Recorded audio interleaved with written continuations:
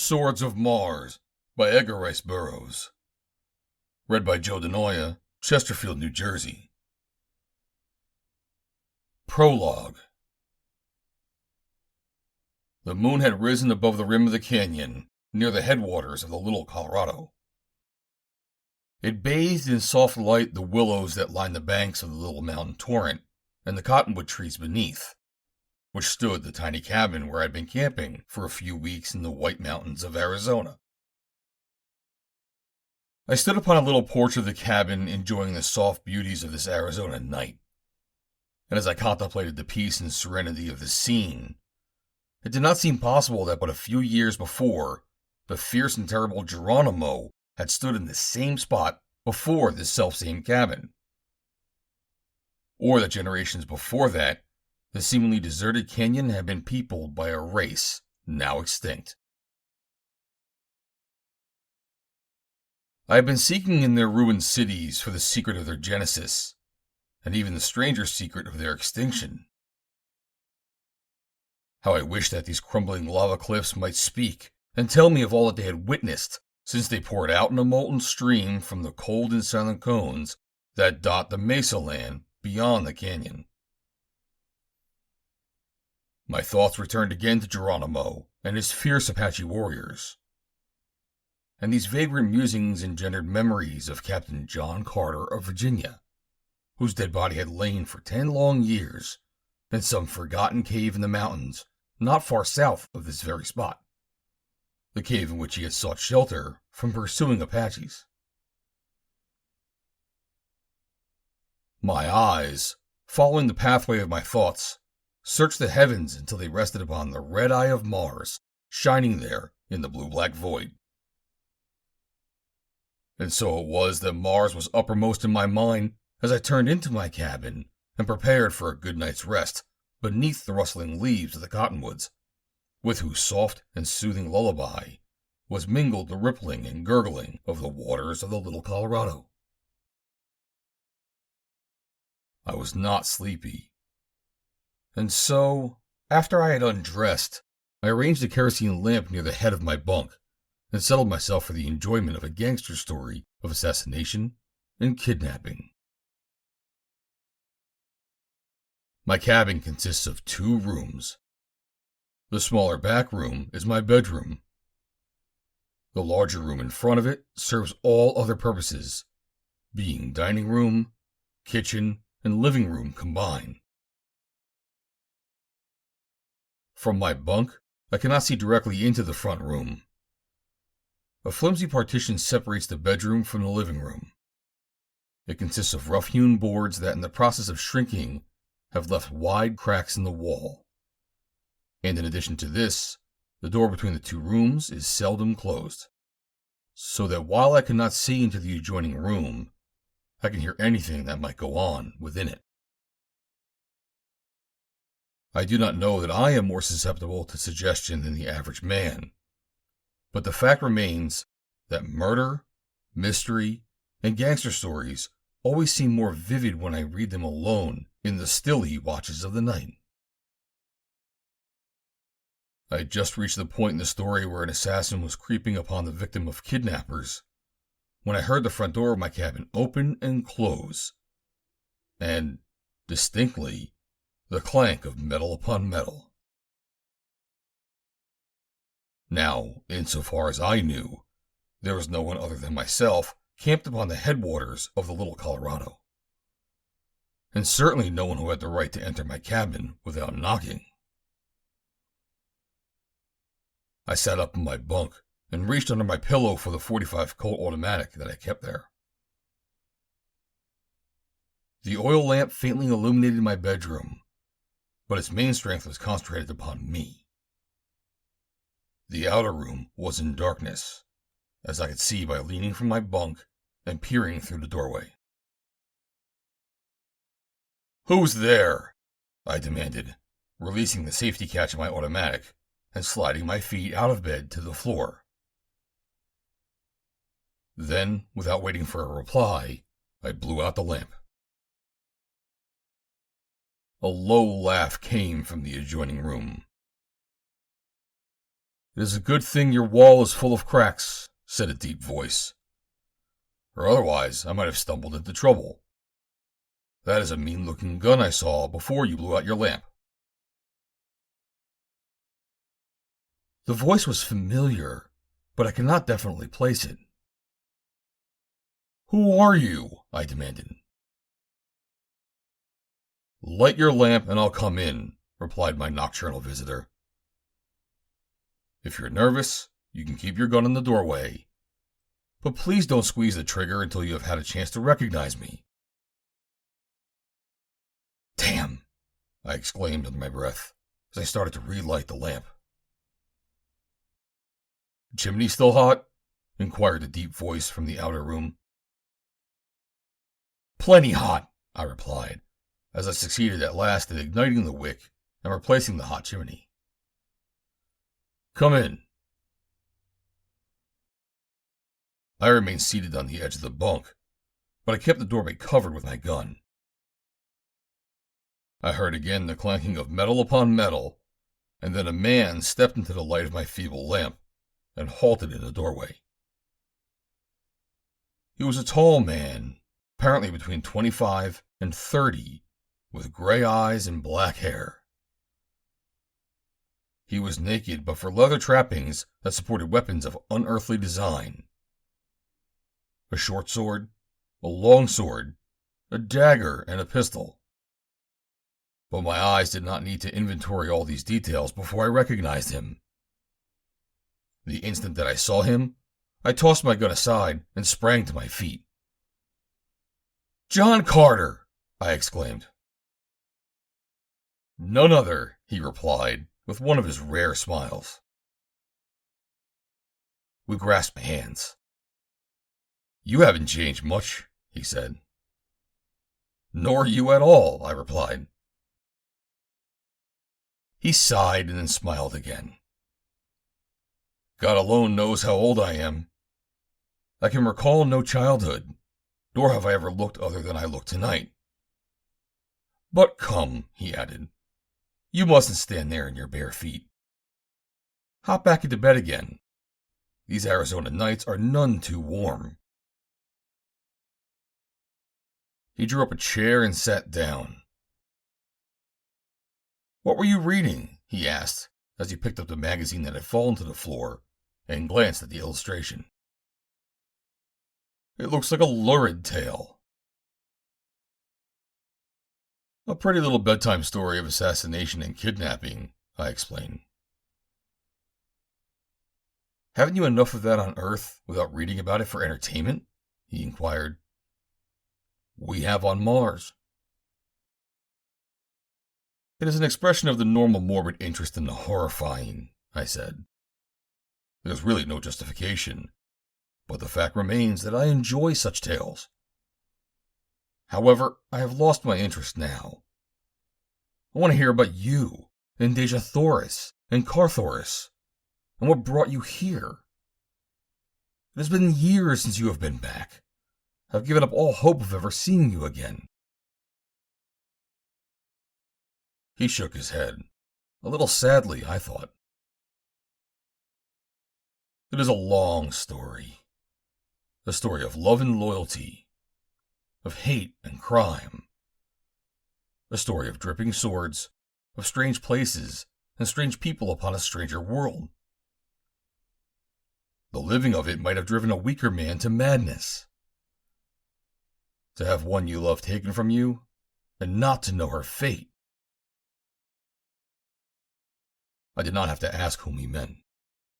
It could be none other than the incomparable Dejathoris, Princess of Helium, and consort of John Carter, Warlord of Mars. The woman for whose deathless beauty a million swords have been kept red with blood on the dying planet for many a long year. For a long time, John Carter sat in silence, staring at the floor. I knew that his thoughts were 43 million miles away, and I was loath to interrupt them. At last he spoke. "Human nature is alike everywhere," he said. He flicked the edge of the magazine lying on my bunk. We think that we want to forget the tragedies of life, but we do not. If they momentarily pass us by and leave us in peace, we must conjure them up again, either in our thoughts or through some other medium as you have adopted. As you find a grim pleasure in reading about them, so I find a grim pleasure in thinking about them. But my memories of that great tragedy are not all sad. There was high adventure. There was noble fighting. And in the end there was... But perhaps you'd like to hear about it. I told him that I would, so he told me the story that I've set down here in his own words, as nearly as I can recall them. End of Prologue. Chapter 1. Rapas the Ulsio. Over 1,900 miles east of the twin cities of Helium, at about latitude 30 degrees south, longitude 172 degrees east, lies Zidanga. It has ever been a hotbed of sedition since the day that I led the fierce green hordes of Thark against it, and, reducing it, added it to the empire of Helium. Within its frowning walls lives many a Zidangan who feels no loyalty for Helium. And here, too, have gathered numbers of the malcontents of the great empire ruled over by Tardos Mors, Jeddak of Helium. To Zidanga have migrated not a few of the personal and political enemies of the House of Tardos Mors, and of his son-in-law, JOHN CARTER, Prince of Helium. I visited the city as seldom as possible, as I had little love either for it or its people. But my duties called me there occasionally, principally because it was the headquarters of one of the most powerful guilds of assassins on Mars. The land of my birth is cursed with its gangsters, its killers, and its kidnappers. But these constitute but a slight menace as compared with the highly efficient organizations that flourish upon Mars. Here, assassination is a profession, kidnapping a fine art. Each has its own guild, its laws, its customs, and its code of ethics. And so widespread are the ramifications that they seem inextricably interwoven into the entire social and political life of the planet. For years I've been seeking to extirpate this noxious system, but the job has seemed a thankless and hopeless one. Entrenched behind age-old ramparts of habit and tradition, they occupy a position in the public consciousness that has cast a certain glamour of romance and honor upon them. The kidnappers are not in such good odor, but among the more notorious assassins are men who hold much the same position in the esteem of the masses as do your great heroes of the prize ring and the baseball diamond. Furthermore, in the war that I was waging upon them, I was also handicapped by the fact that I must fight alone. And even those of the Red Men of Mars who felt as I did upon the subject also believed that to take sides with me against the assassins would prove but another means for committing suicide.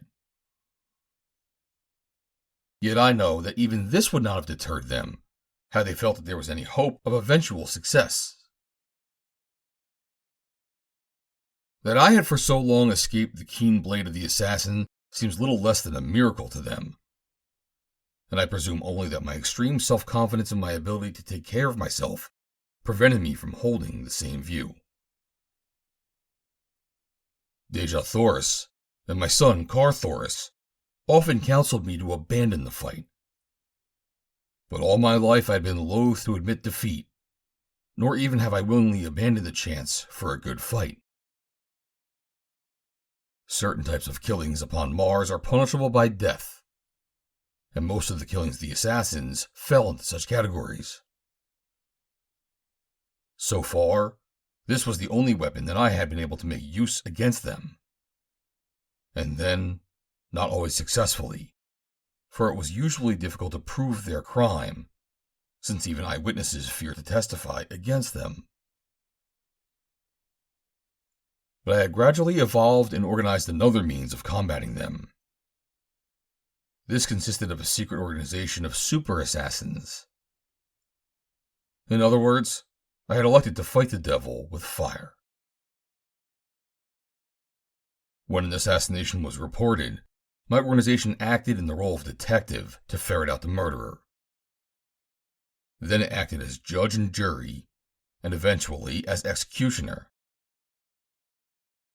Its every move was made in secret, but over the heart of each victim, an X was cut with the sharp point of a dagger. We usually struck quickly, if we could strike at all. And soon the public and the assassins learned to connect that X over the heart as the mark of the hand of justice falling upon the guilty. And I know that in a number of the larger cities of Helium, we greatly reduced the death rate by assassination. Otherwise, however, we seemed as far from our goal as when we first started. Our poorest results had been gained in Zidanga, and the assassins of that city openly boasted that they were too smart for me.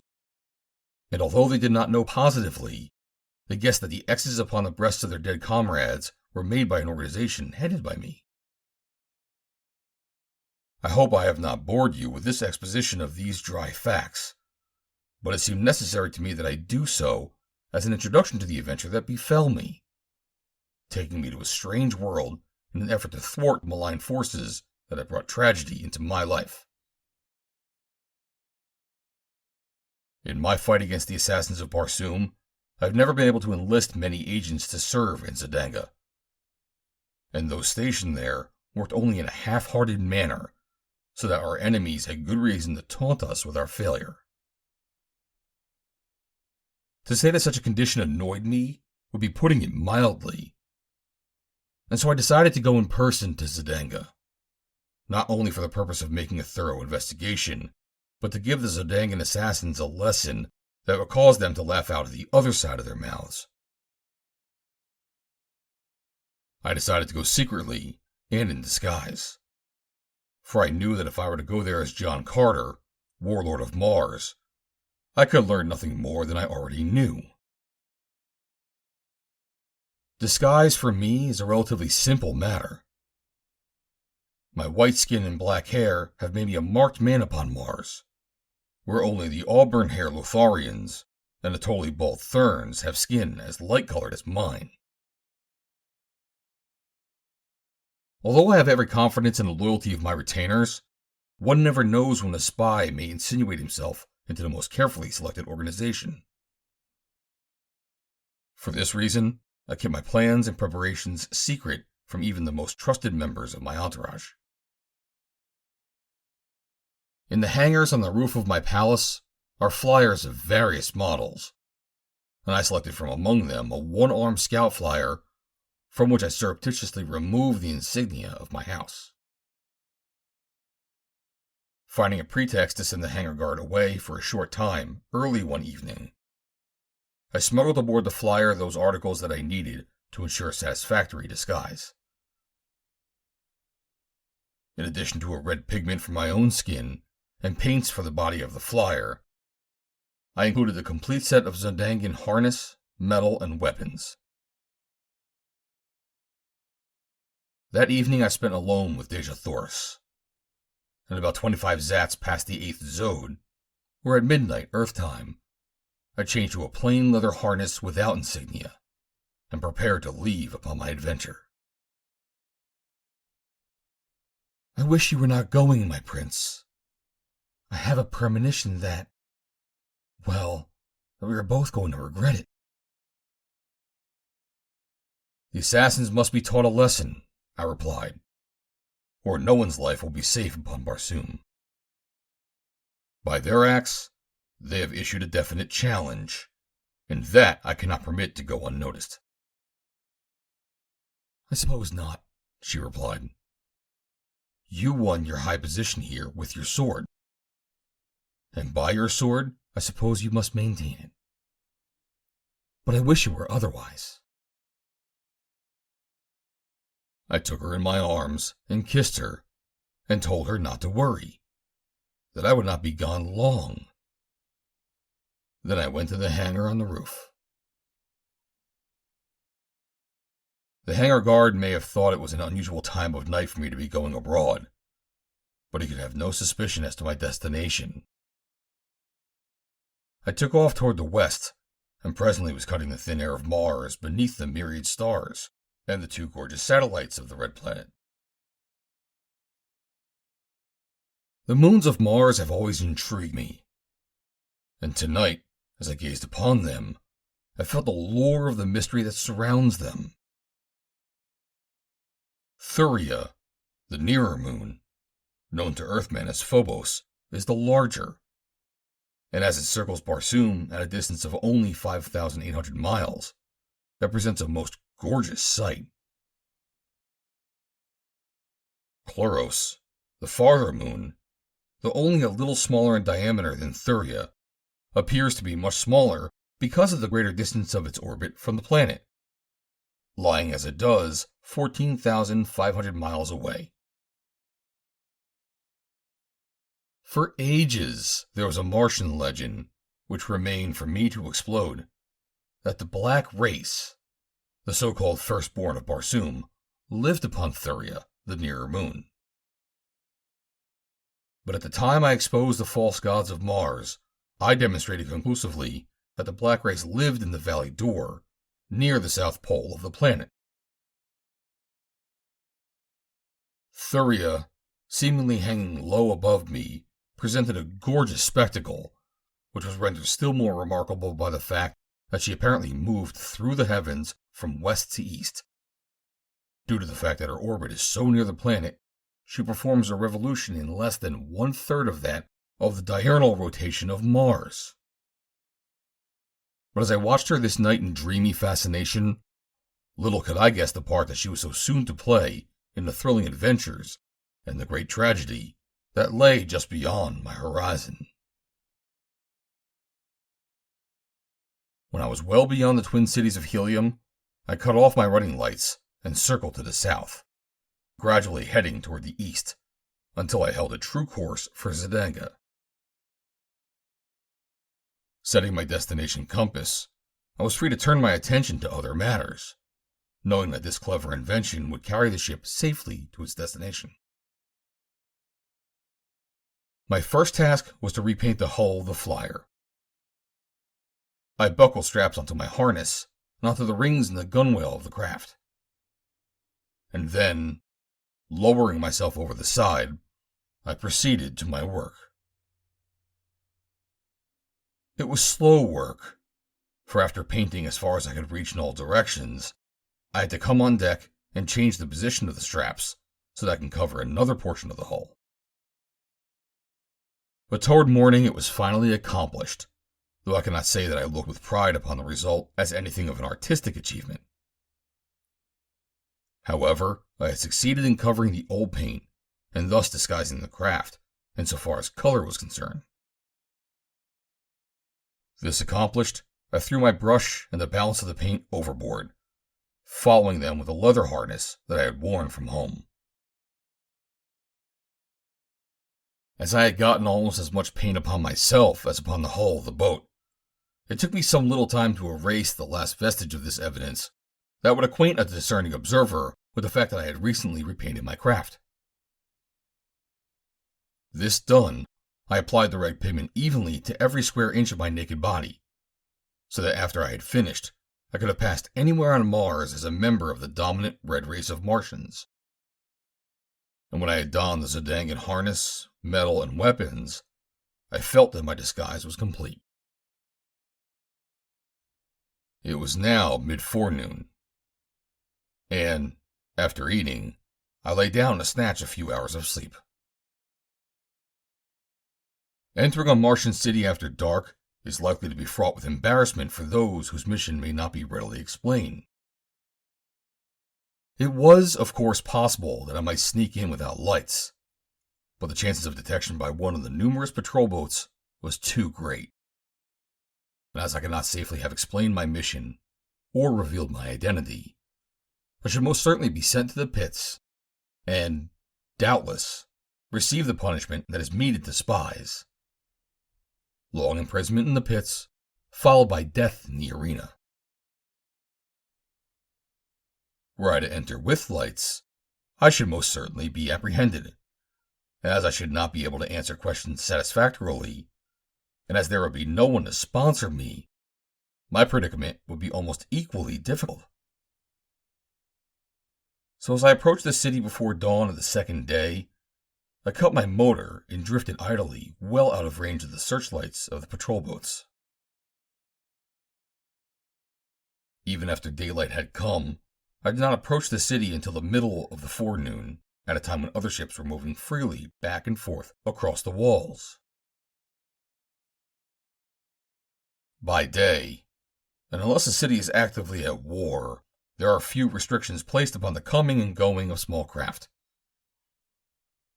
Occasionally, the patrol boats stop and question one of these, and as fines are heavy for operating without licenses, a semblance of regulation is maintained by the government. In my case, it was not a question of a license to fly a ship, but of my right to be in Zananga at all. So my approach to the city was not without its spice of adventure. At last the city wall lay almost directly beneath me, and I was congratulating myself upon my good fortune, as there was no patrol boat in sight. But I had congratulated myself too soon, for almost immediately there appeared from behind a lofty tower one of those swift little cruisers that are commonly used in all Martian cities for patrol service, and it was headed directly toward me. I was moving slowly so as not to attract unfavorable attention, but I can assure you that my mind was working rapidly. The one-man scout flyer that I was using is very fast, and I might easily have turned and outdistanced the patrol boat. However, there were two very important objections to such a plan. One was that, unquestionably, the patrol boat would immediately open fire on me, with the chances excellent that they would bring me down. The other was that should I escape, it would be practically impossible for me to enter the city again in this way, as my boat would be marked, and the entire patrol system would be on the lookout for it. The cruiser was steadily approaching me, and I was preparing to bluff my way through with a cock and bull story of having long been absent from Zananga, and having lost my papers while I was away. The best that I could hope from this was that I should merely be fined for not having my papers, and as I was well supplied with money, such a solution of my difficulties would be a most welcome one.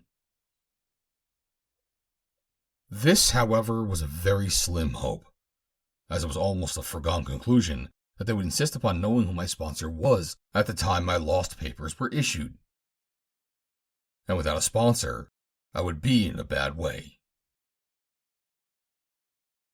Just as they had got within hailing distance, and I was sure that they were about to order me to stop, I heard a loud crash above me. And glancing up, I saw two small ships in collision. I could see the officer in command of the patrol boat plainly now, and as I glanced at him, I saw him looking up. He barked a short command, the nose of the patrol boat was elevated, and it circled rapidly upward, its attention diverted from me by a matter of vastly greater importance.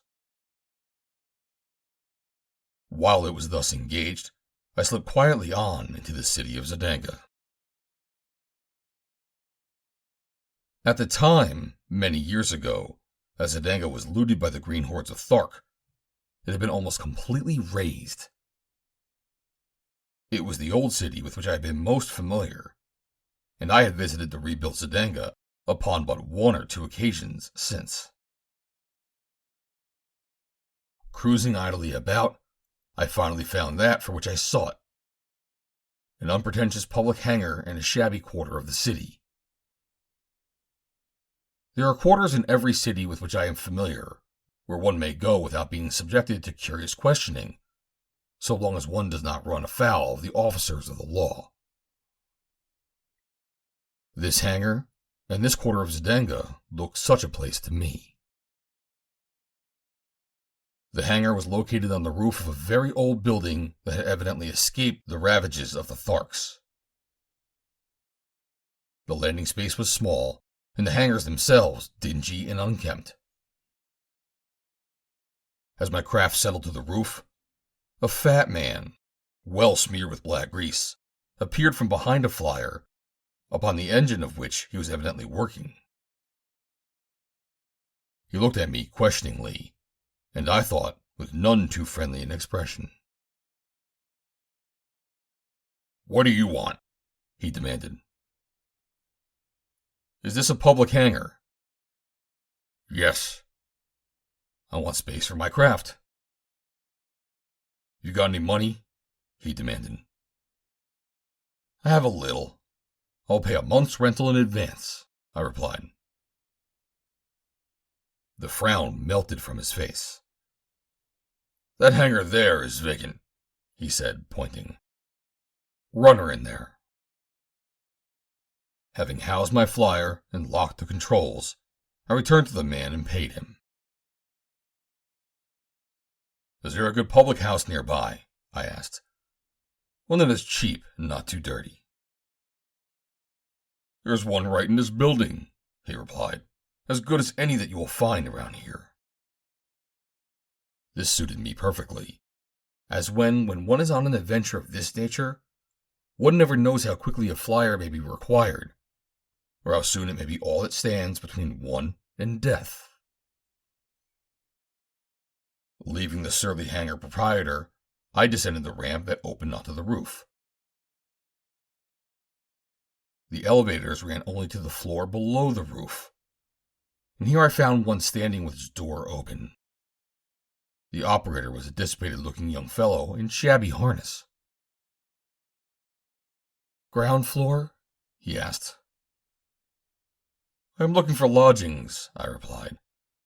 "I want to go to the office of the public house in this building."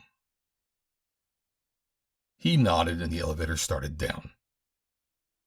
The building appeared even older and more dilapidated from the inside than the out, and the upper floors seemed practically untenanted. "Here you are," he said presently, stopping the elevator and opening the door. In Martian cities, public houses such as this are merely places to sleep. There are seldom, but few, if any, private rooms. Along the side walls of long rooms are low platforms upon which each guest places his sleeping silks and furs in the numbered space allotted to him. Owing to the prevalence of assassination, these rooms are patrolled night and day by armed guards furnished by the proprietor. And it is largely because of this fact that private rooms are not in demand. In houses that cater to women, these guests are segregated, and there are more private rooms and no guards in their quarters, as the men of Barsoom seldom, if ever, kill a woman. Or I may qualify that by saying that they do not employ assassins to kill them ordinarily. The public house to which chance had led me catered only to men. There were no women in it. The proprietor, a burly man whom I later learned was formerly a famous panthin, or soldier of fortune, assigned me a sleeping place and collected his fee for a day's lodging. And after directing me to an eating place in response to my inquiries, left me. Scarcely any of the other guests were in the house at this hour of the day. Their personal belongings, their sleeping silks and furs, were in the spaces allotted to them. And even though there had been no guards patrolling the room, they would have been safe, as thievery is practically unknown upon Mars. I had brought with me some old and very ordinary sleeping silks and furs, and these I deposited upon the platform. Sprawled in the adjoining space was a shifty-eyed individual with an evil face. I had noticed that he had been eyeing me surreptitiously ever since I had entered. At last he spoke to me. "Jat Or," he said, using the familiar form of Martian greeting. I nodded and replied in kind. We are to be neighbors, he ventured. So it would seem, I replied. You are evidently a stranger, at least in this part of the city, he continued. I overheard you asking the proprietor where you could find an eating place. The one he directed you is not as good as the one that I go to. I am going there now. If you'd like to come along, I'd be glad to take you. There was a furtiveness about the man that, in connection with his evil face, assured me that he was of the criminal class. And as it was among this class that I was expecting to work, his suggestion dovetailed nicely with my plans, so I quickly accepted. My name is Rapas, he said. They call me Rapas the Ulsio, he added, not without a touch of pride. Now I was sure that I judged him correctly, for Ulsio means rat. My name is Vandor, I told him, giving him the alias I had selected for this adventure. By your medal, I see that you're Zodangan, he said, as we walked from the room to the elevators. Yes, I replied, but I've been absent from the city for years. In fact, I have not been here since it was burned by the Tharks. There have been so many changes that it's like coming to a strange city. From your looks, I take you to be a fighting man by profession, he suggested. I nodded. I am a panthin. I have served for many years in another country, but recently I killed a man and had to leave. I knew that if he were a criminal, as I had guessed, this admission of murder upon my part would make him freer with me. His shifty eye glanced quickly at me and then away, and I saw that he was impressed, one way or another, by my admission. On the way to the eating place, which lay in another avenue a short distance from our public house, we carried on a desultory conversation. When we had seated ourselves at a table, Rapas ordered drinks, and immediately after he had downed the first one, his tongue loosened. Are you going to remain in Zidanga? He asked. That depends upon whether or not I can find a living here, I replied. My money won't last long, and, of course, leaving my last employer under the circumstances that I did, I have no papers, so I might have trouble in finding a place at all. While we were eating our meal, Rapas continued to drink, and the more he drank, the more talkative he became. I've taken a liking to you, Vandor, he announced presently. And if you're the right kind, as I think you are, I can find you employment. Finally, he leaned close to me and whispered in my ear. I am a Gorthan, he said. Here was an incredible piece of good fortune. I had hoped to contact the assassins, and the first man whose acquaintance I had made admitted that he was one. I shrugged deprecatively.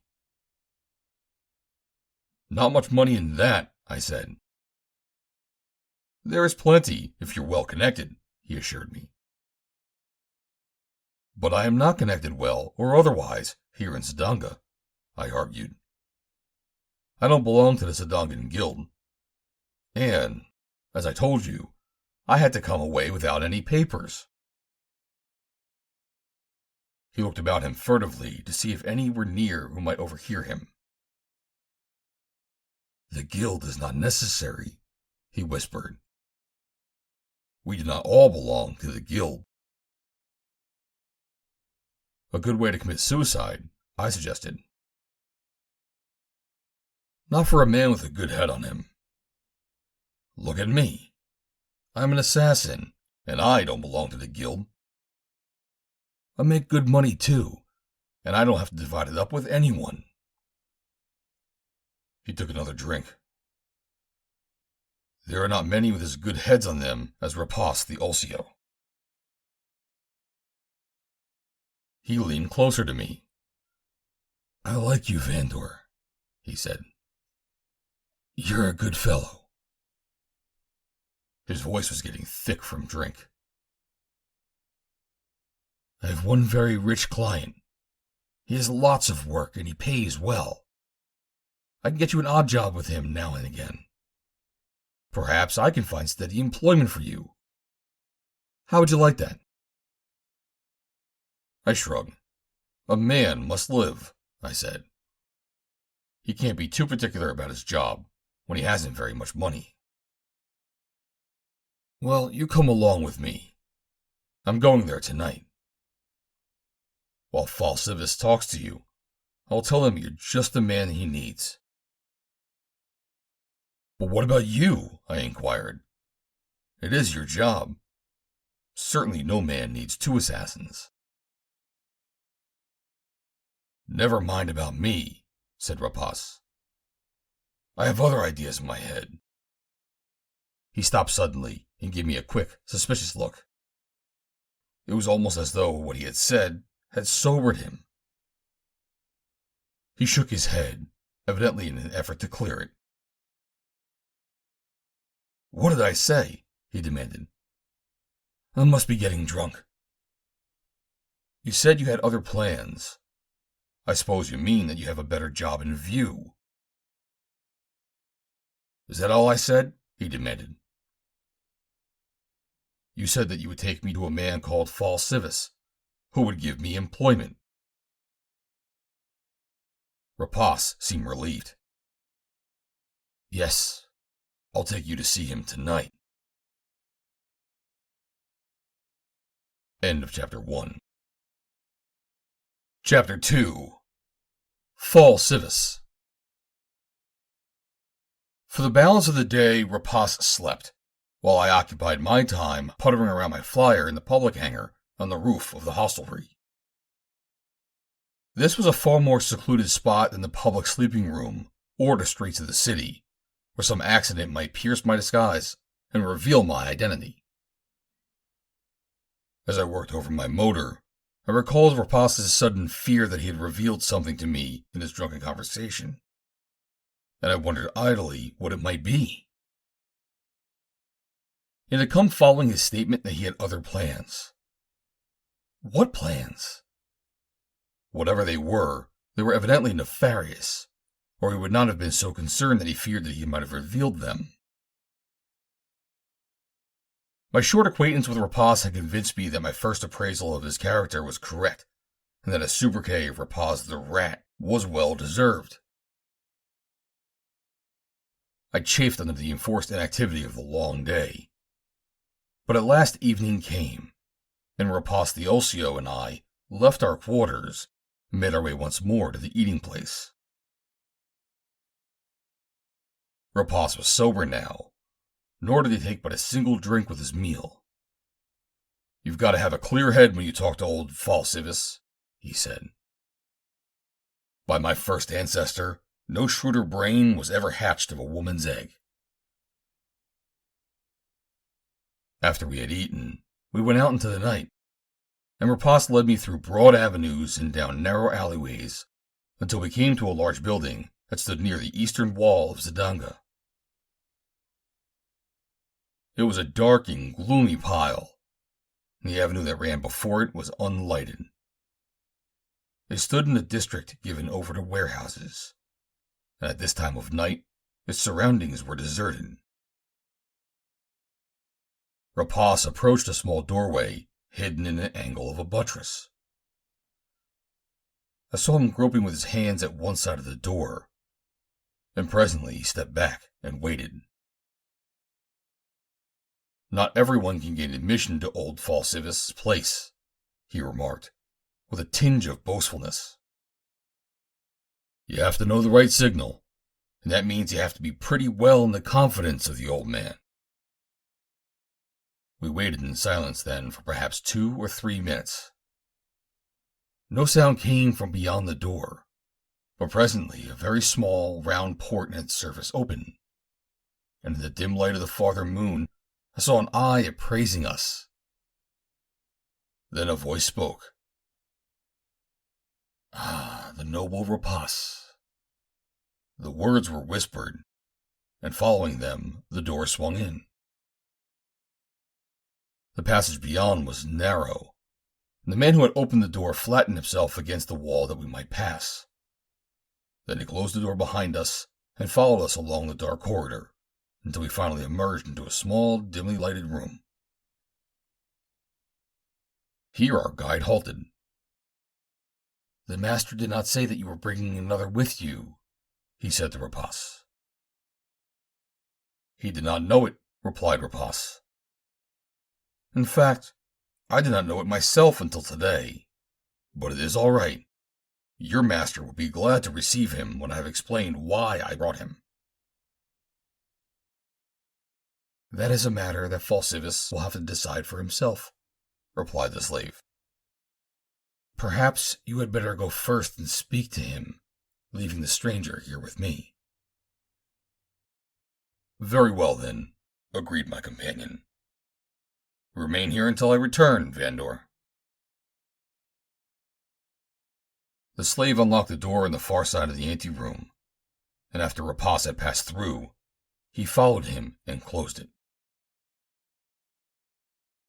It occurred to me that this action was a little strange, as I had just heard him say that he would remain with me.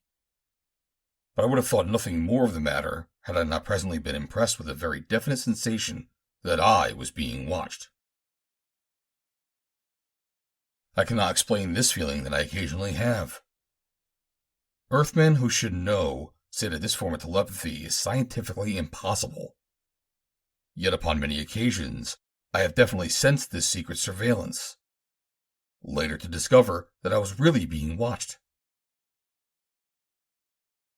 As my eyes wandered casually about the room, they came to rest again upon the door, beyond which Rapas and the slave had disappeared. They were held momentarily by a small round hole in the paneling, and a glint of something that might have been an eye shining in the darkness. I knew that it was an eye. Just why I should be watched, I did not know. But if my observer hoped to discover anything suspicious about me, he was disappointed, for as soon as I realized that an eye was upon me, I walked to a bench at one side of the room and sat down, instantly determined not to reveal the slightest curiosity concerning my surroundings. Such surveillance probably meant little in itself, but taken in connection with the gloomy and forbidding appearance of the building and the great stealth and secrecy with which we had been admitted, it crystallized a most unpleasant impression of the place and its master that already had started to form in my mind. From beyond the walls of the room there came no sound, nor did any night noises of the city penetrate to the little anteroom. Thus I sat in utter silence for about 10 minutes. Then the door opened, and the same slave beckoned to me. "Follow me," he said. "The master will see you. I am to take you to him." I followed him along a gloomy corridor and up a winding ramp to the next higher level of the building. A moment later he ushered me into a softer lighted room, furnished with sybaritic luxury, where I saw Rapas standing before a couch on which a man reclined. Or I should say, crouched. Somehow he reminded me of a great cat watching its prey, always ready to spring. "This is Vandor, Fal Sivas," said Rapas by way of introduction. I inclined my head in acknowledgement and stood before the man, waiting. "Rapas has told me about you," said Fal Sivas. "Where are you from?" "Originally I was from Zidanga," I replied. "But that was years ago, before the sacking of the city." "Where have you been since?" he asked. "Whom have you served?" "That," I replied, is a matter of no consequence to anyone but myself. It is sufficient that I have not been in Zidanga, and that I cannot return to the country that I have just fled. You have no friends or acquaintances in Zidanga, then? He asked. Of course, some of my acquaintances may still be living. That I do not know, I replied. But my people and most of my friends were killed at the time when the Green Hordes overran the city. And you have had no intercourse with Zidanga since you left? He asked. None whatsoever. Perhaps you are just the man I need. Rapas is sure of it, but I am never sure. No man can be trusted. Ah, but master, interrupted Rapas, have I not always served you well and faithfully? I thought I saw a slight sneer curl the lip of Fal Sivas. You are a paragon, Rapas, he said. The soul of honor. Rapas swelled with importance. He was too egotistical to note the flavor of sarcasm in Fal Sivas' voice. May I consider myself employed? I asked. You understand that you may be called upon to use a dagger more often than a sword? He asked. And that poisons are sometimes preferred to pistols? I understand. He looked at me intently. There may come a time, he continued, that you may have to draw your longsword or your short sword in my defense. Are you a capable swordsman? I am a panthin, I replied. And as panthins live by the sword, the very fact that I am here answers your question. Not entirely. I must have a master swordsman. Rapas here is handy with the short sword. Let me see what you can do against him. To the death? I asked. Rapas guffawed loudly. I did not bring you here to kill you, he said. No, not to the death, of course, said Fal Sivas. Just a short passage. Let us see which one can scratch the other first. I do not like the idea. I do not ordinarily draw my sword unless I intend to kill. But I realized that I was playing a part, and that before I got through, I might have to do many things of which I did not approve. So I nodded my assent and waited for Rapas to draw. His short sword flashed from its scabbard. I shall not hurt you badly, Vandor, he said, for I am very fond of you. I thanked him and drew my own weapon.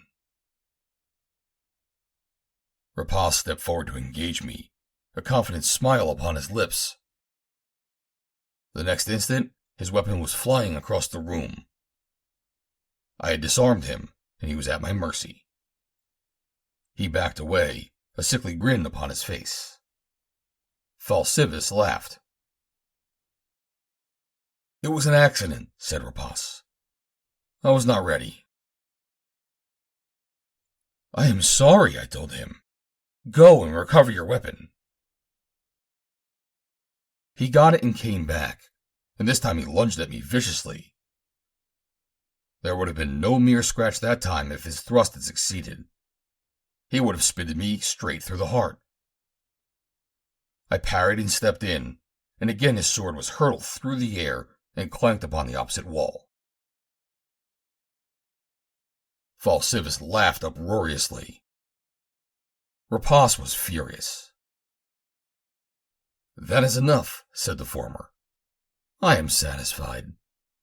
Sheathe your swords.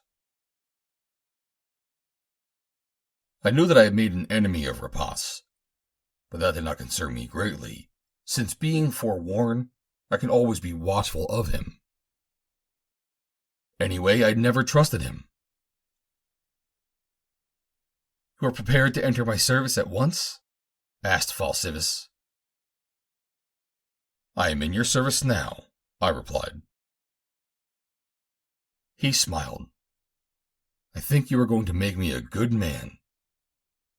Rapas wants to go away for a while to attend to business of his own. While he is away, you will remain here as my bodyguard. When he returns, I may find use for you in one way or another. The fact that you are unknown in Zidanga may make you very valuable to me. He turned to Rapas. You may go now, Rapas, he said. And while you are away, you might take some lessons in swordsmanship. When Fal Sivas said that, he grinned, but Rapas did not. He looked very sour, and he did not say goodbye to me as he left the room. I am afraid you offended his dignity, said Fal Sivas after the door had closed behind the assassin. I shall lose no sleep over it, I replied. And anyway, it was not my fault. It was his. What do you mean? Demanded Fal Sivas. Rapas is not a good swordsman. He is considered an excellent one, Fal Sivas assured me. I imagine that as a killer, he is more adept with the dagger and poison. And how about you? He asked. Naturally, as a fighting man, I prefer the sword, I replied. Fal Sivas shrugged. That is a matter of small concern to me, he said. If you prefer to kill my enemies with a sword, use a sword. All I ask is that you kill them. You have many enemies? I asked. There are many who would like to see me put out of the way, he replied. I am an inventor, and there are those who would steal my inventions. Many of these I've had to destroy. Their people suspect me and seek revenge. But there is one who, above all others, seeks to destroy me. He is also an inventor, and he has employed an agent of the Assassin's Guild to make away with me. This guild is headed by JOHN, and he personally has threatened my life because I have employed another than a member of his guild to do my killing. We talked for a short time, and then Fal Sivas summoned a slave to show me to my quarters. They are below mine, he said. If I call, you are to come to me immediately. Good night. The slave led me to another room on the same level, in fact, to a little suite of 3 rooms. They were plainly but comfortably furnished. Is there anything that you require, master? The slave inquired, as he turned to leave me. Nothing, I replied. Tomorrow a slave will be assigned to serve you. With that he left me, and I listened to see if he locked the door from the outside.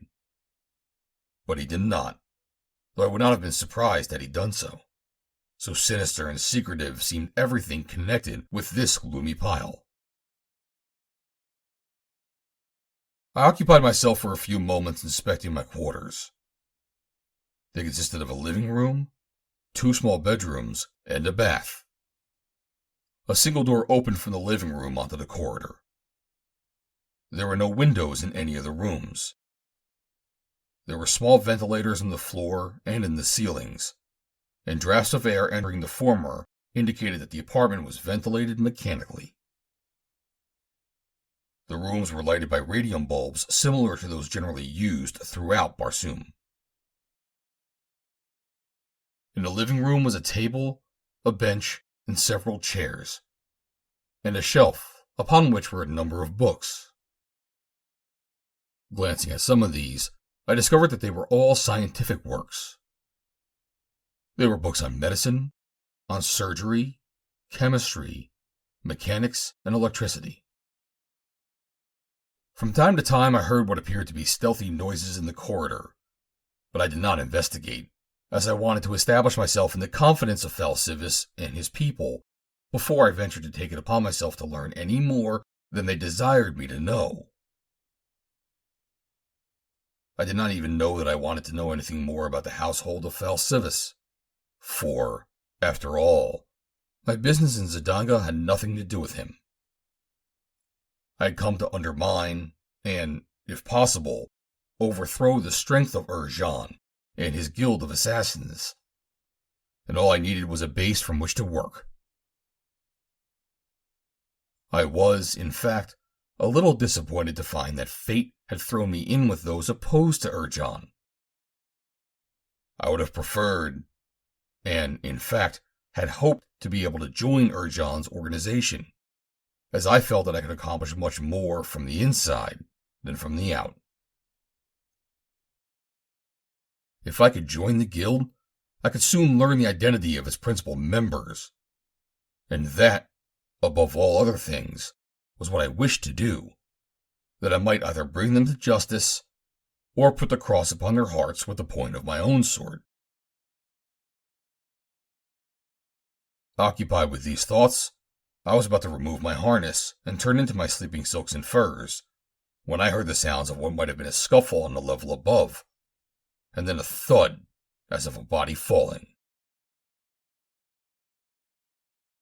The former preternatural silence of the great house accentuated the significance of the sound that I was hearing, imparting to them a mystery that I realized might be wholly out of proportion to their true importance.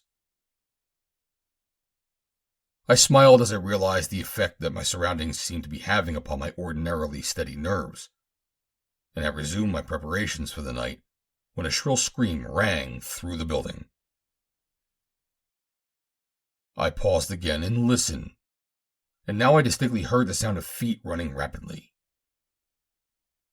They seemed to be approaching, and I guessed that they were coming down the ramp from the level above to the corridor that ran before my quarters. Perhaps what went on in the house of Fal Sivas was none of my affair, but I've never yet heard a woman scream without investigating. So now I stepped to the door of my living room and threw it open, and as I did so I saw a girl running rapidly toward me. Her hair was disheveled, and from her wide, frightened eyes she cast frequent glances backward over her shoulder.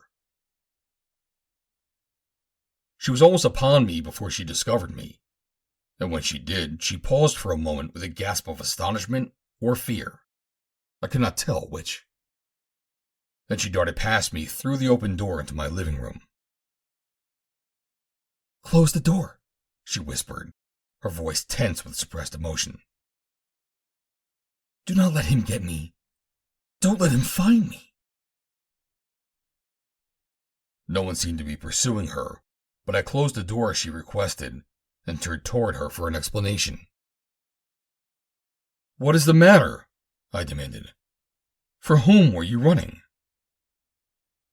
"From him," she shuddered. "Oh, he is horrible. Hide me. Don't let him get me, please." "Whom do you mean? Who is horrible?" She stood there trembling and wide-eyed, staring past me at the door, like one whom terror had demented. "Him," she whispered. "Who else could it be?"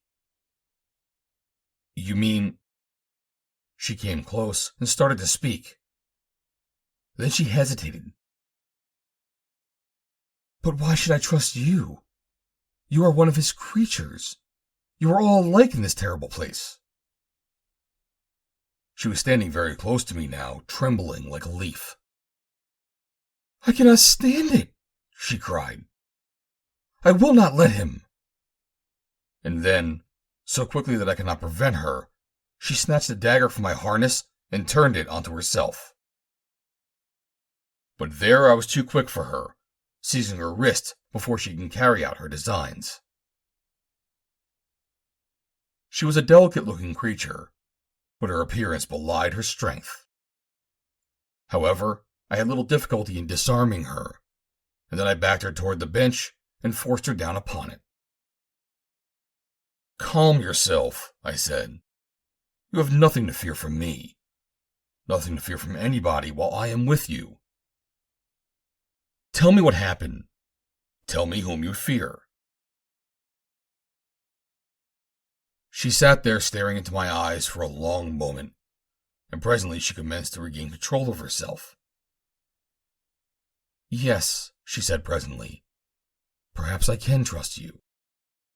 You make me feel that way. Your voice, your looks. I laid my hand upon her shoulder, as one who might quiet a frightened child. Do not be afraid, I said. Tell me something of yourself. What is your name? Xanda, she replied.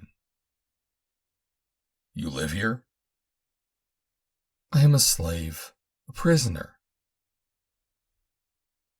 What made you scream? I asked. I did not scream, she replied. That was another. He tried to get me, but I eluded him, and so he took another. My turn will come. He will get me. He gets us all. Who? Who will get you? She shuddered as she spoke the name.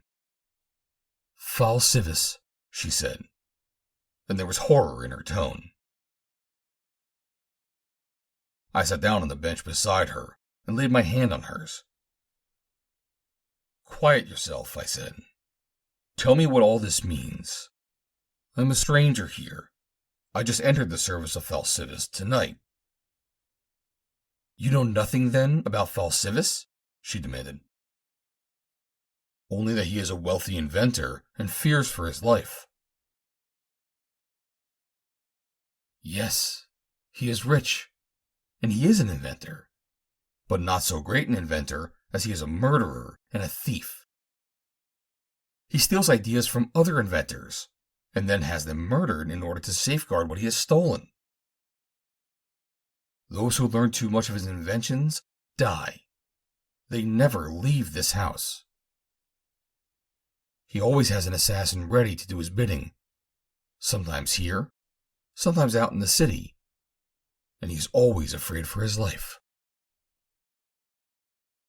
Rapas the Ulsio is his assassin now, but they are both afraid of Jean, chief of the Guild of Assassins.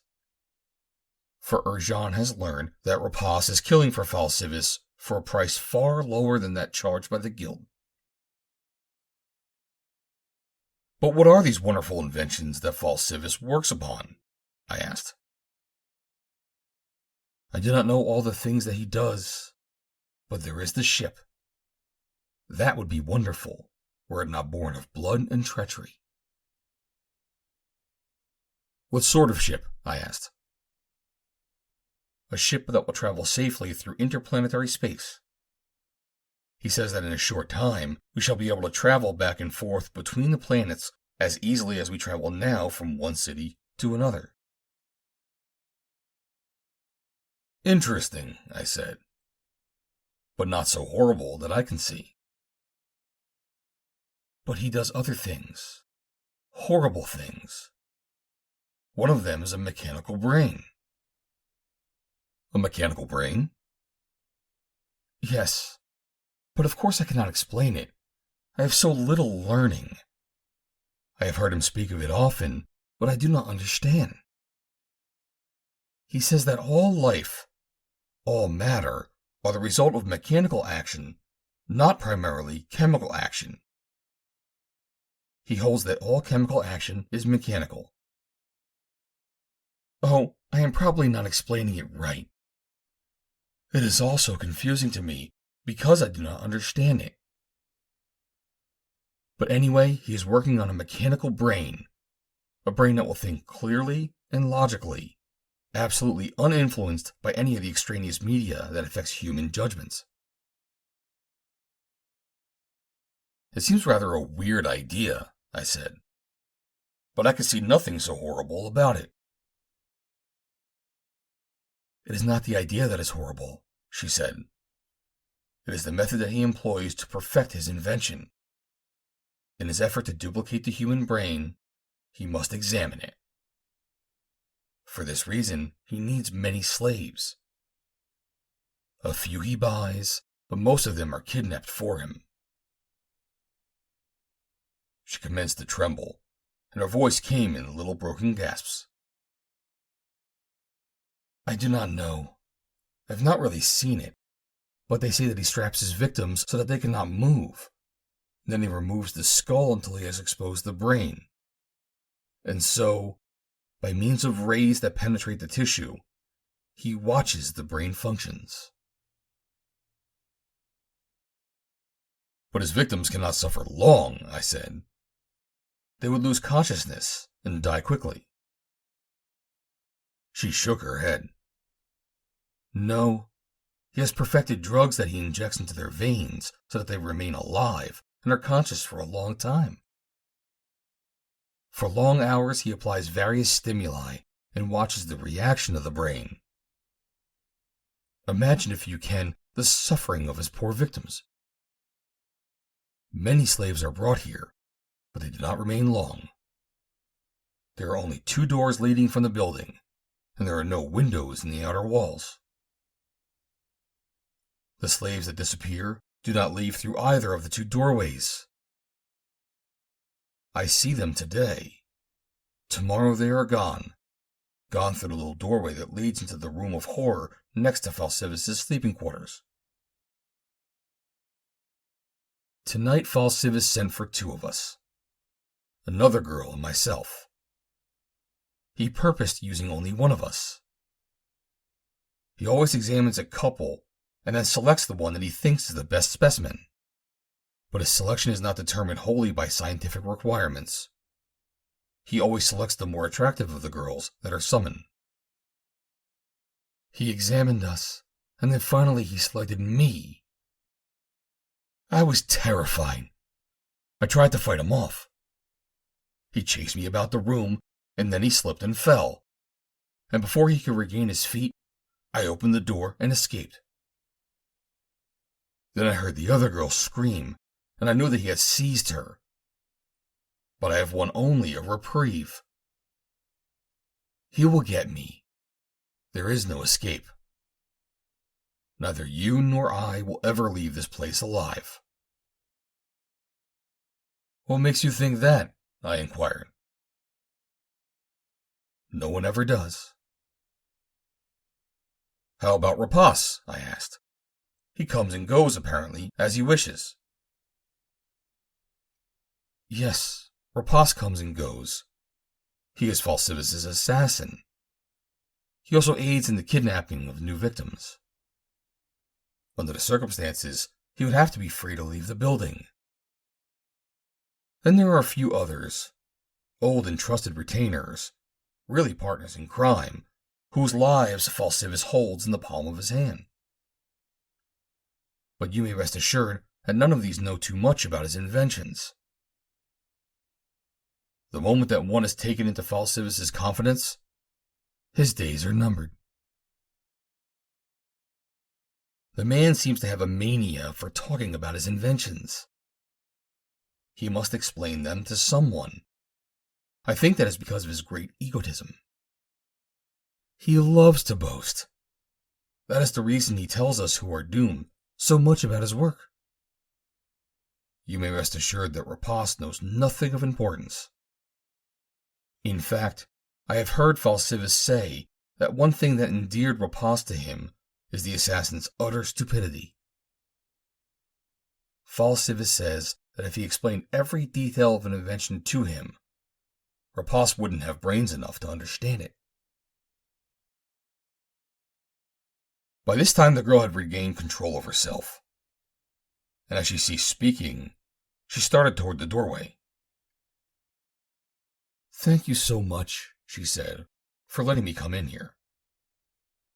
I shall probably never see you again, but I should like to know who it is who has befriended me. My name is Vandor, I replied. But what makes you think you will never see me again? And where are you going now? I am going back to my quarters to wait for the next summons. It may come tomorrow. You're going to stay right here, I replied. We may find a way of getting you out of this yet.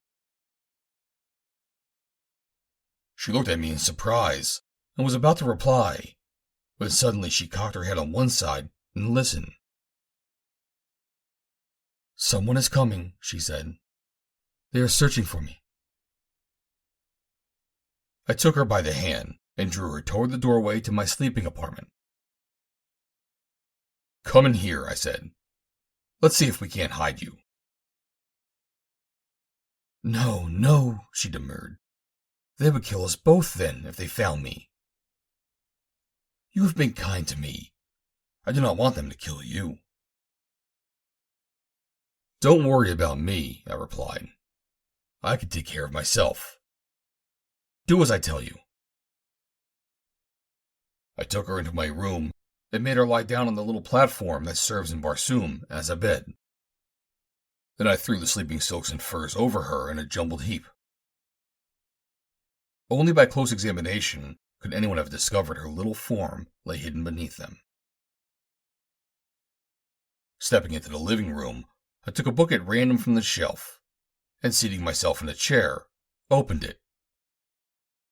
I had scarcely done so when I heard a scratching on the outside of the door leading to the corridor. "Come in," I called. The door opened, and Fal Sivas stepped into the room. End of Chapter 2. Chapter 3. Trapped. Lowering my book, I looked up as Fal Sivas entered. He glanced quickly and suspiciously about the apartment. I had purposely left the door to my sleeping room open so as not to arouse suspicion should anyone come to investigate. The doors to the other sleeping room and bath were also open. Fal Sivas glanced at the book in my hand. "Rather heavy reading for a panthan," he remarked.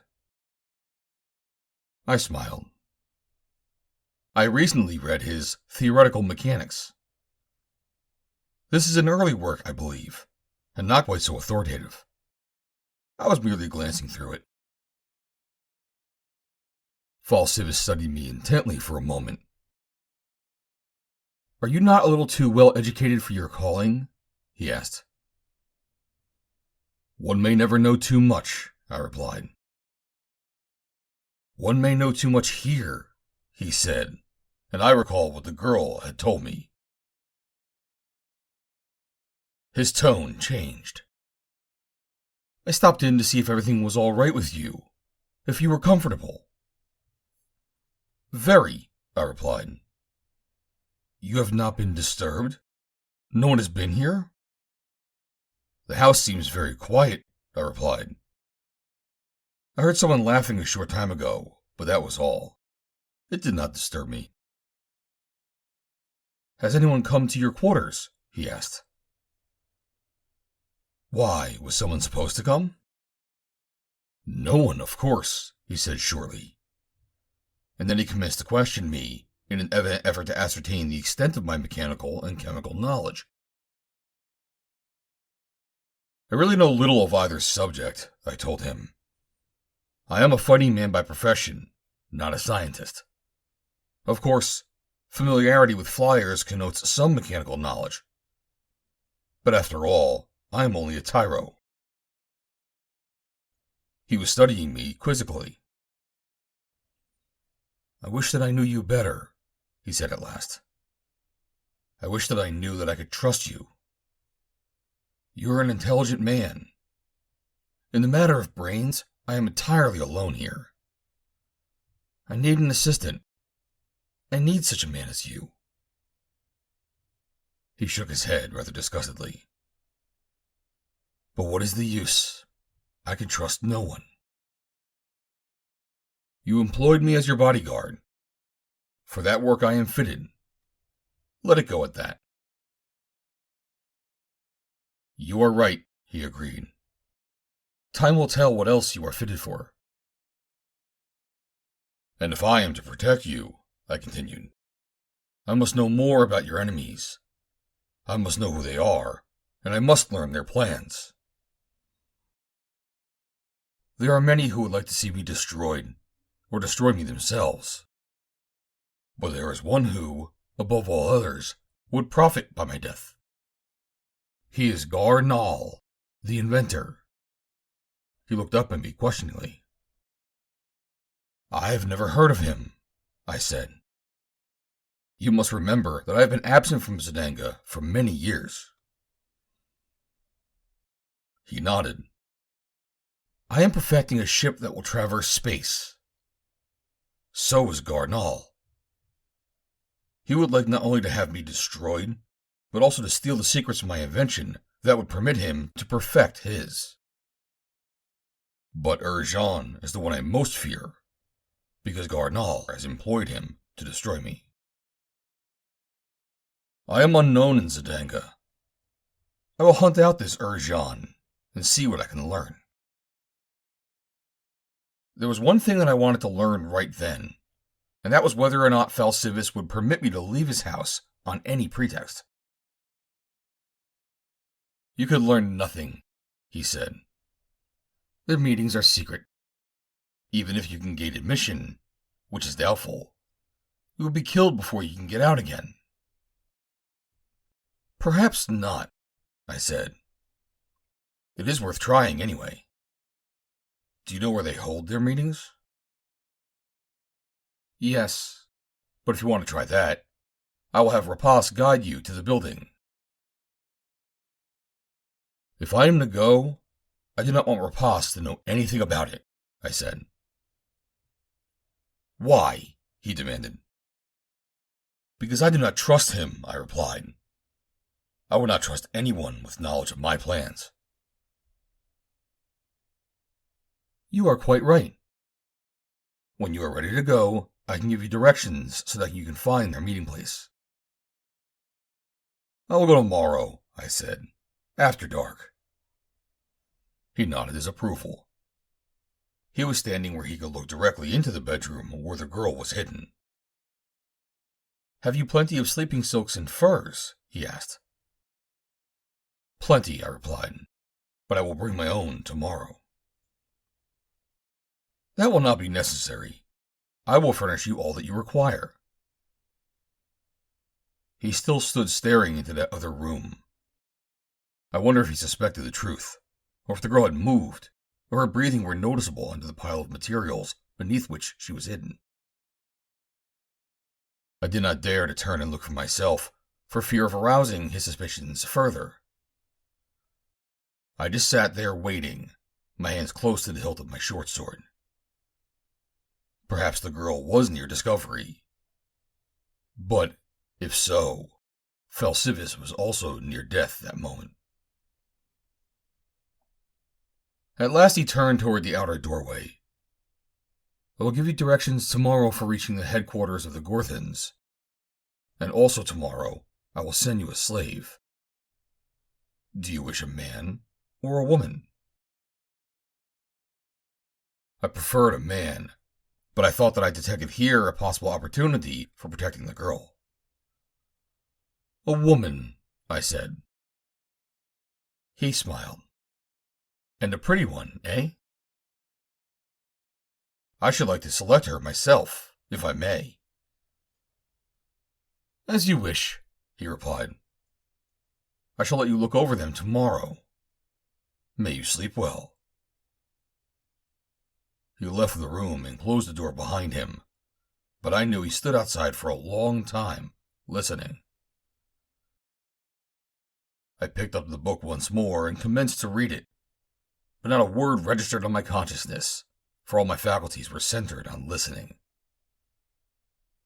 After what seemed a long time, I heard him move away, and shortly after I distinctly heard a door close on a level above me. Not until then did I move, and now I arose and went to the door. It was equipped with a heavy bar in the inside, and this I slid silently into its keeper. Crossing the room, I entered the chamber where the girl lay and threw back the covers that concealed her. She had not moved. As she looked up at me, I placed a finger across my lips. You heard? I asked in a low whisper. She nodded. Tomorrow, I will select you as my slave.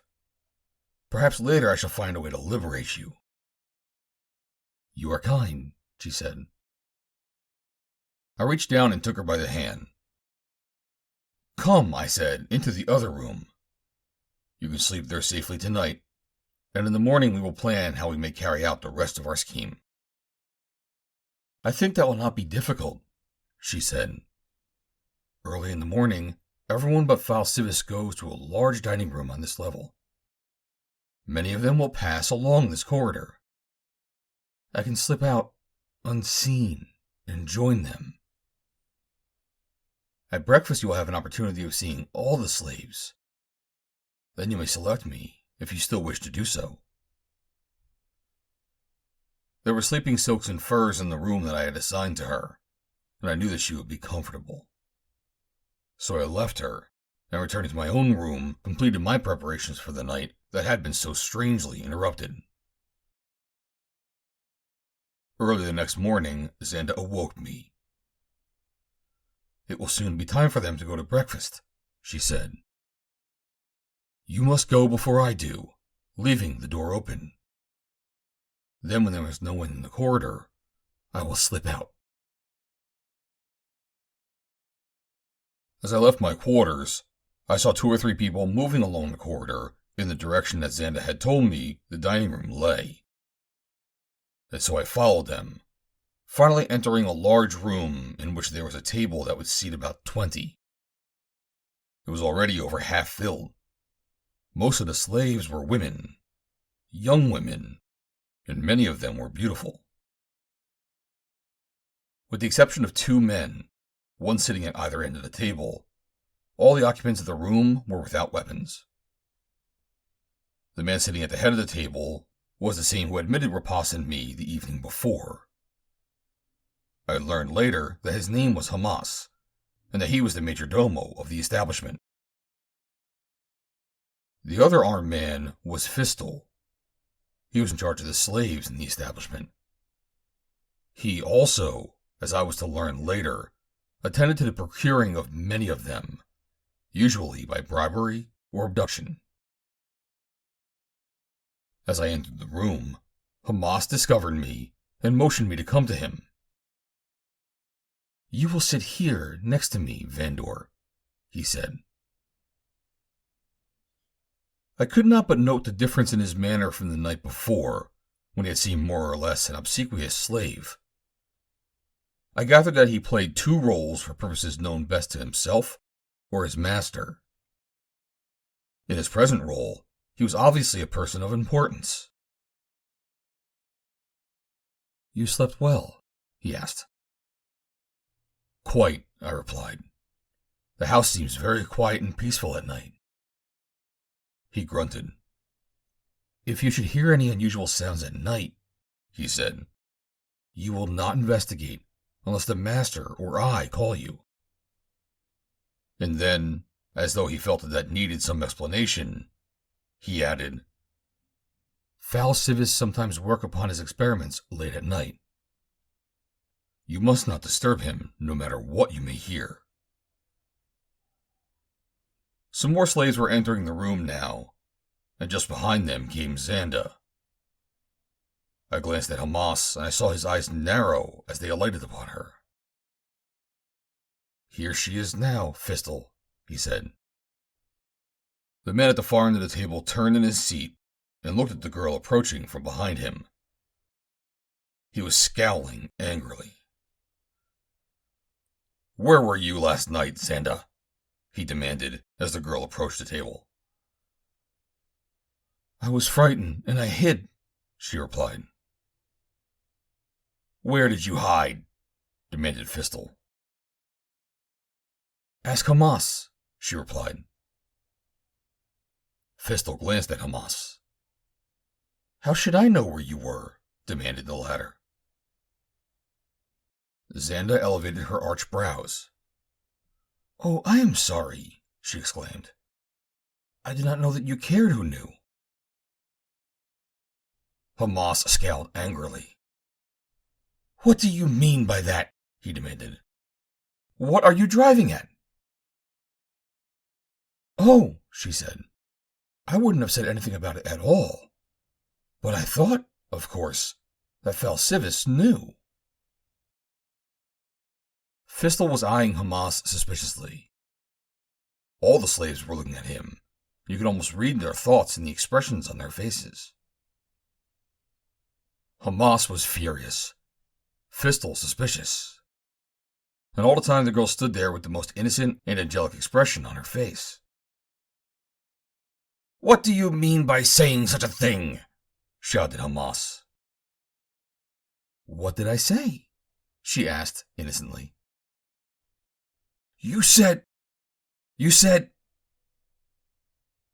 I just said, ask Hamas. Is there anything wrong in that? "But what do I know about it?" demanded the majordomo. Xanda shrugged her slim shoulders. "I am afraid to say anything more. I do not want to get you in trouble." "Perhaps the less said about it, the better," said Fistel. Hamas started to speak, but evidently thought better of it. He glowered at Xanda for a moment, and then fell to eating his breakfast. Just before the meal was over, I told Hamas that Fal Sivas had instructed me to select a slave. "Yes, he told me," replied the majordomo. "See Fistel about it. He is in charge of the slaves." "But does he know that Fal Sivas gave me permission to select anyone that I chose?"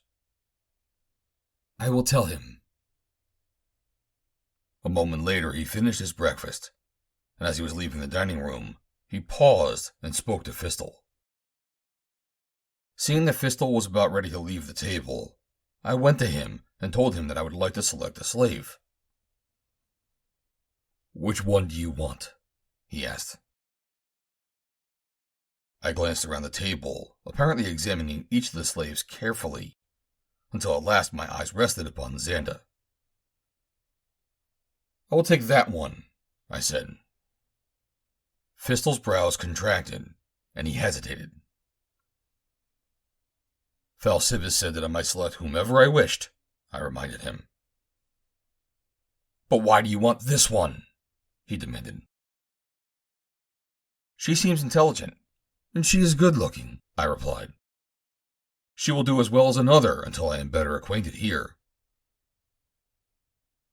And so it was that Xanda was appointed to serve me. Her duties would consist of keeping my apartments clean, running errands for me, cleaning my harness, shining my metal, sharpening my swords and daggers, and otherwise making herself useful.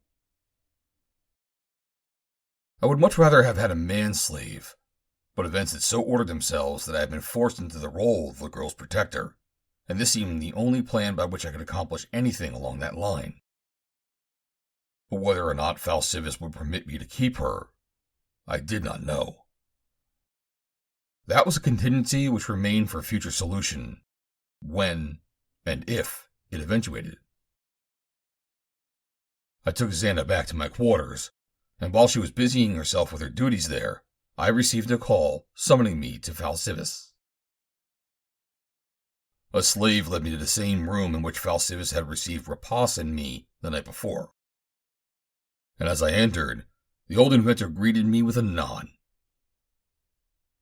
I expected him to immediately question me concerning Xanda, for both Hamas and Fistel were with him, and I had no doubt but that they had reported all that occurred at the breakfast table. However, I was agreeably disappointed, for he did not mention the incident at all, but merely gave me instructions as to my duties. I was to remain on duty in the corridor outside his door and accompany him when he left the room. I was to permit no one to enter the room other than Hamas or Fistel without obtaining permission from Fal Sivas. When he left the room, I was to accompany him.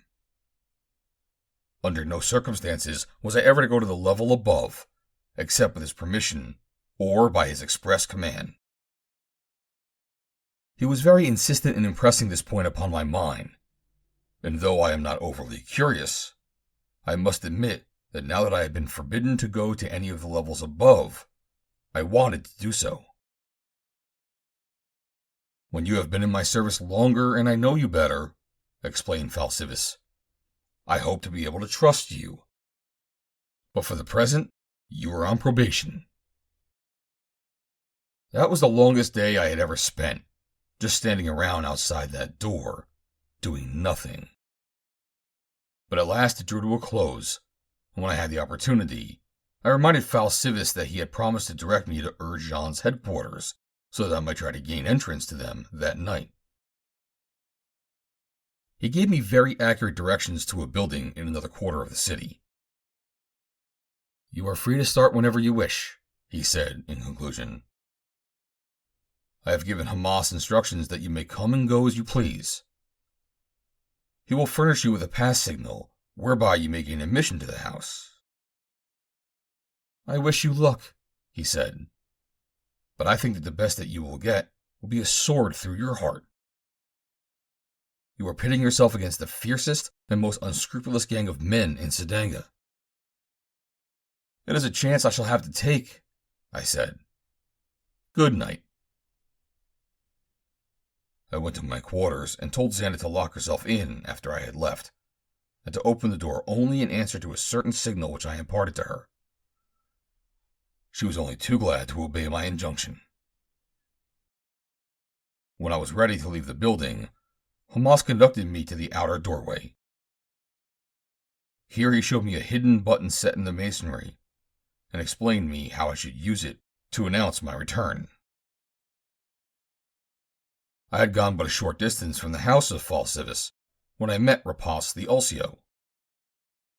He seemed to have forgotten his anger toward me, or else he was dissimulating, for he greeted me cordially. Where to? He asked. Off for the evening, I replied. Where are you going? And what are you going to do? I'm going to the public house to get my things together and store them, and then I shall look around for a little entertainment. Suppose we get together later in the evening, he suggested. All right, I replied. When and where? I'll be through my business about half after the 8th zone. Suppose we meet at the eating place I took you to yesterday. All right, I said, but do not wait long for me. I may get tired of looking for pleasure and return to my quarters long before that.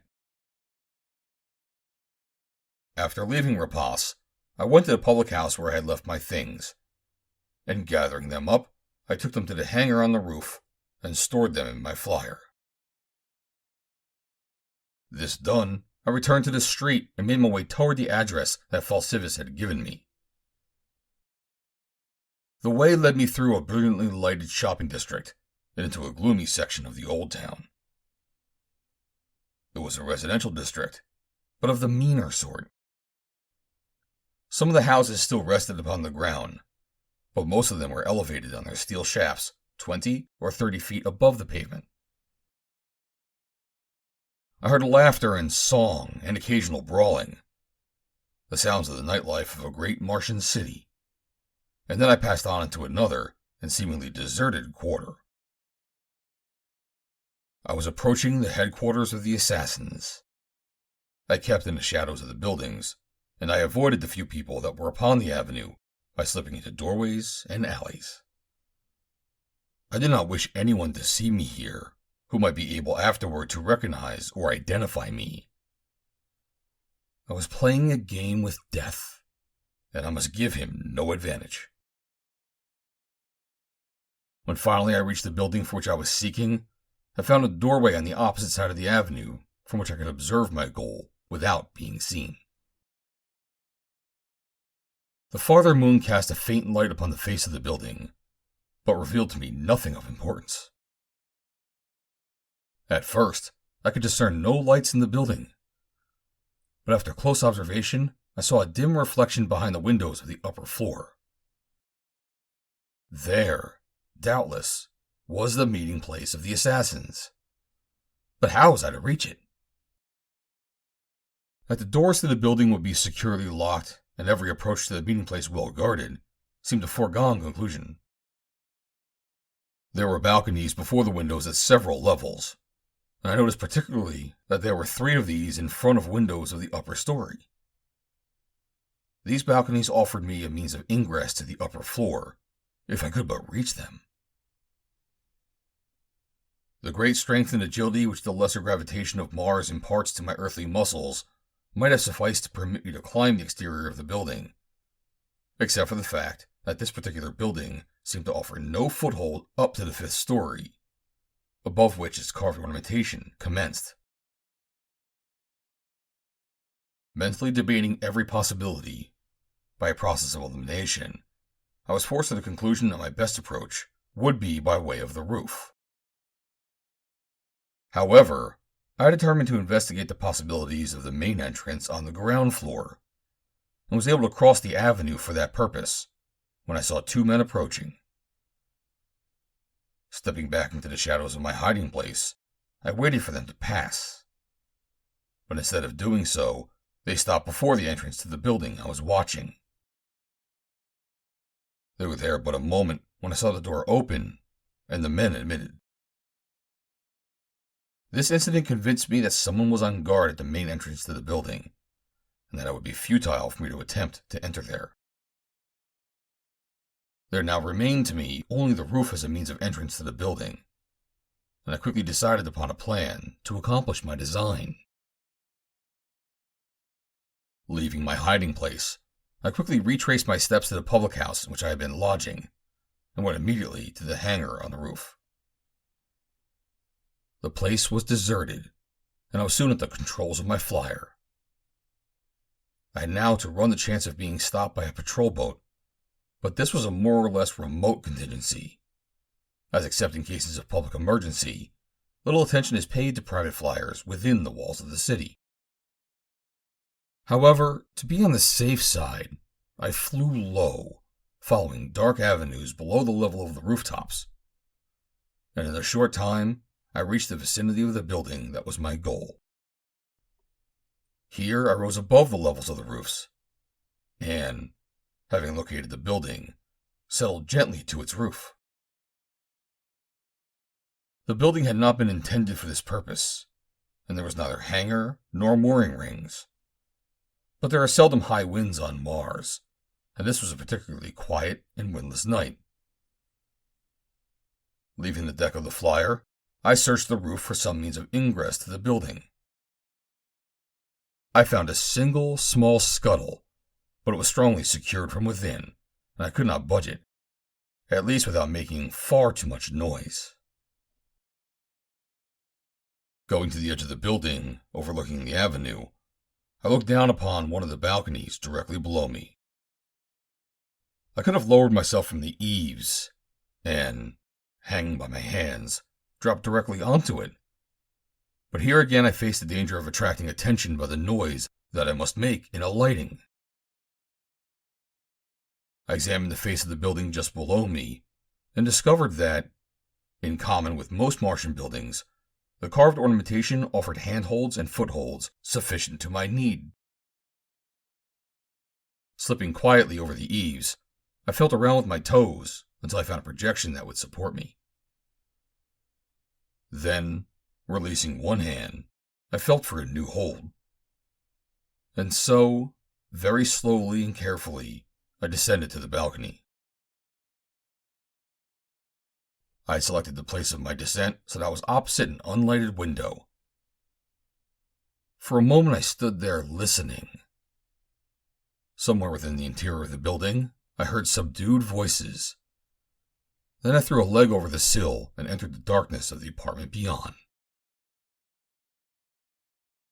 Slowly, I groped my way to a wall, and then followed along it until I came to a door at the end of the room opposite the window.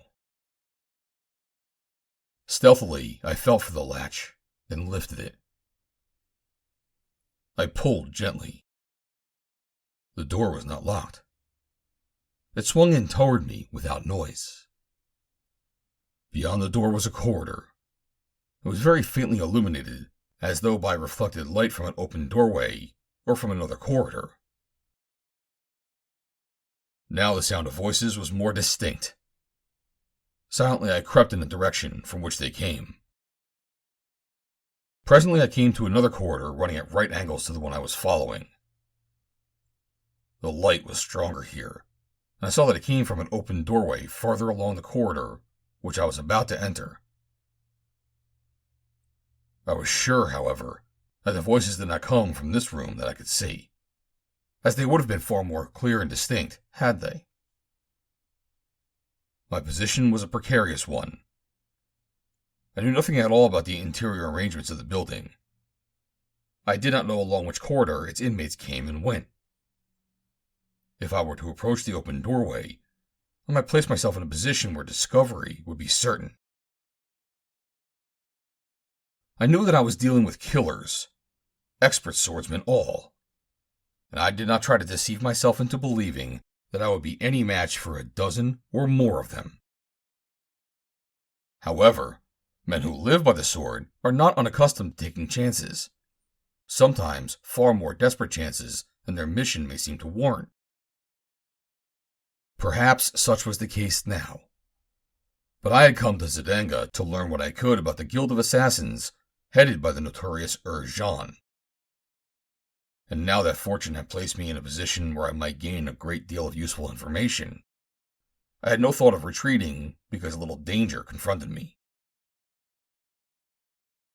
Stealthily I crept forward, and at last I reached the door.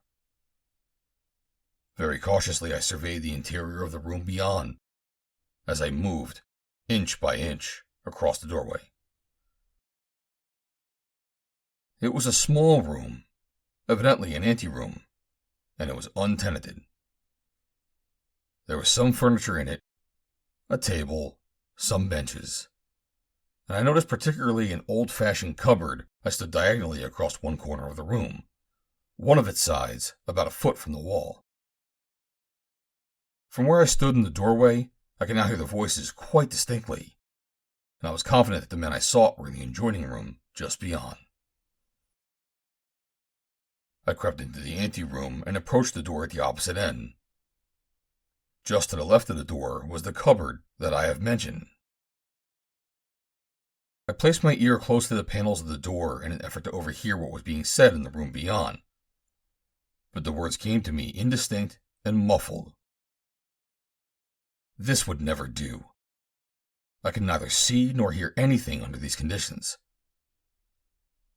I decided that I must find some other point of approach, and was turning to leave the room when I heard footsteps approaching along the corridor. I was trapped. End of Chapter 3. Chapter 4. Death by Night. On more than one occasion in my life have I been in tight places, but it seems to me at the time that I had seldom before blundered into such a trap. The footsteps were approaching rapidly along the corridor. I could tell by their sound that they were made by more than one person. If there were only two men, I might fight my way past them, but the noise of the encounter would attract those in the room behind me, and certainly any sort of fight whatever would delay me long enough so that those who were attracted by it would be upon me before I could escape. Escape? How could I escape if I were detected? Even if I could reach the balcony, they would be directly behind me, and I could not climb out of reach toward the roof before they could drag me down. My position seemed rather hopeless, and then my eye fell upon the cupboard standing in the corner just beside me, and a little foot-wide crack between it and the wall. The footsteps were almost opposite the doorway. There was no time to be lost. Quickly, I slipped behind the cupboard and waited. Nor was I a moment too soon. The men in the corridor turned into the room almost immediately. So soon, in fact, that it seemed to me that they must have seen me. But evidently they had not, for they crossed directly to the door to the inner chamber, which one of them threw open. From my hiding place I could see this man plainly, and also into the room beyond, while the shadow of the cupboard hid me from detection. What I saw beyond that door gave me something to think about. There was a large room, in the center of which was a great table, around which were seated at least 50 men. 50 of the toughest-looking customers that I'd ever seen, gathered together. At the head of the table was a huge man whom I knew at once to be Jean. He was a very large man, but well-proportioned, and I could tell at a glance that he must be a most formidable fighter. The man who had thrown open the door I could also see, but I could not see his companion or companions, as they were hidden from me by the cupboard. Jean had looked up as the door opened. "What now?" he demanded. "Who have you with you?" And then, "Oh, I recognize him." "He has a message for you, Jean," said the man at the door. "He said it was a most urgent message, or I would not have brought him here."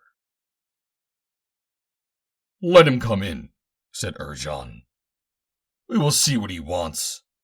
And you, return to your post." "Go on in," said the man, turning to his companion behind him, "and pray to your first ancestor that your message interests Jean, as otherwise you will not come out of that room again on your own feet." He stood aside, and I saw a man pass him and enter the room. It was Rapas the rat. Just seeing his back as he approached Jean told me that he was nervous and terrified. I wondered what could have brought him here, for it was evident that he was not one of the guild. The same question evidently puzzled Jean, as his next words indicated. "What does Rapas the Ulsio want here?" he demanded. "I have come as a friend," replied Rapas. "I have brought word to Jean that he is long wanted." "The best word that you can bring to me would be that someone has slit your dirty throat," growled Jean. Rapas laughed. It was a rather weak and nervous laugh. "The great Jean likes his little joke," mumbled Rapas meekly. The brute at the head of the table leapt to his feet and brought his clenched fist down heavily upon the solid Sorpa's wood top. "What makes you think I joke, you miserable little slit-throat? But you had better laugh while you can, for if you haven't some important word for me, if you've come here where it is forbidden that outsiders come, if you've interrupted this meeting for no good reason, I'll put a new mouth in your throat, but you won't be able to laugh through it." "I just wanted to do you a favor," pleaded Rapas. "I was sure that you would like to have the information that I bring, or I would not have come." "Well, quick, out with it. What is it?" "I know who does Fal Sivas' killing." Jean laughed. It was a rather nasty laugh. "So do I," he bellowed. "It is Rapas the Ulsio." "No, no, Jean," cried Rapas. "You wrong me. Listen, Jean." "You have been seen entering and leaving the house of Fal Sivas," accused the assassin chief. "You are in his employ. And for what purpose would he employ such as you, unless it was to do his killing for him?" "Yes, I went to the house of Fal Sivas. I went there often. He employed me as his bodyguard, but I only took the position so that I might spy upon him. Now that I have learned what I went there to learn, I have come straight to you." "Well, what did you learn?" "I have told you. I've learned who does his killing." "Well, who is he, if it isn't you?"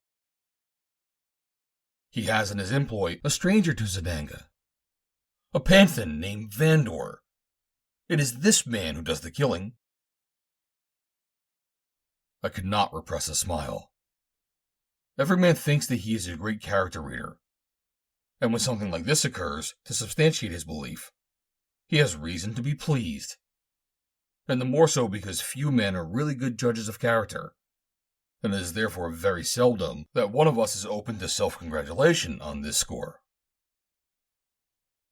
I had never trusted Rapas, and from the first I had set him down as a sneak and a traitor. Evidently, he was all these. Jean glowered at him skeptically. "And why do you bring me this information? You are not my friend. You are not one of my people. And as far as I know, you are the friend to none of us." "But I wish to be," begged Rapas. "I risked my life to get this information for you, because I want to join the guild and serve under the great Jean. If that came to pass, it would be the proudest day of my life. Jean is the greatest man in Zidanga. He is the greatest man of all Barsoom. I want to serve him, and I will serve him faithfully." All men are susceptible to flattery, and oftentimes the more ignorant they are, the more susceptible. Jean was no exception. One could almost see him preening himself. He squared his shoulders and threw out his chest. "Well," he said in a milder voice, "we'll think it over. Perhaps we can use you, but first you will have to arrange it so that we can dispose of this Vandor." He glanced quickly around the table. "Do any of you men know him?" There was a chorus of denials. No one admitted to knowing me.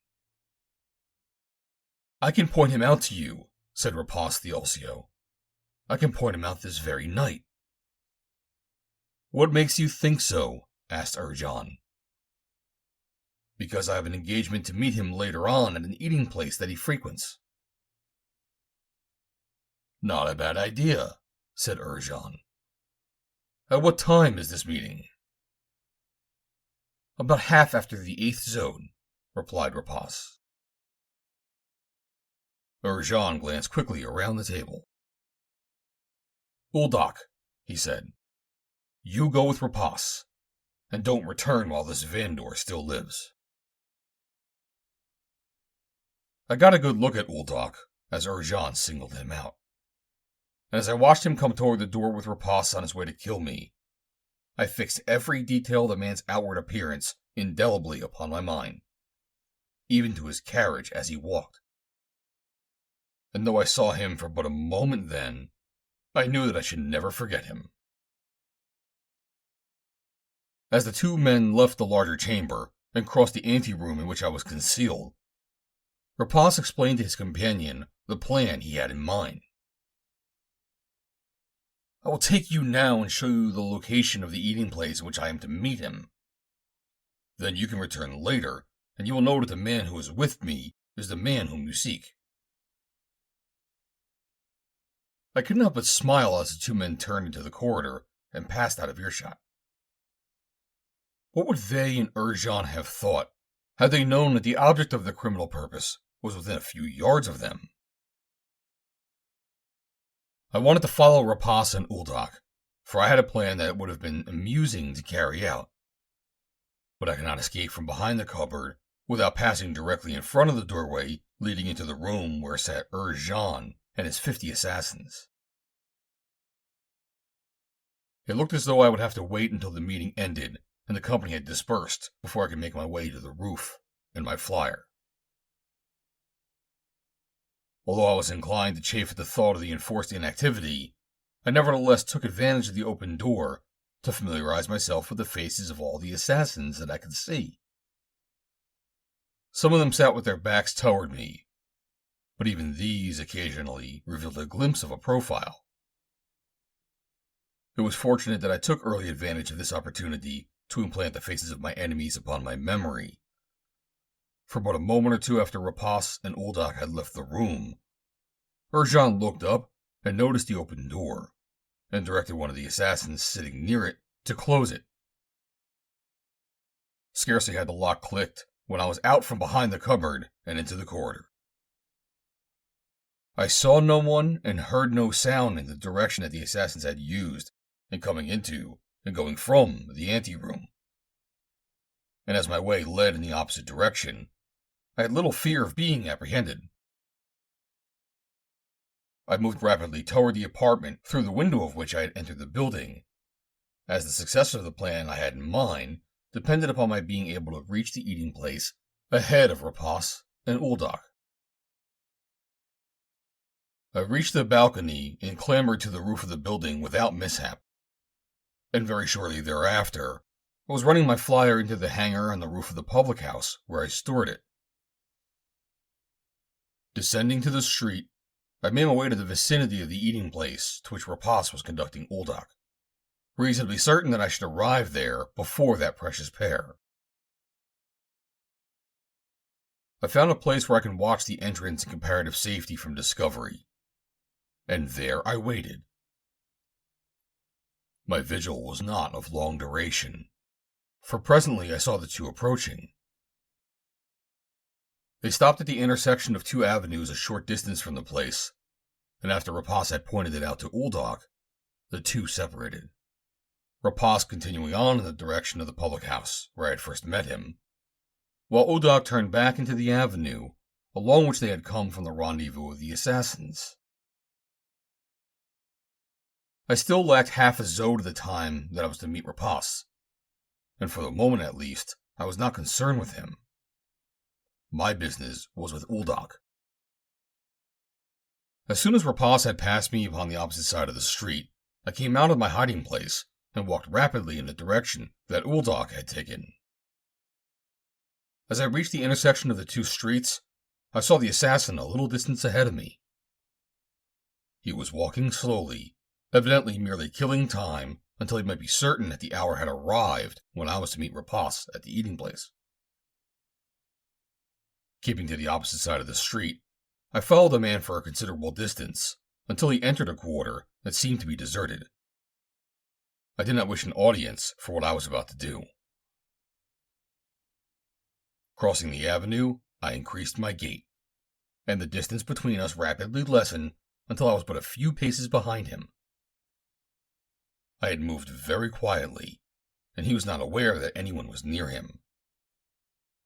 Only a few paces separated us when I spoke. "You are looking for me?" I inquired.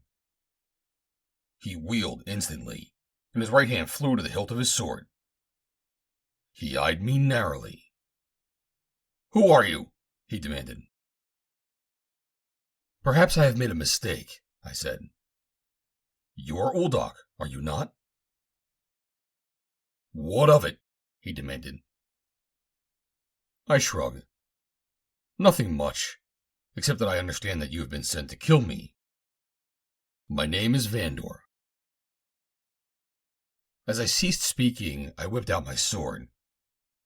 He looked utterly astonished as I announced my identity, but there was nothing for him to do but defend himself, and as he drew his weapon, he gave a nasty little laugh. "You must be a fool," he said. "Anyone who is not a fool would run away and hide if he knew that Uldak was looking for him." Evidently, the man thought himself a great swordsman. I might have confused him by revealing my identity to him, for it might take the heart out of any Barsoomian warrior to know that he was facing John Carter. But I did not tell him.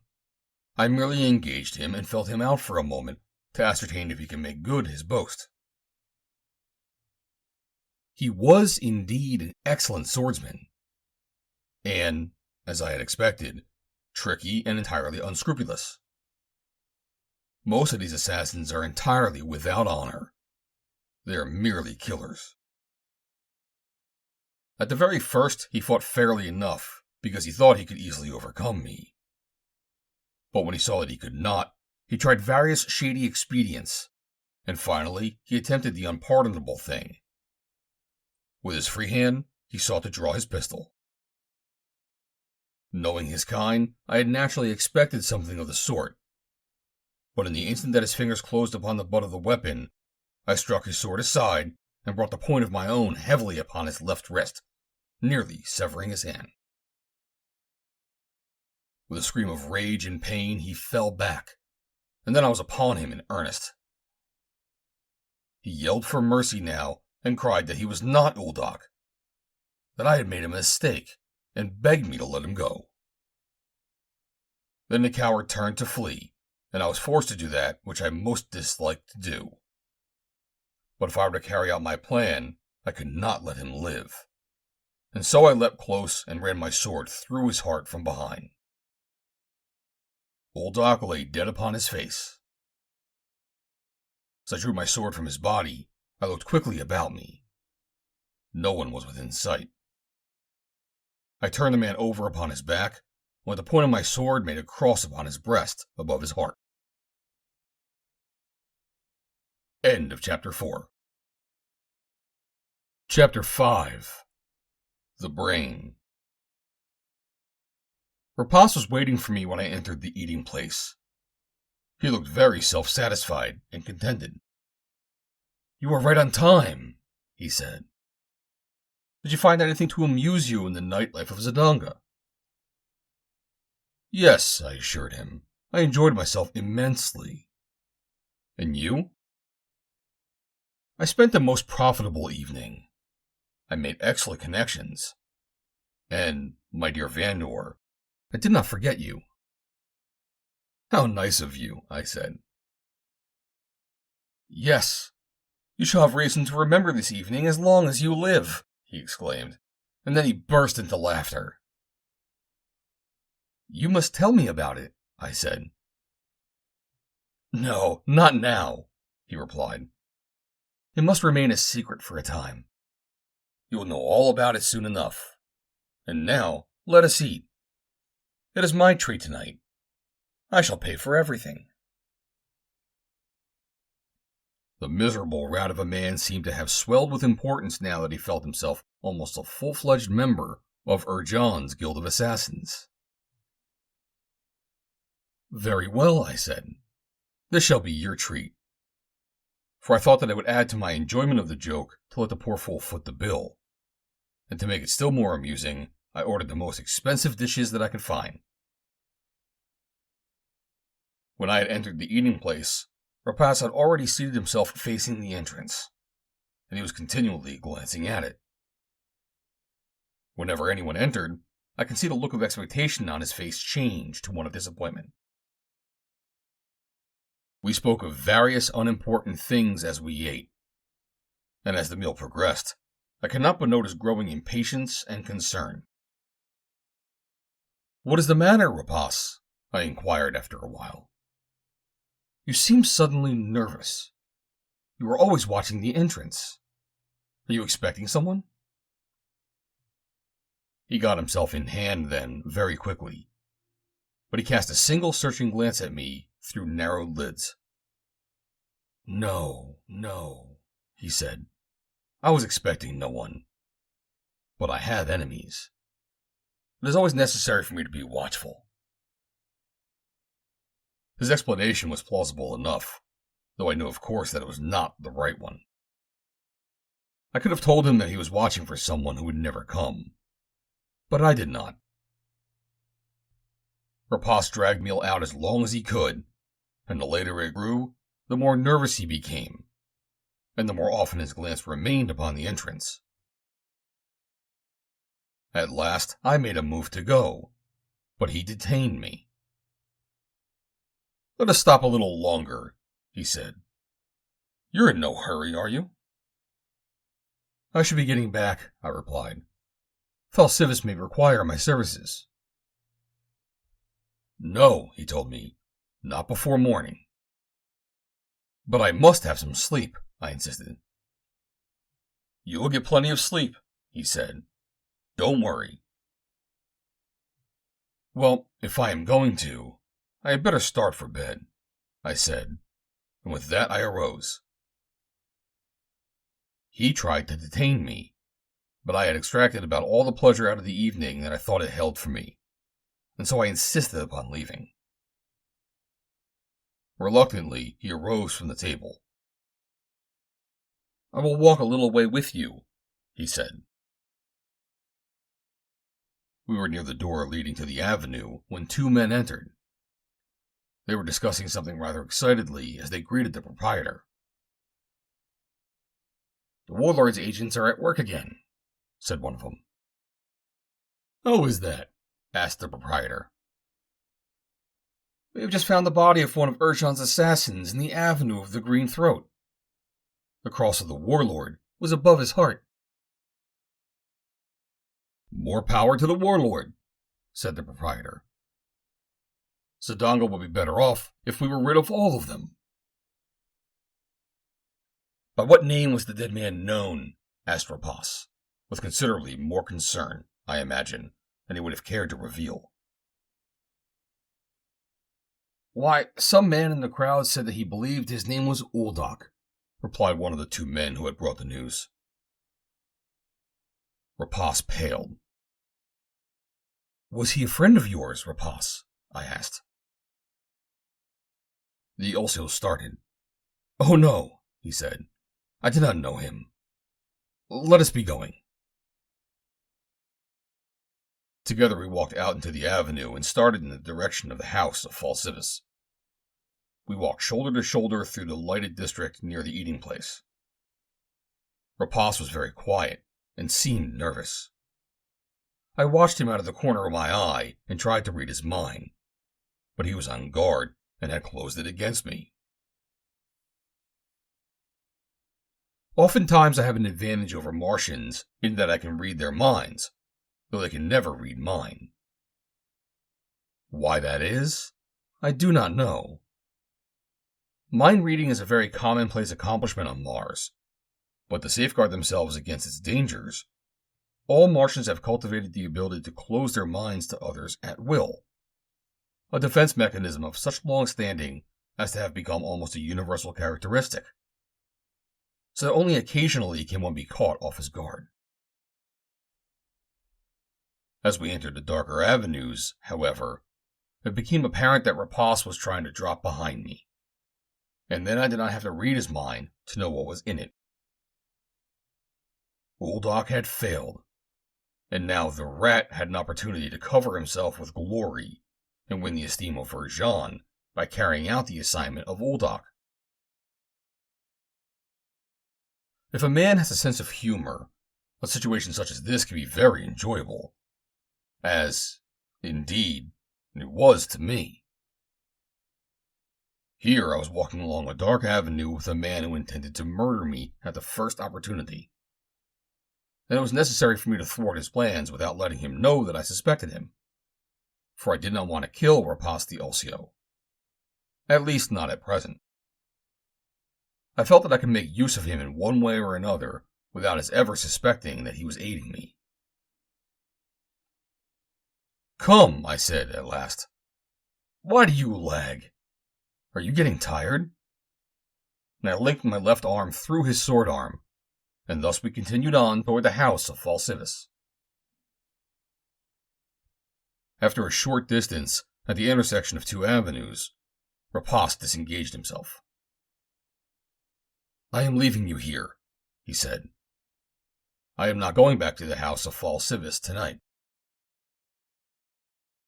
"Very well, my friend," I said. "But I shall be seeing you soon again, I hope." "Yes," he replied. "Soon." "Tomorrow night, possibly," I suggested. "Or if not tomorrow night, the night after. Whenever I am at liberty, I shall come to the eating house, and perhaps I shall find you there." "Very well," he said. "I eat there every night." "May you sleep well, Rapas." "May you sleep well, Vandor." Then he turned into the avenue at our left, and I proceeded on my way. I thought that he might follow me, but he did not, and so I came at last to the house of Fal Sivas. Hamas admitted me, and after passing a few words with him, I went directly to my quarters, where, in answer to my signal, Zonda admitted me. The girl told me that the house had been very quiet during the night, and that no one had disturbed her or attempted to enter our quarters. She had prepared my sleeping silks and furs, and, as I was rather tired, I soon sought them. Immediately after breakfast the next morning, I went again on duty at the door of Fal Sivas' study. I had been there but a short time when he summoned me to his person. "What of last night?" he asked. "What luck did you have? I see that you are here alive, so I take it that you did not succeed in reaching the meeting place of the assassins." "On the contrary, I did," I told him. "I was in the room next to them, and saw them all." "What did you learn?" "Not much. When the door was closed, I could hear nothing. It was open only a short time." "What did you hear while it was open?" he asked. "They knew that you had employed me as your bodyguard." "What?" he demanded. "How could they have known that?" I shook my head. "There must be a leak," I told him. "A traitor!" he exclaimed. I did not tell him about Rapas. I was afraid he would have him killed, and I did not want him killed while he might be of use to me. "What else did you hear?" he demanded. "Jean ordered that I be killed." "You must be careful," said Fal Sivas. "Perhaps you had better not go out again at night." "I can take care of myself," I replied, "and I can be of more service if I can get about at night and talk to people on the outside than I can by remaining cooped up here when I am off duty." He nodded. "I guess you are right," he said. And then for a moment he sat in deep thought. Finally he raised his head. "I have it!" he exclaimed. "I know who the traitor is." "Yes?" I asked politely. "It is Rapas the Ulsio." "Ulsio! He is well named." "You are sure?" I asked. "It could be no one else," replied Fal Sivas emphatically. "No one else has left the premises but you two since you came. But we will put an end to that as soon as he returns. When he comes back, you will destroy him. Do you understand?" I nodded. "It is a command," he said. "See that it is obeyed." For some time he sat in silence, and I could see that he was studying me intently.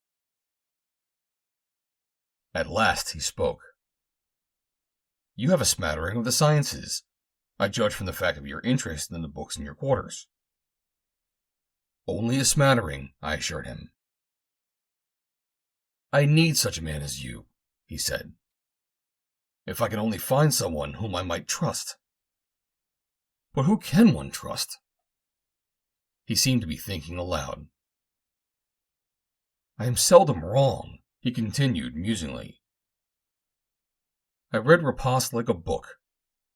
I knew that he was mean and ignorant, and at heart a traitor." He wheeled suddenly upon me. "But you are different. I believe that I can take a chance with you.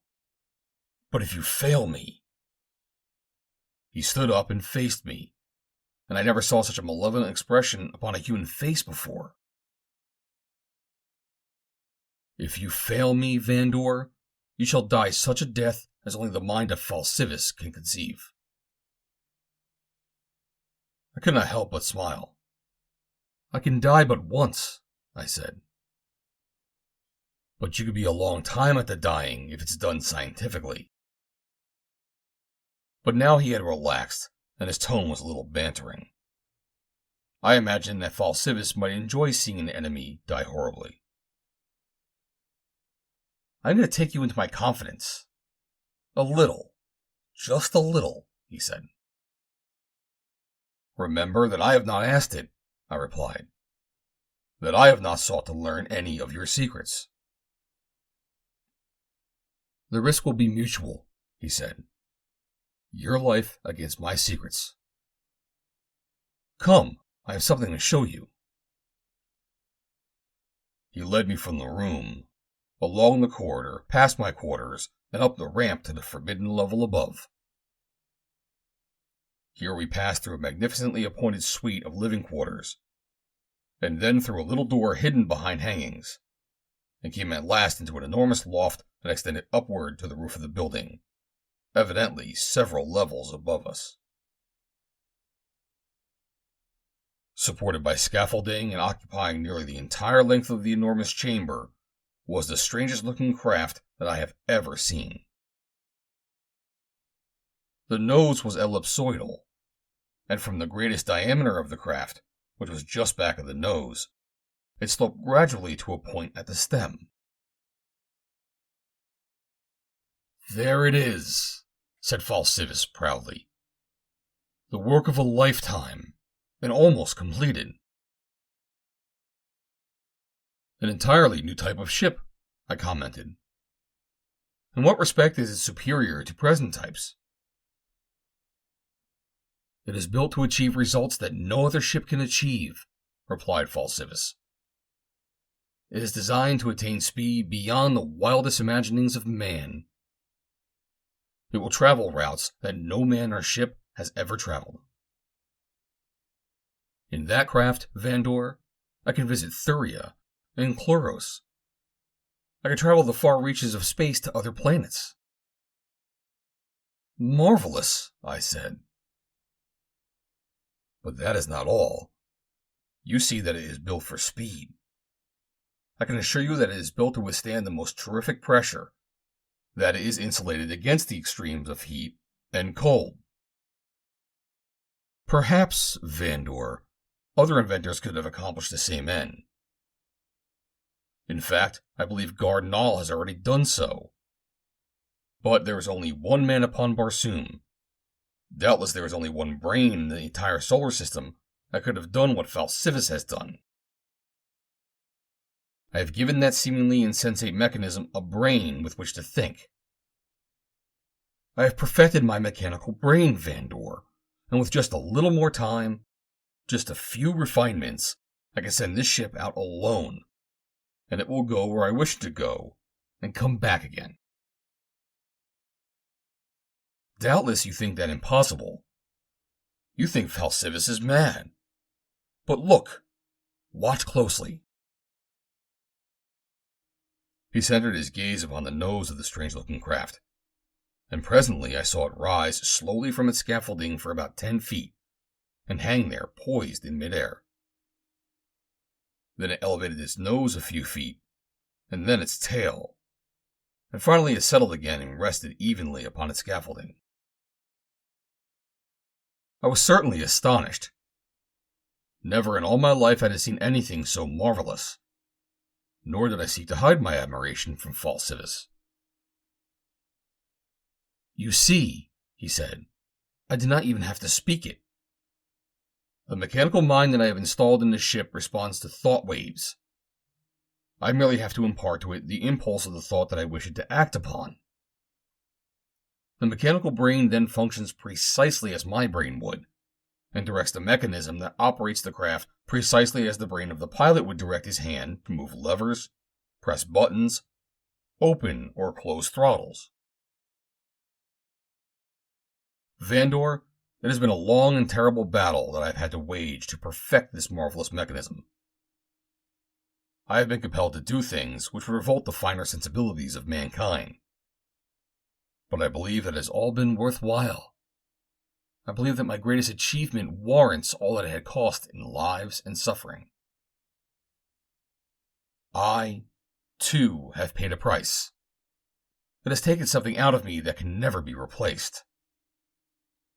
I believe, Vandor, that it has robbed me of every human instinct. Except that I am mortal, I am as much a creature of cold insensate formulas as that thing which you see resting there before you. Sometimes, because of that, I hate it. And yet I would die for it. I would see others die for it. Countless others in the future, as I have in the past. It must live. It is the greatest achievement of the human mind. End of Chapter 5. Chapter 6. The Ship. Every one of us, I believe, is possessed of two characters. Oftentimes they are so much alike that this duality is not noticeable. But again, there is a divergence so great that we have the phenomenon of a Dr. Jekyll and Mr. Hyde in a single individual. The brief illuminating self-revealment of Fal Sivas suggested that he might be an example of such wide divergence of character. He seemed immediately to regret this emotional outburst, and turned again to an explanation of his invention. "Would you like to see the inside of it?" he asked. "Very much," I replied. He concentrated his attention again upon the nose of the ship, and presently a door in its side opened, and a rope ladder was lowered to the floor of the room. It was an uncanny procedure, just as though ghostly hands had performed the work. Fal Sivas motioned me to precede him up the ladder. It was a habit of his to see that no one ever got behind him, that bespoke the nervous strain under which he lived, always in fear of assassination. The doorway led directly into a small, comfortably, even luxuriously furnished cabin. "The stern is devoted to storerooms where food may be carried for long voyages," explained Fal Sivas. "Also aft are the motors, the oxygen and water-generating machines, and the temperature-regulating plant. Forward is the control room. I believe that will interest you greatly." And he motioned me to precede him through a small door in the forward bulkhead of the cabin. The interior of the control room, which occupied the entire nose of the ship, was a mass of intricate mechanical and electrical devices. On either side of the nose were two large, round ports, in which were securely set thick slabs of crystal. From the exterior of the ship, these two ports appeared like huge eyes of some gigantic monster. And, in truth, this was the purpose they served. Fal Sivas called my attention to a small, round metal object about the size of a large grapefruit that was fastened securely just above and between the two eyes. From it ran a large cable composed of a vast number of very small insulated wires. I could see that some of these wires connected with the many devices in the control room, and that others were carried through conduits to the after part of the craft. Fal Sivas reached up and laid a hand almost affectionately upon the spherical object to which he had called my attention. "This," he said, "is the brain." Then he called my attention to two spots, one in the exact center of each crystal of the forward ports. I had not noticed them at first, but now I saw that they were ground differently from the balance of the crystals. "These lenses," explained Fal Sivas, "focus upon this aperture in the lower part of the brain," and he called my attention to a small hole at the base of the sphere, "that they may transmit to the brain what the eyes of the ship see. The brain then functions mechanically precisely as the human brain does, except with greater accuracy." "It is incredible!" I exclaimed. "But, nevertheless, true," he replied. "In one respect, however, the brain lacks human power. It cannot originate thoughts. Perhaps that is just as well, for could it, I might have loosed upon myself and Barsoom an insensate monster that could wreak incalculable havoc before it could be destroyed. For this ship is equipped with high-power radium rifles, which the brain has the power to discharge with far more deadly accuracy than may be achieved by man." "I saw no rifles," I said. "No," he replied. "They are encased in the bulkheads, and nothing of them is visible except small round holes in the hull of the ship. But, as I was saying, The one weakness of the mechanical brain is the very thing that makes it so effective for the use of man. Before it can function, it must be charged by human thought waves. In other words, I must project into the mechanism the originating thoughts that are the food for its functioning. For example, I can charge it with the thought that it is to rise straight up 10 feet, pause there for a couple seconds, and then come to rest again upon its scaffolding. To carry the idea into a more complex domain, I might impart to it the actuating thought that it is to travel to Thuria, seek a suitable landing place, and come to the ground. I can carry this idea even further, warning it that if it were attacked, it should repel its enemies with rifle fire and maneuver so as to avoid disaster, returning immediately to Barsoom, rather than suffer destruction. It is also equipped with cameras, with which I instructed to take pictures while it was on the surface of Thuria. And you think it will do these things, Fal Sivas? I asked. He growled at me impatiently. Of course it will. Just a few more days and I'll have the last detail perfected. It is a minor matter of motor gearing with which I am not wholly satisfied. Perhaps I can help you there, I said. I have learned several tricks in gearing during my long life in the air. He became immediately interested and directed me to return to the floor of his hangar. He followed me down, and presently we were poring over the drawings of his motor. I soon found what was wrong with it, and how it might be improved. Fal Sivas was delighted. He immediately recognized the value of the points I had made. Come with me, he said. We will start working on these changes at once. He led me to a door at one end of the hangar, and, throwing it open, followed me into the room beyond. Here, in a series of adjoining rooms, I saw the most marvelously equipped mechanical and electrical shops that I had ever seen. And I saw something else, something that made me shudder as I considered the malignity of this man's abnormal obsession for secrecy in the development of his inventions. The shops were well manned by mechanics, and every one of them was manacled to his bench or to his machine. Their complexions were pasty from long confinement, and in their eyes was the hopelessness of despair. Fal Sivas must have noted the expression upon my face, for he said quite suddenly, and apropos of nothing else than my own thoughts, I have to do it, Vandor. I cannot take the risk of one of them escaping and revealing my secrets to the world before I am ready. And when will that time come? I asked. Never, he exclaimed with a snarl. When Fal Sivas dies, his secrets die with him. While he lives, they will make him the most powerful man in the universe. Why, even JOHN CARTER, warlord of Mars, will have to bend the knee to Fal Sivas. And these poor devils, then, will remain here all their lives? I asked. They should be proud and happy, he said. For are they not dedicating themselves to the most glorious achievement that the mind of man has ever conceived? There is nothing, Fal Sivas, more glorious than freedom, I told him. Keep your silly sentimentalism to yourself, he snapped. There is no place for sentiment in the house of Fal Sivas.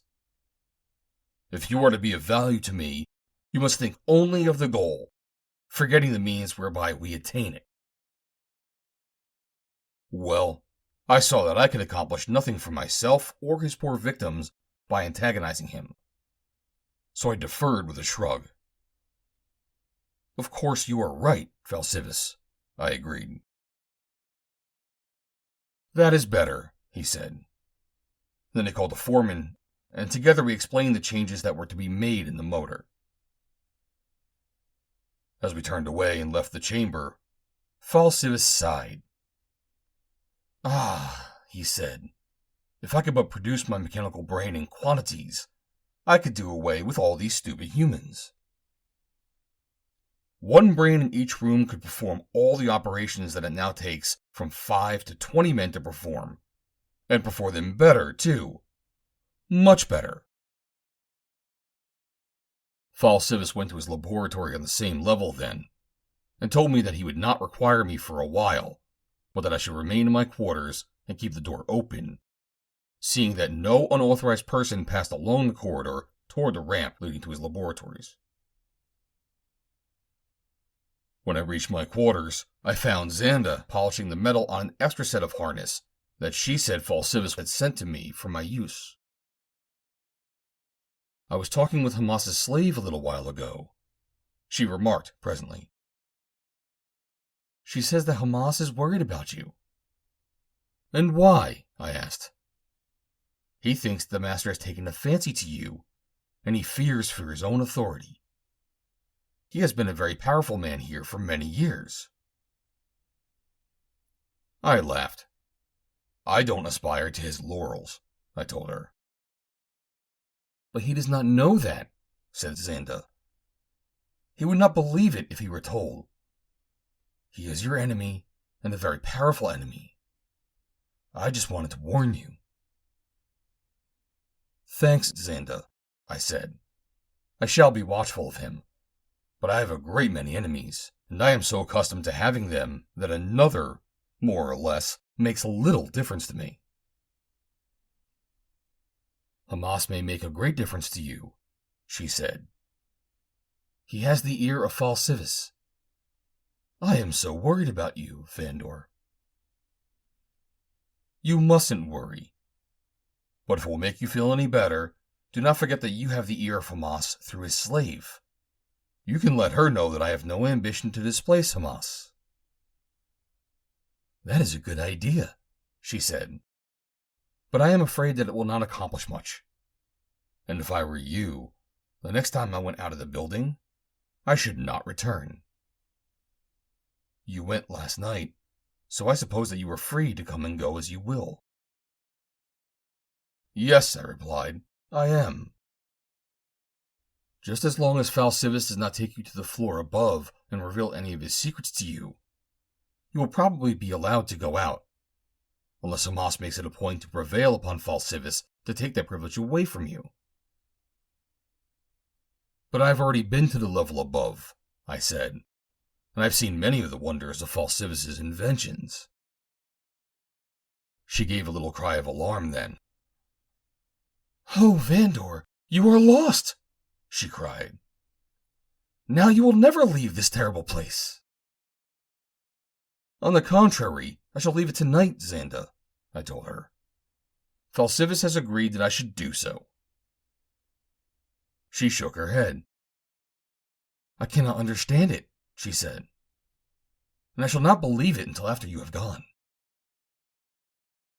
Toward evening, Fal Sivas sent for me. He said that he wanted to talk to me about some further changes in the gearing of the motor, and so I did not go out that night. And the next day he had me in the shops directing the mechanics who were working on the new gears, and again he made it impossible for me to leave the premises. In one way or another, he prevented it night after night, and though he didn't actually refuse permission, I began to feel that I was, indeed, a prisoner. However, I was much interested in the work in the shops, and did not mind much whether I went out or not.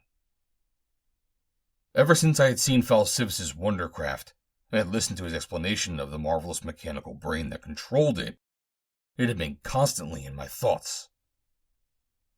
I saw in it all the possibilities of power for good or evil that Fal Sivas had visualized, and I was intrigued by the thought of what the man who controlled it could accomplish. If that man had the welfare of humanity at heart, his invention might prove a priceless boon to Barsoom. But I feared that Fal Sivas was too selfish and too mad for power to use his invention solely for the public good. Such meditation naturally led me to wonder if another than Fal Sivas could control the brain. The speculation intrigued me, and I determined to ascertain at the first opportunity if the insensate thing would respond to my will. That afternoon, Fal Sivas was in his laboratory, and I was working in the shops with the poor manacled artisans. The great ship lay in the adjoining room. Now, I thought, presented as good a time as any to make my experiment. The creatures in the room with me were all slaves. Furthermore, they hated Fal Sivas, so it made no difference to them what I did. I had been kind to them, and had even encouraged them to hope, though they could not believe that there was any hope. They had seen too many of their number die in their chains to permit them to entertain a thought of escape. They were apathetic in all matters, and I doubt that any of them noticed when I left the shop and entered the hangar where the ship rested upon its scaffolding. Closing the door behind me, I approached the nose of the craft and focused my thoughts upon the brain within. I imparted to it the will to rise from its scaffolding, as I had seen Fal Sivas cause it to do, and then settle down again in its place. I thought that if I can cause it to do that, I could cause it to do anything that Fal Sivas could. I am not easily excited, but I must confess that my every nerve was tense as I watched that great thing above me, wondering if it would respond to those invisible thought waves that I was projecting into it. Concentrating thus upon this one thing naturally curtailed the other activities of my mind, but even so I had visions of what I might accomplish if my experiment proved successful. I presume that I have been there but a moment, yet it seemed a long while, and then slowly the great craft rose as though lifted by an invisible hand. It hovered for a moment 10 feet above its scaffolding, and then it settled down to rest again.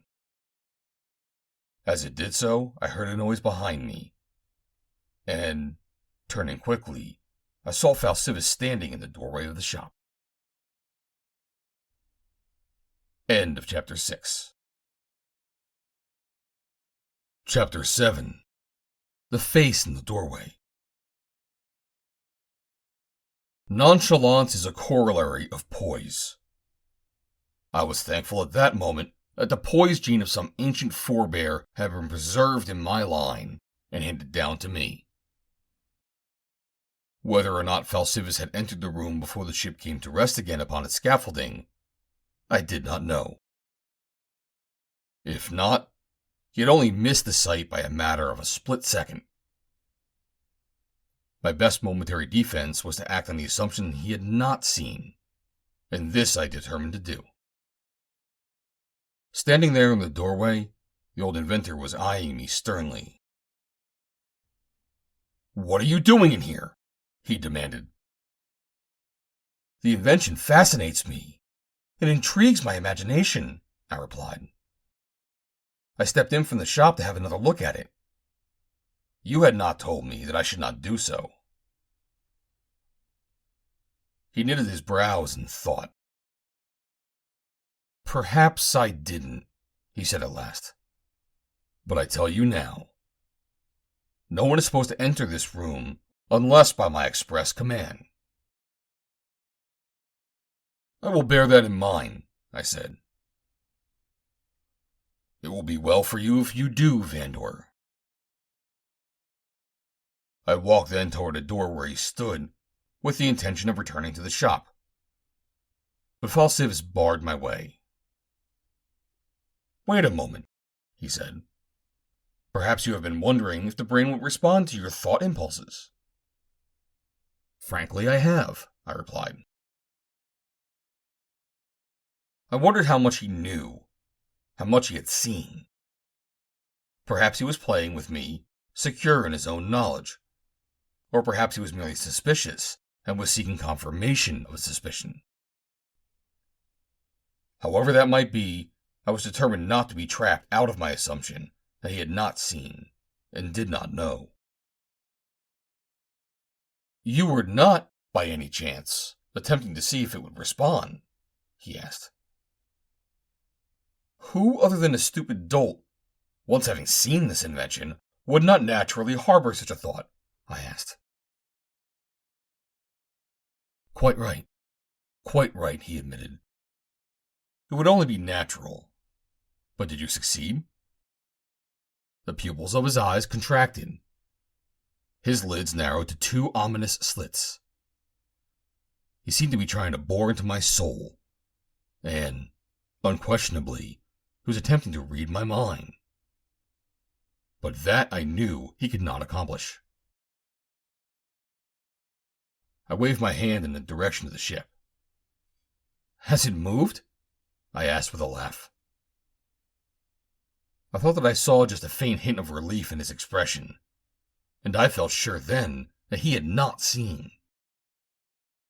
It would be interesting, however, to know whether the mind of another than myself could control the mechanism, he said. Suppose you try it. It would be a most interesting experiment. I should be glad to do so. What shall I try to have it do? It will have to be an original idea of your own, he told me. For if it is my idea, and I impart it to you, we cannot be definitely sure whether the impulse that actuates it originated from your brain or mine. Is there no danger that I might unintentionally harm it? I asked. I think not, he replied. It is probably difficult for you to realize that the ship sees and reasons. Of course, its vision and its mental functioning are purely mechanical, but nonetheless accurate. In fact, I should rather say, because of that, more accurate. You might attempt to will the ship to leave the room. It cannot do so because the great doors through which it will eventually pass out of this building are closed and locked. It might approach the wall of the building, but the eyes would see that it could not pass through without damage. Or, rather, the eyes would see the obstacle, transmit the impression to the brain, and the brain would reason to a logical conclusion. It would, therefore, stop the ship, or, more likely, cause it to turn the nose about so that the eyes could seek a safe avenue of exit. But let us see what you can do. I had no intention of letting Fal Sivas know that I could operate his invention, if he did not already know it. And so I tried to keep my thoughts as far from it as possible. I recalled football games that I had seen, a 5-ring circus, and a congress of beauties on the midway of the 1893 Chicago World's Fair. In fact, I tried to think of anything under the sun rather than Fal Sivas and his mechanical brain. Finally, I turned to him with a gesture of resignation. Nothing seems to happen, I said. He appeared vastly relieved. You are a man of intelligence, he said. If it will not obey you, it is reasonably safe to assume that it will obey no one but me.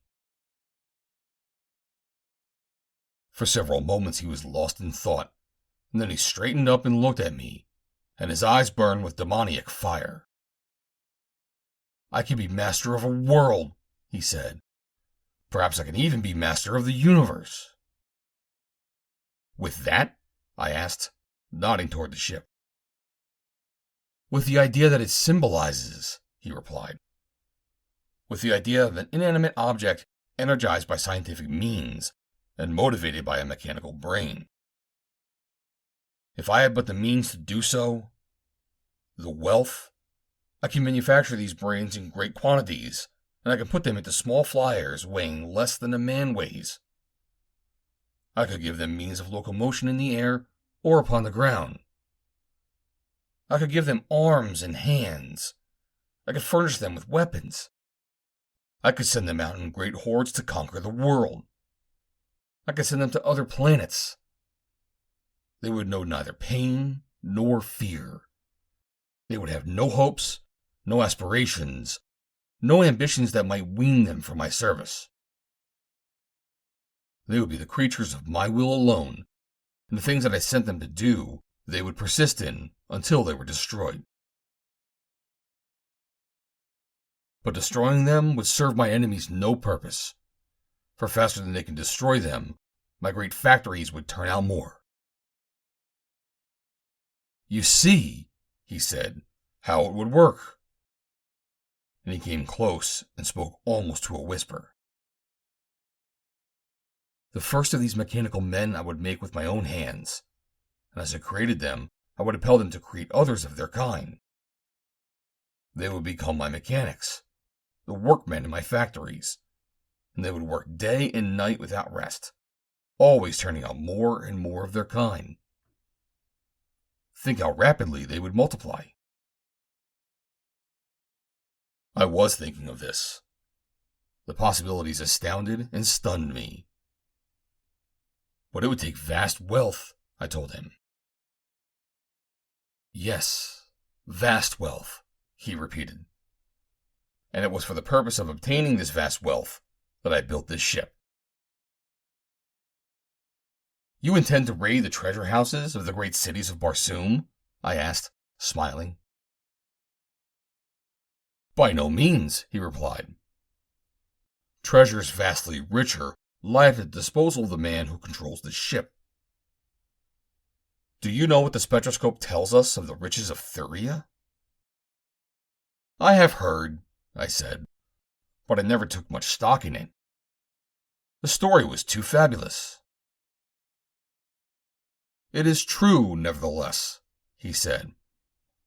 There must be mountains of gold and platinum on Thuria, and vast plains carpeted with precious stones. It was a bold enterprise, but after having seen this craft, and knowing the remarkable genius of Fal Sivas, I had little doubt but that it was feasible. Suddenly, as was his way, he seemed to regret that he had confided in me, and brusquely directed me to return to my duties in the shop.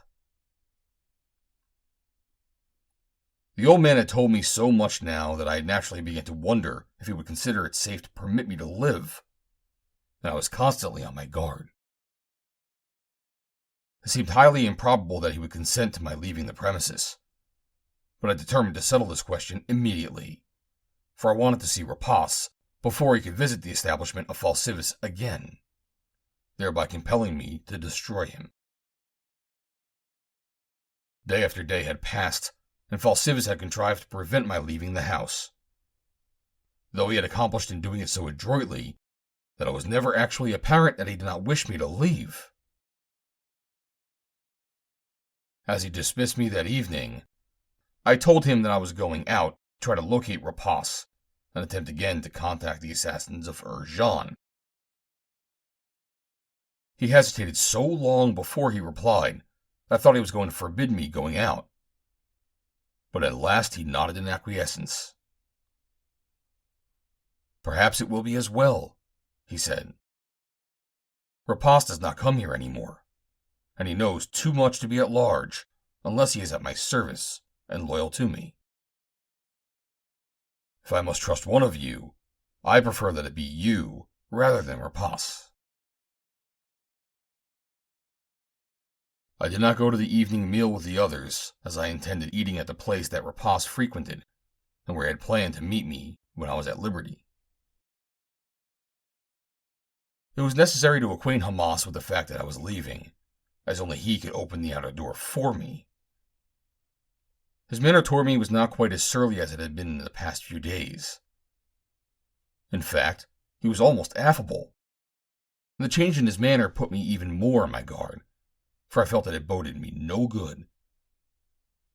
There was no reason why Hamas should love me any more today than he had yesterday. If I induced pleasant anticipations in him, it must be because he visualized something unpleasant befalling me. From the house of Fal Sivas, I went directly to the eating place, and there I inquired of the proprietor regarding Rapas. He has been in every evening, replied the man. He usually comes about this time, and again about half after the 8th zone, and he always asks me if you have been here. I will wait for him, I said, and I went to the table the rat and I usually occupied. I had scarcely seated myself before Rapas entered. He came directly to the table and seated himself opposite me. "Where have you been keeping yourself?" he demanded. "I was commencing to think that old Fal Sivas had made away with you, or that you were a prisoner in his house. I had about made up my mind to go there tonight and call on the old man, so that I could learn what had happened to you." "It is just as well that I got out tonight before you came," I said. "Why?" he demanded. "Because it is not safe for you to go to the house of Fal Sivas," I told him. "If you value your life, you will never go there again." "What makes you think that?" he demanded. "I can't tell you," I replied, "but just take my word for it and keep away."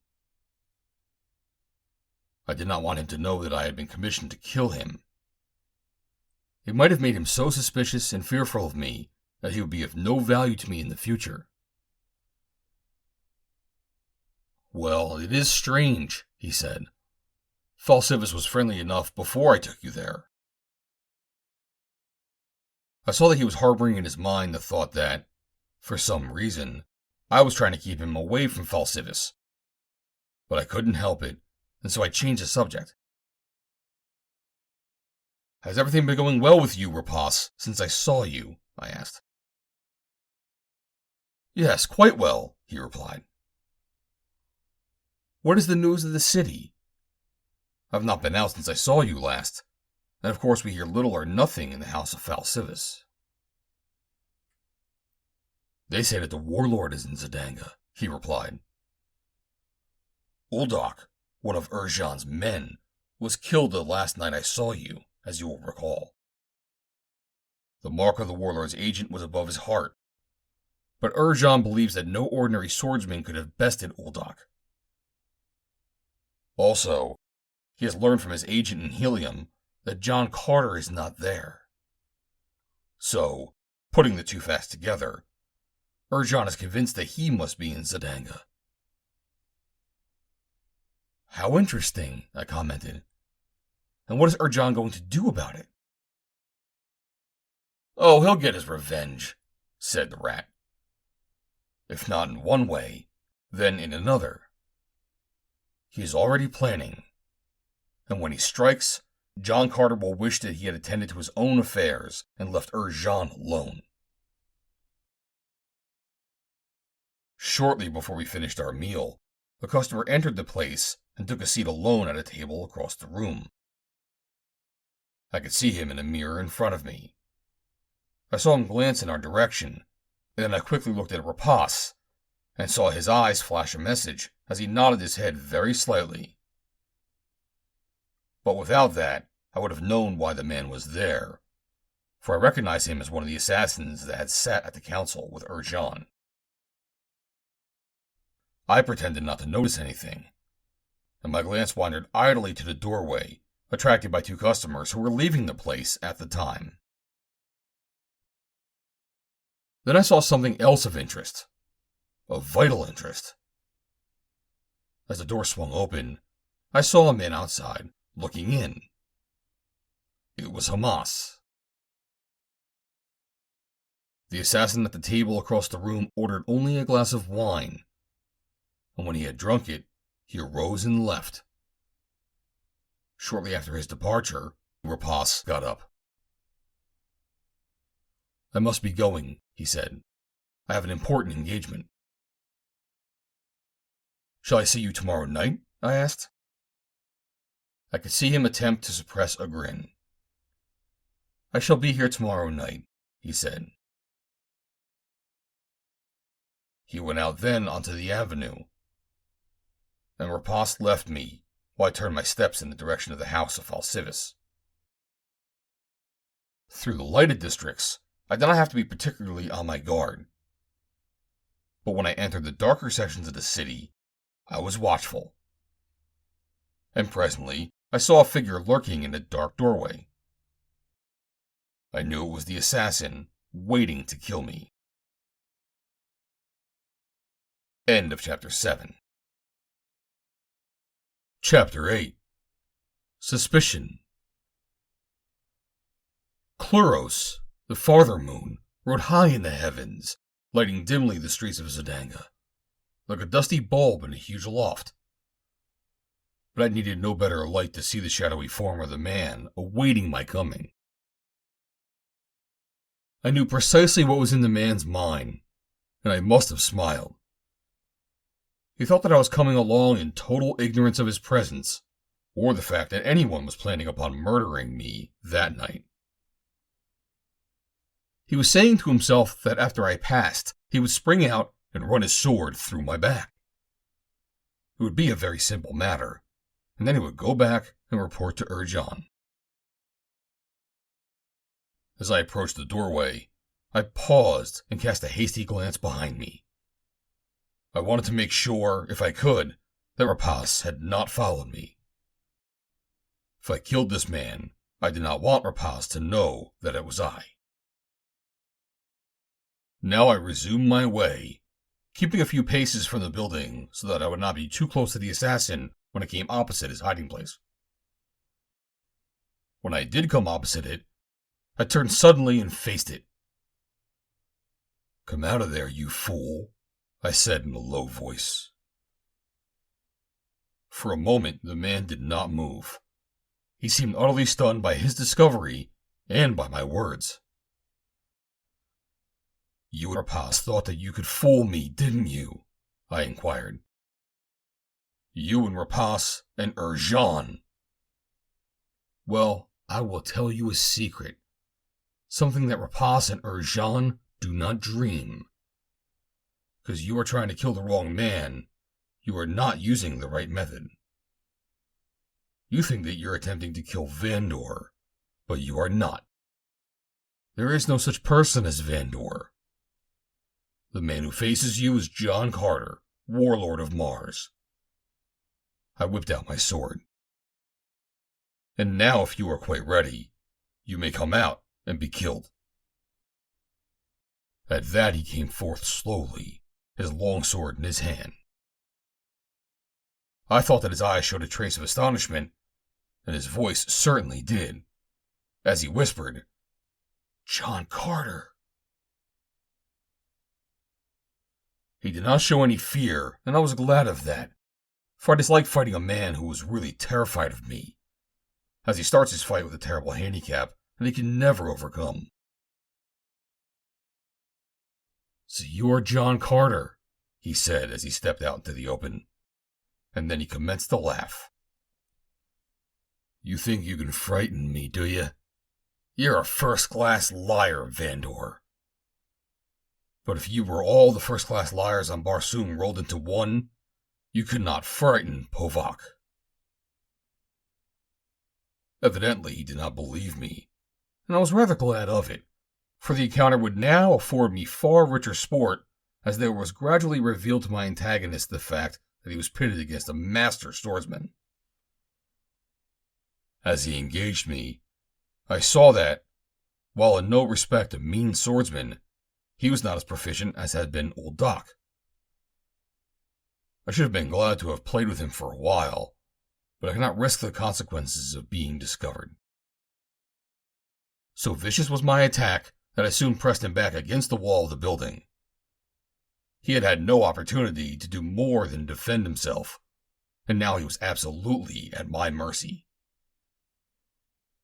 I could have run him through on the instant, but instead I reached out quickly with my point and made a short cut upon his breast, and then I made another across it. I stepped back then and lowered my point. "Look at your breast, Povok," I said. "What do you see there?" He glanced down at his breast, and I saw him shudder. "The mark of the warlord," he gasped. And then, "Have mercy upon me! I did not know that it was you." "I told you," I said, "but you wouldn't believe me. And if you had believed me, you would have been all the more anxious to kill me. Urjan would have rewarded you handsomely." "Let me go," he begged. "Spare my life. and I'll be your slave forever." I saw then that he was a craven coward, and I felt no pity for him, but only contempt. "Raise your point," I snapped, "and defend yourself, or I shall run you through in your tracks." Suddenly, with death staring him in the face, he seemed to go mad. He rushed at me with the fury of a maniac, and the impetuosity of his attack sent me back a few steps. And then I parried a terrific thrust and ran him through the heart. At a little distance from me, I saw some people coming, attracted by the clash of steel. A few steps took me to the entrance of a dark alleyway into which I darted, and by a circuitous route, I continued on my way to the house of Fal Sivas. Hamas admitted me. He was very cordial. In fact, far too cordial. I felt like laughing in his face because of what I knew that he did not know that I knew. But I returned his greeting civilly and passed on to my quarters. Xanda was waiting up for me. I drew my sword and handed it to her. "Rapas?" she asked. I told her that Fal Sivas had commanded me to kill the rat. "No, not Rapas," I replied. "Another of Jean's men." "That makes two," she said. "Yes," I replied. "But remember, you must not tell anyone that it was I who killed them." "I shall not tell anyone, my master," she replied. "You may always trust Xanda." She cleaned the blood from the blade, and then dried and polished it. I watched her as she worked, noticing her shapely hands and graceful fingers. I had never paid very much attention to her before. Of course, I had known that she was young and well-formed and good-looking. But suddenly I was impressed by the fact that Xanda was very beautiful, and that with the harness and jewels and hairdressing of a great lady, she would have been more than noticeable in any company. "Xanda," I remarked at last, "you were not born a slave, were you?" "No, master." "Did Fal Sivas buy you or abduct you?" I asked. "Fistel and 2 slaves took me one night when I was on the avenues with an escort. They killed him and brought me here." "Your people," I asked, "are they still living?" "No," she replied. "My father was an officer in the old Zidangan Navy. He was of the lesser nobility. He was killed when JOHN CARTER led the green hordes of Thark upon the city. In grief, my mother took the last journey on the bosom of the sacred Is, to the Valley Door and the Lost Sea, of course." "JOHN CARTER," she said musingly, and her voice was tinged with loathing. "He was the author of all my sorrows and all my misfortune. Had it not been for JOHN CARTER robbing me of my parents, I should not be here now, for I should have had their watchful care and protection to shield me from all danger." "You feel very bitterly towards JOHN CARTER, don't you?" I asked. "I hate him," she replied. "You would be glad to see him dead, I suppose?" "Yes." "You know, I presume, that Jean has sworn to destroy him?" "Yes, I know that," she replied. "And I constantly pray that he will be successful. Were I a man, I should enlist under the banner of Jean. I should be an assassin, and search out JOHN CARTER myself." "They say he is a formidable swordsman," I suggested. "I should find a way to kill him, even if I had to descend to the dagger or poison." I laughed. "I hope, for JOHN CARTER's sake, that you do not recognize him when you meet him." "I shall know him all right," she said. his white skin will betray him. Well, let us hope he escapes you, I said laughingly, as I bade her good night and went to my sleeping silks and furs. The next morning, immediately after breakfast, Fal Sivas sent for me. As I entered his study, I saw Hamas and 2 slaves standing near him. Fal Sivas looked up at me from beneath lowering brows. He did not greet me pleasantly, as was his wont. "Well," he snapped, "did you destroy Rapas last night?" "No," I replied, "I did not." "Did you see him?" "Yes, I saw him and talked with him. In fact, I ate the evening meal with him." I could see that this admission surprised both Fal Sivas and Hamas.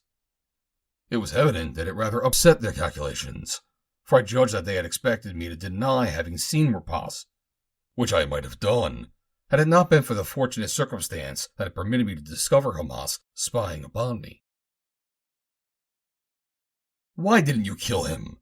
demanded Fal Sivas. "Did I not order you to do so?" "You employed me to protect you, Fal Sivas," I replied, "and you must rely upon my judgment to do it in my own way. I am neither a child nor a slave. I believe that Rapas has made connections that will be far more harmful to you than Rapas himself. And by permitting him to live and keeping in touch with him, I shall be able to learn much that will be to our advantage, that I could never learn if I destroyed Rapas. If you are not satisfied with my methods, get someone else to protect you. And if you have decided to destroy me, I suggest that you enlist some warriors. These slaves would be no match for me." I could see Hamas trembling with suppressed rage at that, but he did not dare say anything or do anything until Fal Sivas gave him the word. He just stood there fingering the hilt of his sword and watching Fal Sivas questioningly, as though he awaited a signal. But Fal Sivas gave him no signal. Instead, the old inventor sat there studying me intently for several minutes. At last he sighed and shook his head. "You are a very courageous man, Vandor," he said, "but perhaps a little overconfident and foolish. No one speaks to Fal Sivas like that. They are all afraid. Do you not realize that I have it within my power to destroy you at any moment?" "If you were a fool, Fal Sivas, I might expect death this moment. But you are no fool. You know that I can serve you better alive than dead, and perhaps you also suspect what I know, that if I went out, I should not go alone. You would go with me."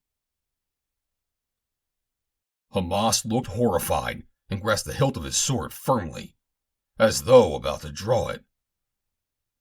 But Fal Sivas leaned back in his chair and smiled. "You are quite right, Vandor," he said. "And you may rest assured that if I ever decide that you must die, I shall not be within reach of your sword when that sad event occurs.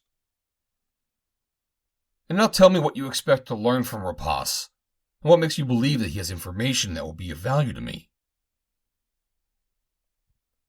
"That will be for your ears alone, Fal Sivas," I said, glancing at Hamas and the 2 slaves. Fal Sivas nodded to them. "You may go," he said. "But, master," objected Hamas, "you will be left alone with this man. He may kill you." "I will be no safer from his sword if you are present, Hamas," replied the master. "I have seen, and you have seen how deftly he wields his blade." Hamas's red skin darkened at that. Without another word, he left the room, followed by the 2 slaves. "And now," said Fal Sivas, "tell me what you have learned, or what you suspect." "I have reason to believe," I replied, that Rapas has made connections with Jean. Jean, as you have told me, has been employed by Gar Nal to assassinate you. By keeping in touch with Rapas, it is possible that I may be able to learn some of Jean's plans. I do not know, of course, but it is the only contact we have with the assassins, and it would be poor strategy to destroy it. You are absolutely right, Vandor, he replied. Contact Rapas as often as you can, and do not destroy him until he can be of no more value to us. Then, his face was contorted by a fiendish grimace. I thought that you would concur in my judgment, I replied. I'm particularly anxious to see Rapas again tonight. Very well, he said. And now let us go to the shop. The work on the new motor is progressing nicely, and I want you to check over what has been done. Together we went to the shop, and after inspecting the work, I told Fal Sivas that I wanted to go to the motor room of the ship to take some measurements. He accompanied me, and together we entered the hull. When I had completed my investigation, I sought an excuse to remain longer in the hangar, as there was half formed in my mind a plan that would necessitate more intimate knowledge of the room in the event that I found it necessary or feasible to carry out my designs. In pretended admiration of the ship, I walked all around it, viewing it from every angle, and at the same time viewing the hangar from every angle. My particular attention was riveted upon the great doorway through which the ship was to eventually pass out of the building. I saw how the doors were constructed and how they were secured. When I had done that, I lost interest in the ship, for the time being at least. I spent the balance of the day in the shop with the mechanics, and that night found me again in the eating place on the Avenue of Warriors. Rapas was not there. I ordered my meal and had nearly finished it, though I was eating very slowly, and still he had not come. Still I loitered on, as I was very anxious to see him tonight. But at last, when I had about given him up, he came. It was evident that he was very nervous, and he appeared even more sly and furtive than ordinarily. Kaor, I said as he approached the table. You are late tonight. Yes, he said. I was detained. He ordered his meal and fidgeted about uneasily. Did you reach home last night all right? He said. Why, yes, of course. I was a little bit worried about you, he said. I heard that a man was killed on the very avenue through which you must have passed. Is that so? I exclaimed. It must have happened after I passed by. It is very strange, he said. It was one of Jean's assassins, and again he had the mark of JOHN CARTER upon his breast. He was eyeing me very suspiciously, but I could see that he was afraid even to voice what was in his mind. In fact, I think it frightened him even to entertain the thought. Jean is certain now that JOHN CARTER himself is in the city. Well, I said, why be so upset about it? I'm sure that it does not concern either you or me. End of Chapter 8. Chapter 9. On the Balcony. I speak the truth more often than the lips. The eyes of Rapas, the Ulsio, told me that he did not agree with me that the killing of one of Jean's assassins was of no concern to either him or me. But his lips spoke otherwise. Of course, he said, it is nothing to me. But Jean is furious. He has offered an immense reward for the positive identification of the man who killed Uldoc and Povok.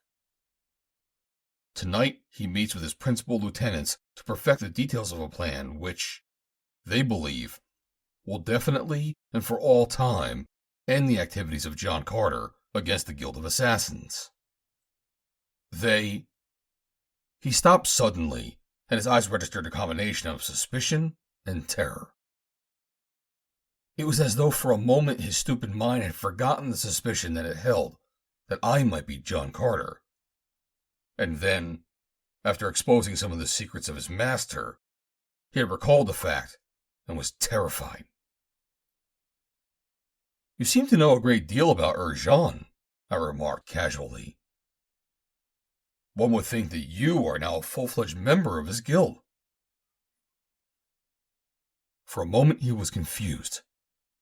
He cleared his throat several times as though about to speak, but evidently he could not think of anything to say. Nor could his eyes hold steadily to mine. I enjoyed his discomfiture greatly. "No," he disclaimed presently. "It is nothing like that. These are merely things that I have heard upon the street. They are merely gossip. It is not strange that I should repeat them to a friend." Friend? The idea was most amusing. I knew that Rapas was now a creature of Jean's, and that, with his fellows, he had been commissioned to kill me, and I had been commissioned by Fal Sivas to kill Rapas. Yet here we were, dining and gossiping together. It was a most amusing situation. As our meal drew to an end, two villainous-looking fellows entered and seated themselves at a table. No sign passed between them and Rapas, but I recognized them both, and knew why they were there. I had seen them both at the meeting of assassins, and I seldom forget a face. Their presence was a compliment to me, and an admission that Jean realized that it would take more than one swordsman to account for me. I should have been glad to put my mark upon their breasts, but I knew that if I killed them, the suspicion that Jean harbored that I might be John Carter would be definitely confirmed. The killing of Uldak and Povok and the marking of their breasts with the sign of the warlord might have been a coincidence. But if two more men sent to destroy me met a similar fate, no doubt could remain even in a stupid mind but that all four had come to their end at the hands of John Carter himself. The men had but scarcely seated themselves when I arose. "I must be getting along, Rapas," I said. "I have some important work to do tonight. I hope you will forgive me for running off like this, but perhaps I shall see you again tomorrow night." He tried to detain me. "Don't hurry away," he exclaimed. "Wait just a few moments. There are a number of things I should like to talk to you about." "They will have to wait until tomorrow," I told him. "May you sleep well, Rapas." And with that I turned and left the building. I went only a short distance along the avenue in the opposite direction to that which led toward the house of Fal Sivas. I concealed myself in the shadows of the doorway then, and waited. Nor had I long to wait before the two assassins emerged and hurried off in the direction in which they supposed I had gone.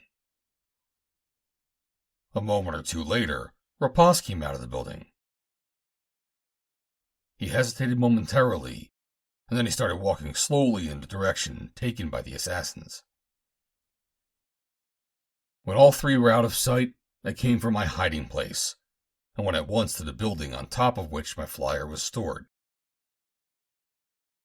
The proprietor was puttering around one of the hangars when I came onto the roof. I could have wished him elsewhere, as I did not particularly care to have my comings and goings known. "I will see much of you," he said. "No," I replied. "I have been very busy." I continued in the direction of the hangar where my ship was stored. "Going to take your flyer out tonight?" he asked. Yes. Watch out for the patrol boats, he said. If you were any business you wouldn't want the authorities to know about. They've been awfully busy the last couple of nights. I didn't know whether he was giving me a friendly tip, or if he were trying to get some information from me. There are many organizations, including the government, that employ secret agents. For aught I knew, the fellow might be a member of the Assassin's Guild. Well, I said, I hope the police don't follow me tonight. He pricked up his ears. I don't need any help. And, incidentally, she's extremely good-looking.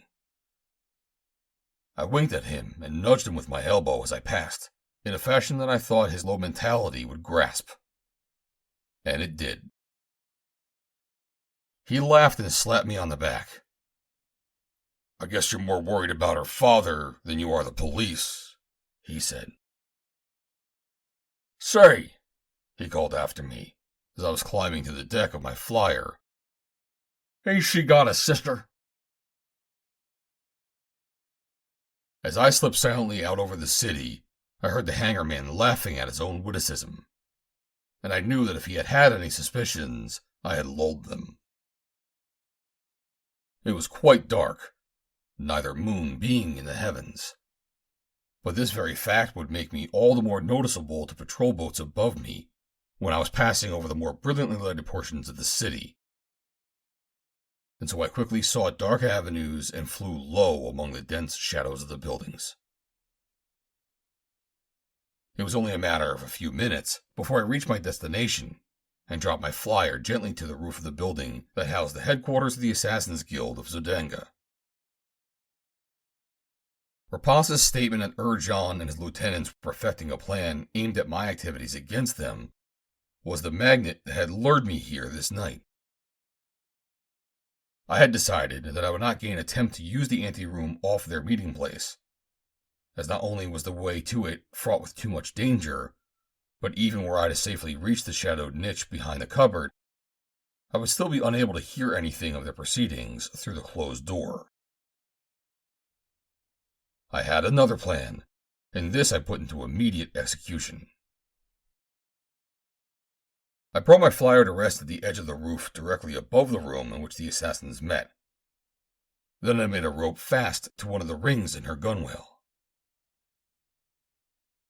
Lying on my belly, I looked over the edge of the roof to make sure of my position, and found that I had gauged it to a nicety. Directly below me was the edge of a balcony before a lighted window. My rope hung slightly to one side of the window, where it was not visible to those within the room. Carefully I set the controls of my ship, and then tied the end of a light cord to the starting lever. These matters attended to, I grasped the rope and slipped over the eaves of the roof, carrying the light cord in one hand. I descended quietly, as I had left my weapons on my flyer, lest they clank against one another or scrape against the side of the building as I descended, and thus attract attention to me. Very cautiously I descended, and when I had come opposite the window, I found that I could reach out with one hand and grasp the rail of the balcony. I drew myself slowly to it, and into a position where I could stand securely. Shortly after I had dropped below the edge of the roof, I had heard voices, and now that I was close to the window, I was delighted to discover that it was open, and I could hear quite well nearly all that was going on within the room. I recognized Urjan's voice. He was speaking as I drew myself to the balcony. Even if we get him tonight, he said, and he is the man I think he is, we can still collect ransom from the girl's father or grandfather. And it should be a fat ransom, said another voice. All that a great ship will carry, replied Urjan, and with it a promise of immunity for all the assassins of Zodanga, and their promise that they will not prosecute us further. I could not but wonder whom they were plotting against now. Probably some wealthy noble.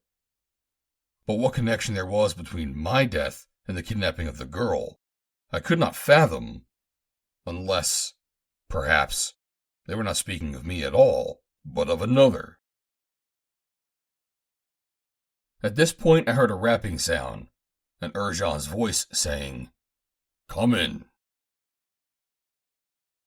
I heard a door open and the sound of men entering the room. "Ah!" exclaimed Urjan, clapping his hands together. "You got him tonight. 2 of you were too many for him, eh?"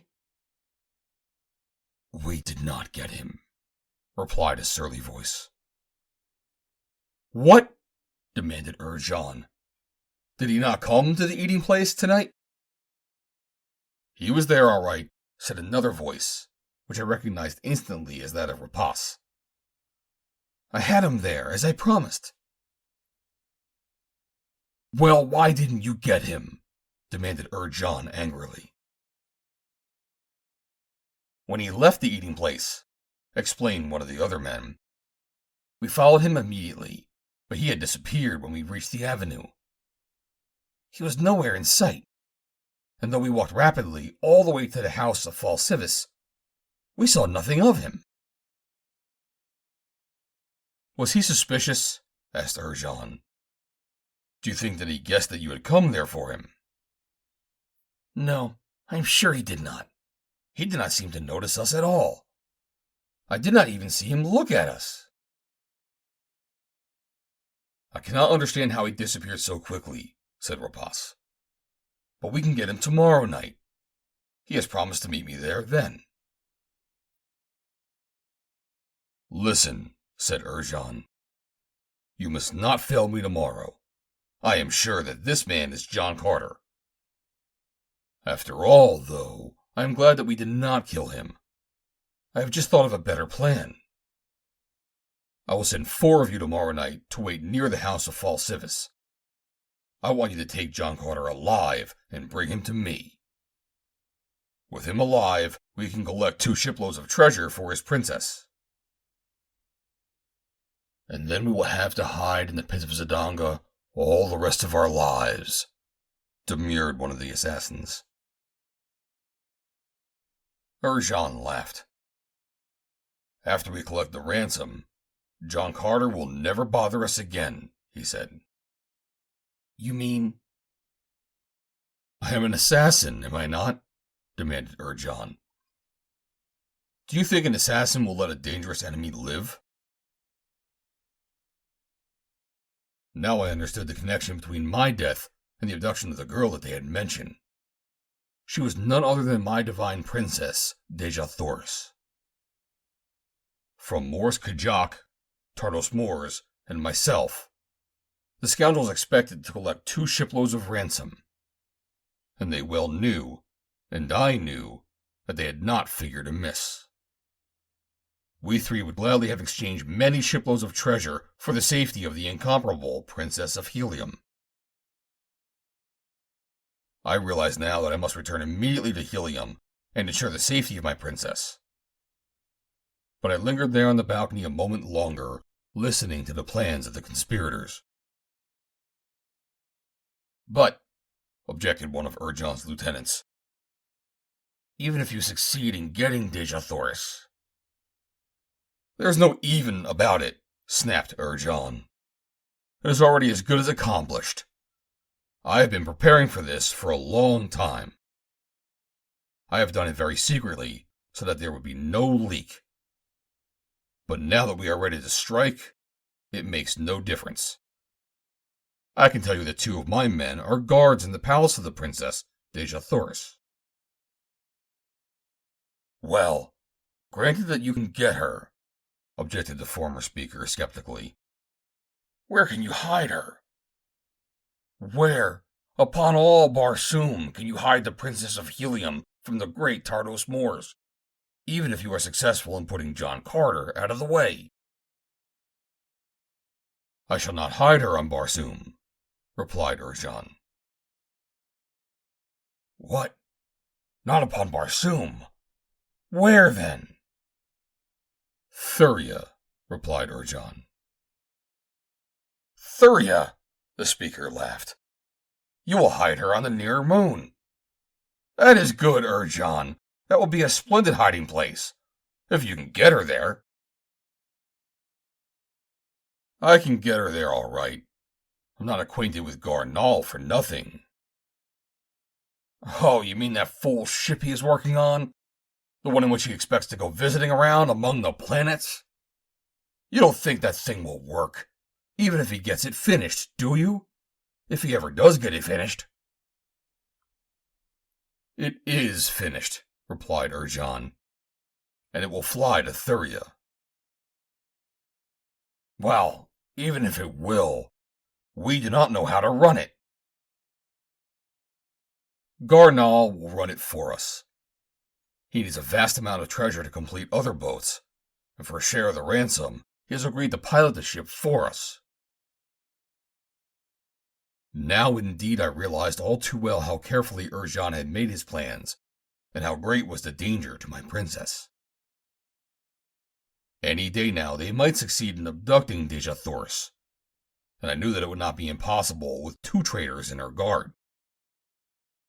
I decided that I could not waste another moment. I must leave for Helium at once, and then fate intervened and nearly made an end of me.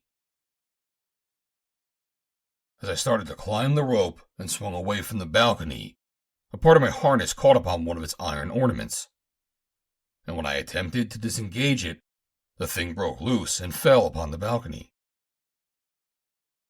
What was that? I heard Urjan's voice demand, and then I heard footsteps coming toward the window. They came fast, and an instant later the figure of Urjan loomed before me. A spy! He yelled, and leapt onto the balcony. End of Chapter 9. Chapter 10. Jat Or. Were I prone to seek excuses outside of myself to explain the causes of misfortunes which overtake me, I might, at that moment, have inquired why fate should throw her weight in favor of evildoers and against me. My cause was, unquestionably, a cause of righteousness. Yet the trifling fact that an iron ornament upon the balcony in the city of Zodanga had been loose, and that my harness had accidentally caught upon it, had placed me in a situation from which it seemed likely that I could not escape with my life. However, I was not dead yet, and I had no intention of resigning myself to the dictates of an unkind and unjust fate without a struggle.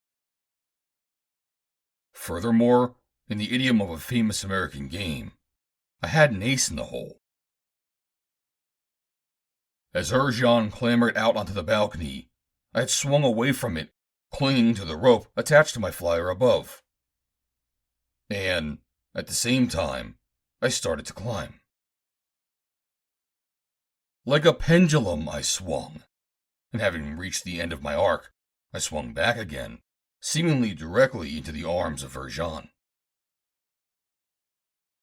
It all happened very quickly, much more quickly than I can tell it. Urjan laid hold of the hilt of his sword. I drew my knees well up against my body. I swung toward him. Then, as I was almost upon him, I kicked him with both feet full in the chest, and with all my strength. Urjan staggered back against another of the assassins who was following him onto the balcony, and they both went down in a heap. Simultaneously, I pulled on a light cord that I attached to the starting lever of my motor. In response, the ship rose, and I rose with it, dangling at the end of my rope. My situation was anything but an enviable one. I could not, of course, guide the ship, and if it failed to rise rapidly enough, I stood an excellent chance of being dashed to death against some building as I was dragged across the city. But even this menace was by no means the greatest which threatened me, for now I heard a shot, and a bullet whirred past me. The assassins were attempting to shoot me down. I climbed as rapidly as I could toward my flyer. But climbing a small rope while swinging beneath a rising airship is not an enviable situation, even without the added hazard of being fired at by a band of assassins. The ship carried me diagonally across the avenue upon which stood the building that harbored Urjan's band. I thought surely that I must hit the eaves of the opposite building, and, believe me, I put every ounce of my strength and agility into climbing that rope as I swung rapidly across the avenue. In this instance, however, fate favored me, and I skimmed just above the roof of the building. The assassins were still firing at me, but I imagine that most of their hits in the past have been scored with daggers or poison, for their pistol practice was execrable. At last, my fingers closed over the gunwale of my ship, and a moment later I had drawn myself to her deck. Reaching her controls, I opened the throttle wide and set her nose for helium. Perhaps I was reckless, for I ignored the threat of the patrol boats and made no effort to escape their vigilance. Nothing mattered to me now but to reach helium in time to safeguard my princess. How well my enemies knew where to strike at me. How well they knew my vulnerable parts. They knew that nothing I possessed, including my life, would I refuse to give for the preservation of Dejathoris. They must have known, too, the price that they would have to pay if harm befell her. And this fact marked them for the desperate men that they were. I had threatened their security and their lives, and they were risking all in this attempt to defeat me. I wondered if any of them had recognized me. I had not seen Rapas at the window, and, in the darkness of the night, there seemed little likelihood that the other two assassins, who had seen me but momentarily in the eating place, could have been sure that it was I whom they saw for a second dangling at the end of a twirling rope. I felt that they might have suspected that it was Vandor, but I hoped that they were not sure that it was John Carter. My swift craft moved rapidly across the city of Zodanga, and I thought that I was going to get away without difficulty, when suddenly I heard the warning wail of a patrol boat, signaling me to stop. It was considerably above me, and slightly ahead and to the starboard when it discovered me. My throttle was open wide, and was racing through the thin air of the dying planet at full speed. The patrol boat must have realized instantly that I had no intention of stopping, for it shot forward in a burst of speed, at the same time diving for me. Its velocity in that long dive was tremendous, and though it was, normally, not as fast a craft as mine, its terrific speed in the dive was far greater than my craft could attain. I was already too low to gain speed by diving, nor could I have thus equaled the great speed of the larger craft, the weight of which added to its momentum. It was coming right down on top of me and overhauling me rapidly, coming diagonally from my starboard side.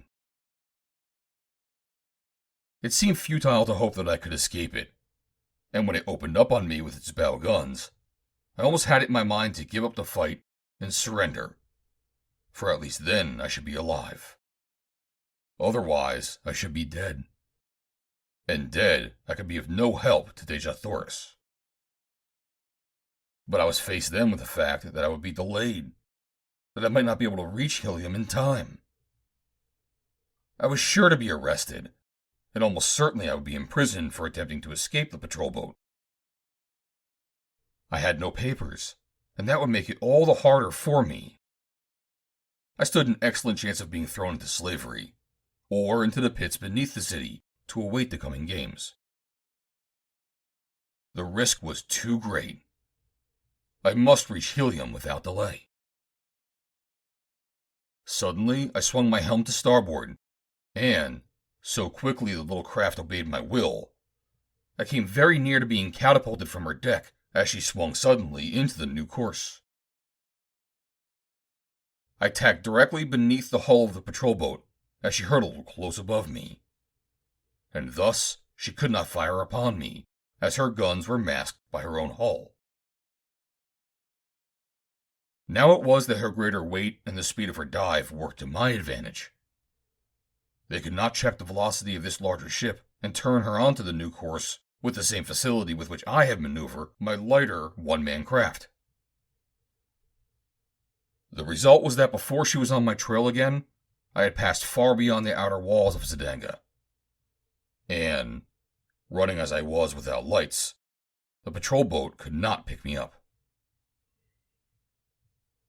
I saw her own lights for a few moments, but I could tell that she was not upon the right course.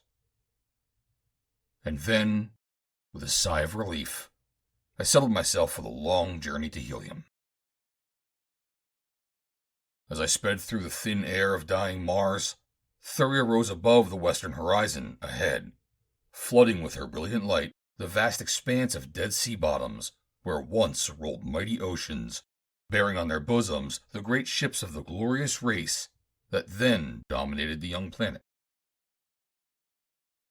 I passed their ruined cities upon the verges of these ancient seas, and in my imagination I peopled them with happy, carefree throngs. There again were the great Jedaks who ruled them, and the warrior clans that defended them. Now all were gone, and doubtless the dark recesses of their stately buildings housed some wild tribe of cruel and mirthless green men. And so I sped across the vast expanse of wasteland toward the twin cities of Helium and the woman I loved, the woman whose deathless beauty was the toast of a world. I had set my destination compass on my goal, and now I stretched myself upon the deck of my flyer and slept. It was a long and lonely journey from Zidanga to Helium, and this time it seemed stretched to interminable length because of my anxiety for the safety of my princess. But at last it was ended, and I saw the Scarlet Tower of Greater Helium looming before me. As I approached the city, a patrol boat stopped me and ordered me alongside. During the day, I had removed the red pigment from my skin, and even before I gave my name, the officer in command of the patrol boat recognized me. I thought I noticed some restraint and embarrassment in his manner, but he said nothing other than to greet me respectfully and ask if his ship might escort me to my palace. I thanked him and asked him to follow me so that I would not be detained by other patrol boats. And when I was safely about my own hangars, he dipped his bow and left. As I alighted on the roof, the hangar guard ran forward to take the ship and run her into her hangar. These men were old and loyal retainers who had been in my service for years. Ordinarily, they greeted me with enthusiasm when I returned from an absence, their manner toward me, while always respectful, being more that of old servants than strictly military retainers. But tonight they greeted me with averted eyes and seemed ill at ease. I did not question them, though I felt intuitively that something was amiss. Instead, I hastened down the ramp into my palace and made my way immediately toward the quarters of my princess. As I approached them, I met a young officer of her personal guard, and when he saw me, he came rapidly to meet me. His face looked lined and careworn, and I could see that he was laboring under suppressed emotions. "What is wrong, Jat Or?" I demanded. "First the commander of the patrol boat, then the hangar guard, and now you look as though you had lost your last friend." "We have lost our best friend," he replied. I knew what he meant, but I hesitated to demand a direct explanation. I did not want to hear it. I shrank from hearing the words that I knew he would speak, as I had never shrunk from anything before in my life, not even a rendezvous with death. But Jat Or was a soldier, and so was I.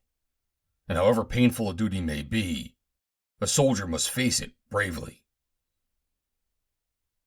"When did they take her?" I asked. He looked at me in wide-eyed astonishment. "You know, sir?" he exclaimed. I nodded. It is what I hastened from Zidanga to prevent. And now, Jat Or, I am too late, am I not? He nodded. "Tell me about it," I said. "It happened last night, my prince. Just when? We do not know. 2 men were on guard before her door. They were new men, but they had successfully passed the same careful examination and investigation that all must who enter your service, sir. This morning, when 2 female slaves came to relieve the 2 that were on duty with the princess last night, they found her gone. The 2 slave women lay dead in their sleeping silks and furs. They had been killed in their sleep. The 2 guards were gone. We do not know, but we believe, of course, that it was they who took the princess."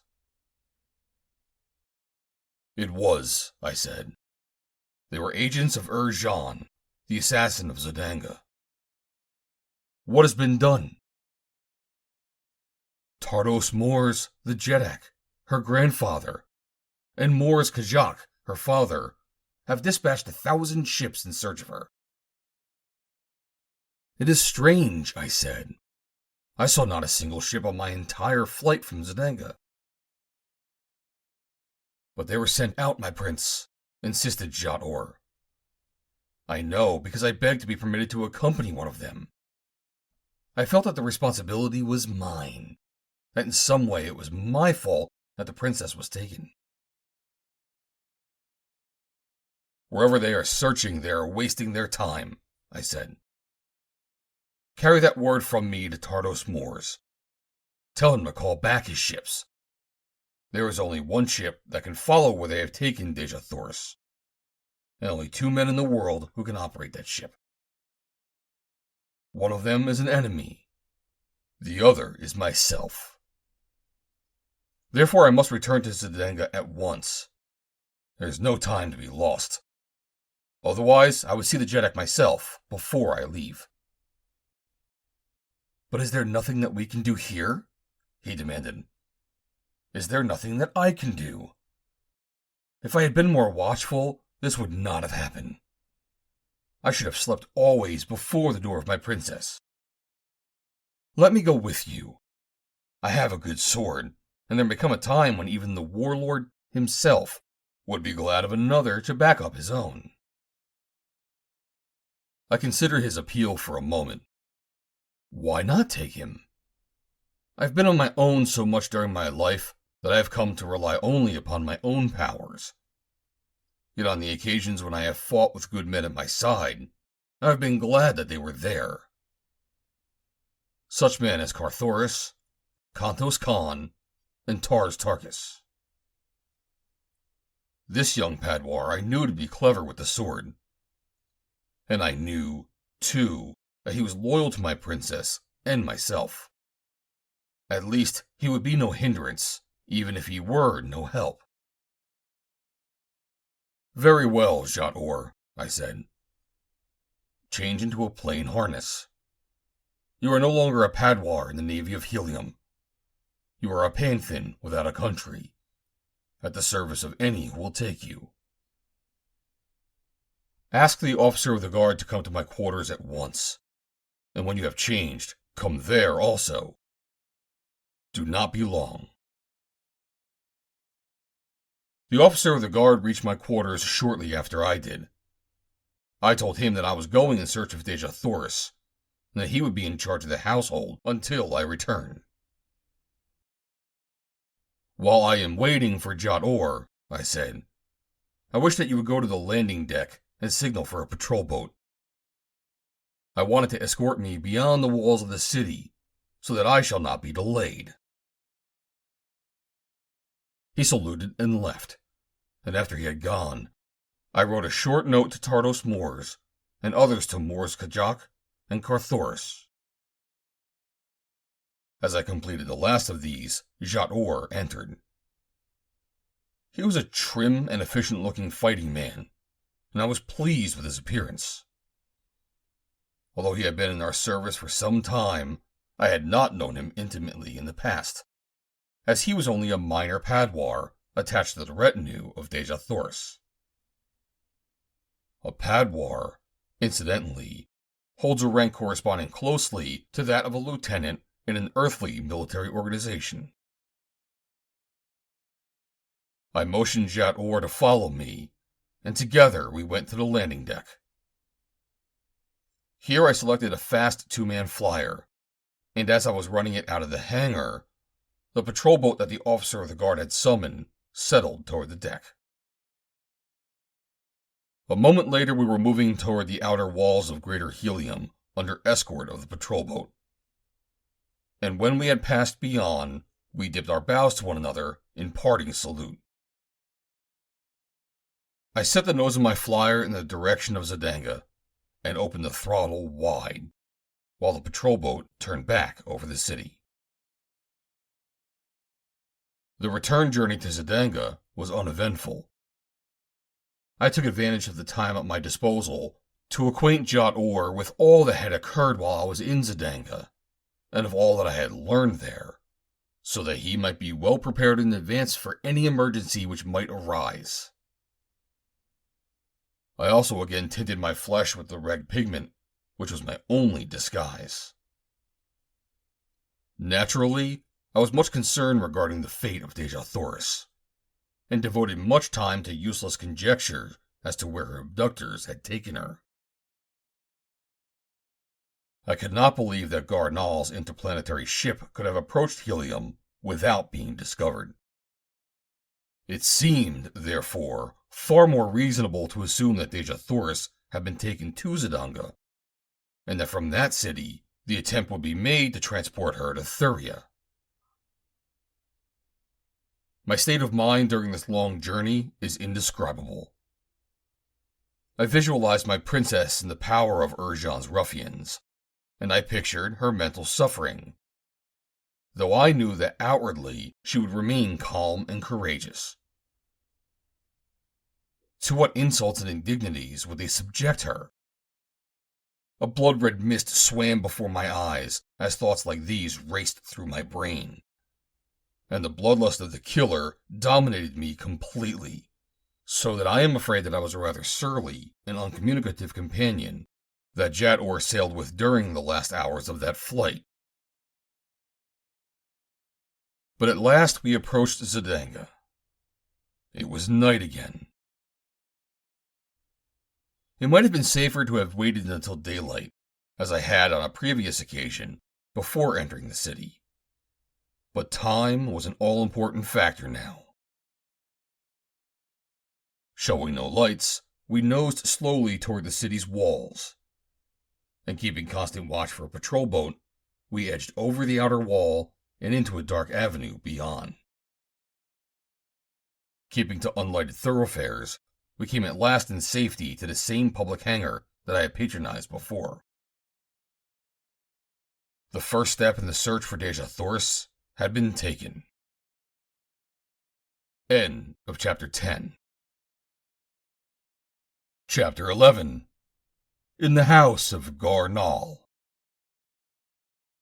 Ignorance and stupidity occasionally reveal advantages that raise them to the dignity of virtues.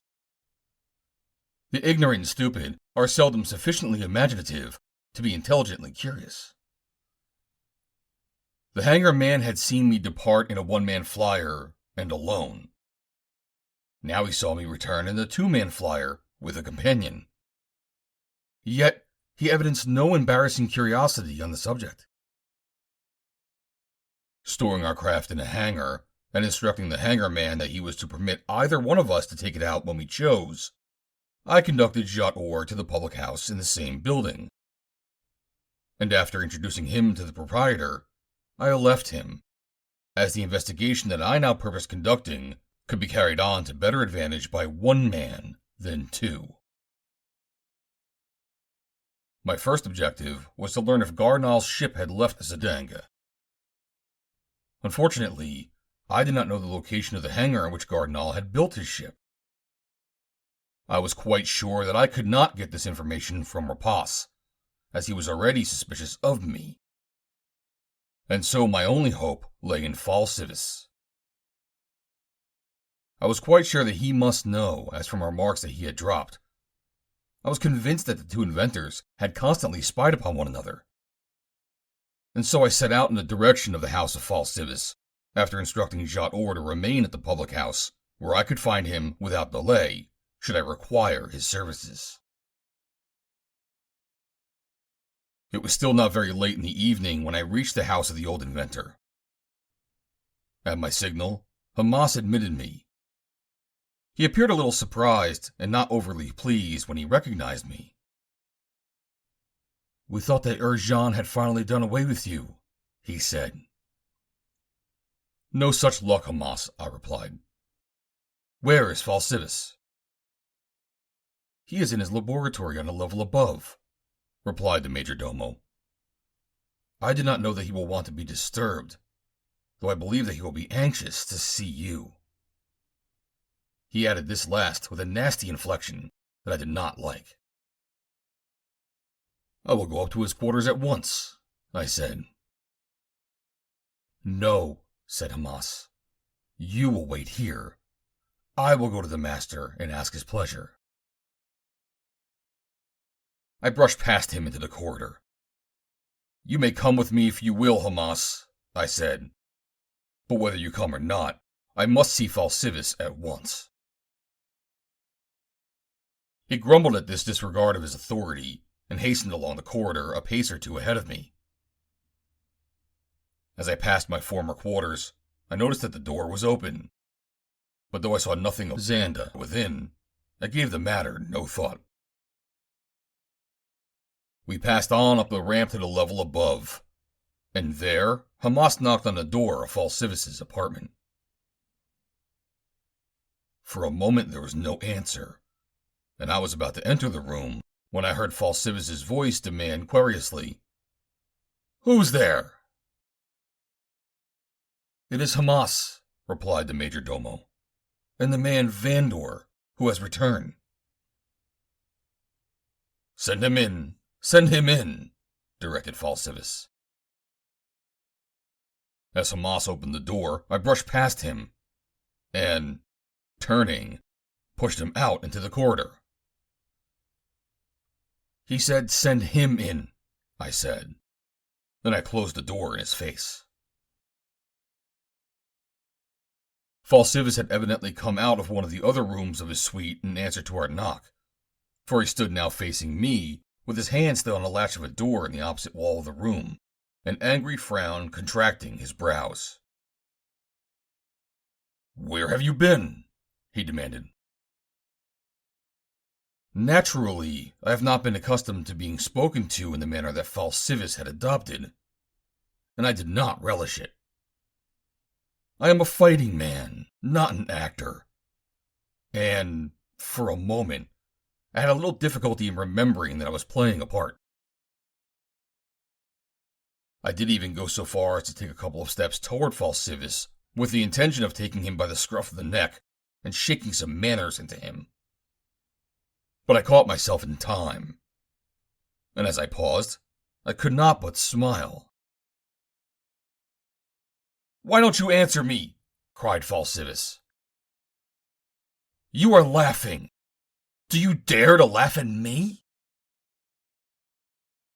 "Why shouldn't I laugh at my own stupidity?" I demanded. "Your own stupidity? I do not understand. What do you mean?" "I took you for an intelligent man, Fal Sivas, and now I find that I was mistaken. It makes me smile." I thought he was going to explode, but he managed to control himself. "Just what do you mean by that?" he demanded angrily. I mean that no intelligent man would speak to a lieutenant in a tone of voice in which you have just addressed me, no matter what he suspected, until he had thoroughly investigated. You have probably been listening to Hamas during my absence, so I am naturally condemned without a hearing. He blinked at me for a moment, and then he said in a slightly more civil voice, Well, go ahead. Explain where you have been and what you have been doing. I have been investigating some of Jean's activities, I replied. But I have no time now to go into an explanation of that. The important thing for me to do now is to go to Gar Nal's hangar, and I do not know where it is. I have come here to you for that information. Why do you want to go to Gar Nal's hangar? He demanded. Because I have word that Gar Nal's ship has left Zodanga on a mission in which both he and Jean are connected. This information threw Fal Sivas into a state of excitement bordering on apoplexy. The Khalid! He exclaimed. The thief! The scoundrel! He has stolen all my ideas and now has launched his ship ahead of mine. I... Calm yourself, Fal Sivas, I urged him. We do not know yet that Gar Nal's ship has sailed. Tell me where he was building it, and I will go and investigate. Yes, he exclaimed. At once. But, Vandor, do you know where Gar Nal was going? Did you find that out? To Thuria, I believe, I replied. Now indeed was Fal Sivas convulsed with rage. By comparison with this, his first outburst appeared almost like enthusiastic approval of his competitor for inventive laurels. He called Gar Nal every foul thing he can lay his tongue to, and all his ancestors back to the original tree of life from which all animate things on Mars are supposed to have sprung. He is going to Thuria after the treasure! He screamed in conclusion. He has even stolen that idea from me. This is no time for lamentation, Fal Sivas, I snapped. We are going no place. Tell me where Gar Nal's hangar is, so that we may know definitely whether or not he has sailed. With an effort, he gained control of himself, and then he gave me minute directions for finding Gar Nal's hangar, and even told me how I might gain entrance to it, revealing a familiarity with his enemy's stronghold, which indicated that his own spies had not been idle. As Fal Sivas concluded his directions, I thought that I heard sounds coming from the room behind him. Muffled sounds. A gasp. A sob, perhaps. I could not tell.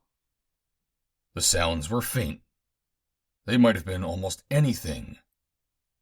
And now Fal Sivas crossed the room toward me and ushered me out into the corridor. A little hurriedly, I thought. But that may have been my imagination. I wondered if he, too, had heard the sounds. You had better go now, he said. And when you have discovered the truth, return at once and report to me.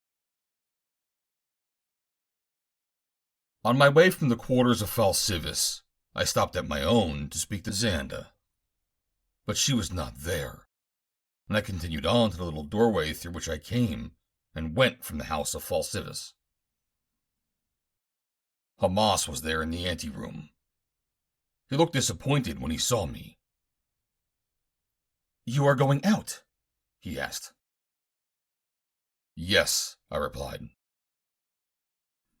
Are you returning again tonight? I expect to, I replied. And by the way, Hamas, where is Xanda? She was not in my quarters when I stopped in. We thought you were not returning, explained the majordomo. And Fal Sivas found other duties for Xanda. Tomorrow I shall have Fistel give you another slave. I want Xanda, again, I said. "She performs her duties satisfactorily, and I prefer her." "That is something you will have to discuss with Fal Sivas," he replied. I passed out then into the night and gave the matter no further thought, my mind being occupied with far more important considerations. My way led past the public house where I had left Jat Or, and on into another quarter of the city. Here, without difficulty, I located the building that Fal Sivas had described. At one side of it was a dark, narrow alley. I entered this and groped my way to the far end, where I found a low wall, as Fal Sivas had explained that I would. I paused there a moment and listened intently, but no sound came from the interior of the building. Then I vaulted easily to the top of the wall, and from there to the roof of the low annex. Across this roof appeared the end of the hangar in which Gar Nal had built his ship. I recognized it for what it was by the great doors set in the wall. Fal Sivas had told me that through the crack between the two doors, I could see the interior of the hangar, and quickly determine if the ship were still there. But there was no light within. The hangar was completely dark, and I could see nothing as I glued an eye to the crack. I attempted to move the doors, but they were securely locked. Then I moved cautiously along the wall in search of another opening. About 40 feet to the right of the doors, I discovered a small window some 10 feet above the roof upon which I was standing. I sprang up to it and grasped the sill with my fingers, and drew myself up in the hope that I might be able to see something from this vantage point. To my surprise and delight, I found the window open. All was quiet inside the hangar, quiet and as dark as Erebus. Sitting on the sill, I swung my legs through the window, turned over on my belly, and lowered myself into the interior of the hangar. Then I let go of the sill and dropped. Such a maneuver, naturally, is fraught with danger, as one never knows upon what he may alight. I alighted upon a movable bench, loaded with metal parts and tools. My weight upset it, and it crashed to the floor with a terrific din. Scrambling to my feet, I stood there in the darkness, waiting, listening. If there were anyone anywhere in the building, large as it appeared to be, it seemed unlikely that the racket I had made could pass unnoticed. Nor did it. Presently I heard footsteps. They seemed at a considerable distance, but they approached rapidly at first, and then more slowly. Whoever was coming appeared to grow more cautious as they neared the hangar. Presently, a door at the far end was thrown open, and I saw two armed men silhouetted against the light of the room beyond. It was not a very brilliant light that came from the adjoining chamber, but it was sufficient to partially dispel the gloom of the cavernous interior of the hangar, and reveal the fact that there was no ship here. Gar Nal had sailed. I had evidently been hoping against hope, for the discovery stunned me. Gar Nal was gone, and, unquestionably, Dejah was with him. The two men were advancing cautiously into the hangar.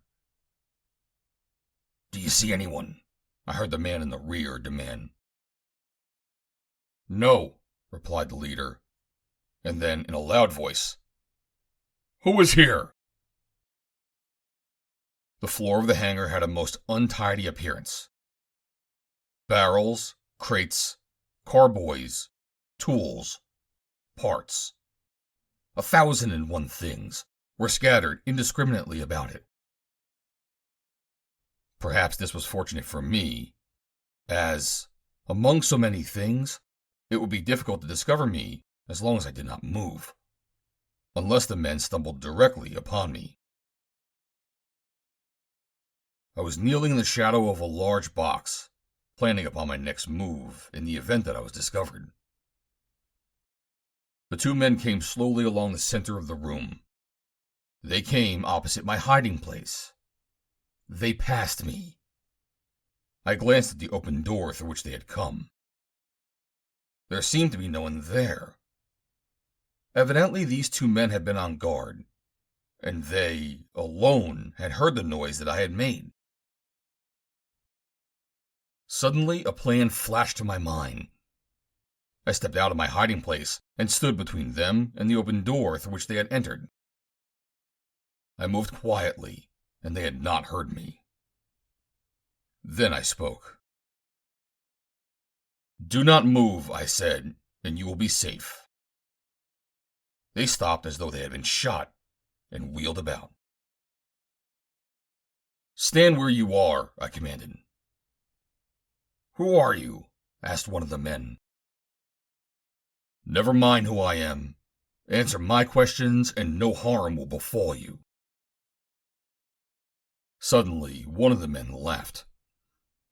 "No harm will befall us," he said. "You are alone, and we are two.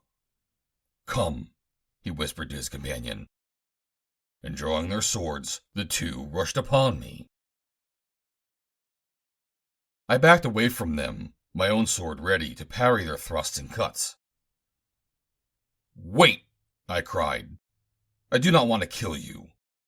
Listen to me. I only want some information from you, and then I will go."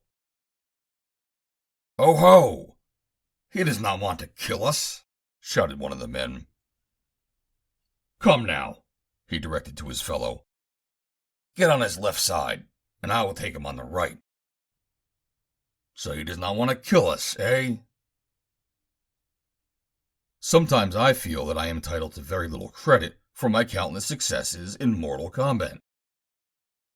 Always, it seems to me, and it certainly must appear even more so to my opponents, my flashing blade is a living thing, inspired to its marvelous feats by a power beyond that of mortal man. It was so tonight. As the two men charged me from opposite sides, my steel flashed so rapidly in parries, cuts, and thrusts that I am confident that the eyes of my opponents could not follow it. The first man went down with a cloven skull the instant he came within reach of my blade, and almost in the same second I ran his companion through the shoulder. Then I stepped back. His sword arm was useless. It hung limp at his side. He could not escape. I was between him and the door, and he stood there, waiting for me to run him through the heart. "I have no desire to kill you," I told him. "Answer my questions truthfully, and I will let you live." "Who are you? And what do you want to know?" he growled. "Never mind who I am. Answer my questions, and see that you answer them truthfully. When did Gar Nal's ship sail?" "2 nights ago." "Who was on board?" "Gar Nal and Jean." "No one else?" I demanded. "No," he replied. "Where were they going?" "How should I know?" "It will be well for you if you do know. Come now, where were they going, and who were they taking with them?"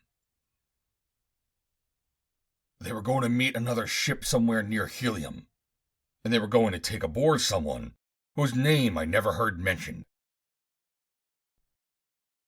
"Were they kidnapping someone for ransom?" I demanded. He nodded. "I guess that was it," he said. "And you don't know who it was?" "No." "Where are they going to hide this person they are kidnapping?" "Someplace no one will ever find her," he said.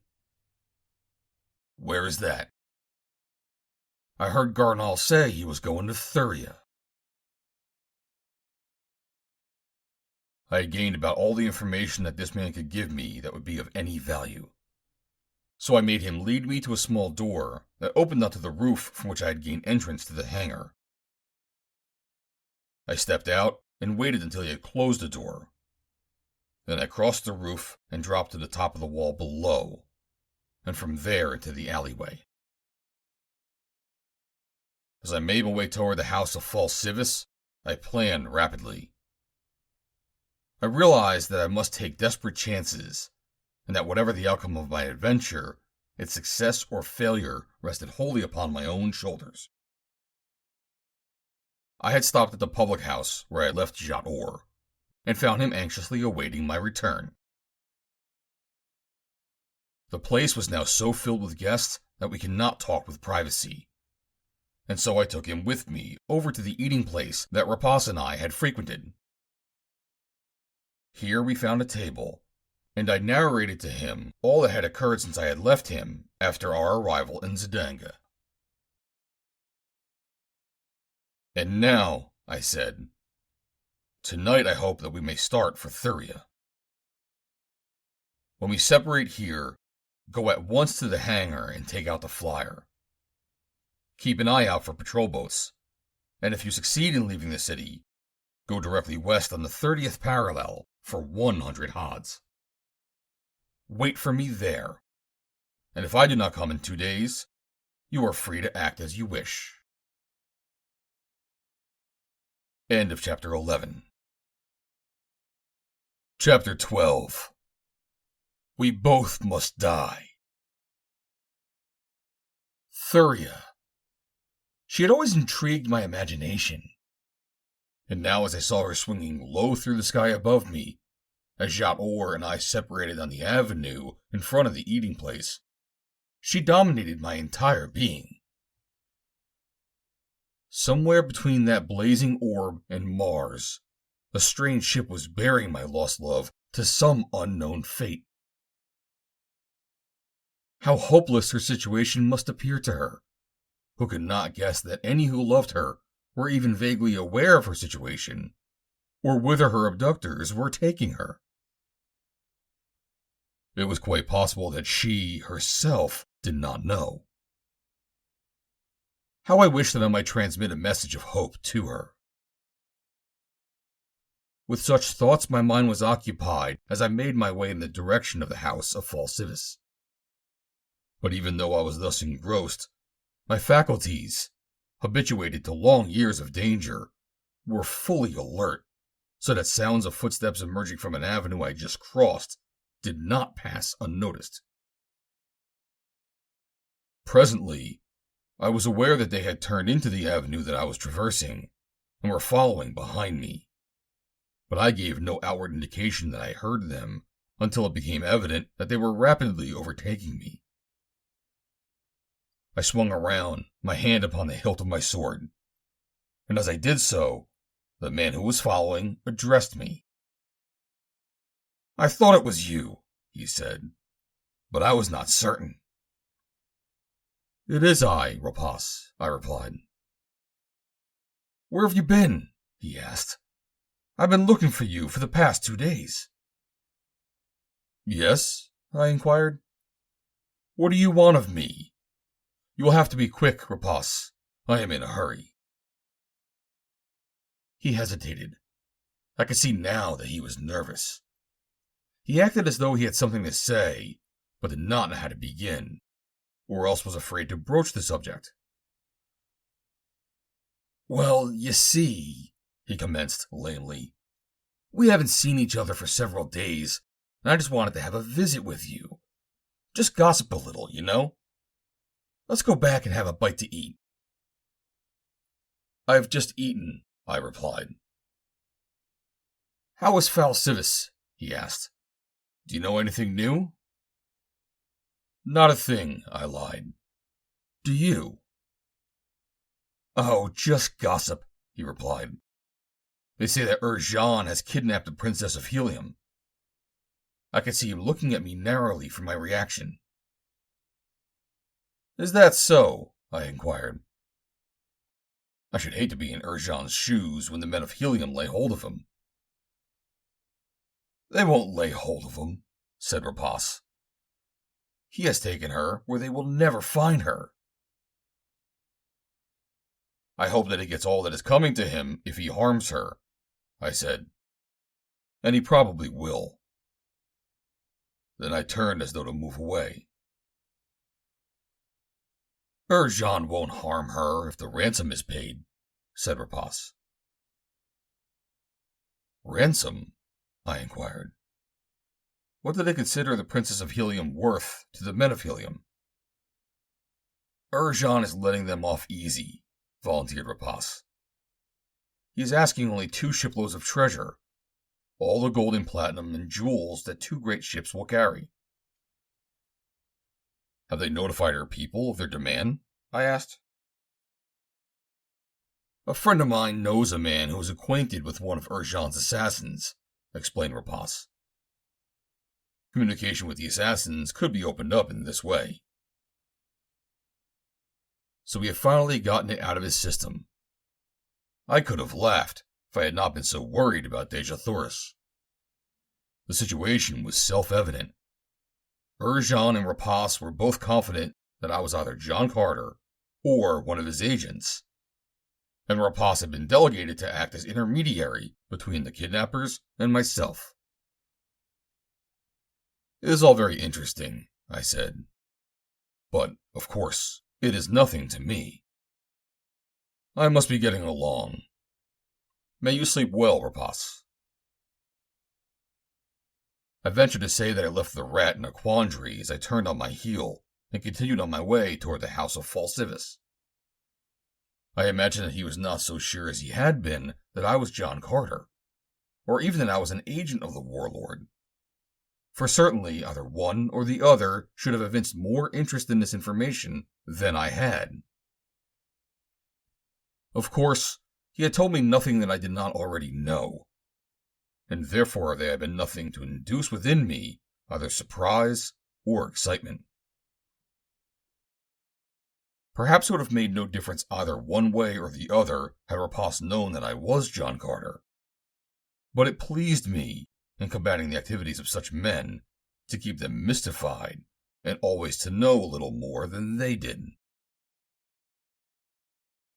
Again, Hamas admitted me when I reached the gloomy pile that Fal Sivas inhabited, and as I passed him and started along the corridor toward the ramp that leads up to Fal Sivas' quarters on the next level, he followed after me. "Where are you going?" he asked. "To your quarters?" "No, I am going to the quarters of Fal Sivas," I replied. "He is very busy now. He cannot be disturbed," said Hamas. "I have information for him," I said. "It will have to wait until tomorrow morning." I turned and looked at him. "You annoy me, Hamas," I said. "Run along and mind your own business." He was furious then and took hold of my arm. "I am Major Domo here," he cried, "and you must obey me. You are only an assassin," I prompted him meaningly, and laid my hand upon the hilt of my sword. He backed away. "You wouldn't dare," he cried. "You wouldn't dare!" "Oh, wouldn't I? You don't know me, Hamas. I am in the employ of Fal Sivas, and when I am in a man's employ, I obey him. He told me to report back to him at once. If it is necessary to kill you to do so, I shall have to kill you." His manner altered then, and I could see that he was afraid of me. "I only warned you for your own good," he said. "Fal Sivas is in his laboratory now. If he is interrupted in the work that he is doing, he will be furious. He may kill you himself. If you are wise, you will wait until he sends for you." "Thank you, Hamas," I said. "I'm going to see Fal Sivas now. May you sleep well." And I turned and continued on up the corridor toward the ramp. He did not follow me. I went at once to the quarters of Fal Sivas, knocked once upon the door, and then opened it. Fal Sivas was not there, but I heard his voice coming from beyond the little door at the opposite end of the room. "Who's that? What do you want? Get out of here and do not disturb me," he cried. "It is I, Vandor," I replied. "I must see you at once." No, go away. I'll see you in the morning." "You will see me now," I said. "I'm coming in there." I was halfway across the room when the door opened and Fal Sivas, livid with rage, stepped into the room and closed the door behind him. "You dare? You dare?" he cried. "Gar Nal's ship is not in its hangar," I said. That seemed to bring him to his senses, but it did not lessen his rage. It only turned it in another direction. "The Callet!" he exclaimed. "The son of 1,000,000,000 Callets! He has beaten me. He will go to Thuria. With the great wealth that he will bring back, he will do all that I had hoped to do." "Yes," I said. "JOHN is with him, and what such a combination as JOHN and a great and unscrupulous scientist could do is incalculable."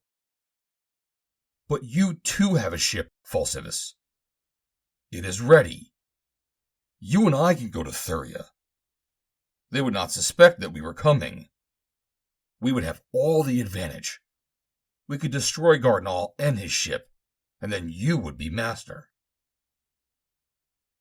He paled. No, he said. I can't do it." "Why not?" I demanded. "Thuria is a long way. No one knows what might happen. Perhaps something would go wrong with the ship. It might not work in practice as it should in theory. There might be strange beasts and terrible men on Thuria." "But you built this ship to go to Thuria," I cried. "You told me so yourself." "It was a dream," he mumbled. "I am always dreaming, for in dreams nothing bad can happen to me." "But in Thuria? Oh, it is so far, so high above Barsoom. What if something happened?" And now I understood. The man was an arrant coward. He was allowing his great dream to collapse about his ears because he did not have the courage to undertake the great adventure. What was I to do? I had been depending upon Fal Sivas, and now he had failed me.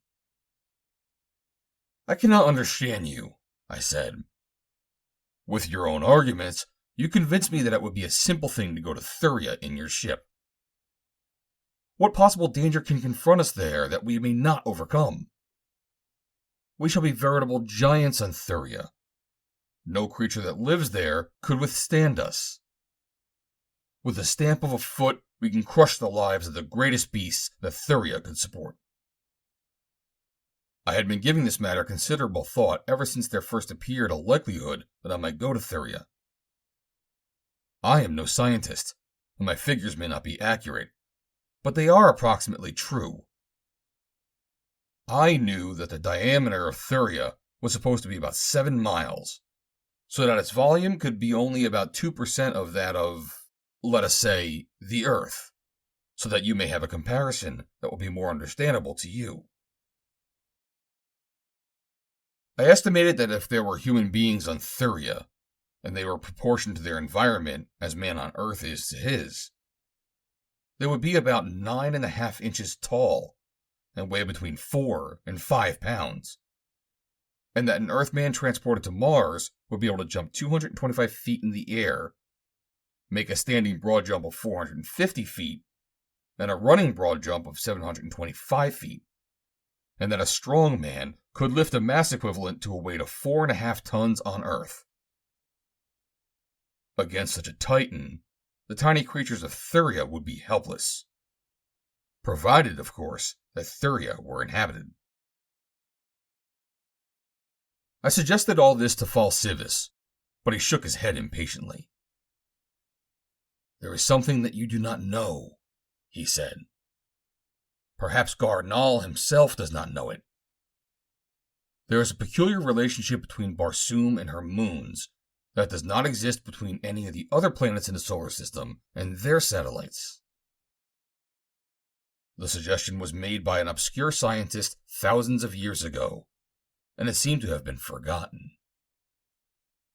I discovered it in an ancient manuscript that I came upon by accident. It is in the original handwriting of the investigator, and may have had no distribution whatsoever.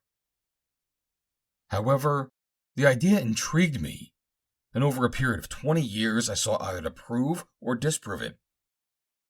Eventually I proved it conclusively. "And what is it?" I asked. "There exists between Barsoom and her satellites a peculiar relation which I have called a compensatory adjustment of masses. For example, let us consider a mass traveling from Barsoom to Thuria. As it approaches the nearer moon, it varies directly as the influences of the planet and the satellite vary. The ratio of the mass to the mass of Barsoom at the surface of Barsoom, therefore, will be the same as the ratio of the mass to the mass of Thuria at the surface of Thuria." You were about right in assuming that an inhabitant of Thuria, if such exists, if he were of the same proportion to Thuria as you are to Barsoom, would be about 8 softs tall. And consequently, if my theory is correct, and I have no reason to doubt it, were you to travel from Barsoom to Thuria, you would be but 8 softs tall when you reached the surface of the moon. "Preposterous!" I exclaimed. He flushed angrily. "You are nothing but an ignorant assassin," he cried. "How dare you question the knowledge of Fal Sivas? But enough of this. Return to your quarters. I must get on with my work." "I am going to Thuria," I said. "And if you won't go with me, I shall go alone." He turned back to enter his little laboratory, but I had followed him and was close behind him. "Get away from here," he said. "Keep out, or I will have you killed." Just then I heard a cry from the room behind him, and a woman's voice calling, "Vandor! Vandor, save me!" Fal Sivas went livid and tried to dash into the room and close the door in my face. But I was too quick for him. I leapt to the door and pushed him aside as I stepped in.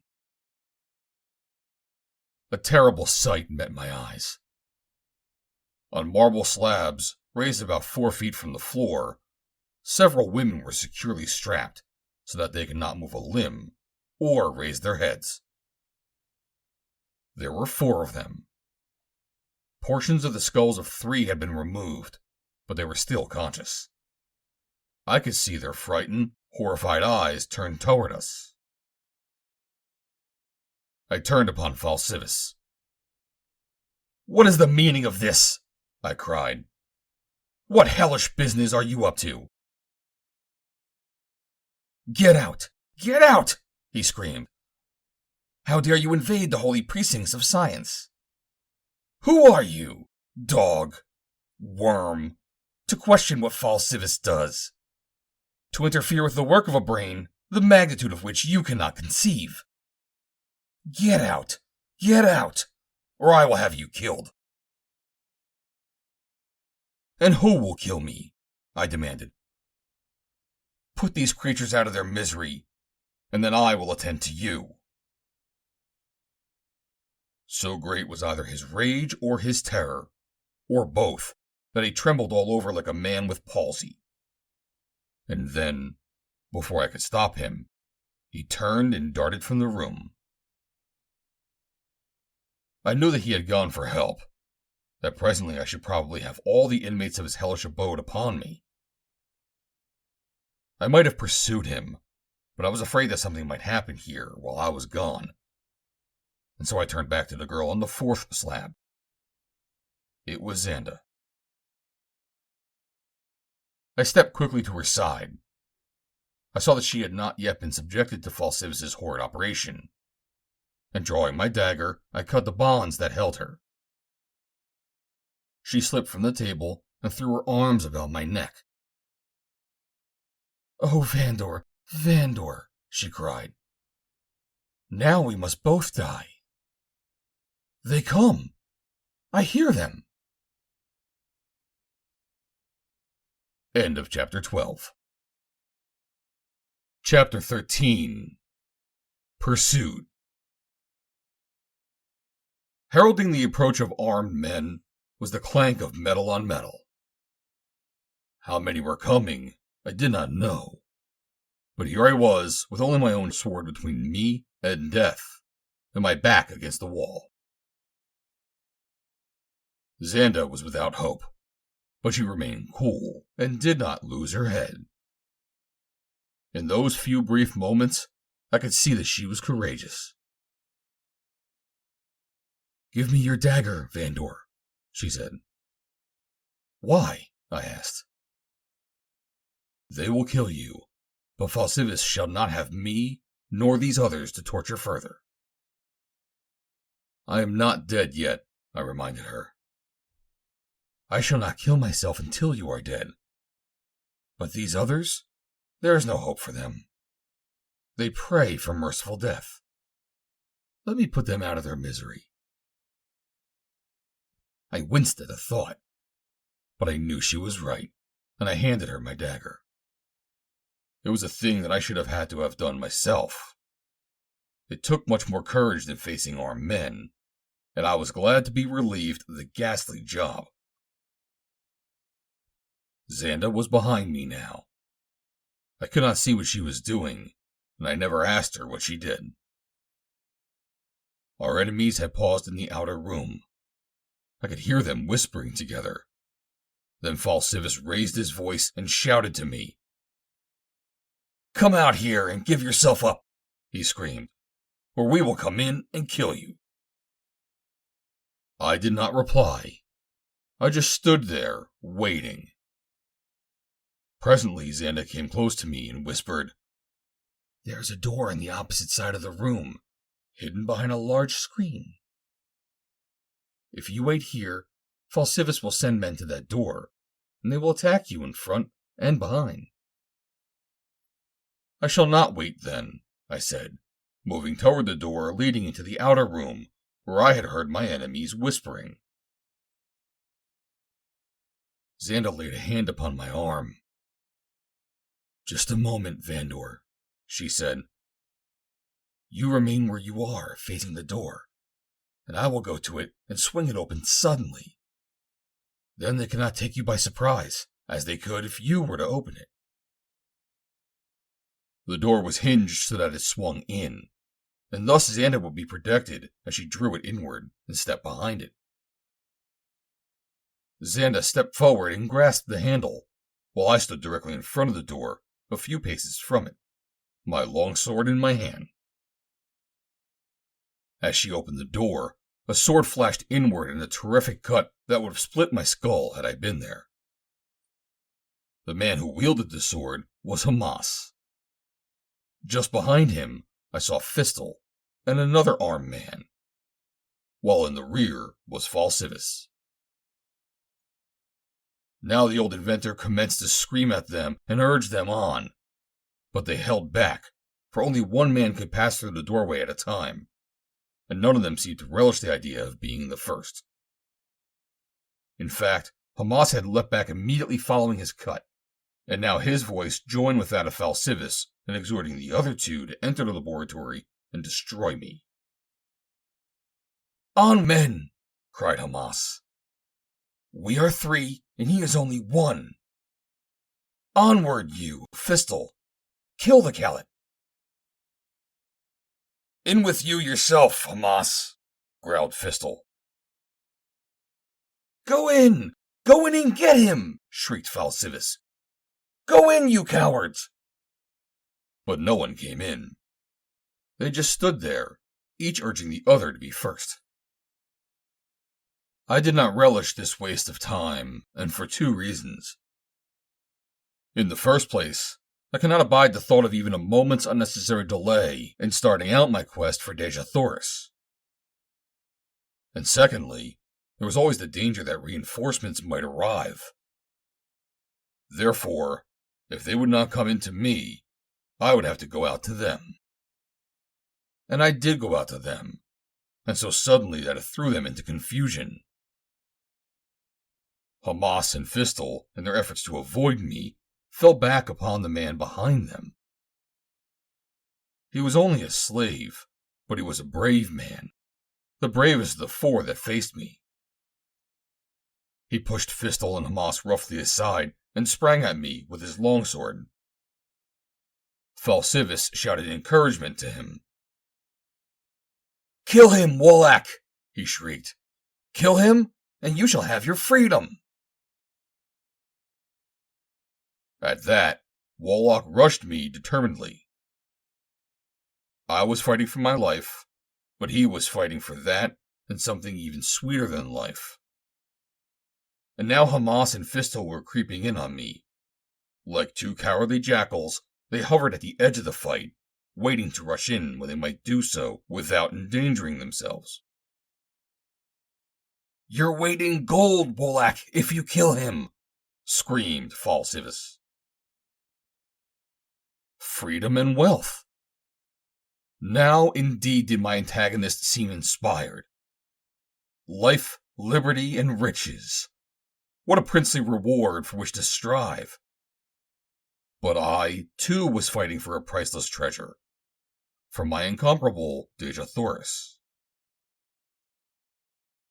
The impetuosity of the man's attack had driven me back a couple of paces, so that I now stood at the doorway, which was really a most strategic position in that it prevented either Hamas or Fistel from attacking me from the side.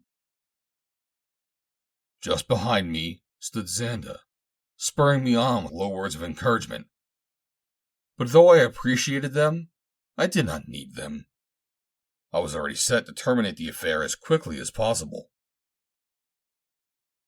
The edge of a Martian longsword is just as keen as a razor, and the point needle-like in sharpness. It is a trick to preserve this keen edge during a combat, taking the blows of your adversary's weapon on the back of your blade. And I prided myself in my ability to do this, saving the keen cutting edge for the purpose for which it is intended.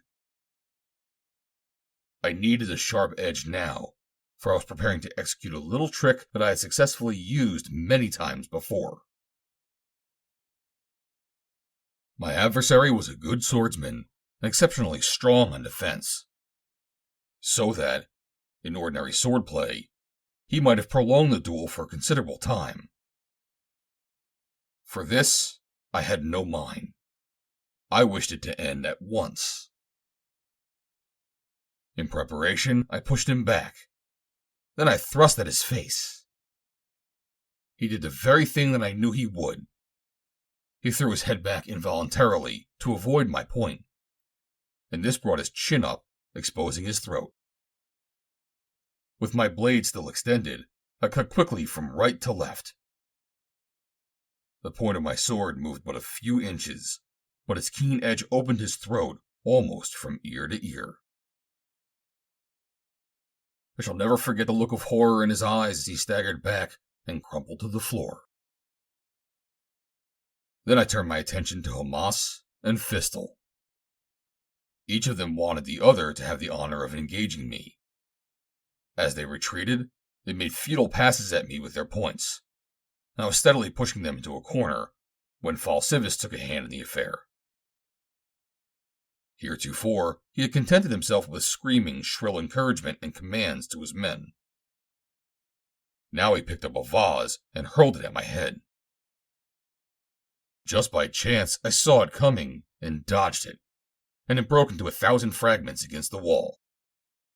Then he picked up something else and threw it at me, and this time he hit my sword hand, and Fistel nearly got me then. As I jumped back to avoid his thrust, Fal Sivas hurled another small object, and from the corner of my eye, I saw Xanda catch it. Neither Fistel nor Hamas was a good swordsman. I could easily have overcome them in a fair fight, but I could see that these new tactics of Fal Sivas were almost certain to prove my undoing. If I turned upon him, the others would be behind me. And how they would have taken advantage of such a God-given opportunity.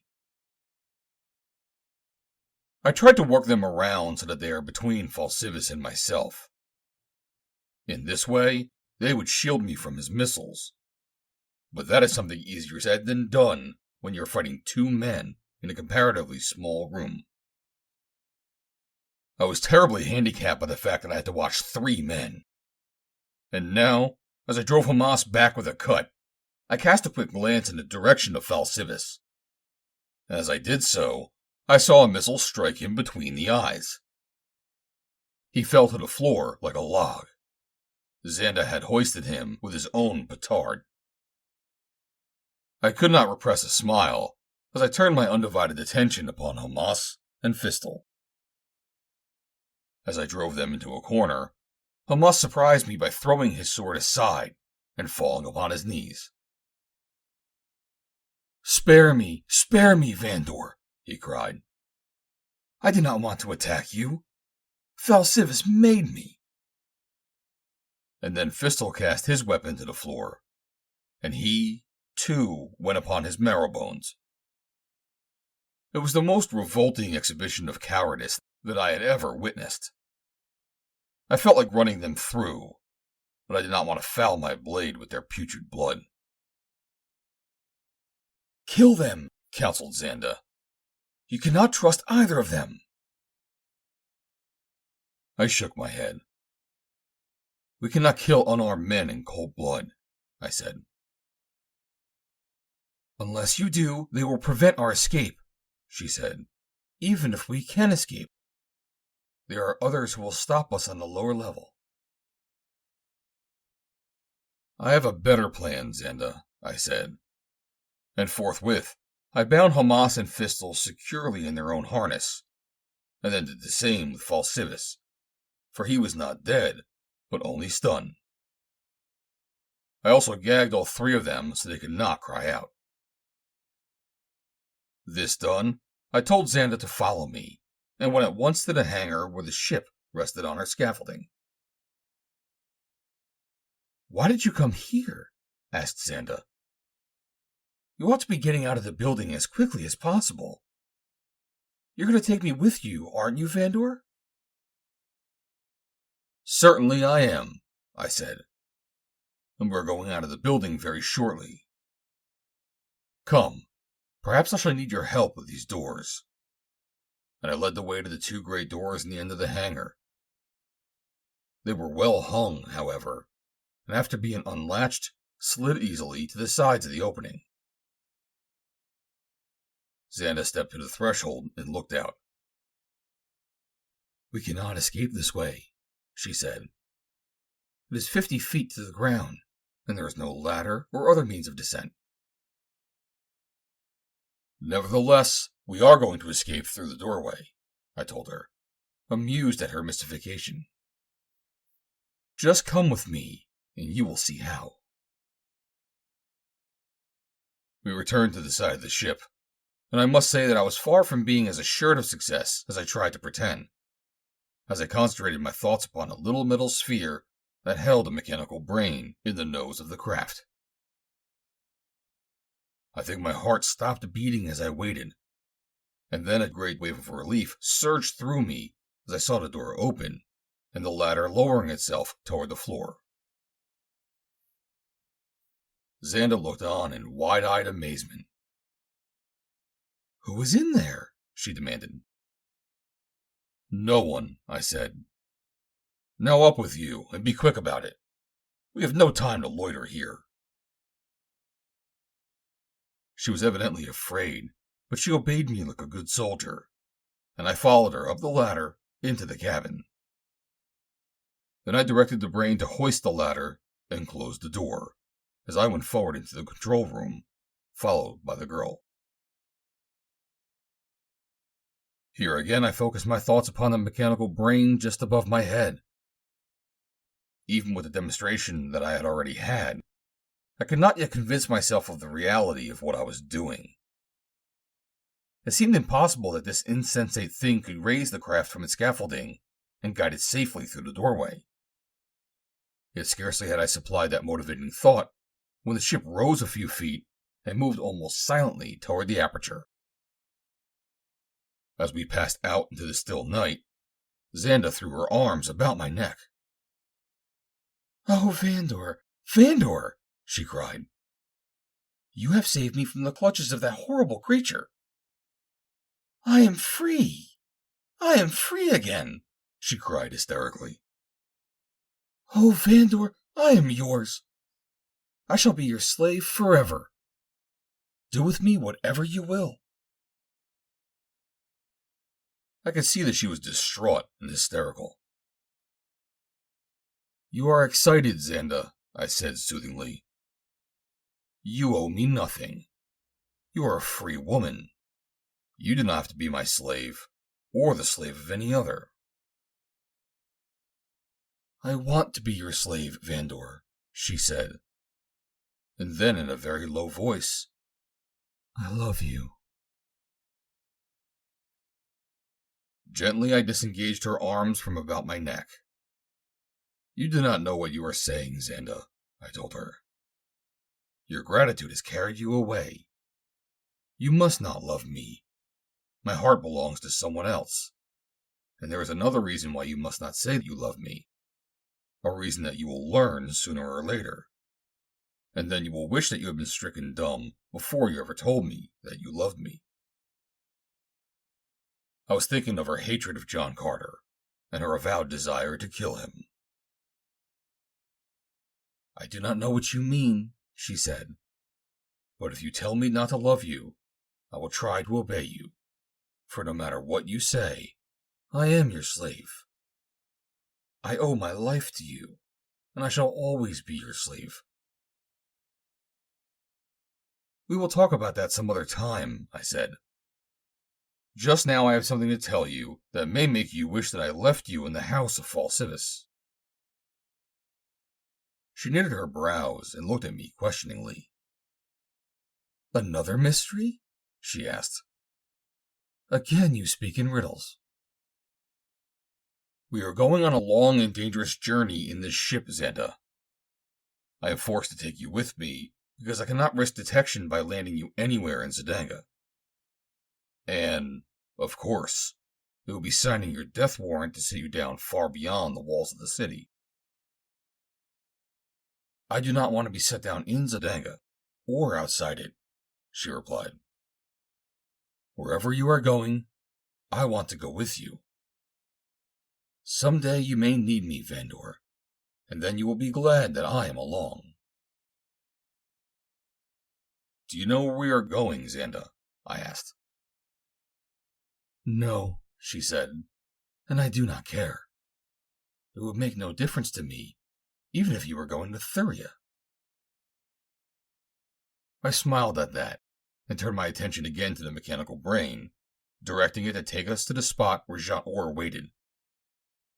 And just then I heard the wailing signal of a patrol boat above us. End of Chapter 13. Chapter 14. On to Thuria. Although I had realized the likelihood of our strange craft being discovered by a patrol boat, I had hoped that we might escape from the city without detection. I knew that if we did not obey their command, they would open fire on us, and a single hit might put an end to all my plans to reach Thuria and save Jat Or. While the armament of the ship, as described to me by Fal Sivas, would have given me an overwhelming advantage in an encounter with any patrol boat, I hesitated to stand and fight, because of the chance that a lucky shot from the enemy ship might disable us. Fal Sivas had boasted of the high potential speed of his brain conception, and I decided that however much I might dislike to flee from an enemy, flight was the safest course to pursue. Xanda had her face pressed to one of the numerous ports in the hull of the ship. The wail of the patrol boat siren was now continuous, an eerie, menacing voice in the night that pierced the air like sharp daggers. "They are overhauling us, Vandor," said Xanda, "and they are signaling other patrol boats to their aid." "They have probably noticed the strange lines of this craft, and not only their curiosity, but their suspicion has been aroused." "What are you going to do?" she asked. "We are going to put the speed of Fal Sivas' motor to a test," I replied. I glanced up at the insensate metal sphere above my head. "Speed up! Faster! Escape the pursuing patrol boat!" Such were the directing thoughts that I imparted to the silent thing above me. Then I waited. I did not, however, have long to wait. No sooner had my thoughts impinged upon the sensitive mechanism than the accelerated whir of the almost noiseless motor told me that my directions had been obeyed. "She is no longer gaining on us," cried Xanda excitedly. "We have leaped ahead. We are outdistancing her." The swift staccato of rapid fire burst upon our ears. Our enemy had opened fire upon us, and almost simultaneously, intermingled with the shots, we heard in the distance the wail of other sirens, apprising us of the fact that reinforcements were closing in upon us. The swift rush of thin air of Mars along the sides of our ship attested our terrific speed. The lights of the city faded swiftly behind us. The searchlights of the patrol boats were rapidly diminishing bands of light across the starlit sky. I did not know how fast we were going, but probably in the neighborhood of 1,350 hods an hour. We sped low above the ancient sea bottom that lies west of Zodanga, and then, in a matter of about 5 minutes, it could not have been much more, our speed slackened rapidly, and I saw a small flyer floating idly in the still air just ahead of us. I knew that it must be the flyer upon which Jat Or awaited me, and I directed the brain to bring our ship alongside it and stop. The response of the ship to my every thought direction was uncanny, and when we came alongside of Jat Or's craft, and seemingly ghostly hands opened the door in the side of our ship, I experienced a brief sensation of terror, as though I were in the power of some soulless Frankenstein. And this notwithstanding the fact that every move of the ship had been in response to my own direction. Jat Or stood on the narrow deck of his small flyer, gazing in astonishment at the strange craft that had drawn alongside. "Had I not been expecting this," he said, "I should have been streaking it for helium by now. It is a sinister-looking affair with those great eyes, giving it the appearance of some unworldly monster." "You will find that impression intensified when you have been aboard her for a while," I told him. "She is very unworldly in many respects." "Do you want me to come aboard now?" he asked. "Yes," I replied, "after we make disposition of your flyer." "What shall we do with it?" he asked. "Are you going to abandon it?" "Set your destination compass on helium and open your throttle to half speed. When you are underway, we will come alongside again and take you aboard.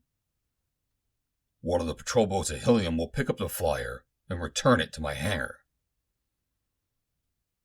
He did as I had bid, and I directed the brain to take us alongside of him after he had gotten underway. A moment later, he stepped into the cabin of Fal Sivas' craft. "Comfortable," he commented. "The old boy must be something of a sybarite." "He believed in being comfortable," I replied, "but love of luxury has softened his fiber to such an extent that he was afraid to venture aboard in his ship after he had completed it." Jat Or turned to look about the cabin, and a chance that his eyes fell upon the doors in the side of the ship, just as I directed the brain to close them.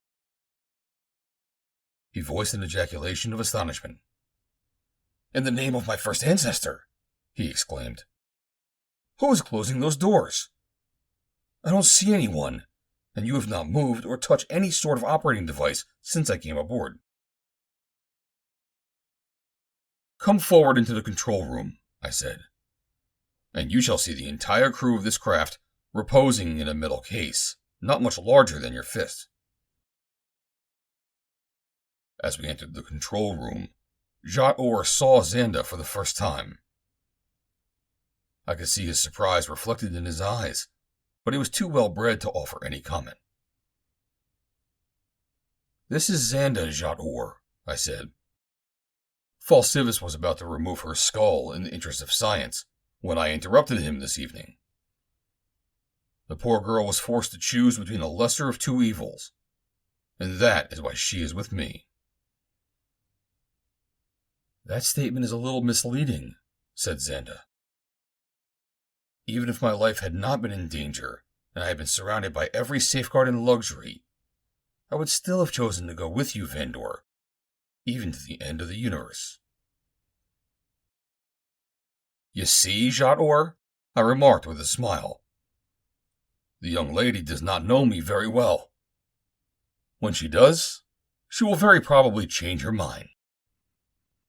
"Never," said Xanda. "Wait and see," I cautioned her.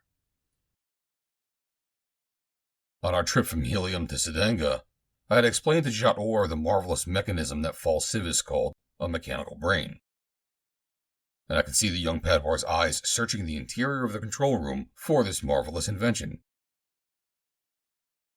"There it is," I said, pointing at the metal sphere slightly above his head in the nose of the craft. "And that little thing drives the ship and opens the doors?" he asked. "The motors drive the ship, Jat Or," I told him. "And other motors operate the doors and perform various other mechanical duties aboard the craft. The mechanical brain merely operates them, as our brains would direct our hands to certain duties." "That thing thinks?" he demanded. "To all intents and purposes, it functions as would a human brain. The only difference being that it cannot originate thought." The Padwar stood gazing at the thing in silence for several moments. "It gives me a strange feeling," he said at last.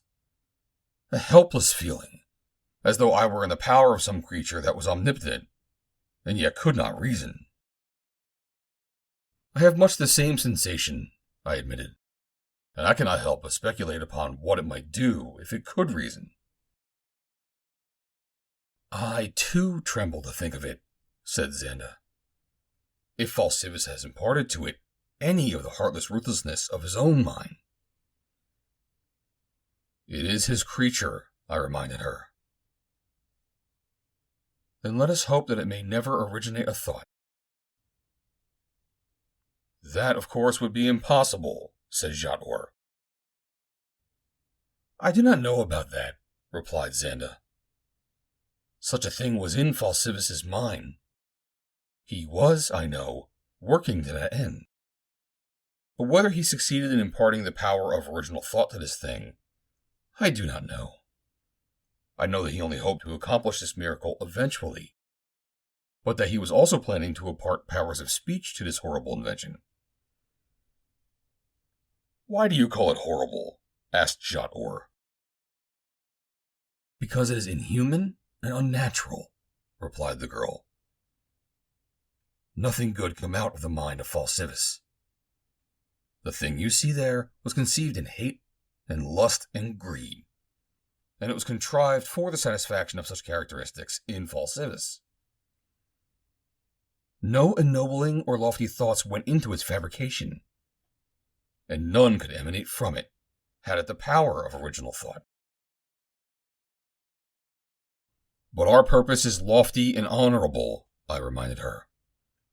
"And if it serves us in the consummation of our hope, it will have accomplished good." Nevertheless, I fear it, replied Xanda. I hate it because it reminds me of Fal Sivas. I hope that it is not meditating upon these candid avowals, remarked Jat Or. Xanda slapped an open palm across her lips, her wide eyes reflecting a new terror. I had not thought of that, she whispered. Perhaps this very minute it is planning its revenge. I could not but laugh at her fear. If any harm befalls us through that brain, Xanda, I said, you may lay the blame at my door, for it is my mind that shall actuate it as long as the ship remains in my possession. I hope you are right, she said, and that it will bear us safely wherever you wish to go. Are we supposed to get to Thuria alive? Interjected Jat Or. You know I have been wondering about that. I've been giving the matter considerable thought, naturally, since you said that was to be our destination. And I'm wondering how we will fare on that tiny satellite. We shall be so out of proportion in size to anything that we might find there. Perhaps we shall not be, I said, and then I explained to him the theory of compensatory adjustment of masses, as Fal Sivas had expounded it to me. It sounds preposterous, said Jat Or. I shrugged. It does to me too, I admitted. But no matter how much we may abhor Fal Sivas' character, we cannot deny the fact that he has a marvelous scientific brain. And I am going to hold my opinion in abeyance until we reach the surface of Thuria. At least, said Jat Or, no matter what the conditions there may be, the abductors of the princess will have no advantage over us if we find them there. Do you doubt that we shall find them there? I asked. It is merely a matter of conjecture, one way or another, he replied. But it does not seem within the realms of possibility that two inventors, working independently of one another, could each have conceived and built two identical ships capable of crossing the airless void between here and Thuria under the guidance of mechanical brains. But as far as I know, I replied, Gar Nal's craft is not so operated. Fal Sivas does not believe that Gar Nal has produced such a brain. He does not believe that the man has even conceived the possibility of one. And so we may assume that Gar Nal's craft is operated by Gar Nal, or at least wholly by human means. Then which ship has the better chance to reach Thuria? Asked Jat Or. According to Fal Sivas, I replied, there could be no question about that. This mechanical brain of his cannot make mistakes. If we accept that, said Jat Or, and we must also accept the possibility of Gar Nal's human brain erring in some respects in his calculations. What do you mean by that? I asked. It just occurred to me that through some error in calculations, Gar Nal might not reach Thuria. Whereas, directed by an errorless brain, we are certain to. I had not thought of that, I said. I was so obsessed by the thought that Gar Nal and Urjan were taking their victim to Thuria that I never gave a thought to the possibility that they might not be able to get there. The idea distressed me, for I realized how hopeless my quest must be if we reached Thuria, only to find that Dejah Thoris was not there. Where could I look for her? Where could I hope to find her in the illimitable reaches of space? But I soon cast these thoughts from me, for worry is a destructive force that I have tried to eliminate from my philosophy of life. Xanda looked at me with a puzzled expression. We are really going to Thuria? She asked. I do not understand why anyone would want to go to Thuria.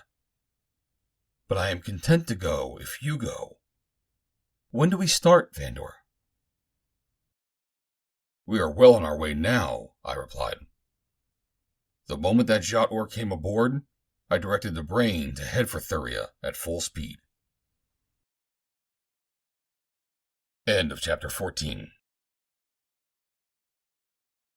Chapter 15. Thuria.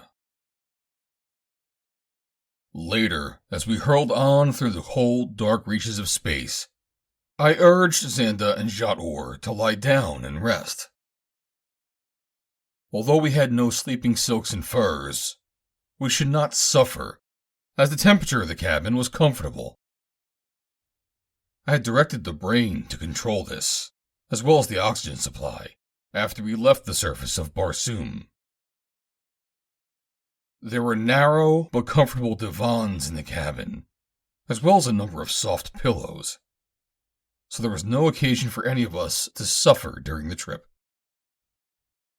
We had left Barsoom about the middle of the 8th zone, which is equivalent to midnight Earth time, and a rather rough computation of the distance to be traveled and our estimated speed suggested that we should arrive on Thuria about noon on the following day. Jat Or wanted to stand watch the full time, but I insisted that we must each get some sleep. So, on my promise to awaken him at the end of 5 hours, he lay down. While my two companions slept, I made a more careful examination of the interior of the ship than I had been able to do at the time that Fal Sivas had conducted me through it. I found it well supplied with food, and in the chest in the storeroom, I also discovered sleeping silks and furs. But, of course, what interested me most of all were the weapons. There were long swords, short swords, and daggers, as well as a number of the remarkable Barsoomian radium rifles and pistols, together with a considerable quantity of ammunition for both. Fal Sivas seemed to have forgotten nothing, yet all his thought and care and efficiency would have gone for nothing had I not been able to seize the ship. His own cowardice would have prevented him from using it, and of course he would not have permitted another to take it out, even had he believed that another brain than his could have operated it, which he had been confident was not possible.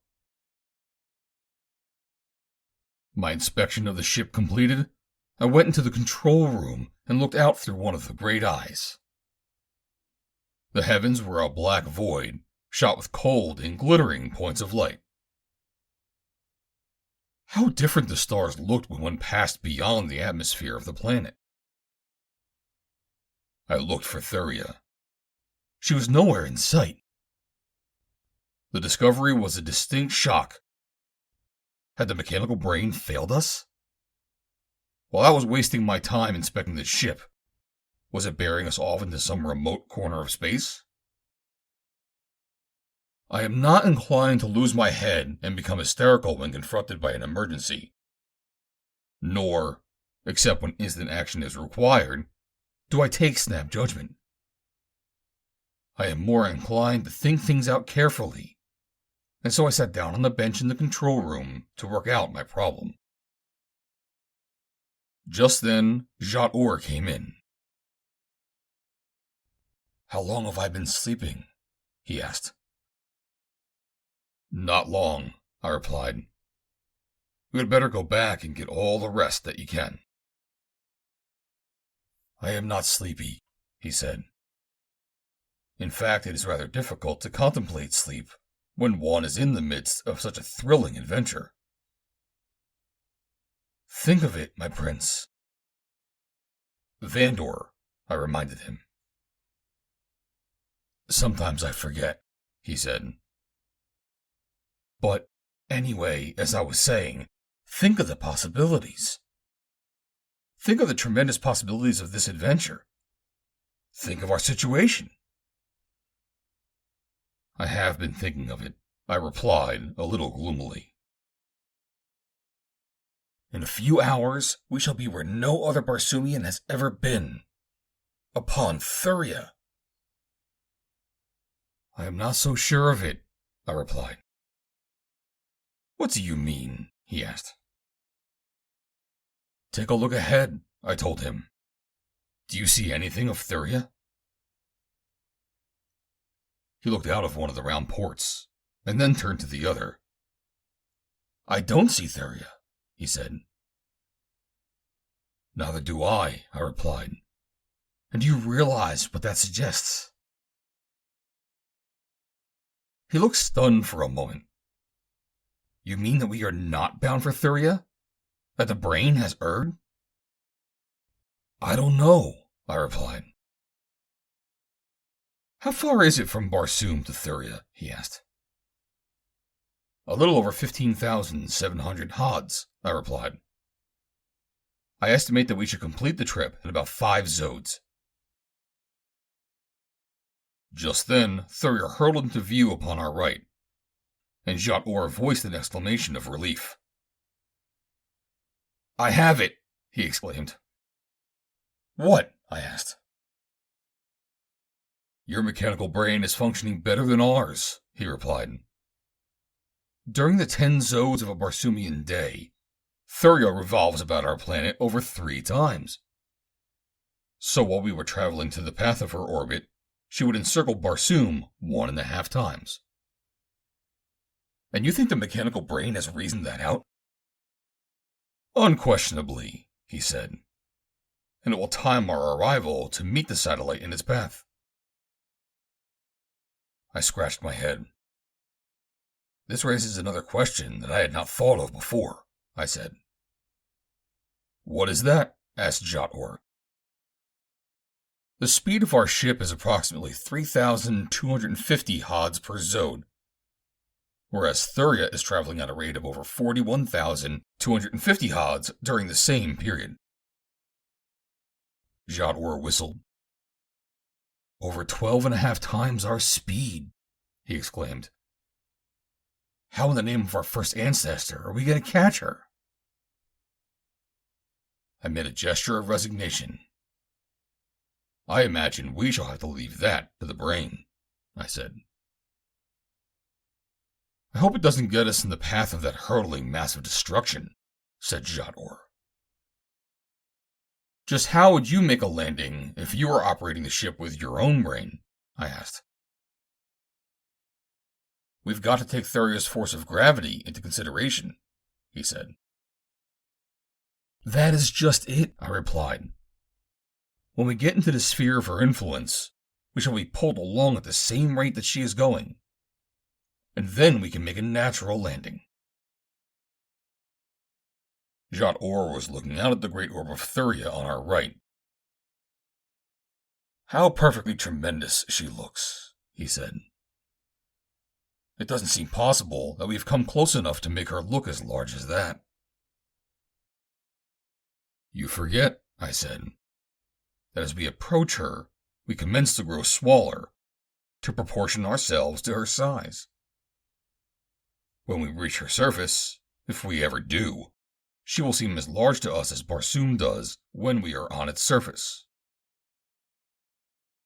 It all sounds like a mad dream to me, said Jat Or. I fully agree with you, I replied.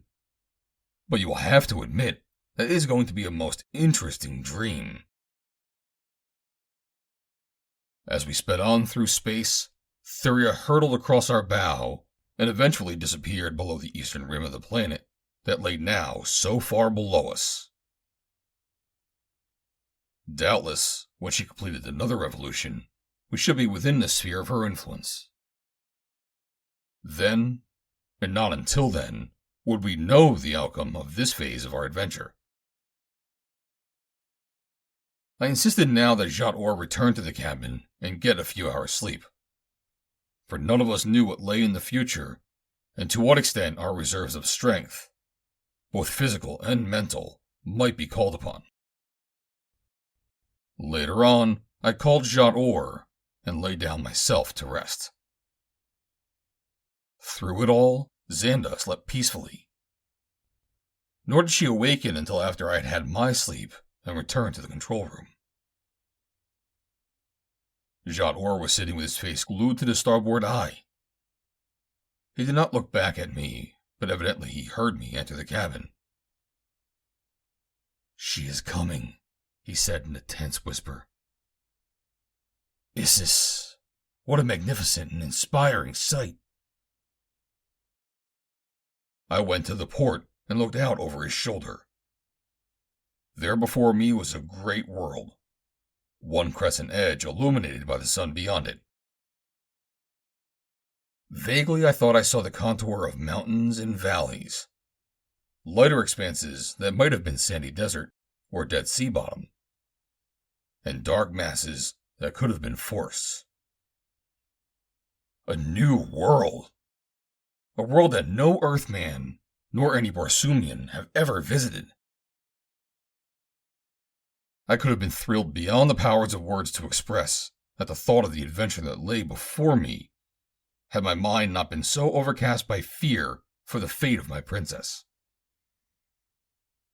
Thoughts of her dominated all others, yet they did not crowd out entirely the sense of magnificent mystery that the sight of this new world aroused within me. Xanda joined us now, and as she saw Thuria looming ahead, she voiced a little exclamation of thrilled excitement. "We are very close," she said. I nodded. "It will not be long now before we know our fate," I said. "Are you afraid?" "Not while you are with me," she answered simply. Presently, I realized that we had changed our course. Thuria seemed directly beneath us now instead of straight ahead. We were within the sphere of her influence and were being dragged through space at her own tremendous velocity. Now we were spiraling downward. The brain was functioning perfectly. "I don't like the idea of landing on a strange world at night," said Jat Or. "I'm not so enthusiastic about it myself," I agreed. "I think we had better wait until morning." I then directed the brain to drop to within about 200 hods of the surface of the satellite and cruise slowly in the direction of the coming dawn. "And now, suppose we eat while we're waiting for daylight," I suggested. "Is there food on board, Master?" inquired Xanda. "Yes," I replied. "You will find it in the storeroom abaft the cabin." "I will prepare it, Master, and serve you in the cabin," she said. As she left the control room, Jat Or's eyes followed her. "She does not seem like a slave," he said, "and yet she addresses you as though she were your slave." "I have told her she is not," I said, "but she insists upon maintaining that attitude. She was a prisoner in the house of Fal Sivas, and she was assigned to me there to be my slave. She really is the daughter of a lesser noble, a well-bred, intelligent, cultured girl." "And very beautiful," said Jat Or. "I think she loves you, my prince." "Perhaps she thinks she is in love," I said, "but it is only gratitude. If she knew who I were, even her gratitude would be turned to haste. She has sworn to kill John Carter." "But why?" demanded Jat Or. "Because he conquered Zidanga. Because all her sorrows resulted from the fall of the city. Her father was killed, and, in grief, her mother took the last long journey upon the bosom of Vis. So you see, she has good reason to hate John Carter. Or at least she thinks she has." Presently Xanda called us, and we went into the cabin where she had a meal spread upon a folding table. She stood to wait upon us, but I insisted that she sit with us and eat. "It is not seemly," she said, "that a slave should sit with her master." "Again I tell you that you are not my slave, Xanda," I said. "If you insist upon retaining this ridiculous attitude, I shall have to give you away. Perhaps I shall give you to Jat Or, How would you like that?" She looked up at the handsome young Padwar seated opposite her. "Perhaps he would make a good master," she said. "But I shall be slave to no one but Vandor." "But how could you help it if I give you to him?" I asked. "What would you do about it?" "I would kill either Jat Or myself," she replied. I laughed and stroked her hand. "I would not give you away if I could," I said. "If you could?" she demanded. "Why can't you?" "Because I cannot give away a free woman. I told you once that you were free, and now I tell you again in the presence of a witness.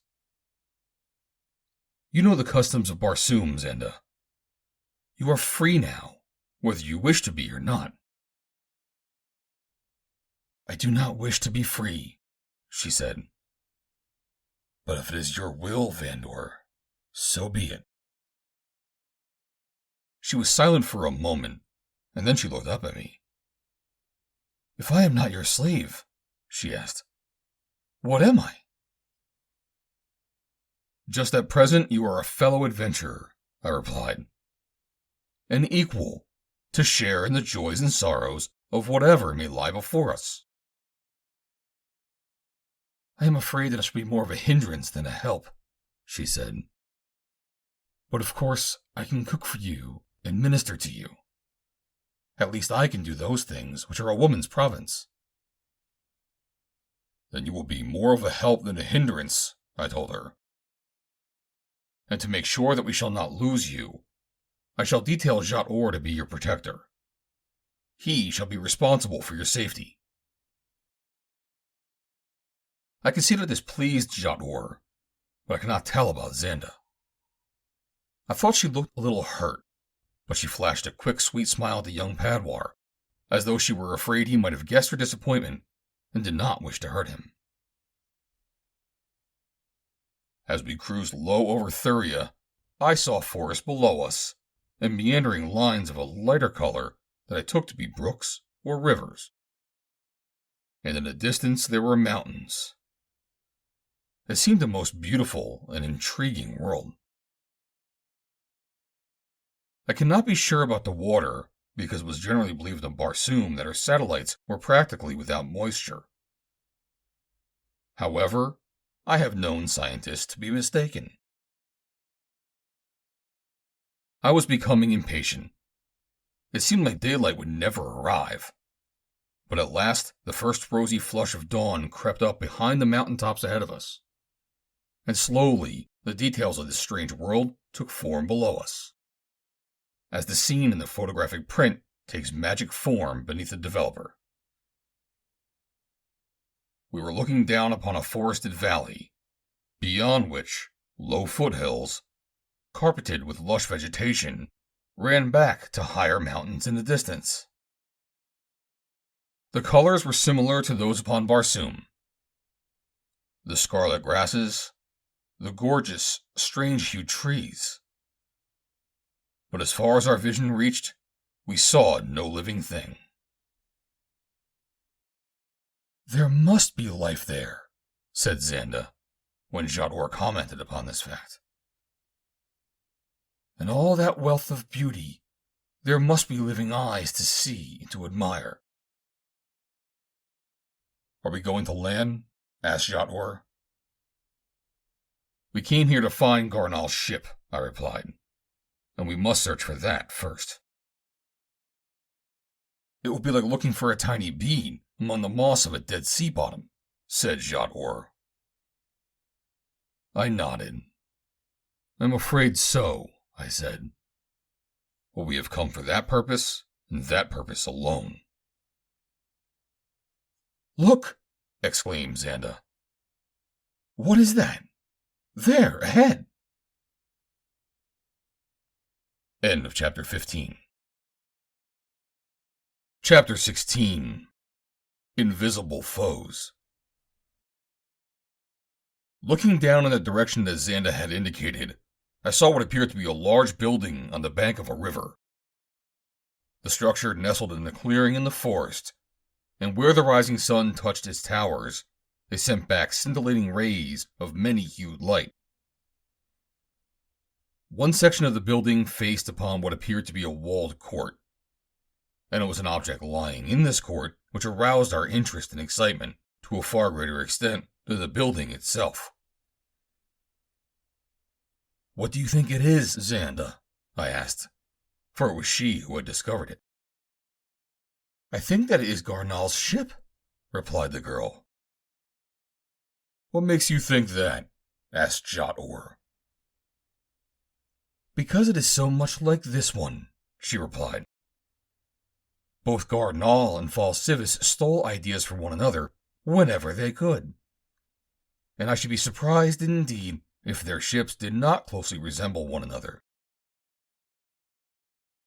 "I'm sure that you are right, Xanda," I said. "It is not reasonable to assume that the inhabitants of Thuria have, by some miraculous coincidence, constructed a ship so similar to that of Fal Sivas's. And the possibility is equally remote that a third Barsoomian ship has landed on the satellite." I directed the brain to spiral downward, and presently we were flying at an altitude that gave us clear view of the details of the building and the surrounding terrain. The more closely we approached the ship in the courtyard, the more certain we became that it was Gar Nal's. But nowhere did we see any sign of Gar Nal, JOHN, or Dejathoris. Nor, indeed, was there any sign of life about the building or its grounds. The place might have been the abode of the dead. "I am going to ground the ship beside Gar Nal's," I said. "Look to your weapons, Jat Or."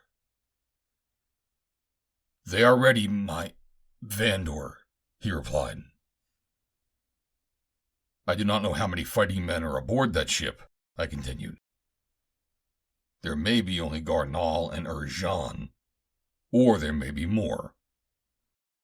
If the fight goes our way, we must not kill them all until we are positive that the princess is with them. They left Barsoom at least a full day ahead of us, and while it is only a remote possibility, still they may have made some disposition of their prisoner already. Therefore, we must have at least one of them alive to direct us to her." We were descending slowly. Every eye was on the alert. Xanda had stepped from the control room a moment before, and now she returned with the harness and weapons of a Martian warrior strapped to her slender form. "Why those?" I asked. "You may need an extra sword hand," she replied. "You do not know against how many foemen you will be pitted." "Wear them if you like," I said, "but remain in the ship where you will be safe. Jat Or and I will take care of the fighting." "I shall go with you and fight with you," said Xanda, quietly but emphatically. I shook my head. "No," I said. "You must do as I say and remain on this ship." She looked me steadily in the eye. "Against my will, you insist upon making me a free woman," she reminded me. "Now I shall act as a free woman, and not as a slave. I shall do as I please." I had to smile at that. "Very well," I said. "But if you come with us, you will have to take your chances like any other fighting man. Jat or I may be too busy with our own antagonists to be able to protect you." "I can take care of myself," said Xanda simply. "Please stay on board," pleaded Jat Or solicitously. But Xanda only shook her head. Our ship had settled quietly to the ground beside that of Gar Nal.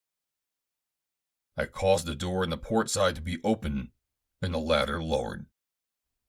Still, there was no sign of life either on the other craft or elsewhere about the castle. A deathly silence hung like a heavy mantle over the entire scene. Just a moment I stood in the doorway looking about, and then I descended to the ground, followed by Jat Or and Xanda. Before us loomed the castle, a strange, weird building of unearthly architecture. A building of many towers of various types, some of them standing alone, and some engaged in groups. Partially verifying Fal Sivas' theory of the tremendous mineral wealth of the satellite, the walls of the structure before us were constructed of blocks of precious stones so arranged that their gorgeous hues blended and harmonized into a massive color that defies description. At the moment, however, I gave but a cursory attention to the beauties of the pile, turning my attention instead to Gar Nal's ship. A door in its side, similar to that in our ship, was open, and a ladder depended to the ground. I knew that in ascending that ladder, a man would be at great disadvantage if attacked from above. But there was no alternative. I must discover if there were anyone on board. I asked Xanda to stand at a little distance so that she could see into the interior of the ship, and warn me if an enemy exhibited himself. Then I mounted quickly. As the ship was already resting on the ground, I had only to ascend a few rungs of the ladder before my eyes were above the level of the cabin floor. A quick glance showed me that no one was in sight, and a moment later I stood inside the cabin of Gar Nal's ship. The interior arrangement was slightly different from that of Fal Sivas', nor was the cabin as richly furnished. From the cabin, I stepped into the control room. No one was there. Then I searched the after part of the ship. The entire craft was deserted. Returning to the ground, I reported my findings to Jat Or and Xanda. "It is strange," remarked Jat Or, "that no one has challenged us or paid any attention to our presence. Can it be that the whole castle is deserted?"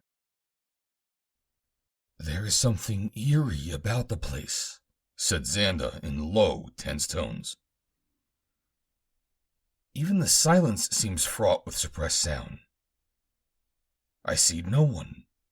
I hear no one. And yet I feel I know not what." "It is mysterious," I agreed. "The deserted appearance of the castle is belied by the well-kept grounds.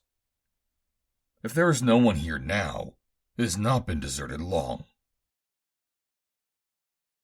"I have a feeling that it is not deserted now," said Jat Or. "I seem to feel presences all around us. I could swear that eyes were on us. Many eyes, watching our every move." I was conscious of much the same sensation myself. I looked up at the windows of the castle, fully expecting to see eyes gazing down upon us. But in none of the many windows was there a sign of life. Then I called aloud, voicing the common peace greeting of Barsoom. "Kaor!" I shouted in tones that could have been heard anywhere upon that side of the castle. "We are travelers from Barsoom. We wish to speak to the lord of the castle." Silence was my only answer. "How uncanny!" cried Xanda. "Why don't they answer us? There must be someone here. There is someone here. I know it. I cannot see them, but there are people here. They are all around us." "I am sure that you are right, Xanda," I said. "There must be someone in that castle, and I am going to have a look inside it. Jat Or, you and Xanda wait here." "I think we should all go together," said the girl. Yes, agreed Jat Or. We must not separate. I saw no valid objection to the plan, and so I nodded my acquiescence. Then I approached a closed door in the face of the castle wall. Behind me came Jat Or and Xanda. We had crossed about half the distance from the ship to the door, when at last suddenly, startlingly, the silence was shattered by a voice, terror-ridden, coming from above, apparently from one of the lofty towers overlooking the courtyard. "Escape, my chieftain!" it cried. "Escape from this horrible place while you may!" I halted, momentarily stunned. It was the voice of Dejah Thoris. "The princess!" exclaimed Jat Or. "Yes," I said, "the princess. Come!" Then I started on a run toward the door of the castle. But I had taken scarce a half-dozen steps when just behind me, Xanda voiced a piercing scream of terror. I wheeled instantly to see what danger confronted her. She was struggling as though in the throes of convulsions. Her face was contorted in horror. Her staring eyes and the motions of her arms and legs were such as they might have been had she been battling with a foe. But she was alone. There was no one near her. Jat Or and I sprang toward her, but she retreated quickly, still struggling. Darting to our right and then doubling back, she moved in the direction of the doorway in the castle wall. She seemed not to move by the power of her own muscles, but rather as though she were being dragged away. Yet still I saw no one near her. All that I take so long to tell occurred in a few brief seconds, before I can cover the short distance to her side. Jat Or had been closer to her, and he had almost overtaken her when I heard him shout, "Issus! It has me, too!" He went to the ground then, as though in a faint, but he was struggling as Xanda struggled, as one who gives battle to an assailant. As I raced after Xanda, my long sword was out, though I saw no enemy whose blood it might drink. Scarcely ever before in my life have I felt so futile, so impotent. Here was I, the greatest swordsman of two worlds, helpless in defense of my friends because I cannot see their foes. In the grip of what malign power could they be that could seemingly reach out through space from the concealment of some hidden vantage point and hold them down or drag them about as it wished? How helpless we all were.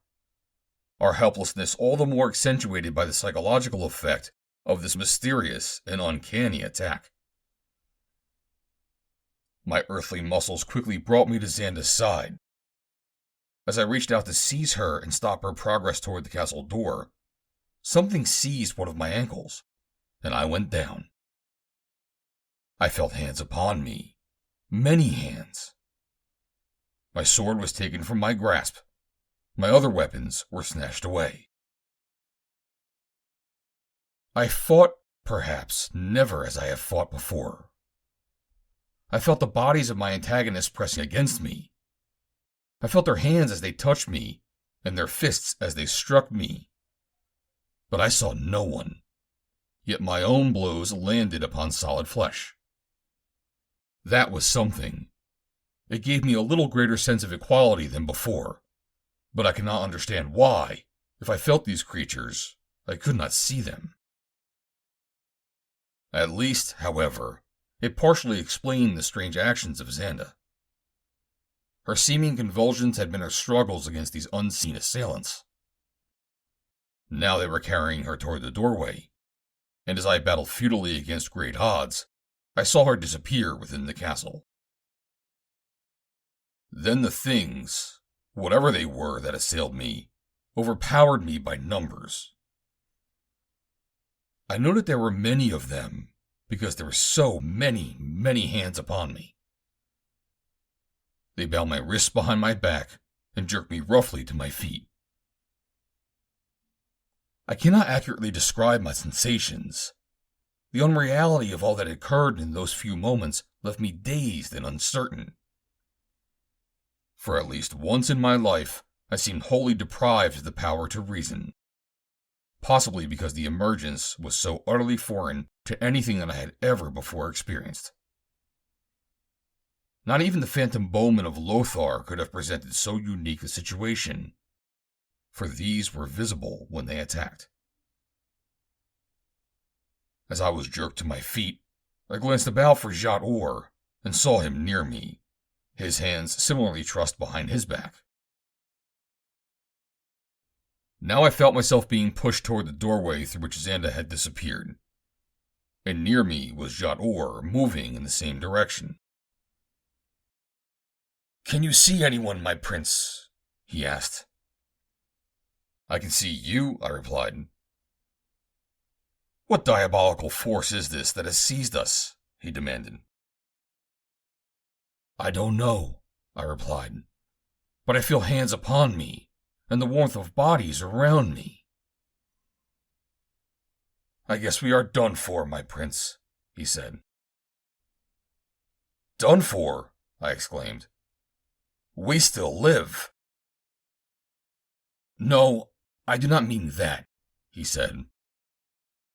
"I mean that as far as ever returning to Barsoom is concerned, we might as well give up all hope. They have our ship. Do you think that even if we escape them, we shall ever see it again, or at least be able to repossess it? No, my friend, as far as Barsoom is concerned, we are as good as dead." The ship! In the excitement of what I had just passed through, I had momentarily forgotten the ship. I glanced toward it. I thought that I saw the rope ladder move, as though to the weight of an unseen body ascending it. The ship! It was our only hope of ever again returning to Barsoom, and it was in the hands of this mysterious unseen foe. It must be saved. There was a way. I centered my thoughts upon the mechanical brain. I directed it to rise and wait above the castle, out of harm's way, until I gave it further commands. Then the invisible menace dragged me through the doorway into the interior of the castle. I cannot know if the brain had responded to my directions. Was I never to know? End of Chapter 16. Chapter 17. The Catman. My thoughts were still centered upon the brain and the nose of Fal Sivas' ship as I was being conducted through a wide corridor in the castle. I was depressed by the fear that I might not be able to impart my controlling directions to it at so great a distance, or while my brain was laboring under the stress and excitement of the moment. The ship meant so much to us all, and was so necessary to the rescue of Dejathoris, that the thought of losing it was a stunning blow. Yet presently I realized that worrying about it would do no good, and so I expelled these subversive thoughts from my mind. Raising my eyes, I saw Jat Or moving along the corridor near me. As he caught my eyes upon him, he shook his head and smiled ruefully. "It looks as though our adventure in Thuria might be short-lived," he said. I nodded. "The future doesn't look any too bright," I admitted. "I've never been in such a situation before, where I can neither see my enemy, nor communicate with him." "Nor hear him," added Jat Or. "Except for the feel of hands on my arms, and the knowledge that some force is dragging me along this corridor, I am not conscious of the presence of any but ourselves here. The mystery of it leaves me with a sense of utter futility. But eventually we must find someone whom we can see, and against whom we can pit our own brain and fighting ability on a more equitable basis. For this castle, and what we see about us, indicate the presence of creatures not unlike ourselves." Notice, for instance, the benches and divans along the walls of the corridor. They must have been intended for creatures like ourselves. The beautiful mosaics that decorate the walls, the gorgeous rugs and silks upon the floor. These things are here to satisfy a love of beauty that is a peculiar attribute of the human mind. Nor could they have been conceived or produced except by human hands, under the guidance of human brains. Your deductions are faultless, replied Jat Or. But where are the people? There lies the mystery, I replied. I can well believe that our future depends upon its solution. While I am concerned with all these questions, said Jat Or presently, I am more concerned with the fate of Xanda. I wonder what they could have done with her. That, of course, I could not answer, although the fact that she had been separated from us caused me no little concern. At the end of the corridor, we were conducted upon a wide and ornate staircase to the next level of the castle, and presently we were led into a large room, a vast chamber in which we saw at the far end a single lonely figure. It was Xanda. She was standing before a dais, upon which were two large, ornate throne chairs. The room was gorgeous, almost barbaric in its decoration. Gold and precious stones encrusted floor and walls. They had been fabricated into an amazing design by some master artist, who had had at his disposal rare gems, such as I had never seen either upon Earth or upon Barsoom. The invisible force that propelled us conducted us to Xanda's side, and there the three of us stood, facing the dais and the empty throne chairs. But I wondered if they were empty. I had that same strange feeling that I had noticed in the courtyard, of being surrounded by a multitude of people, of having many eyes fixed upon me. Yet I saw none, and I heard no sound. We stood there before the dais for several minutes, and then we were dragged away and conducted from the room. Along another corridor we were taken, a narrower corridor, and up a winding staircase which Jat Or had some little difficulty in negotiating. Such contrivances were new to him, as stairways are not used on Mars, where inclined ramps lead from one level of a building to another.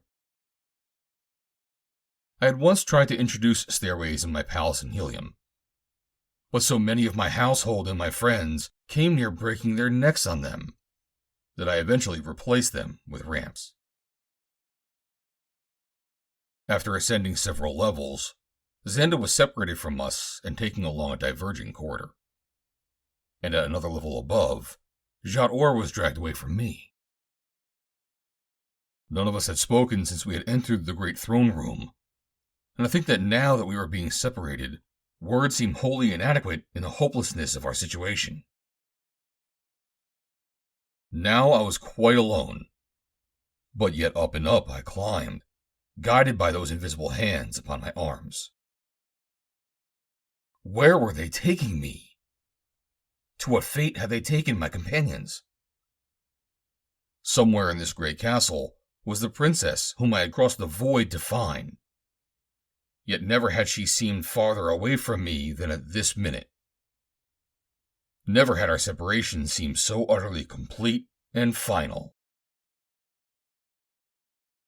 I did not know why I should have felt this way, unless again it was the effect of this seemingly unfathomable mystery that surrounded me. We had ascended to such a great height that I was confident that I was being conducted into one of the loftier towers in the castle that I had seen from the courtyard. Something in this fact, and the fact that we had been separated, suggested that whatever the power that held us, it was not entirely certain of itself, for only fear that we might escape, or that, banded together, we might inflict harm upon it, could have suggested the necessity for separating us. But whether or not I reasoned from a correct premise was only conjecture. Time alone could solve the mystery and answer the many questions that presented themselves to my mind. My mind was thus occupied when I was halted before a door. It had a peculiar latch which attracted my attention, and while I was watching it, I saw it move as though a hand turned it. Then the door swung in, and I was dragged into the room beyond. Here the bonds were cut from my wrists. I turned quickly, intending to make a bolt for the door, but before I could reach it, it closed in my face. I tried to open it, but it was securely locked. And then, disgusted, I turned away from it. As I turned to inspect my prison, my eyes fell upon a figure seated upon a bench at the far side of the room. For want of a better word, I may describe the figure that I saw as that of a man. But what a man! The creature was naked except for a short leather skirt held about its hips by a broad belt, fastened by a huge gold buckle, set with precious stones. He was seated upon a red bench against a panel of gray wall, and his skin was exactly the color of the wall, except that portion of his legs which touched the bench. They were red. The shape of his skull was similar to that of a human being, but his features were most inhuman. In the center of his forehead was a single, large eye, about 3 inches in diameter, the pupil a vertical slit, like the pupils of cat's eyes. He sat there eyeing me with that great eye, apparently apprising me as I was apprising him, and I could not but wonder if I presented as strange an appearance to him as he did to me. During those few moments that we remained motionless, staring at one another, I hurriedly took note of several of his other strange physical characteristics. The fingers of his hands and 4 of the toes on each of his feet were much longer than in the human race, while his thumbs and large toes were considerably shorter than his other digits and extended laterally at right angles to his hands and feet. This fact and the vertical pupils of his eye suggested that he might be wholly arboreal, or at least accustomed to finding his food or his prey in trees. But perhaps the most outstanding features of his hideous countenance were his mouths. He had 2 of them, one directly above the other. The lower mouth, which was the larger, was lipless, the skin of the face forming the gums in which the teeth were set, with the result that his powerful white teeth were always exposed in a hideous, death-like grin. The upper mouth was round, with slightly protruding lips, controlled by a sphincter-like muscle. This mouth was toothless. His nose was wide and flat, with upturned nostrils. At first I detected no ears, but later discovered that 2 small orifices near the top of the head and on opposite sides served the purposes of audition. Staring slightly above his eye, a stiff yellowish mane, about 2 inches wide, ran back along the center of his cranium.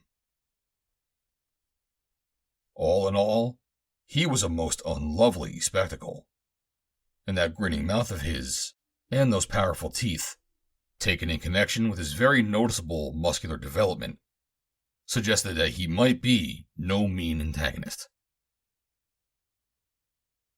I wondered if he were as ferocious as he looked, and it occurred to me that I might have been locked in here with this thing, that it might destroy me.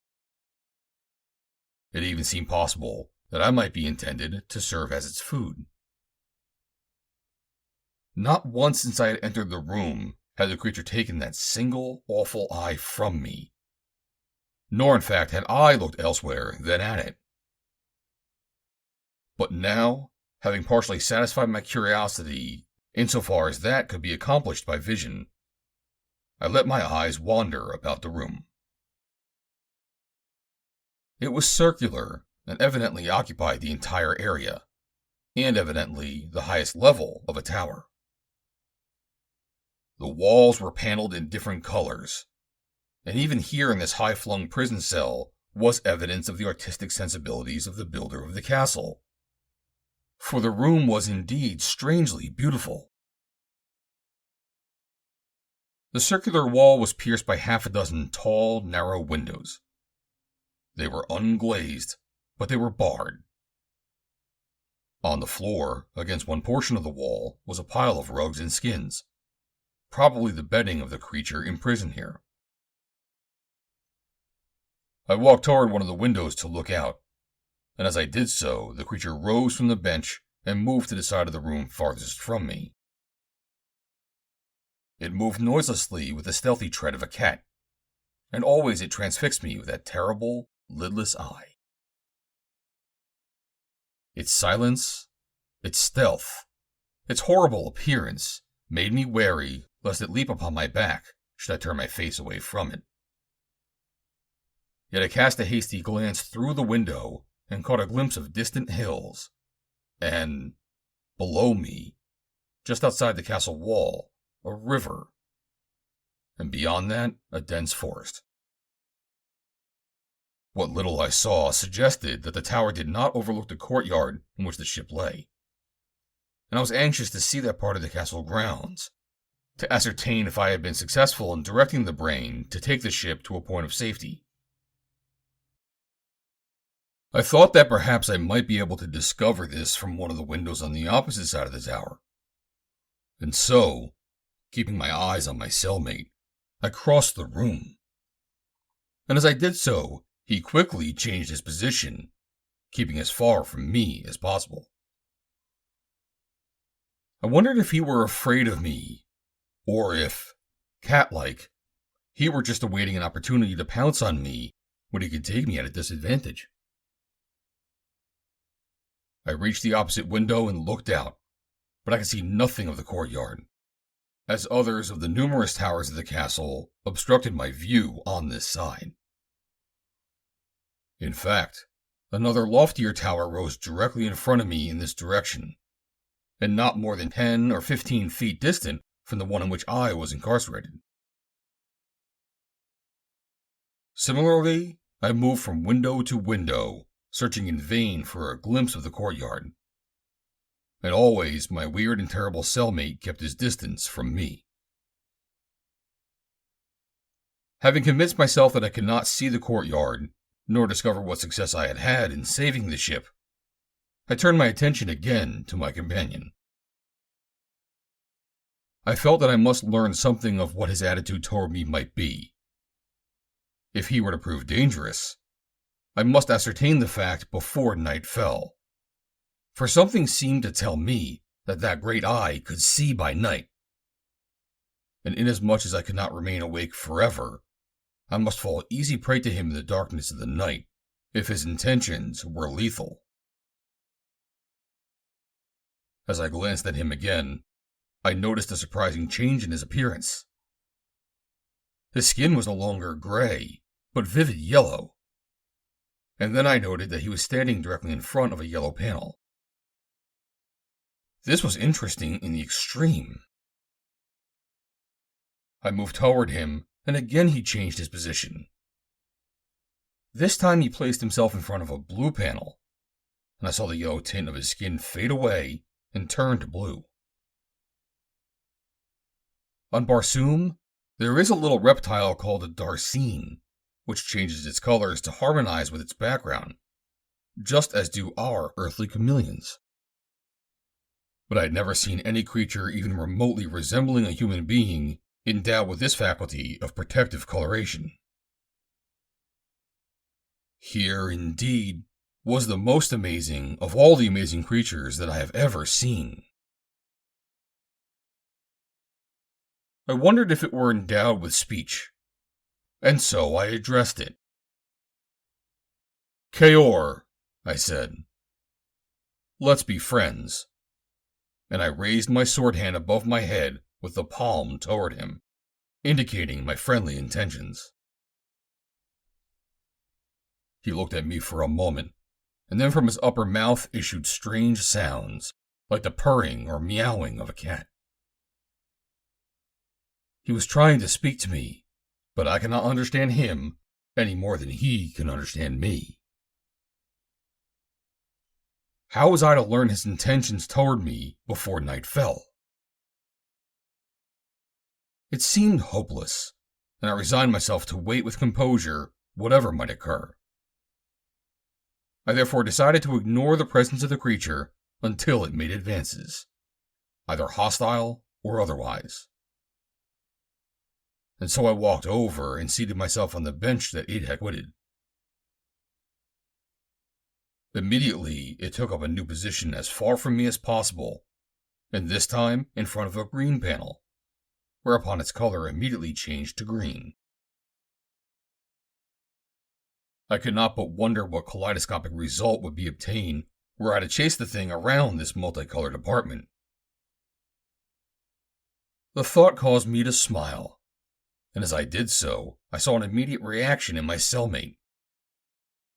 He made a strange purring sound and stretched his upper mouth laterally in what might have been an attempt at an answering smile. At the same time, he rubbed his palms up and down his thighs. It occurred to me that the stretching of the mouth and the rubbing of the thighs might constitute the outward expression of an inner emotion, and be intended to denote its attitude toward me. But whether that attitude were friendly or hostile, I could not know. Perhaps my smile had conveyed to the creature a meaning wholly at variance with what a smile is usually intended to convey among the human inhabitants of Earth or Mars. I recalled that I had discovered this to be a fact among the green men of Barsoom, who laugh the loudest when they are inflicting the most diabolical tortures upon their victims. Although that is scarcely analogous to what I mean. As in the case of the Green Martians, it is a result of a highly specialized perversion of the sense of humor. Perhaps, on the other hand, the grimace and the gesture of the creature constituted a challenge. If that were true, the sooner I discovered it, the better. In fact, it was far more necessary to know the truth at once, if he were unfriendly, than if he were friendly. If the former were true, I wanted to know it before darkness fell. It occurred to me that I might gain some knowledge of his intentions by repeating his own gestures, and so I smiled at him and rubbed my palms up and down my thighs. His reaction was immediate. His upper mouth stretched sideways. He came toward me. I stood up as he approached, and when he came quite close to me, he stopped, and reaching forth one of his hands, stroked my upper arm. I could not but believe that this was an overture of friendship, and so I similarly stroked one of his arms. The result astounded me. The creature leapt back from me, the strange purring noise issuing from his lips. And then it broke into a wild dance. With cat-like springs, it leapt and cavorted about the room in wild abandon. Hideous and grotesque as his physical appearance was, yet was I impressed by the consummate grace of all its movements. 3 turns about the room it took, as I seated myself again upon the bench and watched it. Then, its dance completed, it came and sat down beside me. Once again it purred and meowed in an evident attempt to communicate with me, but I can only shake my head to indicate that I did not understand, and speak to it in the tongue of Barsoom. Presently it ceased its meowing and addressed me in a language that seemed far more human, a language that employed almost the same vowel and consonant sounds as those languages of the human race to which I am accustomed. Here, at last, I detected the common ground upon which we might discover mutual understanding. It was obvious that the creature could not understand any language that I could speak, and it would serve no purpose to attempt to teach him any of them. But if I could learn his language, I would then be able to communicate with some of the inhabitants of Thuria. And if the creatures of Thuria had a common language, as did the inhabitants of Mars, then my existence upon this tiny satellite would be fraught with fewer difficulties. But how to learn his language? That was the question. My captors might not permit me to live long enough to learn anything, but if I were to accept such an assumption as final, it would preclude me from making any attempt to escape or to alleviate my condition here. Therefore, I must assume that I had plenty of time to learn one of the languages of Thuria, and I immediately set about to do so. I commenced in the usual way that one learns a new language. I pointed to various articles in the room and to various parts of our bodies, repeating their names in my own language. My companion seemed to understand immediately what I was attempting to do, and pointing to the same articles himself, he repeated their names several times in the more human of the two languages which he seemed to command, if his meowings and purrings could be called a language. A question which, at that time, I should have been unable to answer. We were thus engaged when the door to the room opened, and several vessels appeared to float in and settle themselves on the floor just inside the door, which was immediately closed. My companion commenced to purr excitedly, and ran over to them. He returned immediately with a jar of water and a bowl of food, which he set on the bench beside me. He pointed to the food, and then to me, as though indicating that it was mine. Crossing the room once more, he returned with another jar of water and a cage containing a most remarkable appearing bird. I call the thing a bird because it had wings, but to what family it belonged, your guess is as good as mine. It had 4 legs and the scales of a fish, but its beak and comb gave its strange face a bird-like appearance. The food in the bowl set before me was a mixture of vegetables, fruit, and meat. I imagined that it was very nutritious, and it was quite palatable. As I quenched my thirst from the jar and sampled the food that had been brought to me, I watched my companion. For a moment or two he played with the bird in the cage. He inserted a finger between the bars, whereat the creature flapped its wings, voiced a shrill scream, and tried to seize the finger with its beak. It never quite succeeded, however, as my cellmate always withdrew his finger in time. He seemed to derive a great deal of pleasure from this, as he purred constantly. Finally, he opened the door in the cage and liberated the captive. Immediately, the creature fluttered about the room, seeking to escape through the windows, but the bars were too close together. Then my companion commenced to stalk it, for all the world like a cat stalking its prey. When the thing alighted, he would creep stealthily upon it, and when he was close enough, pounce for it. For some time it succeeded in eluding him, but finally he struck it down heavily to the floor, partially stunning it. After this he played with it, pawing it around. Occasionally he would leave it and move about the room, pretending that he did not see it. Presently he would seem to discover it anew, and then he would rush for it and pounce upon it. At last, with a hideous coughing roar that sounded like the roar of a lion, he leapt ferociously upon it and severed its head with a single bite of his powerful jaws. Immediately, he transferred the neck to his upper mouth and sucked the blood from the carcass. It was not a pretty sight. When the blood had been drained, he devoured his prey with his lower jaws, and as he tore at it, he growled like a feeding lion. I finished my own meal slowly, while across the room from me, my cellmate tore at the carcass of his kill, swallowing in great gulps until he devoured every last vestige of it. His meal completed, he crossed to the bench and drained his water jar, drinking through his upper mouth. He paid no attention to me during all these proceedings, and now, purring lazily, he walked over to the pile of skins and cloths upon the floor and lying down upon them, curled up and went to sleep. End of Chapter 17. Chapter 18. Condemned to Death. Youth adapts itself easily to new conditions and learns quickly. And, though only my creator knows how old I am, I still retain the characteristics of youth.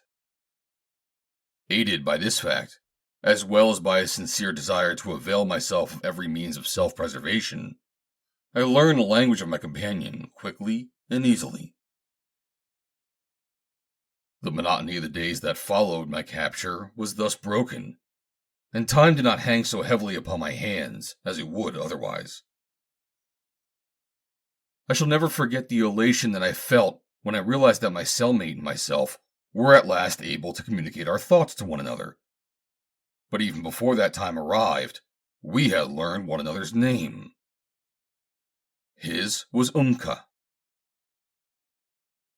The very first day that I discovered that I could express myself well enough for him to understand me, I asked him who it was that held us prisoners. "The Tarids," he replied. "What are they?" I asked. "What do they look like? Why do we never see them?" "I do see them," he replied. "Don't you?" "No. What do they look like?" "They look very much like you," he replied. "At least, they are the same sort of creature. They have 2 eyes, and a nose, and only 1 mouth. And their ears are big things stuck on the sides of their heads, like yours. They are not beautiful, like we Messinas." "But why do I not see them?" I demanded. "You don't know how," he replied. "If you knew how, you could see them as plainly as I do." "I should very much like to see them," I told him. "Can you tell me how I may do so?" "I can tell you," he said. "But that does not mean that you will be able to see them. Whether you do or not will depend upon your own mental ability. The reason you do not see them is because by the power of their own minds, they have willed that you shall not see them. If you can free your mind of this inhibition, you can see them as plainly as you see me. But I don't know just how to go about it. You must direct your mind upon theirs in an effort to overcome their wish by a wish of your own. They wish that you should not see them. You must wish that you should see them. They were easily successful with you, because, not expecting such a thing, your mind had set up no defense mechanism against it. Now you have the advantage upon your side, because they have willed an unnatural condition, whereas you will have nature's forces behind you, against which, if your mind is sufficiently powerful, they can erect no adequate mental barrier." Well, it sounded simple enough. But I am no hypnotist, and naturally I had considerable doubt as to my ability along these lines. When I explained this to Umka, he growled impatiently. "You can never succeed," he said, "if you harbor such doubts.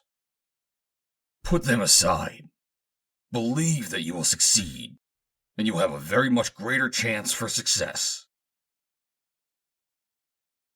"But how can I hope to accomplish anything when I cannot see them?" I asked. "And even if I could see them, aside from a brief moment when the door is open when the food is brought us, I have no opportunity to see them." "That is not necessary," he replied. "You think of your friends, do you not, although you cannot see them now?" "Yes, of course I think of them. But what has that to do with it?" "It merely shows that your thoughts can travel anywhere. Direct your thoughts, therefore, upon these Tarids. You know that the castle is full of them because I have told you so. Just direct your mind upon the minds of all the inhabitants of the castle, and your thoughts will reach them all, even though they may not be cognizant of it. Well, here goes, I said. Wish me luck. It may take some time, he explained. It was a long time after I learned the secret before I could pierce their invisibility. I set my mind at once upon the task before me, and kept it there when it was not otherwise occupied. But Umka was a loquacious creature, and having long been denied an opportunity for speech, he was now making up for lost time. He asked me many questions about myself and the land from which I came, and seemed surprised to think that there were living creatures upon the great world that I saw floating in the night sky. He told me that his people, the Messinas, lived in the forest in houses built high among the trees. They were not a numerous people, and so they sought districts far from the other inhabitants of Thuria. The Taurids, he said, had once been a powerful people, but they have been overcome in war by another nation and almost exterminated. Their enemies still hunt them down, and there would long since have been none of them left had not one of their wisest men developed among them the hypnotic power which made it possible for them to seemingly render themselves invisible to their enemies. All that remain of the Taurids, said Umka, live here in this castle. There are about 1,000 of them altogether, men, women, and children. Hiding here, in this remote part of the world, in an effort to escape their enemies, they feel that all other creatures are their foes. Whoever comes to the castle of the Taurids is an enemy to be destroyed. They will destroy us, you think? I asked. Certainly, he replied. But when? And how? I demanded. They are governed by some strange belief, explained Umka. I do not understand it, but every important act in their lives is regulated by it.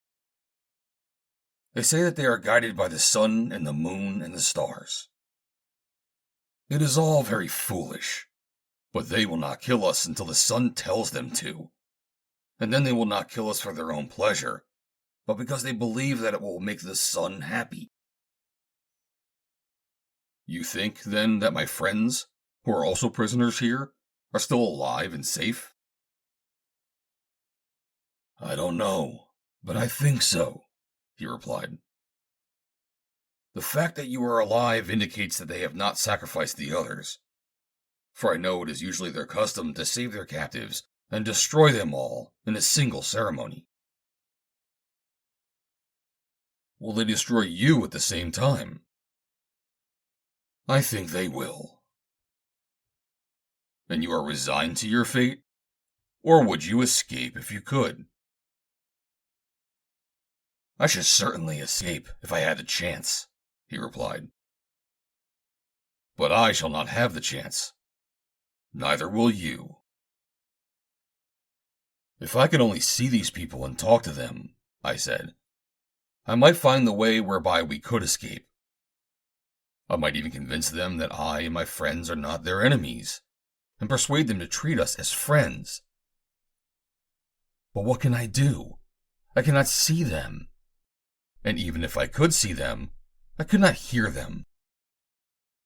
The obstacles seem insuperable. If you can succeed in overcoming the suggestion of their invisibility, which they have implanted in your mind, said Umka, you can also overcome the other suggestion which renders them inaudible to you.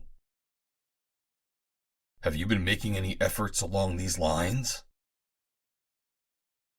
Yes, and I am almost constantly endeavoring to throw off the hypnotic spell. Each day, near noon, our single meal was served to us. It was always the same. We each received a large jug of water, I a bowl of food, and Umka a cage containing one of the strange bird-like animals which apparently formed his sole diet. After Umka had explained how I might overcome the hypnotic spell that had been placed upon me, and thus be able to see and hear my captors, I had daily placed myself in a position where, when a door was opened to permit our food to be placed within the room, I could see out and discovered if the Taurid who brought our food to us was visible to me. It was always with a disheartening sense of frustration that I saw the receptacles containing the food and water placed upon the floor just inside the door by invisible hands. Hopeless as my efforts seemed, I still persisted in them, hoping stubbornly against hope. I was sitting one day thinking of the hopelessness of Jat Or's situation, when I heard the sound of footsteps in the corridor beyond our door, and the scraping of metal against metal, such as the metal of a warrior makes when it scrapes against the buckles of his harness, and against his other weapons. These were the first sounds that I had heard, other than those made by Umka and myself. The first signs of life within the great castle of the Taurids since I had been made a captive there. The inferences to be drawn from these sounds were so momentous that I scarcely breathed as I waited for the door to open. I was standing where I could look directly out into the corridor when the door was open. I heard the lock click. Slowly the door swung in upon its hinges, and there, distinctly visible, were two men of flesh and blood, in confirmation that they were quite human. Their skins were very fair and white, and in strange contrast were their blue hair and blue eyebrows. They wore short, close-fitting skirts of heavy gold mesh, and breastplates similarly fabricated of gold. For weapons, each wore a long sword and a dagger. Their features were strong, their expressions stern and somewhat forbidding. I noted all these things in the few moments that the door remained open. I saw both men glance at me and at Umka, and I was quite sure that neither of them was aware of the fact that they were quite visible to me. Had they known it, I am sure that their facial expressions would have betrayed the fact. I was tremendously delighted to find that I had been able to throw off the strange spell that had been cast upon me. And after they were gone, I told Umka that I had been able both to see and hear them. He asked me to describe them, and when I had done so, he agreed that I had told the truth. "Sometimes people imagine things," he said, in explanation of his seeming doubt as to my veracity. The next day, in the middle of the forenoon, I heard a considerable commotion in the corridor and on a stairway leading to our prison. Presently the door was open, and fully 25 men filed into the room.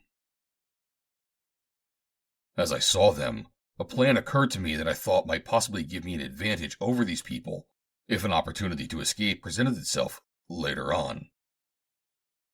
And therefore, I pretended that I did not see them.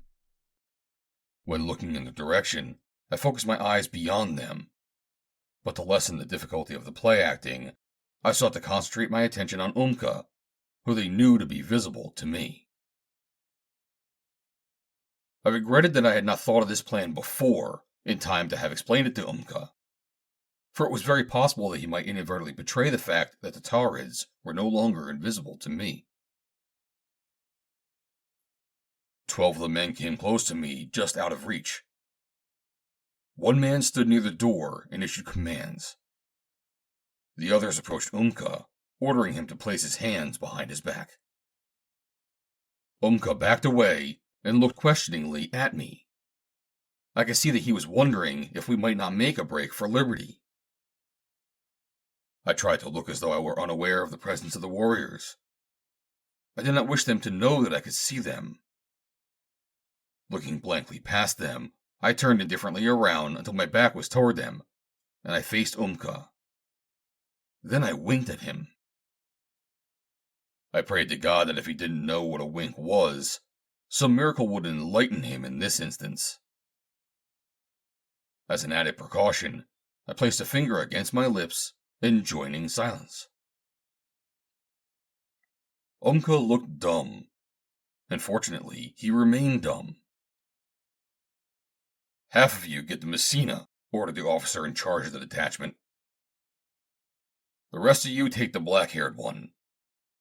As you can see, he does not know that we are in the room, so he may be surprised and struggle when you touch him. Seize him firmly." I guess Umka must have thought that I was again under the influence of the hypnotic spell, for he was looking at me blankly when the warriors surrounded and took him in hand. Then 12 of them leapt upon me. I might have put up a fight, but I saw nothing to be gained by doing so. As a matter of fact, I was anxious to leave this room. I could accomplish nothing while I remained in it. But once out, some whim of fate might present an opportunity to me.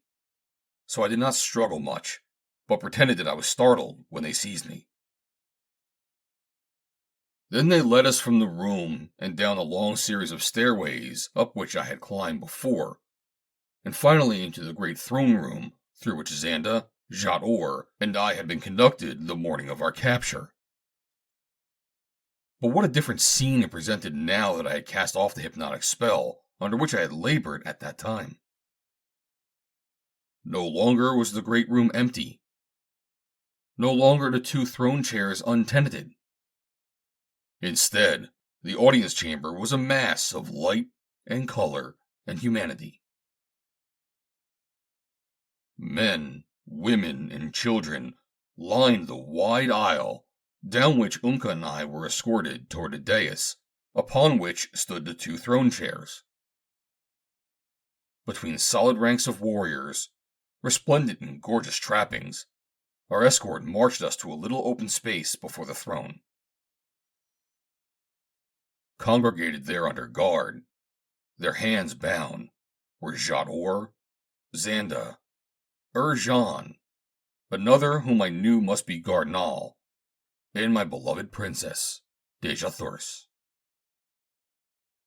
"My chieftain!" she exclaimed. "Fate is a little kind in that she has permitted me to see you once again before we die." "We still live," I reminded her, and she smiled as she recognized this, my longtime challenge to whatever malign fate might seem to threaten me. Jean's expression revealed his surprise when his eyes fell upon me. "You!" he exclaimed. "Yes, I, Jean." "What are you doing here?" "One of the pleasures of the trip I am to be robbed of by our captors," I replied. "What do you mean?" he asked. "The pleasure of killing you, Jean," I replied. He nodded understandingly, with a wry smile. My attention was now attracted to the man on the throne. He was demanding that we be silent. He was a very fat man with an arrogant expression, and I noted in him those signs of age that are so seldom apparent among the red men of Barsoom. I had also noticed similar indications of age among other members of the throng that filled the audience chamber, a fact which indicated that these people did not enjoy the almost perpetual youth of the Martians. Accompanying the throne at the man's side was a young and very beautiful woman. She was gazing at me dreamily through the heavy lashes of her half-closed lids. I can only assume that the woman's attention was attracted to me because of the fact that my skin differed in color from that of my companions, as, after leaving Zidanga, I had removed the disguising pigment. "Splendid," she whispered languidly. "What is that?" demanded the man. "What is splendid?" She looked up with a start, as one awakened from a dream. "Oh," she exclaimed nervously. I said that it would be splendid if you could make them keep still. But how can you if we are invisible and inaudible to them? Unless, she shrugged, you silence them with the sword. You know, Ozara, demurred the man, that we are saving them for the fire god. We may not kill them now. The woman shrugged. Why kill them at all? She asked. They look like intelligent creatures. It might be interesting to preserve them. I turned to my companions. Can any of you see or hear anything that is going on in this room? I asked. Except for ourselves, I could see no one and hear no one, said Gar Nal, and the others answered similarly. We are all the victims of a form of hypnosis, I explained, which makes it impossible for us either to see or hear our captors. By the exercise of the powers of your own minds, you can free yourselves from this condition. It is not difficult. I succeeded in doing it. If the rest of you are also successful, our chances of escape will be much better, if an opportunity to escape arises. Believing that they are invisible to us, they will never be on their guard against us. As a matter of fact, I could, this moment, snatch a sword from the fellow at my side and kill the Jeddak and his Jadara upon their thrones before anyone could prevent me. We cannot work together, said Gar Nal, while half of us have it in our hearts to kill the other half. Let us call a truce upon our own quarrels, then, I said, until we have escaped from these people. That is fine, said Gar Nal. Do you agree? I asked. Yes, he replied. And you, Urjan? I asked. It suits me, said the assassin of Zidanga. And you? Demanded Gar Nal, looking at Jat Or. Whatever the Vandor commands, I shall do, replied the Padwar. Urjan bestowed a quick glance of sudden comprehension upon me. Ah, he exclaimed. So you are also Vandor. Now I understand much that I did not understand before. Did that rat of a Rapas know? I ignored his question. And now, I said, let us raise our hands and swear to abide by this truce until we have all escaped from the Tarids. And, further, that each of us will do all in his power to save the others. Gar Nal, Urjan, Jat Or, and I raised our hands to swear. The women, too, said Urjan. And then Dejah Thoris and Xanda raised their hands. And thus we six swore to fight for one another to the death, until we should be free from these enemies. It was a strange situation, for I had been commissioned to kill Gar Nal, and Urjan had sworn to kill me, while I was intent upon killing him. And Xanda, who hated them both, was but awaiting the opportunity to destroy me when she should learn my identity. Come, come, exclaimed the fat man on the throne, irritably. What are they jabbering about in that strange language? We must silence them. We did not bring them here to listen to them. Remove the spell from them, suggested the girl he had called Ozara. Let them see and hear us. There are only 4 men among them. They cannot harm us. They shall see us and they shall hear us when they are let out to die, replied the man, and not before. I have an idea that the light-skinned man among them can see us and hear us now, said the girl. What makes you think so? Demanded the man. I sense it when his eyes rest upon mine, she replied dreamily.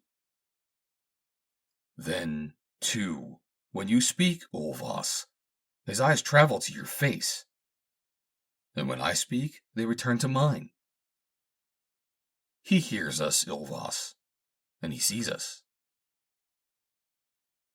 I was indeed looking at the woman as she spoke, and now I realized that I might have difficulty in carrying on my deception. But this time, when the man that she called Ulvas replied to her, I focused my eyes beyond the girl and did not look at him. "It is impossible," he said. "He can neither see nor hear us." Then he looked down at the officer in command of the detachment that had brought us from our cells to the audience chamber. "Zamak," he demanded, "what do you think? Can this creature either see or hear us?" "I think not, All Highest," replied the man.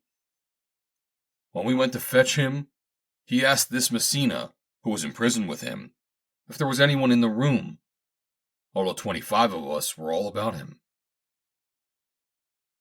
"I thought you were wrong," said Ulvas to his Jadara. "You are always imagining things."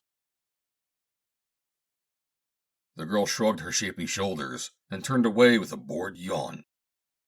But presently her eyes came back to me. And though I tried not to meet them squarely thereafter, I was aware, during all the rest of the time that I was in the audience chamber, that she was watching me. "Let us proceed," said Ulvas. Thereupon an old man stepped to the front and placed himself directly before the throne. "All Highest," he intoned in a sing-song voice. "The day is good. The occasion is good. The time has come. We bring before you, most august son of the fire god, 7 enemies of the Taurids. Through you, your father speaks, letting his people know his wishes. You have talked with the fire god, your father. Tell us, All Highest, if these offerings look good in his eyes. Make known to us his wishes, Almighty One." Ever since we had come into the audience chamber, Ulvas had been inspecting us carefully, and especially had his attention been centered upon Dijathoris and Xanda. Now he cleared his throat.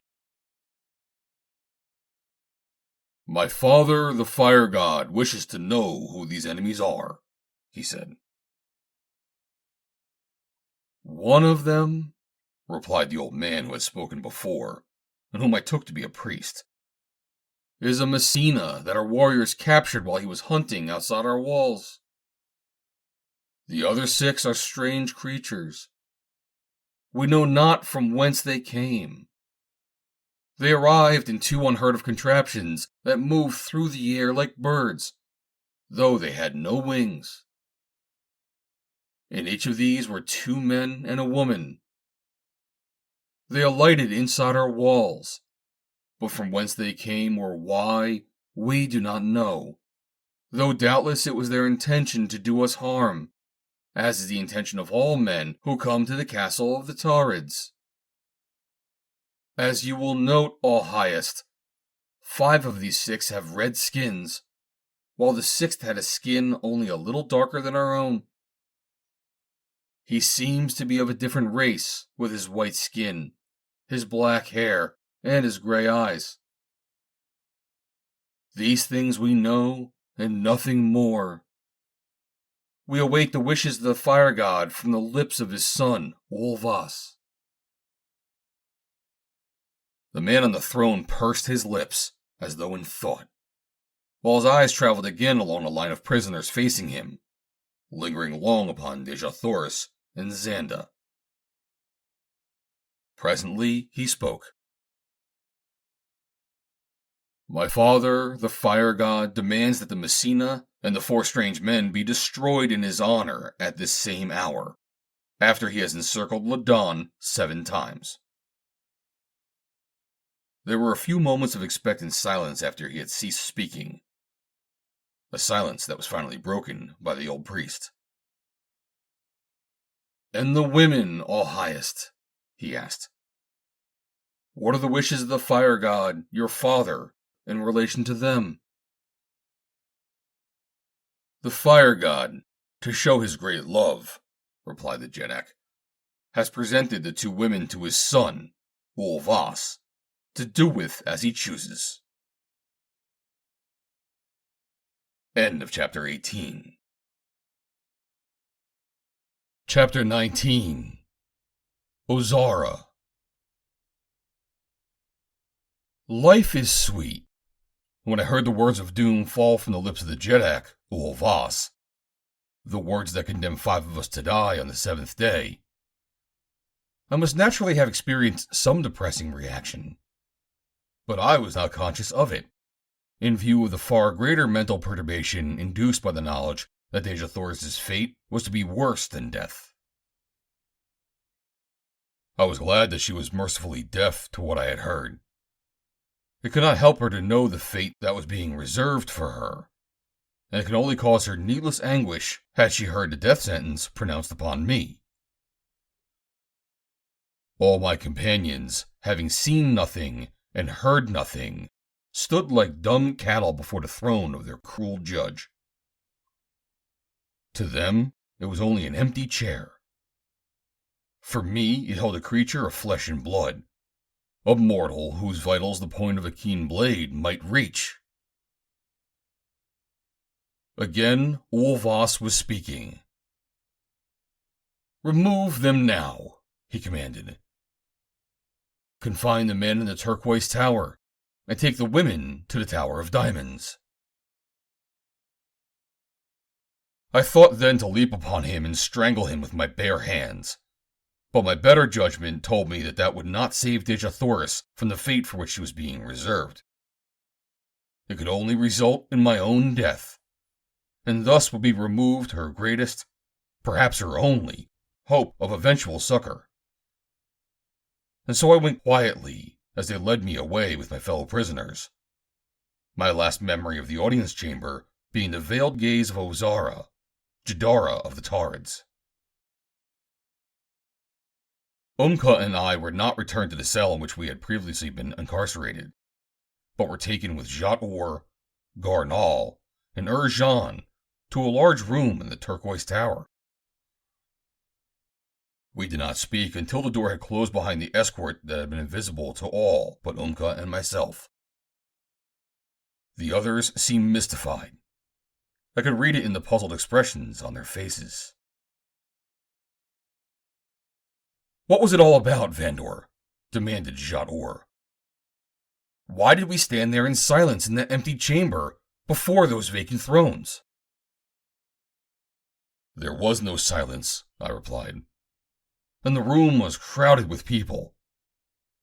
The Jeddak and his Jadara sat upon the thrones that seemed vacant to you, and the Jeddak passed the sentence of death upon all of us. We are to die on the 7th day."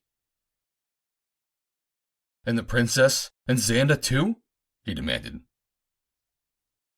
I shook my head. "No. Unfortunately, no." "Why do you say unfortunately?" he asked, puzzled. "Because they would prefer death to what is in store for them. The Jeddak, Ulvas, is keeping them for himself." Jat Or scowled. "We must do something," he said. "We must save them." "I know it," I replied. "But how?" "You have given up hope?" he demanded. "You will go to your death calmly, knowing what is in store for them?" "You know me better than that, Jat Or," I said.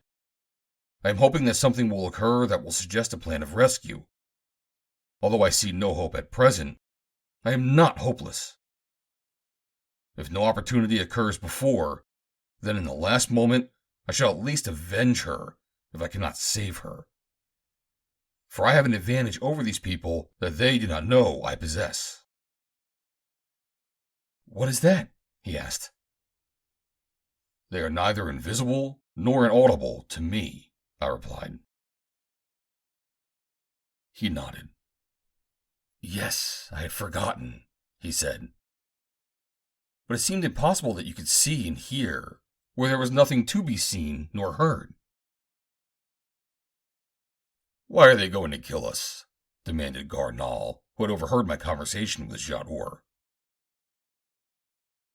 We are to be offered as sacrifices to the fire god whom they worship, I replied. The fire god? Demanded Jean. Who is he? The sun, I explained. But how could you understand their language? Asked Gar Nal. It cannot be possible that they speak the same tongue that is spoken upon Barsoom. No, I replied, they do not. But with whom I have been imprisoned ever since we were captured, has taught me the language of the Tarids. What are Tarids? Asked Jat Or. It is the name of the people in whose power we are, I explained. What is their name for Thuria?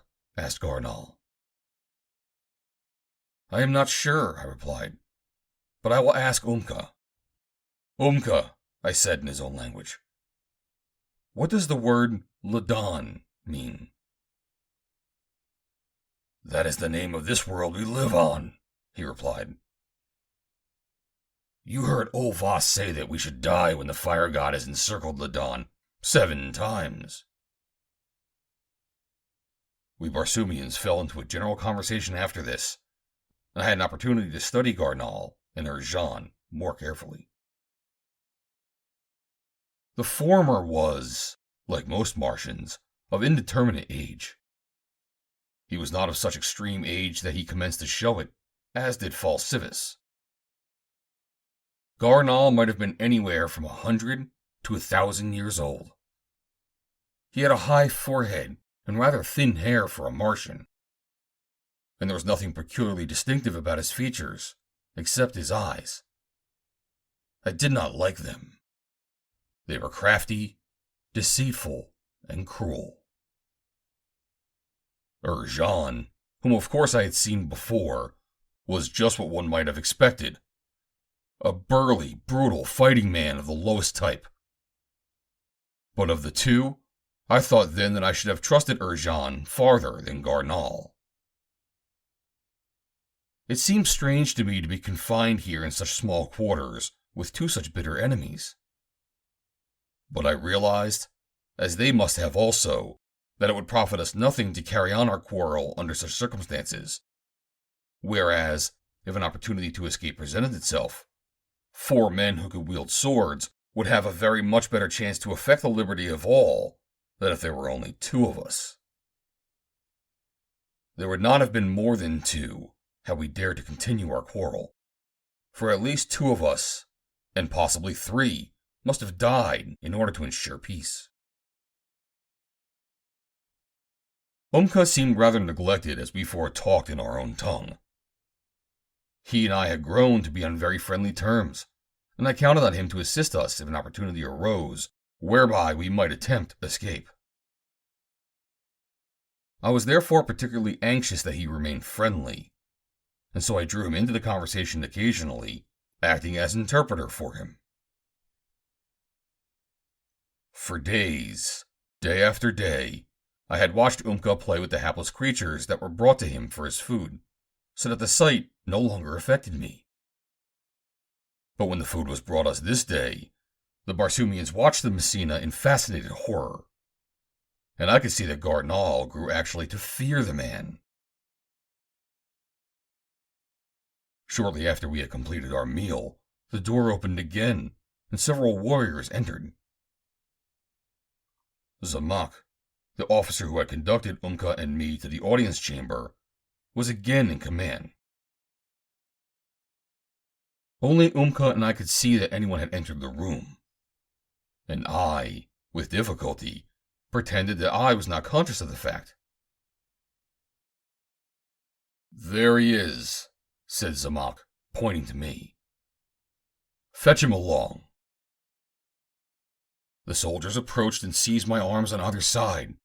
Then they hustled me toward the door. What is it? Cried Jat Or. What has happened to you? He shouted. Where are you going?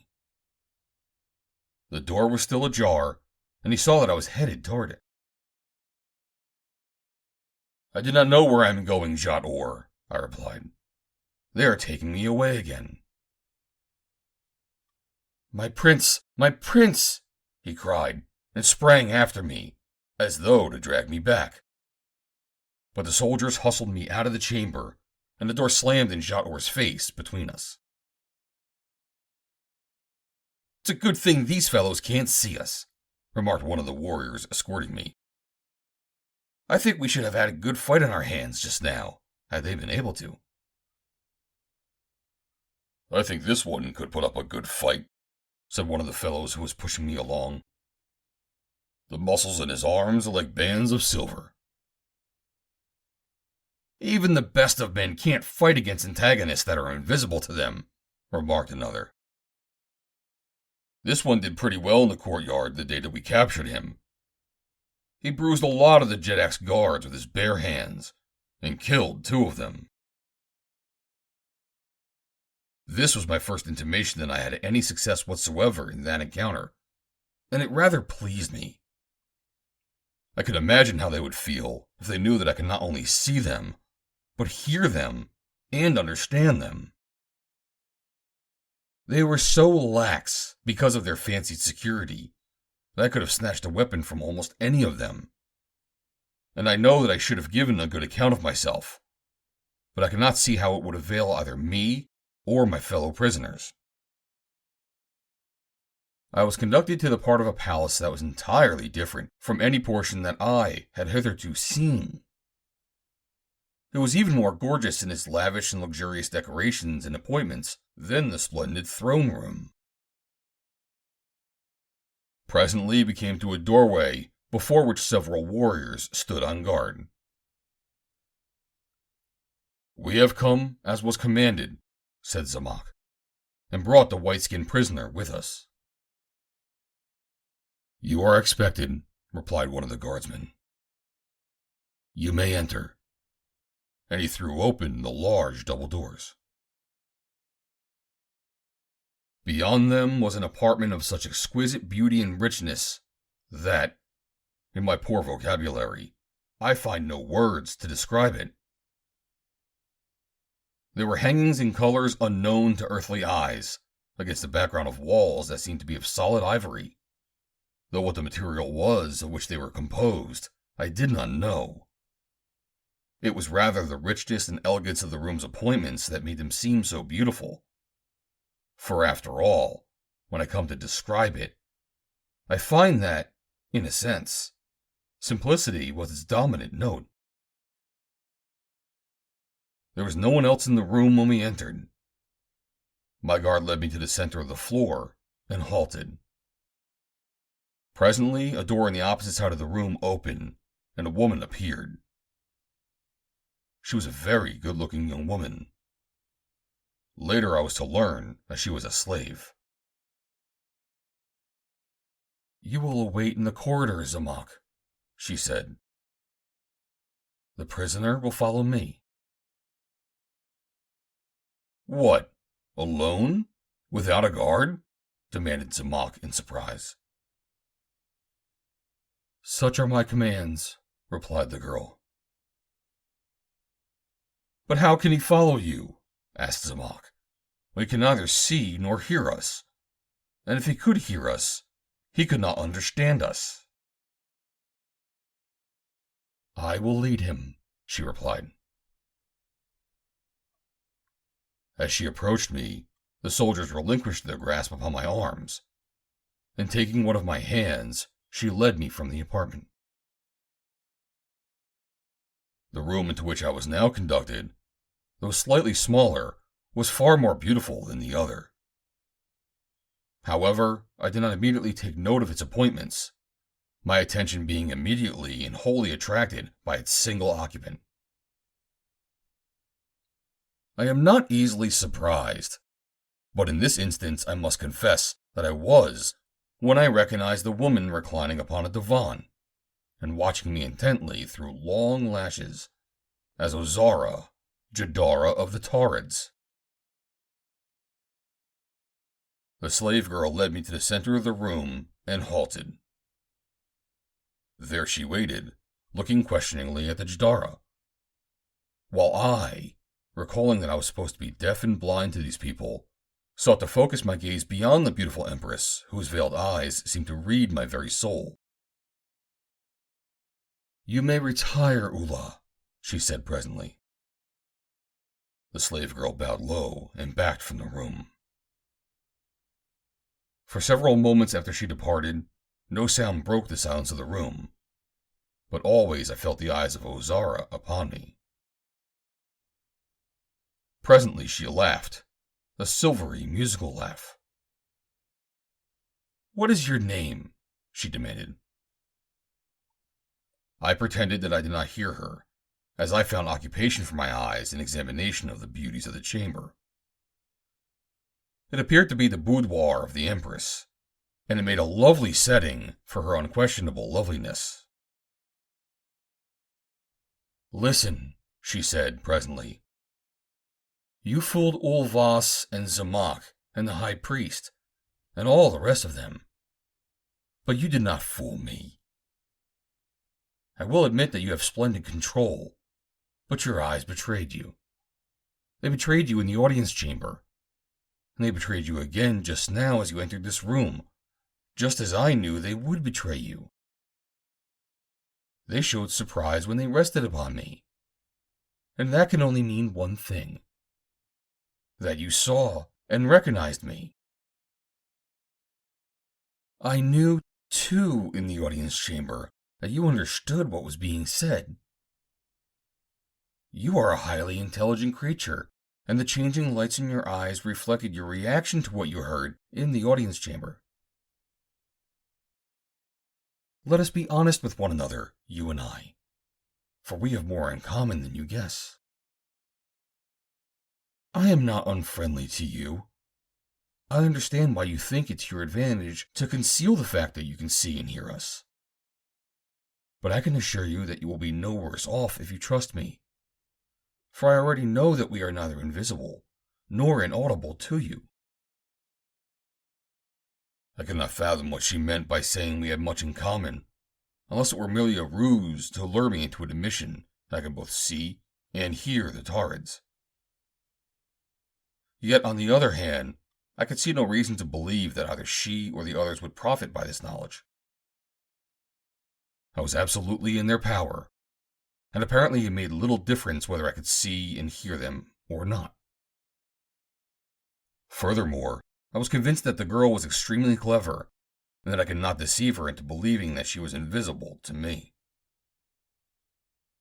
On the whole, I saw no reason to attempt to carry the deception further with her, and so I looked her squarely in the eyes and smiled. "I shall be honored by the friendship of the Jadara, Ozara," I said. "There," she exclaimed. "I knew that I was right." "Yet perhaps you had a little doubt." "If I did, it was because you are a past master in the art of deception." I felt that the lives and liberty of my companions and myself might depend upon my ability to keep your people from knowing that I could see and understand them. "You do not speak our language very well," she said. "How did you learn it?" "The Messina with whom I was imprisoned taught me it," I explained. "Tell me about yourself," she demanded. "Your name, your country, the strange contrivances in which you came to the last stronghold of the Tarids, and your reason for coming." "I am JOHN CARTER," I replied, "Prince of the House of Tardos Moors, Jeddak of Helium." "Helium?" she questioned. "Where is Helium? I never heard of it." "It is on another world," I explained. "On Barsoom, the great planet that you call your larger moon." "You are, then, a prince in your own country?" she said. "I thought as much. am seldom mistaken in my estimate of people. The 2 women and one of the other men among your companions are well bred, she continued. The other 2 men are not. One of them, however, has a brilliant mind, while the other is a stupid lout, a low brute of a man. I could not but smile at her accurate appraisal of my companions. Here, indeed, was a brilliant woman. If she really cared to befriend me, I felt that she might accomplish much for us. But I did not allow my hopes to rise too high, for after all, she was the mate of Ulvas, the Jeddak who had condemned us to death. You have read them accurately, Jadara, I told her. And you, she continued, you are a great man in your own world. You would be a great man in any world, but you have not told me why you came to our country. The 2 men that you last described abducted a princess of the reigning house of my country. She must be the very beautiful one, mused Ozara. Yes, I said. With the other man and the girl, I pursued them in another ship. Shortly after we reached Ladon, we saw their ship in the courtyard of your castle.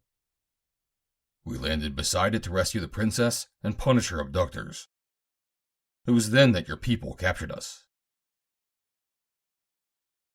Then you did not come to harm us? She asked. Certainly not, I replied. We did not even know of your existence. She nodded. I was quite sure that you intended us no harm, she said. For enemies would never have placed themselves thus absolutely in our power. But I cannot convince Ulvas and the others. I appreciate your belief in me, I said. But I cannot understand why you have taken this interest in me, an alien and a stranger. She contemplated me in silence for a moment, her beautiful eyes momentarily dreamy. Perhaps it is because we have so much in common, she said. And again, perhaps because of a force that is greater than all others, and that seizes and dominates us without our volition. She paused and regarded me intently, and then she shook her head impatiently. The thing that we have in common, she said, is that we are both prisoners in the castle of Ulvas. The reason I have taken this interest in you, you would understand if you are 1/10 as intelligent as I gave you credit for. End of Chapter 19. Chapter 20. We attempt escape. Ozara may have overestimated my intelligence, but she underestimated my caution. I could not admit that I understood the inference that I was supposed to draw from what she had said to me. As a matter of fact, the implication was so preposterous that at first I was inclined to believe that it was a ruse intended to trap me into some sort of admission of ulterior designs upon her people, after she had wholly won my confidence. And so I sought to ignore the possible confession in her final statement by appearing to be dumbfounded by her first statement, which really was a surprise to me. You, a prisoner? I demanded. I thought that you were the Jadara of the Tarids. I am, she said, but I am no less a prisoner. But are not these your people? I asked. No, she replied. I am a Domnian.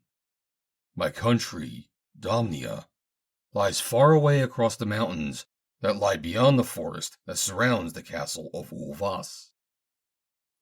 And your people married you to Ulvas, Jeddak of the Tarids? I asked. No, she replied. He stole me from them.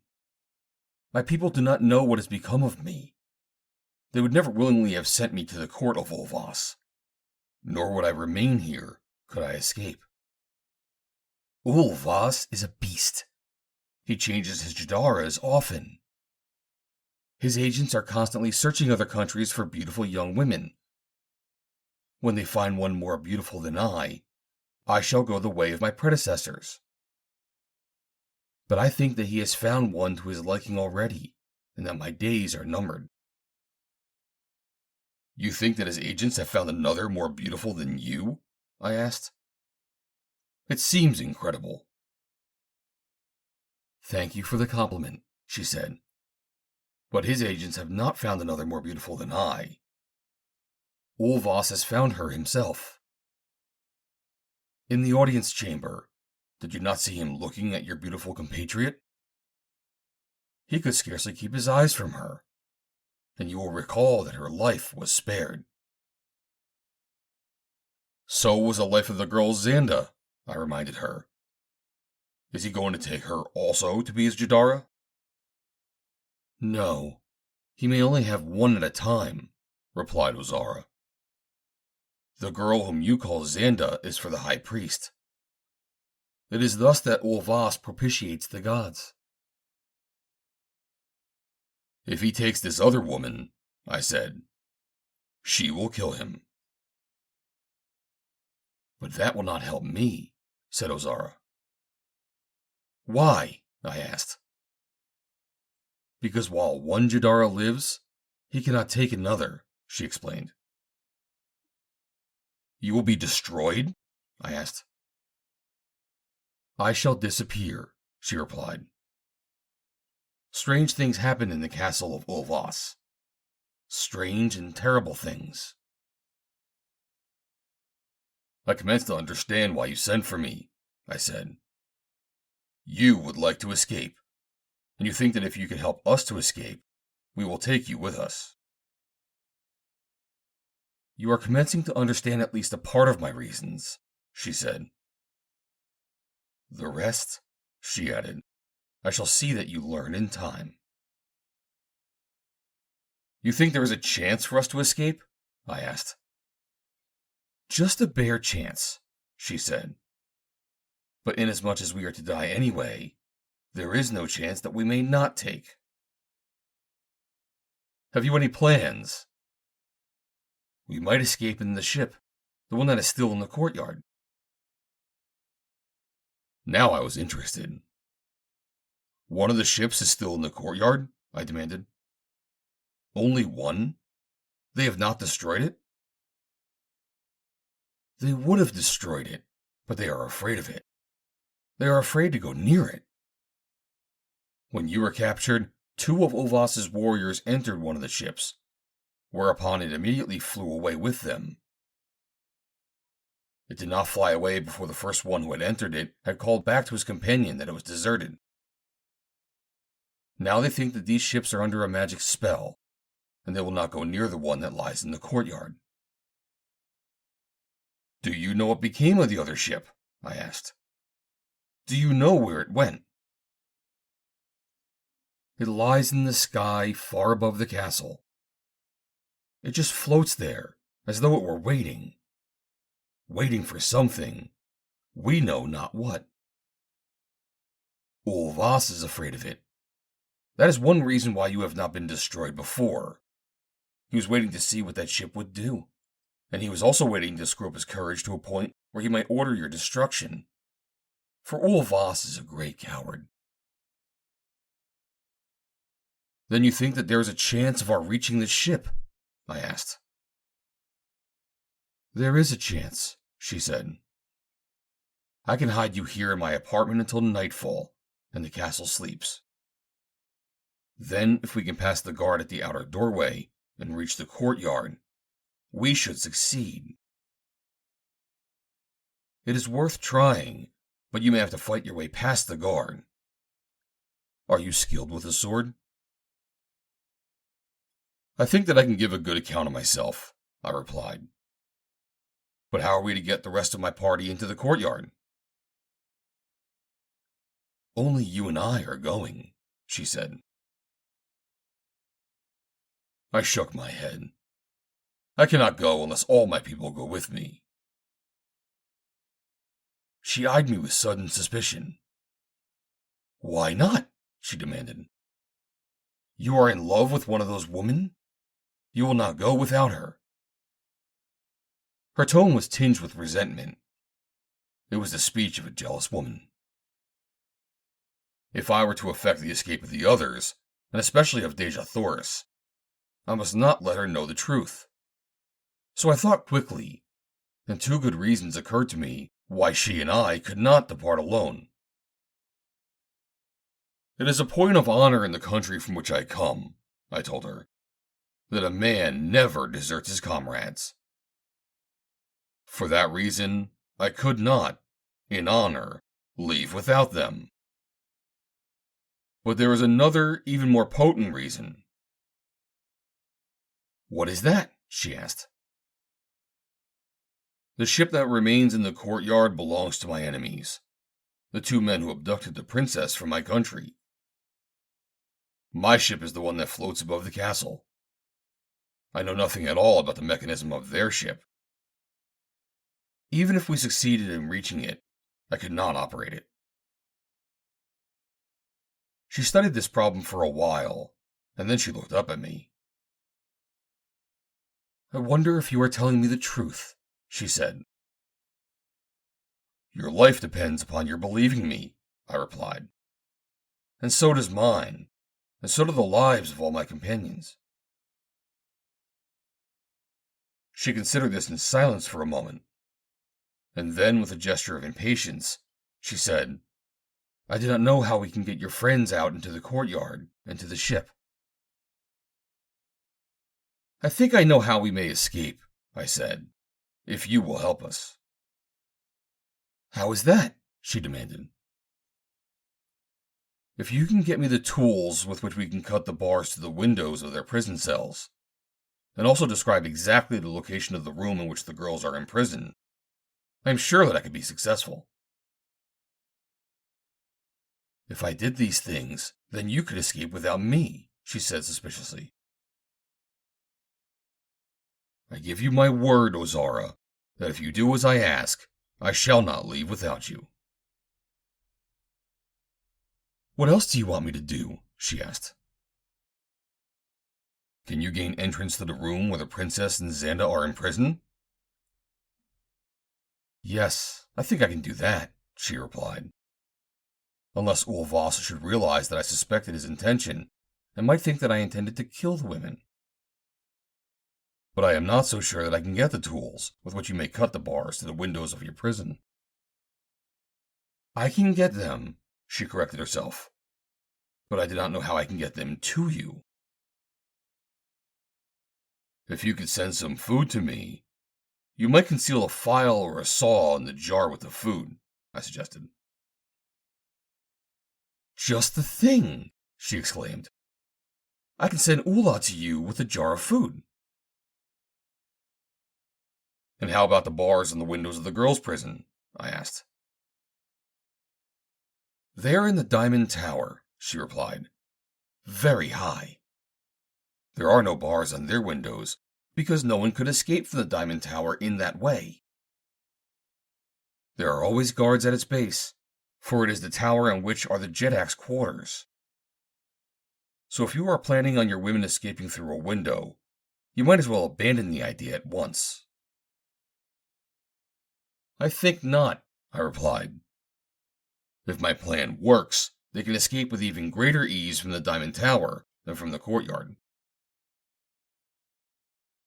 "But how about you and the other men of your party? Even if you are able to lower yourselves from the window of your cell, you will never be able to reach the Diamond Tower to ensure our escape." "Leave that to me," I said. "Have confidence in me, and I think that if you do your part, we shall all be able to escape." "Tonight?" she asked. "No, I think not," I said. "We had better wait until tomorrow night, for we do not know how long it will take to sever the bars of our window. Perhaps you better send me back now and smuggle the tools to me as soon thereafter as possible." She nodded. You are right. Just a moment, I said. How am I to know the Tower of Diamonds? How am I to find it? She appeared puzzled. It is the central and loftiest tower of the castle, she explained. But I do not know how you will reach it without a guide and many fighting men. Leave that to me. But you must help guide me to the room where the two women are imprisoned. How can I do that? She demanded. When you reach their room, hang a colored scarf from a window there. A red scarf. How can you see that from inside the castle? She demanded. Never mind. If my plan works, I shall find it. And now, please send me away. She struck a gong hanging near her, and the slave girl, Ula, entered the apartment. Take the prisoner back to Zamak, she instructed, and have him returned to his cell. Ula took me by the hand and led me from the presence of the Jadara, through the adjoining apartment, and into the corridor beyond, where Zamak and the guards were waiting. There she turned me over to the warriors who conducted me back to the room in the turquoise tower, where my companions were imprisoned. Jat Or voiced an exclamation of relief when he saw me enter the room. When they took you away, my prince, I thought that I should never see you again. But now fate is growing kinder to me. She has given me 2 proofs of her returning favor. I have you back again, and when the door opened, I saw the Tarids who returned with you. You could see them? I exclaimed. I could see them and hear them, he replied. And I too, said Gar Nal. How about you, Urjan? I asked. For the more of us who could see them, the better chance we would have in the event that there was any fighting during our attempt to rescue the women and escape. Urjan shook his head gloomily. I could see nothing or hear nothing, he said. Don't give up, I urged. You must see them. Persevere, and you shall see them. Now, I said, turning to Gar Nal, I have some good news. Our ships are safe. Yours still lies in the courtyard. They are afraid to approach it. And yours? He asked. It floats in the sky, high above the castle. You brought others with you from Barsoom? He asked. No, I replied. But there must be somebody aboard the ship, or it could not get there and remain under control. There is someone aboard it, I replied. He looked puzzled. But you just said that you brought no one with you, he challenged. There are 2 Tarid warriors aboard it. But how can they handle it? What can they know about the intricate mechanism of Fal Sivas' craft? They know nothing about it, and cannot handle it. Then how in the name of Isis did it get up there? He demanded. That is something that you need not know, Gar Nal, I told him. The fact is that it is there. But what good will it do us hanging up there in the sky? I think that I can get it when the time comes, I said. Although, as a matter of fact, I was not positive that I can control the ship through the mechanical brain at so great a distance. I am not so much worried about my ship, Gar Nal, as I am about yours. We should recover it, and after we escape from this castle, our truce is off, and it would not be well for us to travel on the same ship. He acquiesced with a nod, but I saw his eyes narrow craftily. I wondered if that expression reflected some treacherous thought, but I passed the idea off with a mental shrug, as really it did not make much difference what Gar Nal was thinking as long as I can keep my eyes on him until I had Dejathoris safely aboard my own craft. Urjan was sitting on a bench, glaring into space, and I knew that he was concentrating his stupid brain in an effort to cast off the hypnotic spell under which the Taurids had placed him. Umka lay curled up on a rug, purring contentedly. Jat Or stood looking out of one of the windows. The door opened, and we all turned toward it. I saw Ula, the Jadara's slave, bearing a large earthen jar of food. She set it down upon the floor inside the door, and stepping back into the corridor, closed and fastened the door after her. I walked quickly to the jar and picked it up, and as I turned back toward the others, I saw Urjan standing wide-eyed, staring at the door. "What is the matter, Urjan?" I asked. "You look as though you had seen a ghost." "I saw her!" he exclaimed. "I saw her! Ghost or no ghost, I saw her!" "Good!" ejaculated Jat Or. "Now we are all free from that damnable spell." "Give me a good sword," growled Urjan, "and we'll soon be free of the castle, too." "We've got to get out of this room first," Gar Nal reminded him. "I think we have the means of escape here, in this jar," I told him. "Come, we might as well eat the food as long as we have it, and see what we find in the bottom of the jar." The others gathered around me, and we started to empty the jar in the most pleasurable fashion.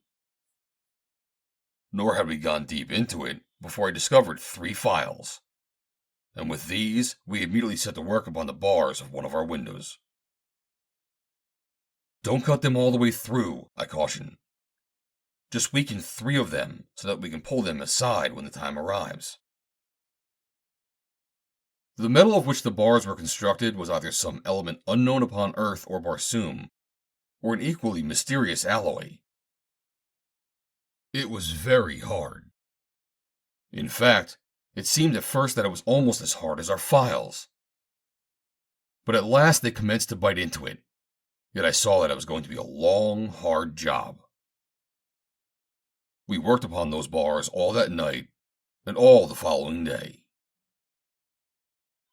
When slaves brought our food, 2 of us stood looking out of the window, our hands grasping the bars so as to cover up the evidence of our labors.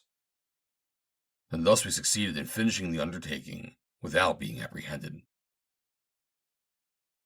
Night fell. The time was approaching when I might put to trial the one phase of my plan that was the keystone upon which the success of the entire adventure must rest. If it failed, all our work upon the bars would be set for naught. Our hopes of escape practically blasted. I had not let the others know what I purposed attempting, and I did not now acquaint them with the doubts and fears that assailed me. Urjan was at the window, looking out. "We can pull these bars away whenever we wish," he said. "But I do not see what good that is going to do us. If we fasten all our harness together, they would not reach to the castle roof below us. It looks to me as though we had all our work for nothing." "Go over there and sit down," I told him, "and keep still. All of you keep still. Do not speak or move until I tell you to." Of them all, only Jat Or could have guessed what I purposed attempting, yet they all did as I had bid them. Going to the window, I searched the sky, but I could see nothing of our craft. Nevertheless, I sought to concentrate my thoughts upon the metallic brain, wherever it might be. I directed it to drop down and approach the window of the tower where I stood. Never before in my life, I think, had I so concentrated my mind upon a single idea. There seemed to be a reaction that I could feel almost as definitely as when I tensed a muscle. Beads of cold sweat stood out upon my forehead. Behind me, the room was as silent as the grave, and through the open window where I stood, no sound came from the sleeping castle below me. The slow seconds passed, dragging into a seeming eternity of time. Could it be that the brain had passed beyond the sphere of my control? Was the ship lost to me forever? These thoughts assailed me as my power of concentration weakened. My mind was swept into a mad riot of conflicting hopes and doubts, fears and sudden swift assurances of success that faded into despond as rapidly as they had grown out of nothing. And then, across the sky, I saw a great black hulk moving slowly toward me out of the night. For just an instant, the reaction left me weak. But I soon regained control of myself and pulled aside the 3 bars that we had cut. The others, who had evidently been watching the window from where they had either sat or stood, now pressed forward. I could hear smothered exclamations of surprise, relief, elation. Turning quickly, I cautioned them to silence. I directed the brain to bring the ship close to the window. Then I turned again to my companions. "There are 2 tarred warriors aboard her," I said. "If they found the water and food which she carried, they are still alive, and there is no reason to believe that starving men would not find it. We must therefore prepare ourselves for a fight. Each of these men, no doubt, is armed with a longsword and a dagger. We are unarmed. We shall have to overcome them with our bare hands." I turned to Jean. "When the door is open, 2 of us must leap into the cabin simultaneously, on the chance that we may take them by surprise. Will you go first with me, Jean?" He nodded, and a crooked smile twisted his lips. "Yes," he said, "and it will be a strange sight to see Jean and John Carter fighting side by side." "At least we should put up a good fight," I said. "It is too bad," he sighed, "that those 2 tards will never have the honor of knowing who killed them. Jat Or, you and Gar Nal follow immediately behind Jean and me." And then, in his own language, I told Umko to board the ship immediately after Jat Or and Gar Nal. "And if the fighting is not all over," I told him, "you will know what to do when you see the 2 tarred warriors." His upper mouth stretched in one of his strange grins, and he purred contentedly. I stepped to the sill of the window, and Jean clambered to my side. The hull of the craft was almost scraping the side of the building. The doorway was only a foot from the sill on which we stood. "Ready, Jean?" I whispered. Then I directed the brain to draw the doors aside as rapidly as possible. Almost instantly they sprang apart, and in the same instant, Jean and I sprang into the cabin. Behind us came our 3 companions. In the gloom of the interior, I saw 2 men facing us, and without waiting to give either of them a chance to draw, I hurled myself at the legs of the nearer. He crashed to the floor, and before he could draw his dagger, I seized both his wrists and pinioned him on his back. I did not see how Jean handled his man, but a moment later, with the assistance of Jat Or and Umka, we had disarmed them both. Jean and Gar Nal wanted to kill them offhand, but that I would not listen to. I can kill a man in a fair fight without a single qualm of conscience, but I cannot kill a defenseless man in cold blood, even though he be my enemy. As a precautious measure, we bound and gagged them. "What now?" demanded Gar Nal. "How are you going to get the women?" First, I'm going to try to get your ship, I replied. For even if we extend our truce, we shall stand a better chance of returning to Barsoom if we have both ships in our possession, as something might happen to one of them. You are right, he said. And, too, I should hate to lose my ship. It is the fruit of a lifetime of thought and study and labor. I now caused the ship to rise and cruise away until I thought that it was out of sight of the castle. I adopted this course merely as a strategy to throw the Tarids off our track in the event that any of the guards had seen the ship maneuvering among the towers. But when we had gone some little distance, I dropped low and approached the castle again from the side where Gar Nal's ship lay in the courtyard. I kept very low above the trees of the forest and moved very slowly without lights. Just beyond the castle wall, I brought the ship to a stop and surveyed the courtyard just ahead and below us. Plainly I saw the outlines of Gar Nal's ship, but nowhere upon that side of the castle was there any sign of a guard. This seemed almost too good to be true, and in a whisper I asked Umka if it would be possible that the castle was unguarded at night. There are guards within the castle all night, he said, and upon the outside of the Tower of Diamonds. But these are to guard Voss against assassination by his own people. They do not fear that any enemy will come from beyond the walls at night, for none is ever attacked except by day.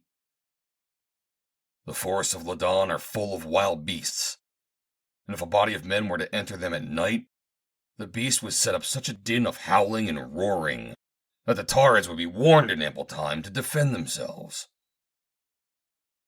So you see, the beasts of the forests are all the guards they need. Thus assured that there was no one in the courtyard, I took the ship across the wall and dropped it to the ground beside Gar Nal's. Quickly I gave my instructions for what was to follow. Gar Nal, I said. You will go aboard your ship and pilot it, following me. We are going to the window of the room where the girls are confined. As I draw in and stop at their window, both the doors and the sides of my ship will be open. Open the door on the port side of your ship and place it alongside mine, so that if it is necessary, you can cross through my ship and enter the room where the women are confined. We may need all the help that we have if the women are well guarded. End of Chapter 20. Chapter 21. In the Tower of Diamonds. Vague misgivings disturbed me as I saw Gar Nal enter his ship. They seemed a premonition of disaster, of tragedy, but I realized that they were based upon nothing more substantial than my natural dislike for the man. And so I sought to thrust them aside and devote my thoughts to the business in hand. The night was dark. Neither Mars nor Chloros had risen. It was, indeed, because of the fact that I knew neither of them would be in the sky, that I had chosen this hour for my attempt to rescue Jat Or and her companion. Presently I heard the motors of Gar Nal's ship, which we had decided should be the signal that he was ready to start. Leaving the ground, I rose from the courtyard, crossed the wall, and set a course away from the city. This I held until I felt that we were out of sight of any possible watcher who might have discovered us. Trailing us was the dark hulk of Gar Nal's ship. In a wide spiral I rose and circled back to the opposite side of the castle. And then, approaching it more closely, I picked out the lofty Tower of Diamonds. Somewhere in that gleaming shaft were Jat Or and Xanda. And if Ozara had not betrayed me, and if no accident had befallen her plan, the Jadara of Tarids was with them. There had been moments when I had been somewhat concerned as to the honesty and loyalty of Ozara.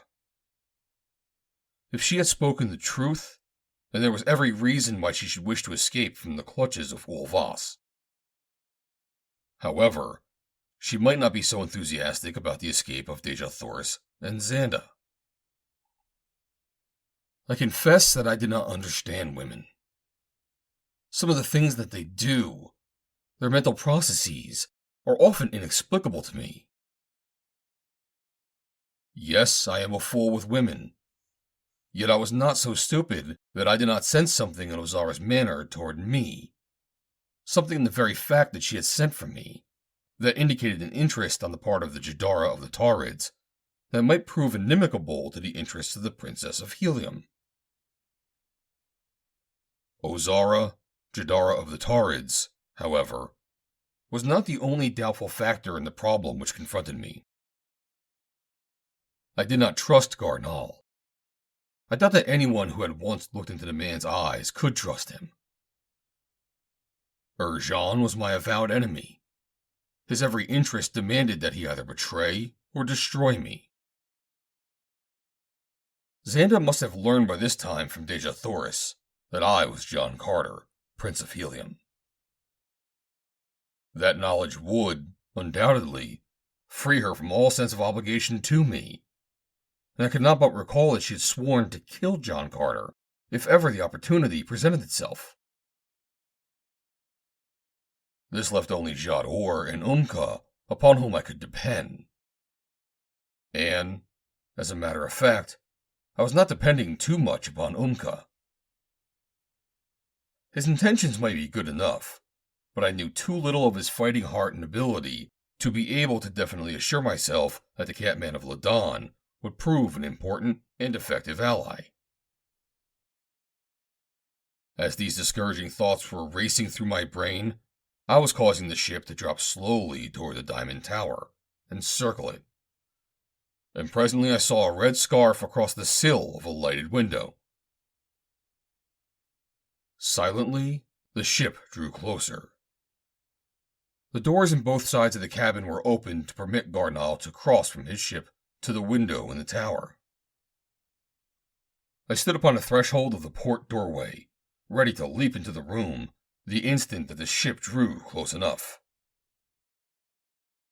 The interior of the room beyond the window was not brilliantly lighted, but in the dim illumination I could see the figures of 3 women, and my heart leapt in renewed hope. The discovery of the scarlet scarf flying from the window had not wholly reassured me, as I was fully conscious of the fact that it might have been placed there as a lure. But the presence of the 3 women in the chamber appeared reasonable evidence that Ozara had carried out her part of the agreement loyally. As the ship came closer to the sill, I prepared to leap into the room beyond.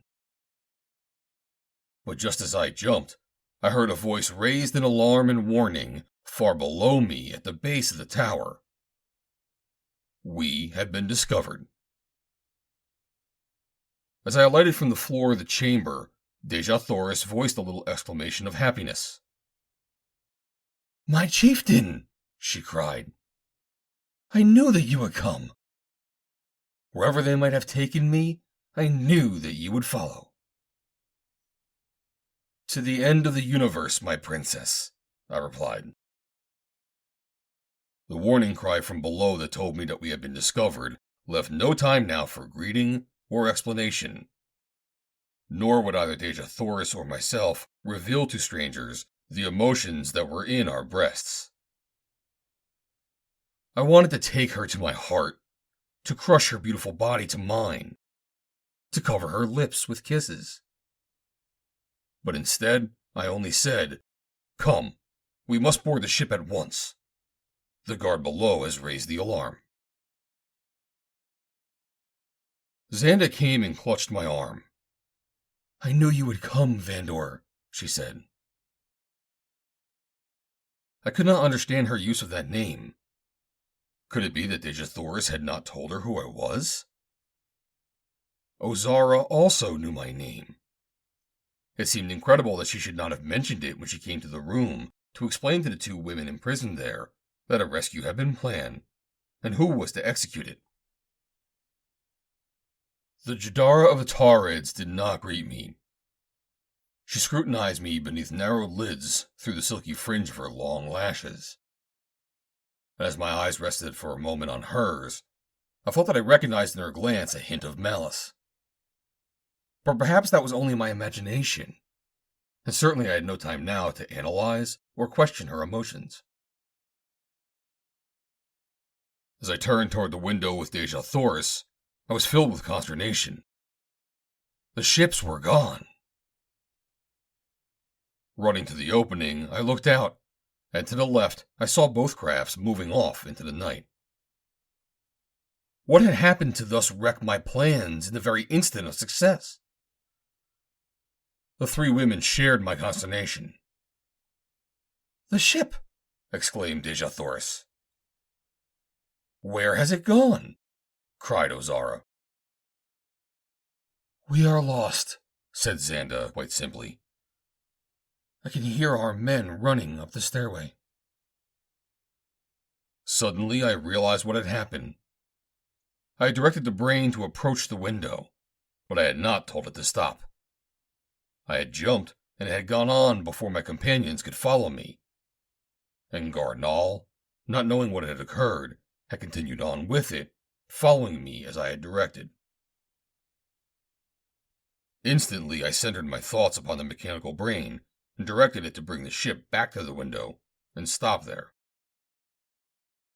Self-reproach now was useless, but I could not help but be cognizant of the fact that my carelessness had jeopardized the safety of my princess and those others who had looked to me for protection.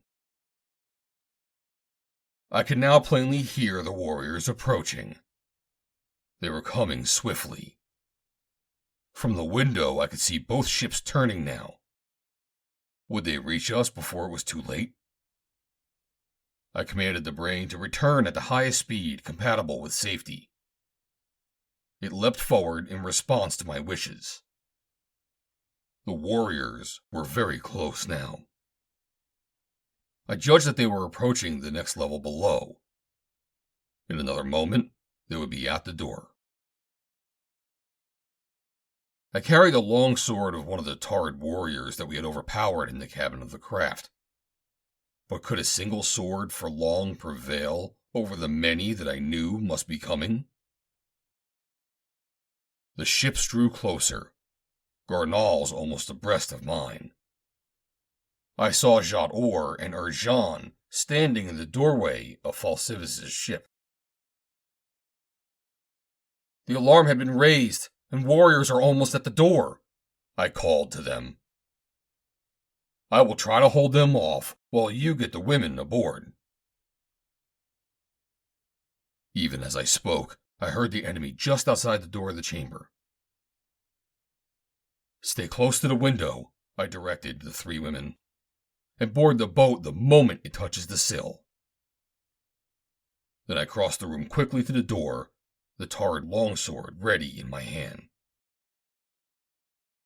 I had scarcely reached it when it was thrown open.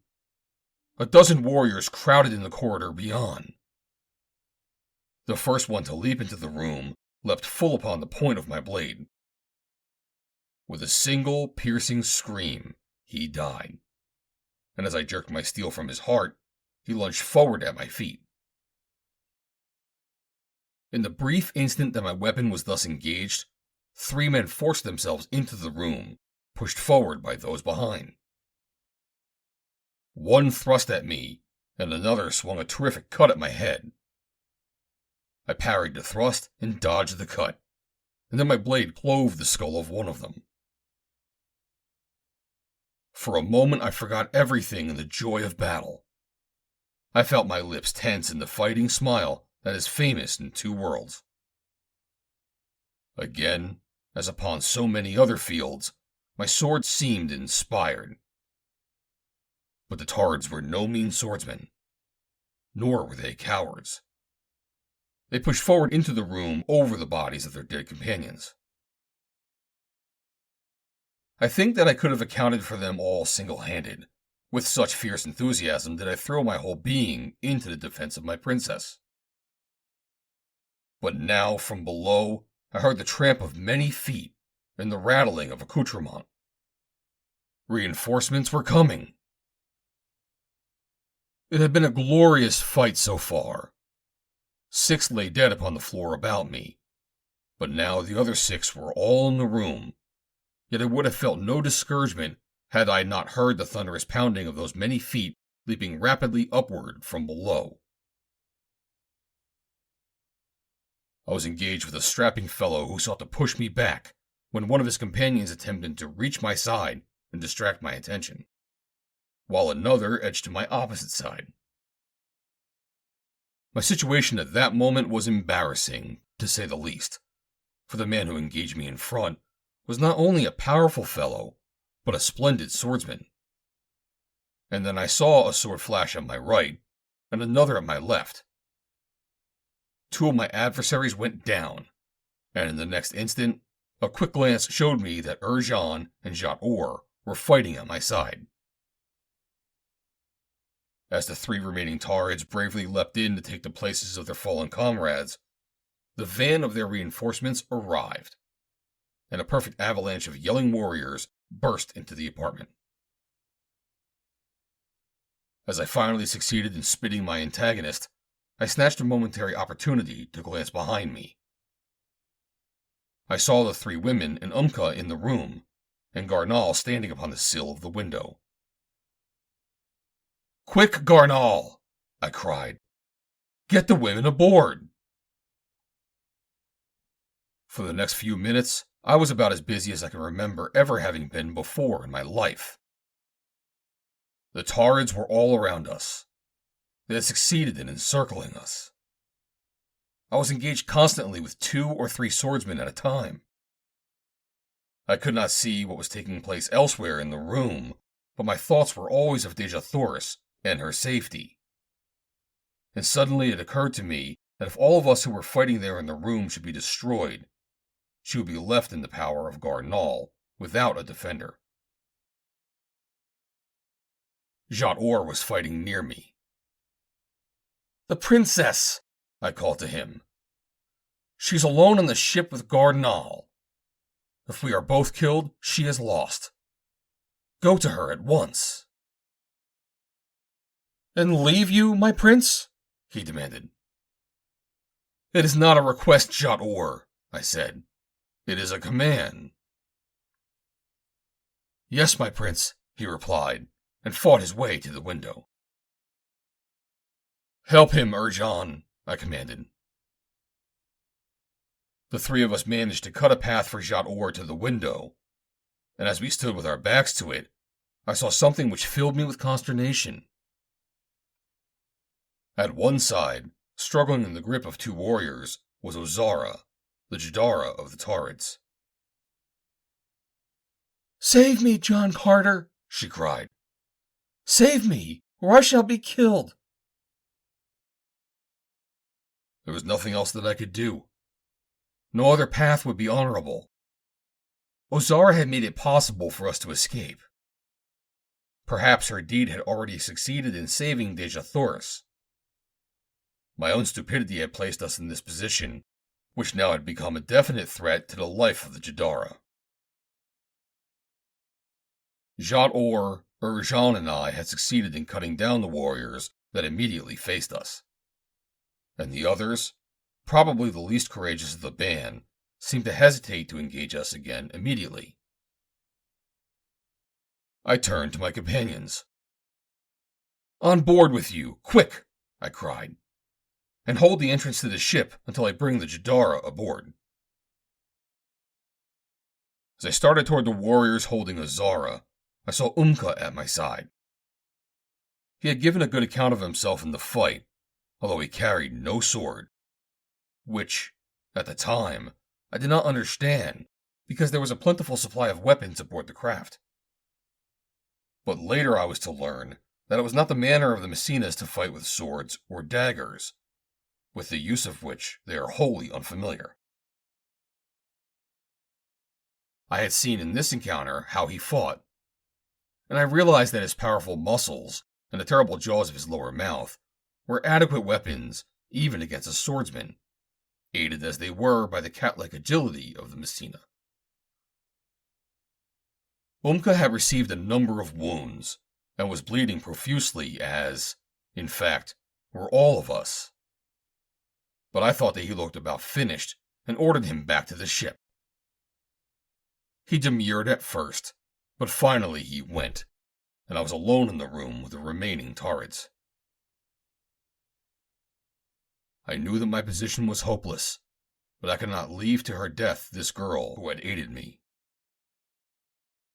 As I sprang forward to attack her captors, I saw another contingent of reinforcements burst into the room. My case was now, indeed, hopeless. The newcomers paid no attention to me. They ran straight for the window where the ship lay. If they succeeded in boarding her, the doom of Jat Or would be sealed. There was only one way in which I could circumvent them, though it definitely spelled the end for me. The two men holding Ozara were waiting for me to attack them, but I paused long enough to hurl a mental order at the mechanical brain in the nose of Fal Sivas' ship. I cast a glance back at the craft. Jean and Umka stood in the doorway.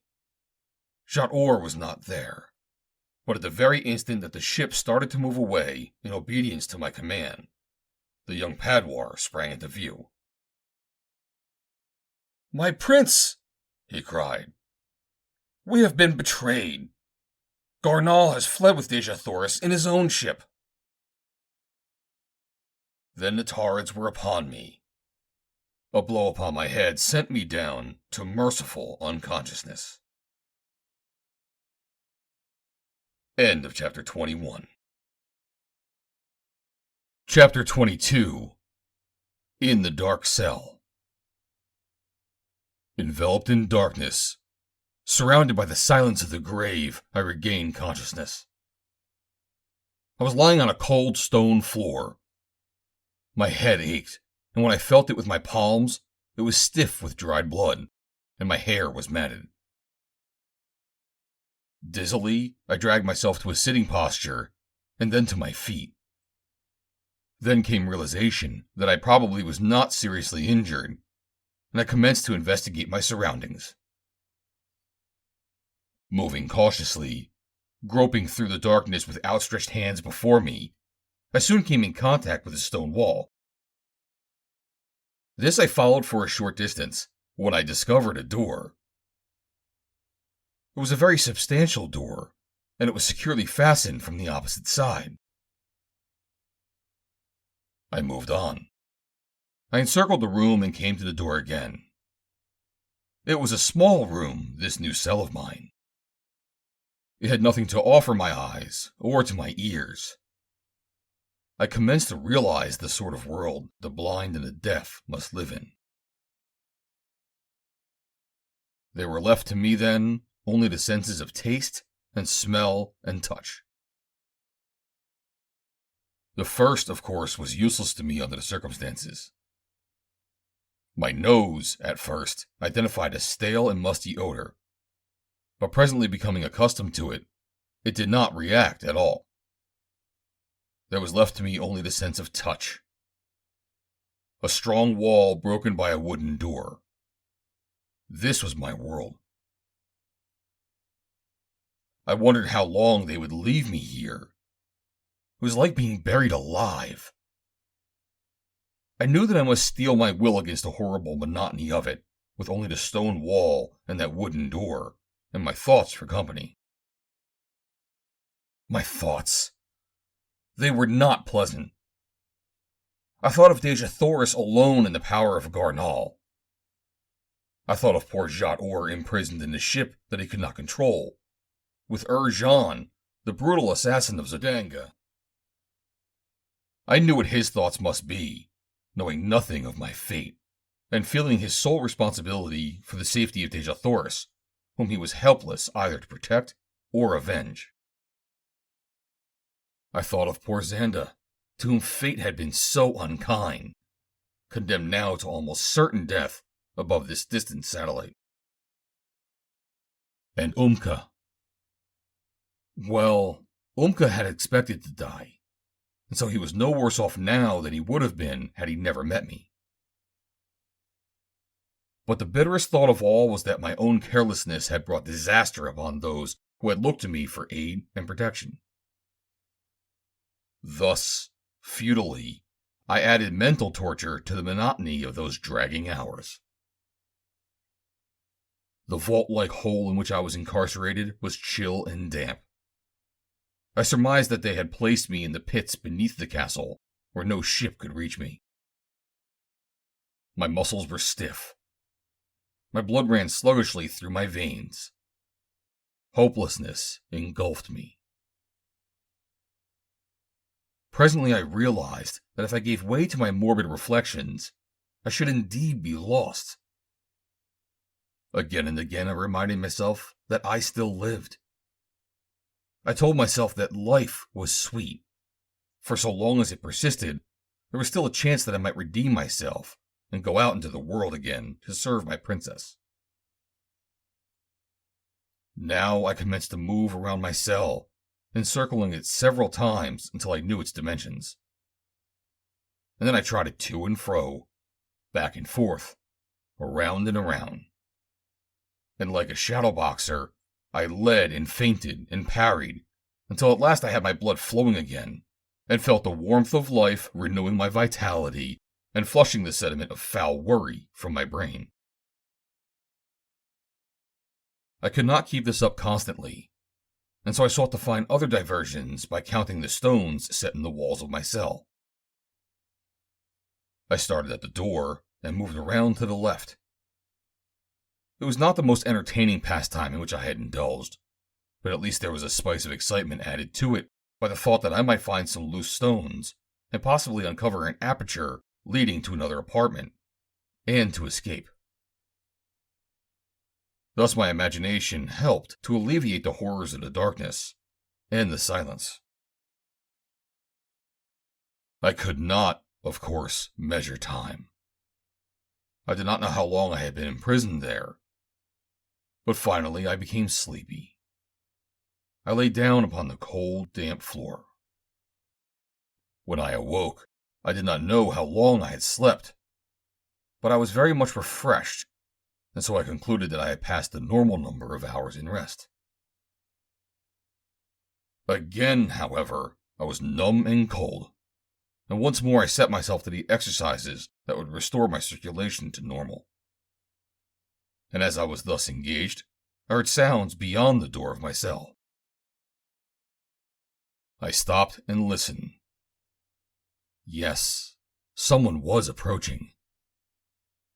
I waited, watching in the direction that I knew the door to be. And presently it opened, and a light flared in. It was a blinding light to one whose eyes had become accustomed to the total darkness of the cell. I had to turn away my head and shield my eyes with my hand. When I could look again, I saw a single warrior carrying a torch, a bowl of food, and a jug of water. He had opened the door only wide enough to permit him to pass the receptacles through, and set them on the floor of my cell. I saw that a heavy chain prevented the door from opening farther, as well as preventing me from attacking the bearer of my food and escaping. The fellow raised his torch above his head and looked at me, inserting it through the crack of the door, so that it fully illuminated the entire interior of the cell, or at least as high as some heavy wooden beam that spanned the room about 20 feet from the floor. "So you weren't killed after all," commented the warrior. "That is more than you can say for some of the others who fought in the Diamond Tower last night," I replied. "Or was it last night?" "No, it was night before last," he said. "It must have been some fight," he added. "I was not there, but the whole castle has been talking about it ever since. Those who fought against you say you are the greatest swordsman that ever lived. they would like to have you stay here and fight for them instead of against them. But old Ulvas is so furious that nothing will satisfy him but your death. I can imagine that he doesn't feel very kindly toward me, I agreed. No, my life on it, he doesn't. It was bad enough letting all his prisoners escape, but planning to take his Jadara with you? Phew! By my life, that was something. They say that the reason that you still live is because he hasn't been able to think of any death commensurate with your crime. And the Jadara, I asked. What of her? He's got her locked up. She'll be killed too. I imagine that he is planning to put you both to death at the same time, and probably in the same way. It is a shame to kill such a swordsman as you, but I am sure that it is going to be very interesting. I hope that I shall be fortunate enough to see it. Yes, I said. I hope you enjoy it. Everyone will enjoy it, but you and Ozara, he said good-naturedly. And then he withdrew the torch, closed and locked the door. And I heard his footsteps receding as he departed. I groped my way over to the food and water, as I was both hungry and thirsty. And as I ate and drank, I speculated upon what he had told me, and upon what I had seen in the light of the flaring torch. The beams, 20 feet above the floor, intrigued me. Above them, there seemed to be nothing but a dark void, as though the ceiling of the cell was much farther above. As I finished my meal, I determined to investigate what lay above those beams. On Mars, my earthly muscles permitted me to jump to extraordinary heights. I recalled the calculation that a full-size Earthman on Thuria could jump to a height of 225 feet. I realized, of course, that my size had been reduced, so that in proportion to Thuria, I was no larger than I had been upon Barsoom. But I was still certain that my earthly muscles would permit me to jump much higher than any inhabitant of Ladon. As I prepared to put my plan into practice, I was confronted by the very serious obstacle which the total darkness presented. I could not see the beams. In jumping for them, I might strike my head squarely against one of them with highly painful, if not fatal, results. When you cannot see, it is difficult to tell how high you are jumping. But I had no light and no way of making a light. So all I can do was to be as careful as I could and trust to luck. I tried springing upward a little way at a time at first, my hands extended above my head. And this proved very successful, for eventually I struck a beam. I jumped again to place its exact position, and then I leapt for it and caught it. Raising myself onto it, I felt my way along to the wall. There I stood erect and reached upward, but I could feel nothing above me. Then I went to the opposite end of the beam, and still I found nothing to give me any ray of hope. It would have been suicidal to have investigated farther by leaping up from the beam, and so I dropped to the floor again. Then I leapt for another beam and made a similar investigation with the same results. Thus, one beam at a time, I explored the void above them as far as I could reach. But always, the result was the same. My disappointment was intense. In a situation such as mine, one grasps at such tiny straws. He reposed all his hopes, his future, his very life upon them. And when they are inadequate to support the weight of so much responsibility, he is plunged into the uttermost depths of despair. But I would not admit defeat. The beams were there. They seemed to have been providently placed for me to use in some way. I racked my brain, searching for some plan whereby I might escape. I was like a rat in a trap. A cornered rat, and my mind commenced to function with all the cunning of a wild beast seeking to escape a snare. Presently, an idea came to me.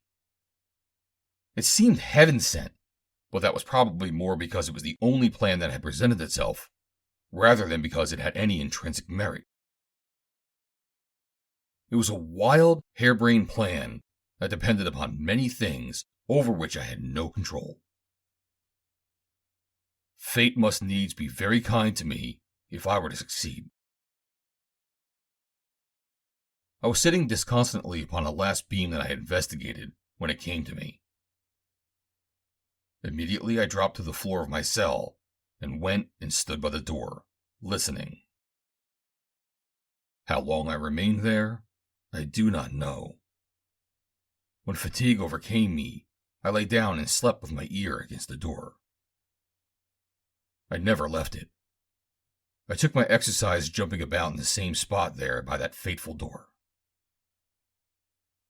At last, my ears were rewarded by that for which they had been listening. Footsteps were approaching. I could hear them shuffling in the distance. I could hear the clank of metal upon metal.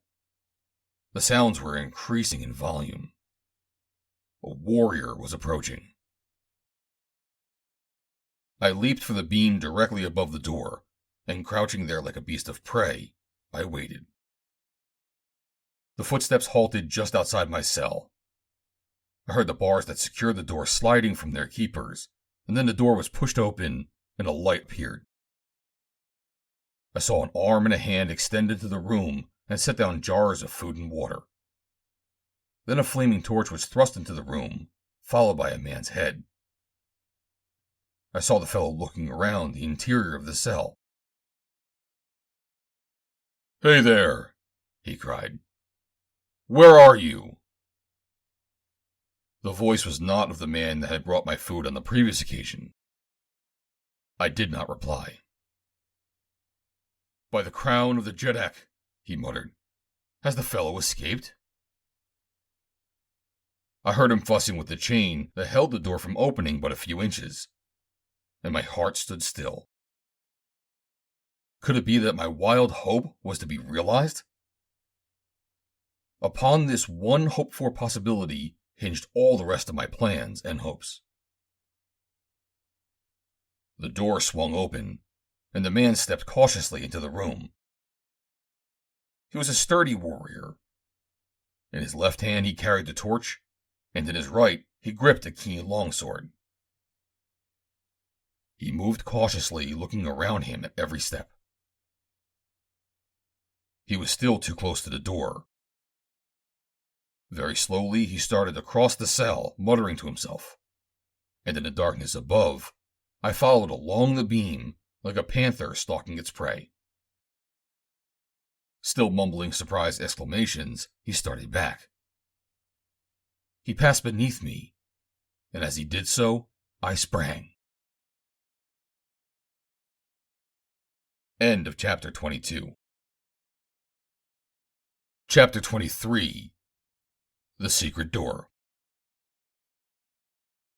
Echoing through the chamber and the corridor beyond, the screams of the warriors seemed enough to bring every fighting man in the castle upon me, as I launched myself upon him and brought him to the floor. As the man went down, the light of the torch was extinguished. We fought in total darkness. My first aim was to quiet his screams, and this I did the instant that my fingers found his throat. It seemed almost in the nature of a miracle that my dream of escape should be materializing, step by step, almost as precisely as I had visualized it.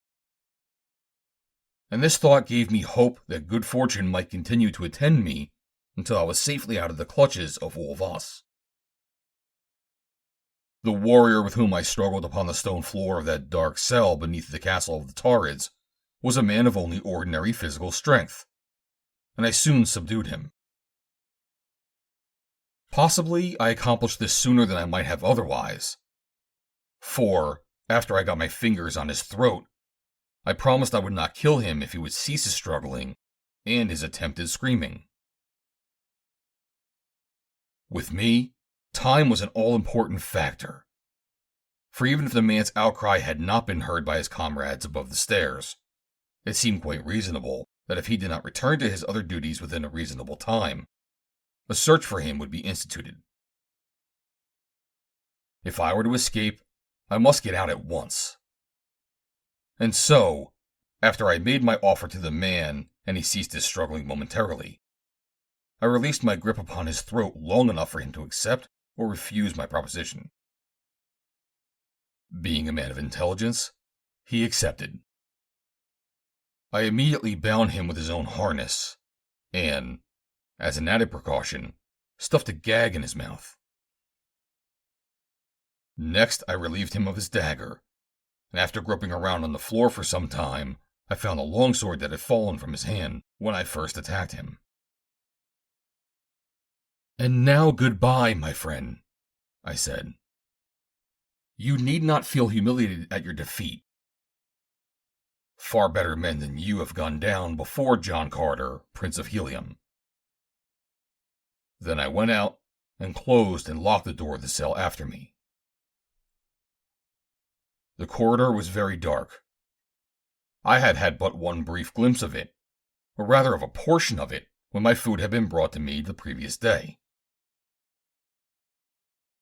It had seemed to me that the corridor led straight away from the entrance to my cell, and now I groped my way through the darkness in that direction. Probably I should have moved slowly along that unknown passageway, but I did not, for I knew that if the warriors' cries had been heard in the castle above, there might be an investigation, and I certainly did not wish to meet a body of armed men in that cul-de-sac. Keeping one hand against the wall to guide me, I moved rapidly forward, and I had gone perhaps 100 yards when I discerned a faint suggestion of light ahead of me. It did not seem to be the yellowish light of a torch, but, rather, diffused daylight. It increased in volume as I approached it, and presently I came to the foot of the stairway down which it was shining. All this time, I had heard nothing to indicate that anyone was coming to investigate. So it was with a feeling of at least some security that I ascended the stairway. With the utmost caution, I entered the level above. Here it was much lighter. I was in a short corridor with a doorway on either side. Ahead of me, the passageway ended in a transverse corridor. I moved quickly forward, for I could now see my way quite clearly, as the corridor, although extremely gloomy, was much better lighted than that from which I had emerged.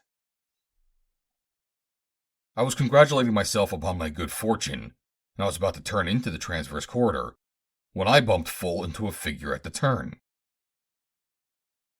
It was a woman. She was probably much more surprised than I, and she started to scream. I knew that, above all things, I must prevent her from giving an alarm, and so I seized her and clapped a hand across her mouth. I had just turned the corner into the other corridor when I collided with her. Its full length was visible to me now, and now, as I silenced the woman, I saw two warriors turn into it at the far end. They were coming in my direction. Evidently, I had congratulated myself too soon. Unencumbered by my captive, I might have found a hiding place. Or, failing that, I could have lain in ambush for them in this darker passageway, and killed them both before they could raise an alarm. But here I was with both of my hands occupied, one of them holding the struggling girl, and the other effectually silencing her attempt to cry out. I could not kill her, and if I had turned her loose, she would have the whole castle on me in a few moments. My case seemed entirely hopeless, but I did not give up hope. I had come this far. I could not admit defeat. Then I recalled the two doors that I had passed in the short corridor. One of them was only a few paces to my rear. Keep still and I will not harm you, I whispered, and then I dragged her along the corridor to the nearest door. Fortunately, it was unlocked, but what lay beyond it, I did not know. I had to think quickly and decide what I should do if it were occupied. There seemed only one thing to do. Push the girl into it and then run back to meet the two warriors that I had seen approaching. In other words, try to fight my way out of the castle of Ulvas. A mad scheme, with 600 warriors to block my way. But the room was not occupied, as I could see the moment that I had entered it, for it was well lighted by several windows. Closing the door, I stood with my back against it, listening. I had not looked down at the woman in my arms. I was too intent upon listening for the approach of the two warriors I had seen. Would they turn into this corridor? Would they come to this very room? I must have unconsciously released my pressure upon the girl's lips, for before I could prevent it, she tore my hand away and spoke. "John Carter!" she exclaimed in a low tone. I looked down at her in surprise, and then I recognized her. It was Ula, the slave of Ozara, the Jadara of the Tarids. "Ula," I said earnestly, "please do not make me harm you. I do not wish to harm anyone in the castle. I only wish to escape. More than my life depends upon that. So very much more that I would break the unwritten law of my caste, even to killing a woman, were it necessary to do so to accomplish my purpose." "You need not fear me," she said. "I will not betray you." "You are a wise girl," I said. "You have bought your life very cheaply." "It was not to save my life that I promised," she said. "I would not have betrayed you in any event." "And why?" I asked. "You owe me nothing." "I love my mistress Ozara," she said simply. "And what has that to do with it?" I asked. "I would not harm one whom my mistress loves." Of course, I knew that Ula was romancing, letting her imagination work overtime. And as it was immaterial what she believed, so long as she helped me, I did not contradict her. "Where is your mistress now?" I asked. "She is in this very tower," she replied. "She's locked in a room directly above this one, on the next level. Ulvas is keeping her there until he is ready to destroy her. Oh, save her, John Carter, save her." "How did you learn my name, Ula?" I asked. "The Jadara told me," she replied. "She talked about you constantly." "You are better acquainted with the castle than I am, Ula," I said. "Is there any way in which I can reach the Jadara? Can you get a message to her? Could we get her out of that room?" "No," she replied. "The door is locked, and two warriors stand guard outside it, day and night." I walked to the window and looked out.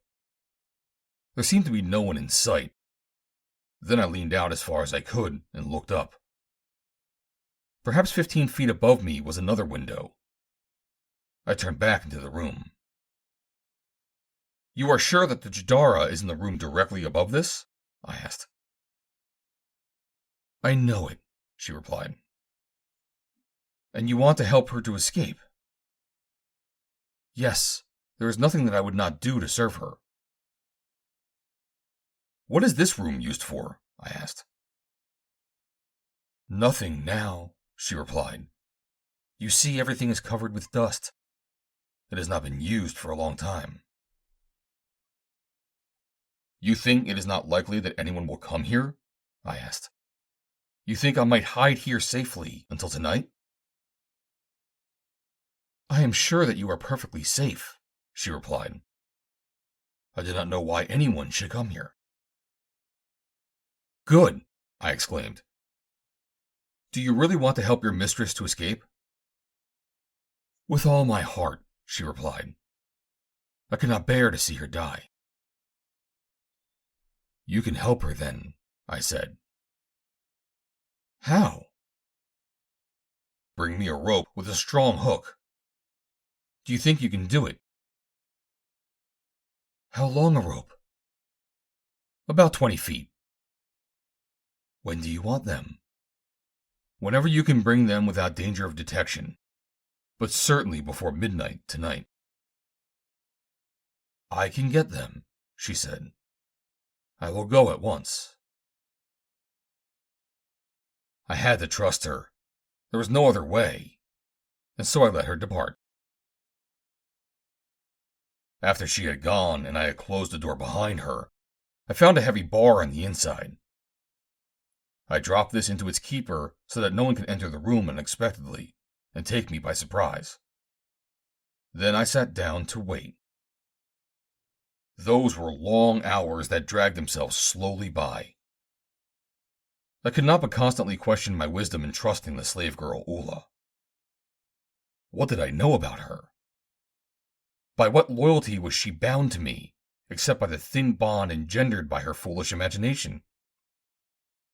Perhaps, already, she had arranged for my capture.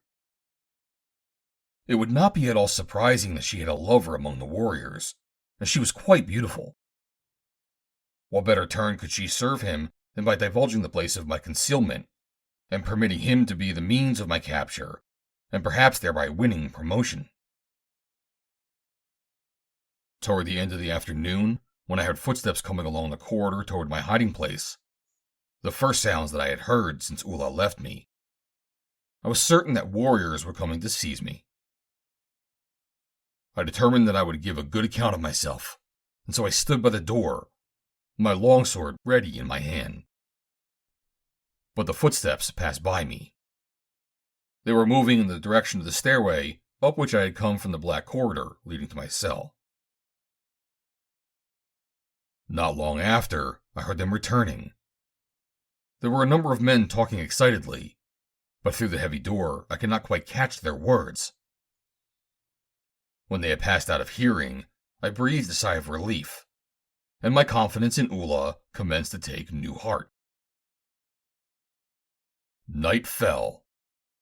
Light began to shine beyond many of the windows in the castle, visible from the room in which I hid. Why did not Ula return? Had she been unable to find a rope and a hook? Was something or someone detaining her? What futile questions one propounds in the extremity of despair? Presently, I heard a sound outside the door of the room. I had heard no one approaching, but now I knew that someone was pushing on the door, attempting to enter. I went close to it and put my ear against the panels. Then I heard a voice. Open. It is Ula. Great was my relief as I drew the bar and admitted the slave girl. It was quite dark in the room. We could not see one another. Did you think I was never going to return, John Carter? She asked. I was commencing to have my doubts, I replied. Were you able to get the things I asked for? Yes, here they are, she said, and I felt a rope and a hook pressed into my hand. Good, I exclaimed. Have you learned anything while you were away that might help me or the Jadara? No, she said. Nothing that will help you, but something that may make it more difficult for you to leave the castle, if that were possible at all, which I doubt. What is that? I demanded. They have learned of your escape from the cell, she replied. The warrior who was sent there with your food did not return, and when other warriors went to investigate, they found him bound and gagged in the cell where you should have been. It must have been they I heard passing the door late in the afternoon, I said. It is strange they have not searched this room. They think you went in another direction, she explained. They are searching another part of the castle. But eventually they will come here, I asked. Yes, she said. Eventually they will search every room in the castle. But that will take a long time. You have done well, Ula, I said. I am sorry that I can offer you nothing more in return than my thanks. I shall be glad to do even more, she said.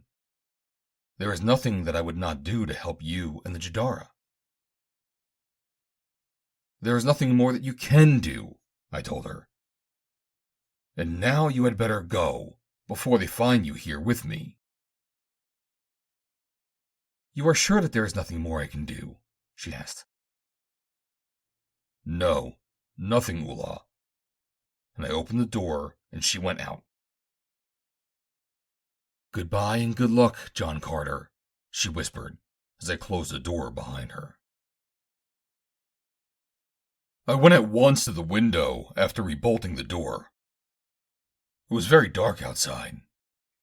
I had wanted to wait until after midnight and until the castle was asleep before I attempted to put into practice the plan I contemplated for the rescue of Ozara. But the knowledge that they were searching the castle for me forced me to put aside every consideration except haste. I fastened one end of the rope securely to the hook that Ula had brought me. Then I sat on the windowsill and leaned far out.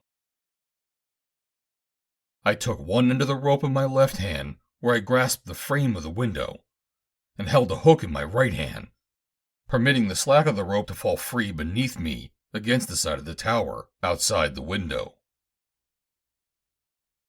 I gauged the distance upward to the sill of the window above. It seemed too far for me to hope to make a successful cast from the position in which I was sitting, and so I arose and stood on the sill of the window. This brought me a few feet nearer my goal, and also gave me a little more freedom of action.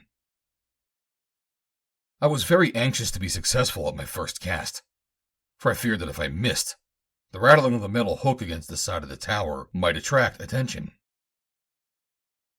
I stood there several minutes gauging the distance and going through all the motions of throwing the hook, except actually releasing it. When I felt that I had the timing and the distance as accurately gauged as it was possible to do in this manner, I swung the hook upward and released it. I could see the sill above me because a faint light was coming from the room beyond it. I saw the hook swing into this light. I heard it strike the sill with a metallic ring. Then I pulled down upon the rope. The hook had caught. I put considerable weight upon the rope, and still the hook held. I waited a moment to see if I had attracted the attention of Ozara or anyone else who might be in the room with her. No sign came out of the silence above, and I let my body swing out upon the rope. I had to ascend very carefully, for I did not know how secure a hold the hook had upon the sill above. I had not a great distance to climb, yet it seemed an eternity before my hand touched the sill. First, the fingers of one hand closed over it, then I drew myself up until I could grasp it with my other hand. Slowly, by main strength, I raised myself until my eyes were above the level of the sill. Before me was a dimly lighted room, apparently vacant. I drew myself up farther until I could get one knee upon the sill, and always I was very careful not to dislodge the hook. When, at last, my position was secure, I entered the room, taking the hook in with me, lest it slip and fall to the bottom of the tower on the outside. Now I saw that the room was occupied. A woman rose from her bed upon the opposite side. She was looking at me with wide, horror-struck eyes. It was Ozara. I thought she was going to scream. Raising a warning finger to my lips, I approached her. "Make no sound, Ozara," I whispered. "I have come to save you." John Carter! She breathed the name in tones so low that they could not have been heard beyond the door. As she spoke, she came close and threw her arms about my neck. "Come," I said. "We must get out of here at once." "Do not talk. We may be overheard." Taking her to the window, I drew in the rope and fastened the lower end of it around her waist. "I am going to lower you to the window of the room just below," I whispered. "As soon as you are safely inside, untie the rope and let it swing out for me." She nodded, and I lowered her away. Presently, the rope went slack, and I knew that she had reached the sill of the room below. I waited for her to unfasten it from her body. Then I engaged the hook over the sill upon which I sat, and quickly descended to the room below. I did not wish to leave the hook and the rope as they were, because, in the event that anyone should enter Ozara's cell above, this evidence would point immediately to the room below, and I did not know how long we might have to wait here. As gently as possible, I shook the hook loose, and was fortunate in catching it as it dropped, and before it could scrape against the side of the tower. As I entered the room, Ozara came close to me and placed her hands upon my breast. She was trembling, and her voice was trembling as she spoke. "I was so surprised to see you, John Carter," she said. "I thought that you were dead. I saw them strike you down, and Ulvas told me that they had killed you. What a terrible wound! I did not see how you recovered. When you faced me in the room above, and I saw the blood dried upon your skin and in your hair, it was as though a dead man had come back to life." "I had forgotten what a spectacle I must present," I said. "I have had no opportunity to wash the blood from me since I was wounded. What little water they brought me barely sufficed for drinking purposes. But as far as the wound is concerned, it does not bother me. I am quite recovered. It was only a flesh wound." "I was so frightened for you," she said. "And to think that you took that risk for me, when you might have escaped with your friends." "You think they got away all right?" I asked. "Yes," she replied. "And Ulvas is very furious about it. He will make you and me pay if we do not escape." "Do you know of any way by which we can escape from this castle?" I asked her. "There is a secret doorway, known only to Ulvas and 2 of his most faithful slaves," she replied. "At least, Ulvas thinks that only those 3 know of it. But I know. It leads out to the edge of the river, where the waters lap the wall of the castle. Ulvas is not well liked by his people. There are plots and intrigues in the castle. There are factions that would like to overthrow Ulvas and set up a new Jeddak. Some of these enemies are so powerful that Ulvas does not dare destroy them openly. These he murders secretly, and he has his 2 faithful slaves carry the bodies to the secret doorway and cast them into the river. Once, suspecting something of the kind, I followed him, thinking that I might discover a way to escape and return to my own people in Domnia. But when I saw where the passage led, I was afraid. I would not dare to jump into the river. And even if I did, beyond the river there is a terrible forest. I do not know, John Carter, that we would be much better off either in the river or in the forest than we are here. If we remain here, Ozara, we know that we shall meet death, and that there will be no escape. In the river, or the forest beyond, there will be at least a chance. For often, wild beasts are less cruel than men." "I know that all too well," she replied. But even in the forest, there are men. Terrible men. Nevertheless, I must take the chance, Ozara, I told her. Will you come with me? Wherever you take me, John Carter, whatever befalls us, I shall be happy as long as I am with you. I was very angry when I learned that you loved that woman from Barsoom, she said. But now she is gone, and I shall have you all to myself. She is my mate, Ozara. You love her? She demanded. Of course, I replied. That is all right, she said. But she is gone, and you are mine now. I had no time to waste on such matters then. It was apparent that the girl was self-willed, that she had always had her own way, had everything that she wished, and could not brook being crossed, no matter how foolish her whim might be. At another time, if we lived, I might bring her to her senses. But now I must bend every effort to escape. How can we reach this secret doorway? I asked. Do you know the way from here? Yes, she replied. Come with me. We crossed the room and entered the corridor. It was very dark, but we groped our way to the stairs that I had ascended from the pit earlier in the day. When she started down these, I questioned her. Are you sure this is the right way? I asked. This leads to the cell to which I was imprisoned.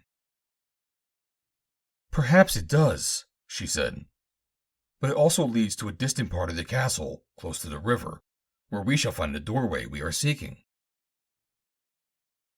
I hoped that she knew what she was talking about, as I followed her down the stairway and through the Stygian darkness of the corridor below.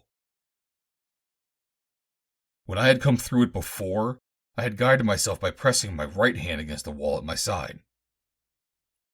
Now Ozara followed the opposite wall, and when we had gone a short distance, turned into a corridor at our right that I had passed without knowing of its existence, because I had been following the opposite wall. And, of course, in the absolute darkness of the corridor, I had not been able to see anything. We followed this new corridor for a long distance, but finally ascended a circular stairway to the next level above. Here we came into a lighted corridor. If we can reach the other end of this without being discovered, whispered Ozara, we shall be safe. At the far end is a false door that leads into the secret passageway, ending at the door above the river. We both listened intently. I hear no one, she said. Nor I. As we started down the long corridor, I saw that there were rooms opening from it on either side. But as we approached each door, I was relieved to find that it was closed. We had covered perhaps half the length of the corridor when a slight noise behind us attracted my attention. And turning, I saw two men step from one of the rooms we had recently passed. They were turning away from us toward the opposite end of the corridor, and I was breathing a sigh of relief when a third man followed them from the room. This one, through some perversity of fate, glanced in our direction, and immediately he voiced an exclamation of surprise and warning. "The Jadara!" he cried. "And the black-haired one!" Instantly the three turned and ran toward us. We were about halfway between them and the door leading to the secret passage that was our goal. Flight, in the face of an enemy, is something that does not sit well upon my stomach. But now there was no alternative, since to stand and fight would have been but to ensure disaster. And so Ozara and I fled. The three men pursuing us were shouting at the tops of their voices, for the evident purpose of attracting others to their assistance. Something prompted me to draw my longsword as I ran, and it is fortunate that I did so, for just as we were approaching a doorway on our left, a warrior, attracted by the noise in the corridor, stepped out. Ozara dodged past him as he drew his sword. I did not even slacken my speed, but took him in my stride, cleaving his skull as I raced past him. Now we were at the door, and Ozara was searching for the secret mechanism that would open it to us. The three men were approaching rapidly. "Take your time, Ozara," I cautioned her, for I knew that in the haste of nervousness, her fingers might bungle the job and delay us. "I am trembling so," she said. "They will reach us before I can open it." "Don't worry about them," I told her. "I can hold them off until you open it." Then the three were upon me.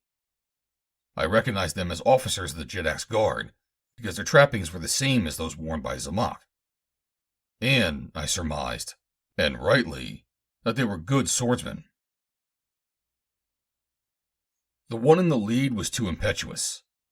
He rushed upon me as though he thought he could cut me down with his first stroke, which was not the part of wisdom. I ran him through the heart.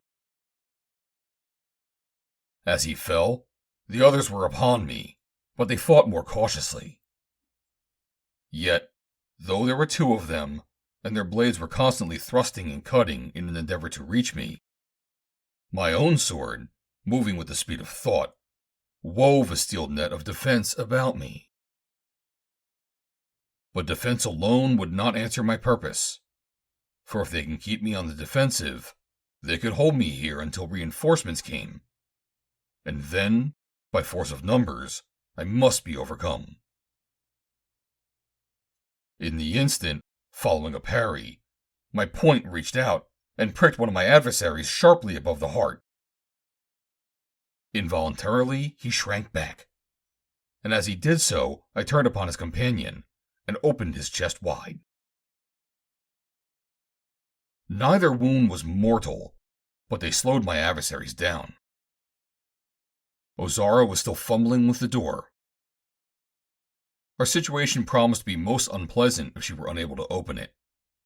For now at the far end of the corridor, I saw a detachment of warriors racing toward us. But I did not warn her to hurry, fearing that then, in her excitement, she would never be able to open it. The two wounded men were now pressing me hard again. They were brave warriors and worthy foemen. It is a pleasure to be pitted against such, although there are always regrets when one must kill them. However, I had no choice, for then I heard a sudden cry of relief from Ozara. "It is open, John Carter," she cried. "Come, hurry!" But now the two warriors were engaging me so fiercely that I could not break away from them. But just for an instant was I held. With a burst of speed and ferocity such as I imagined they had never beheld before, I took the battle to them.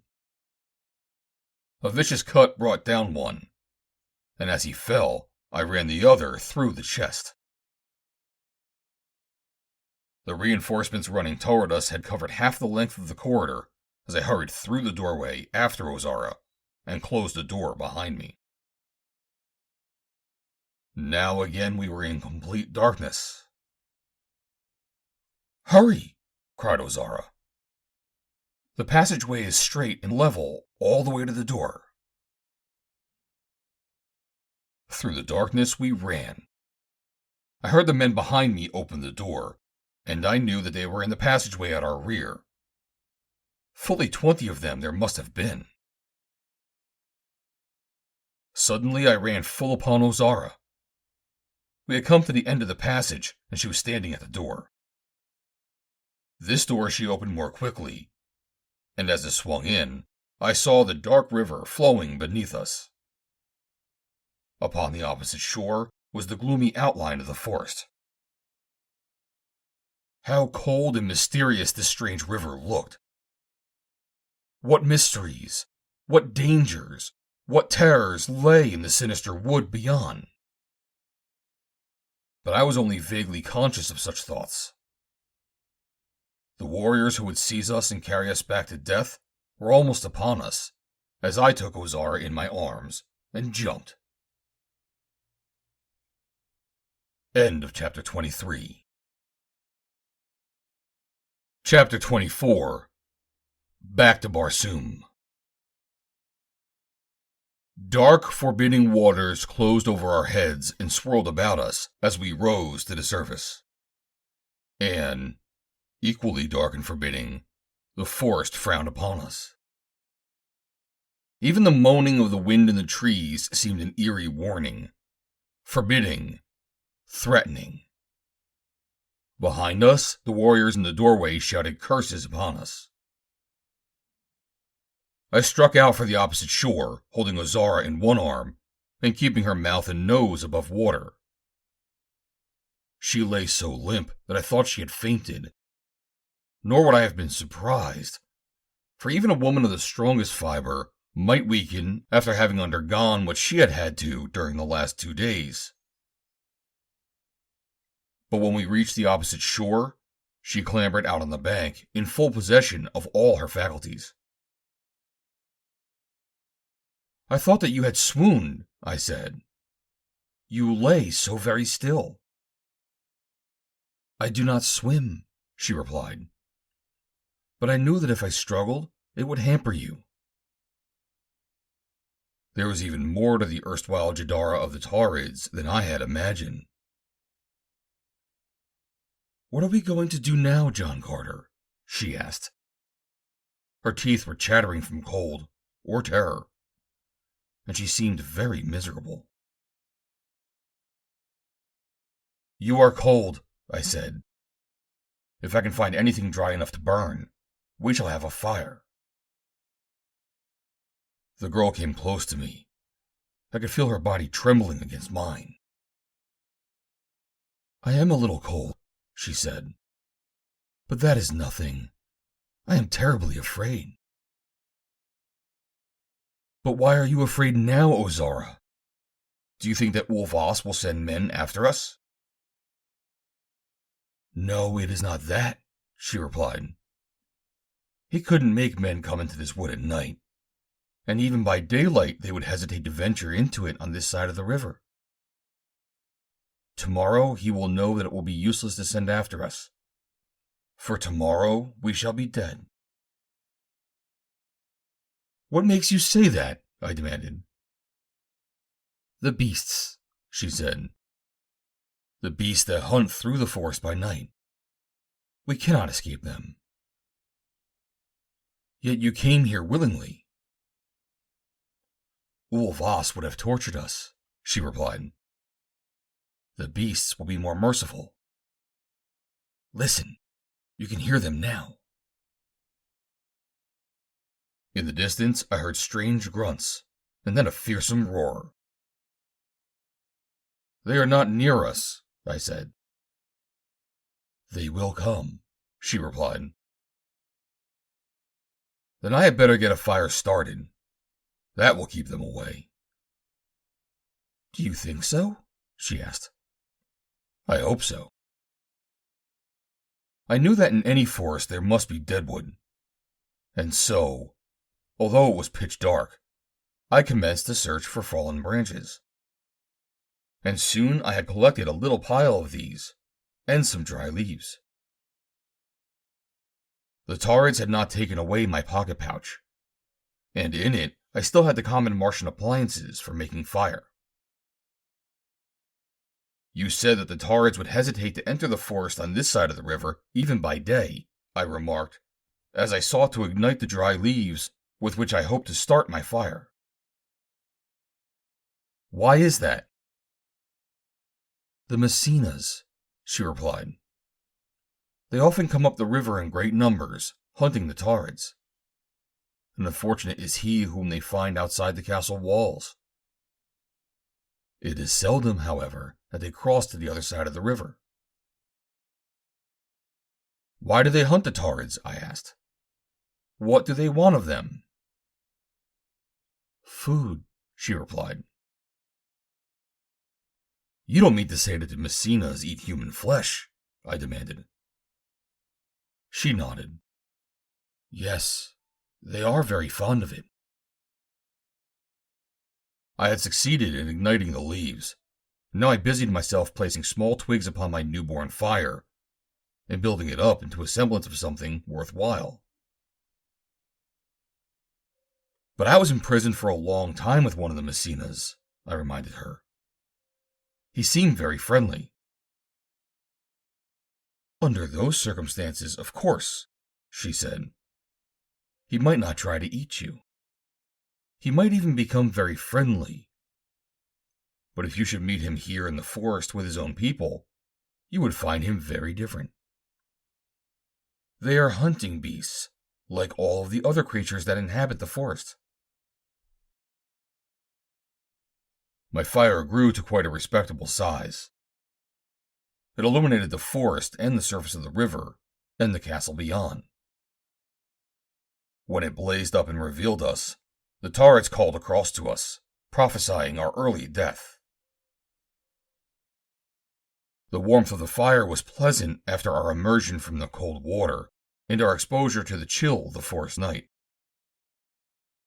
Ozara came close in, stretching her lithe, young body before it. The yellow flames illuminated her fair skin, imparting a greenish tinge to her blue hair, awakening slumberous fires in her languorous eyes. Suddenly she tensed, her eyes widened in fright. Look, she whispered, and pointed. I turned in the direction that she indicated. From the dense shadows just beyond the firelight, two blazing eyes were flaming. They have come for us, said Ozara. I picked a blazing brand from the fire and hurled it at the intruder. There was a hideous, blood-curdling scream as the eyes disappeared. The girl was trembling again.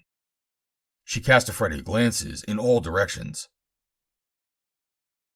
There is another, she exclaimed presently. And there, and there, and there. I caught a glimpse of the great body slinking in the shadows, and all about us, as I turned, I saw blazing eyes. I threw a few more brands, but the eyes disappeared for only a moment, to return again almost immediately. And each time they seemed to come closer. And now, since I had cast the first brand, the beasts were roaring and growling and screaming continuously, a veritable diapason of horror. I realized that my fire would not last long if I kept throwing it at the beasts, as I had not sufficient wood to keep it replenished. Something must be done. I cast about me rather hopelessly in search of some avenue of escape, and discovered a nearby tree that looked as though it might be easily scaled. Only such a tree would be of any advantage to us, as I had no doubt that the creatures would charge the moment that we started to climb. I took 2 brands from the fire and handed them to Ozara, and then selected 2 for myself. What are we going to do? She asked. We are going to climb that tree, I replied. Perhaps some of these brutes can climb too, but we shall have to take a chance. Those I have seen look too large and heavy for climbing. We will walk slowly to the foot of the tree. When we are there, throw your brands at the nearest beasts, and then start to climb. When you are safely out of their reach, I will follow.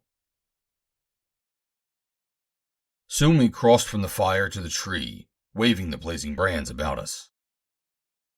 Here, Ozara did as I had bid her, and when she was safely out of the way, I grasped one of my brands in my teeth, hurled the other, and started to climb. The beasts charged almost instantly, but I reached a point of safety before they can drag me down, though what with the smoke of the brand in my eyes and the sparks being scraped off against my naked hide, I was lucky to have made it at all. but I felt that we must have the light of the brand, as I did not know what arboreal enemies might be lurking in the branches above. I immediately examined the tree, climbing to the highest branches that would support my weight. With the aid of my light, I discovered that no creature was in it other than Ozara and myself. And high among the branches I made a happy find. An enormous nest, carefully woven and lined with soft grasses. I was about to call down to Ozara to come up, when I saw her already ascending just below me. When she saw the nest, she told me that it was probably one of those built by the Messinas for temporary use during a raid or expedition into this part of the forest. It was certainly a most providential find, as it afforded us a comfortable place in which to spend the remainder of the night. It was some time before we could accustom ourselves to the noises of the beasts howling beneath us. But at last we fell asleep, and when we awoke in the morning, they had departed, and the forest was quiet. Ozara had told me that her country, Domnia, lay across the mountains that rose beyond the forest, and that it might be reached by following the river down for a considerable distance to the edge of the range, where we could follow another river up to Domnia upon the opposite side. The most remarkable feature of the following 2 days was the fact that we survived them. We found food in plenty, and as we were always near the river, we never suffered for lack of water. But by day and by night, we were constantly in danger of attack by the roving flesh-eaters. We always sought to save ourselves by climbing into trees, but upon 3 occasions we were taken by surprise, and I was forced to fall back upon my sword, which had seemed to me a most inadequate weapon of defense against some of the ferocious beasts that assailed us. However, in these 3 instances, I managed to kill our attackers, although I must confess that it seemed to me then, and still does, wholly a matter of luck that I succeeded. By now, Ozara was in a more sanguine frame of mind. Having survived this long, she felt that it was entirely possible that we might live to reach Domnia, although originally she had been confident that we would not come through the first night alive. She was often quite gay now, and she was really very good company. Especially was this true on the morning of the 3rd day, as we were making good progress toward our distant goal. The forest seemed to be unusually quiet, and we had seen no dangerous beasts all that day, when a sudden chorus of hideous roars arose all about us. And simultaneously, a score or more of creatures dropped from the concealing foliage of the trees about us. Ozara's happy chatter died on her lips. "The Messinas!" she cried. As they surrounded us and started to close in on us, their roaring ceased, and they commenced to meow and purr. This, to me, seemed far more horrifying. As they came closer, I decided to make our capture cost them dearly, though I knew that eventually they would take us.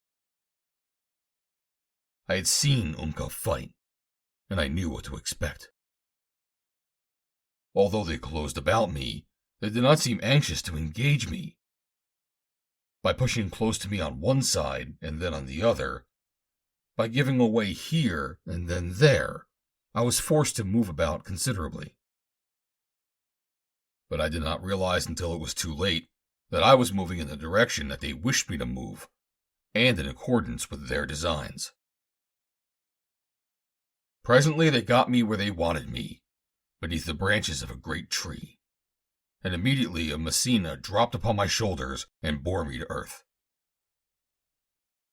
Simultaneously, most of the others swarmed on top of me, while a few seized Ozara.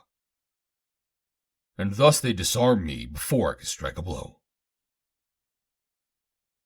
There was a great amount of purring after that, and they seemed to be having some sort of a discussion, but as it was in their own language, I did not understand it.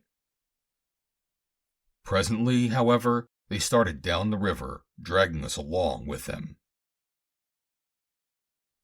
After perhaps an hour, we came to a section of the forest from which all the brushwood had been cleared.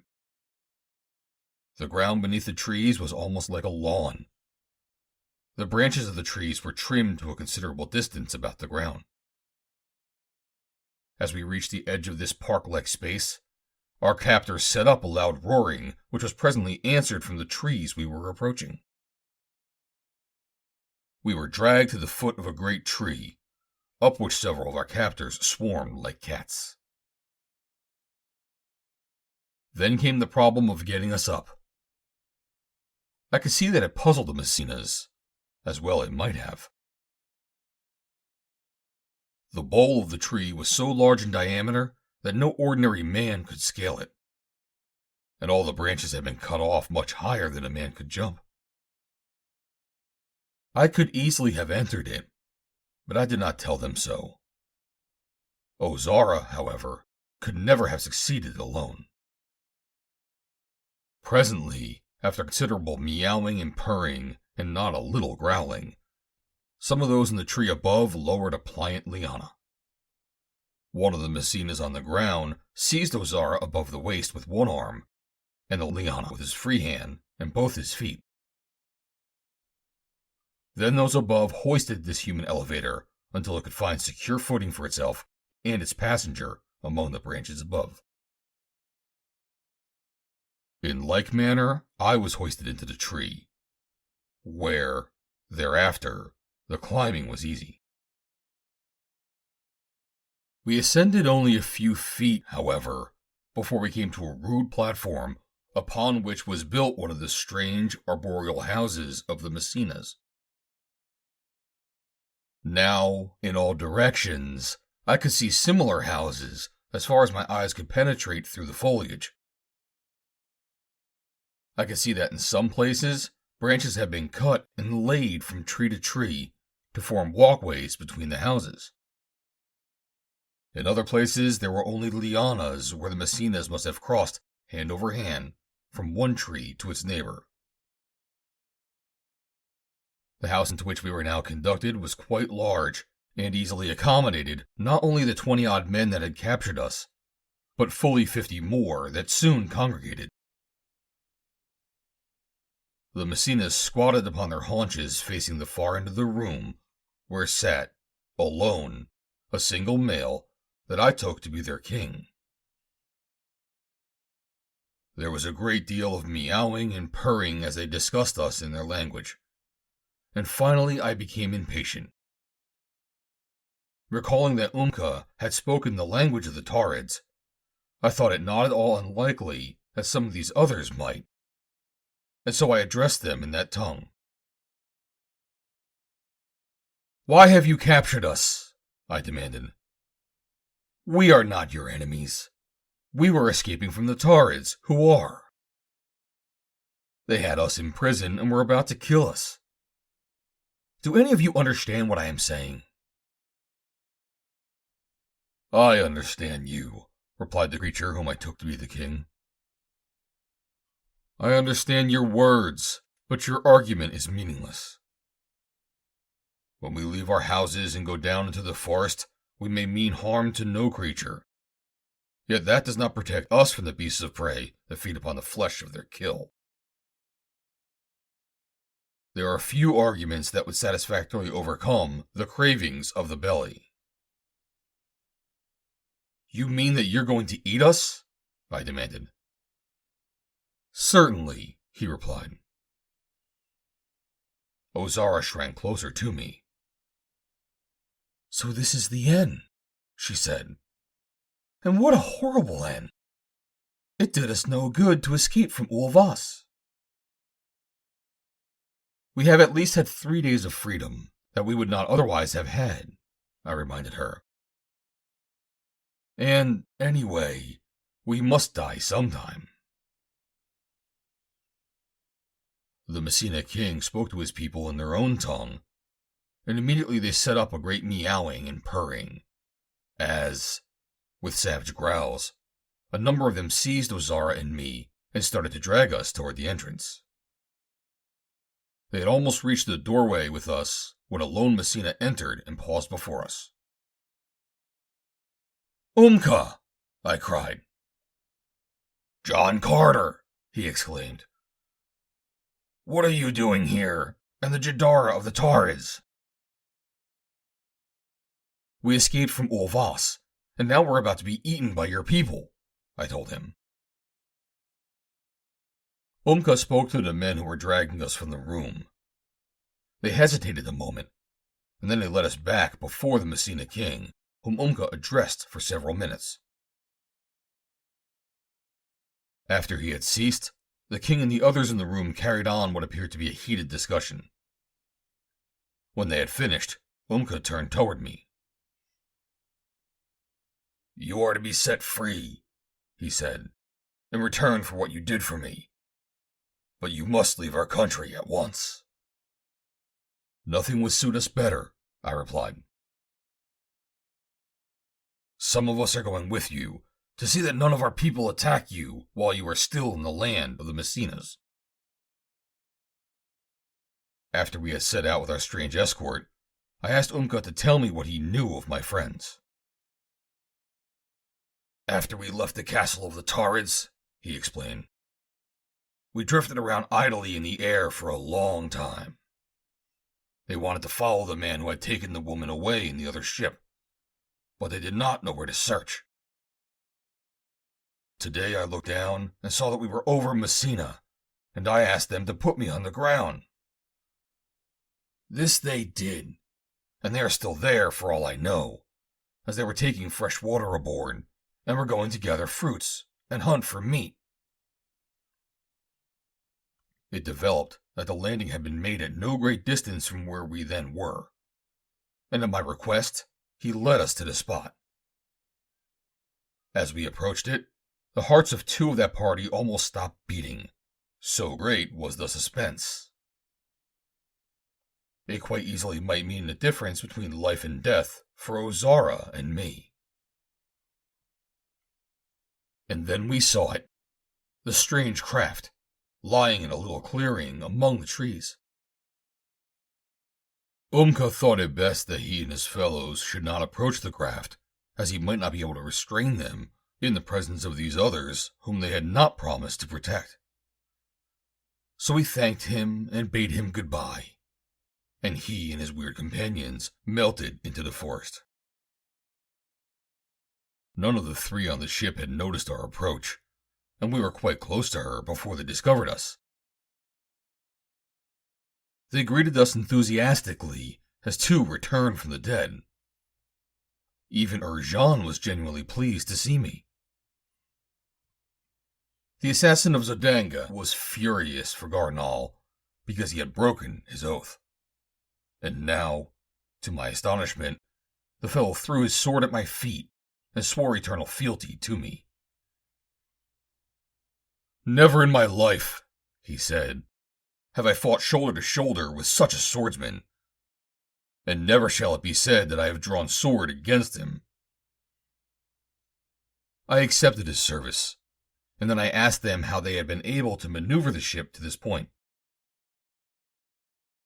"Xanda was the only one who knew anything about the mechanism or its control," explained Jat Or. "And after a little experimenting, she found that she could operate it."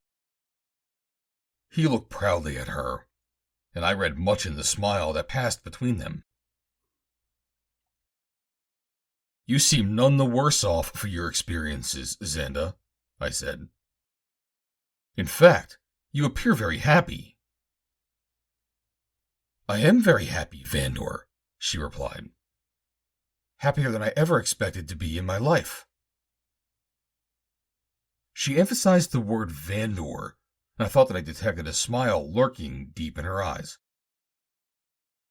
"Is your happiness so great," I asked, "that it has caused you to forget your vow to kill John Carter?" She returned my bantering smile as she replied, "I do not know anyone by the name of John Carter." Jat Or and Jean were laughing, but I could see that Ozara did not know what it was all about. I hope for his sake that you never meet him, Xanda, I said, for I am rather fond of him, and I should hate to see him killed. Yes, she said, I should hate to kill him, for I know now that he is the bravest man and the truest friend in the world, with possibly one exception, she added, with a sly glance at Jat Or. We discussed our situation at length, and tried to make plans for the future, or at least we decided to act upon Ozara's suggestion that we go to Domnia and enlist the aid of her father. From there, she thought, we might more easily conduct the search for Gar Nal and Dejathoris. I shall not take up your time with an account of our journey to Ozara's country, or of the welcome that we received at the hands of her father, and the strange sights that we saw in this Thurian city. Ozara's father is the Jeddak of Domnia. He is a powerful man, with political affiliations in other cities of the Nearer Moon. His agents are everywhere among the peoples with whom his country has relations, either amicable or otherwise. And it was not long before word reached him that a strange object that floated in the air had become disabled and had been captured in the country of Umbra. In it were a man and a woman. The Domnians gave us explicit directions for reaching Umbra, and, exacting a promise from us that we would return and visit them after the conclusion of our adventure, they bid us goodbye. My parting with Ozara was rather painful. She told me quite frankly that she loved me, but that she was resigned to the fact that my heart belonged to another. She exhibited splendid strength of character then that I had not believed she possessed. And when she bid me farewell, it was with the wish that I find my princess and enjoy the happiness that I deserved. As our ship rose above Domnia, my heart was full with a sense of elation. So great was my assurance that I should be united with the incomparable Dejathoris. I was thus certain of success, because of what Ozara's father had told me of the character of the Jeddak of Umbra. He was an arrant coward, and almost any sort of demonstration would bring him to his knees, suing for peace. Now we were in a position to make a demonstration such as the Umbrans had never witnessed. For, in common with the other inhabitants of Thuria that we have seen thus far, they were entirely ignorant of firearms. It was my intention to fly low and make my demands for the return of Dejathoris and Gar Nal to me, without putting myself in the power of the Umbrans. If they refused, which I was quite certain that they would, I intended giving them a demonstration of the effectiveness of the firearms of Barsoom through the medium of the ship's guns that I have already described. That, I was confident, would bring the Jeddak to terms, and I hoped to accomplish it without unnecessary loss of life. We were all quite gay as we sailed off toward Umbra. Jat Or and Xanda were planning upon the home they expected to establish in Helium, and Urjan was anticipating a position among the fighting men of my retinue, and a life of honor and respectability. Presently, Xanda called my attention to the fact that we were gaining considerable altitude, and complained of dizziness. Almost at the same time, I felt a weakness stealing over me, and simultaneously, Urjan collapsed.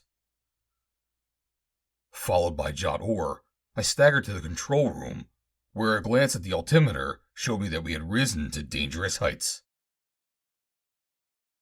Instantly, I directed the brain to regulate the oxygen supply in the interior of the ship, and then I directed it to drop nearer to the surface of the satellite. It obeyed my directions insofar as the oxygen supply was concerned, but it continued to rise past the point where the altimeter could register our height. As Thuria faded in the distance astern, I realized that we were flying at tremendous speed, a speed far in excess of that which I had directed. It was evident that the brain was entirely out of control. There was nothing more that I could do, so I returned to the cabin.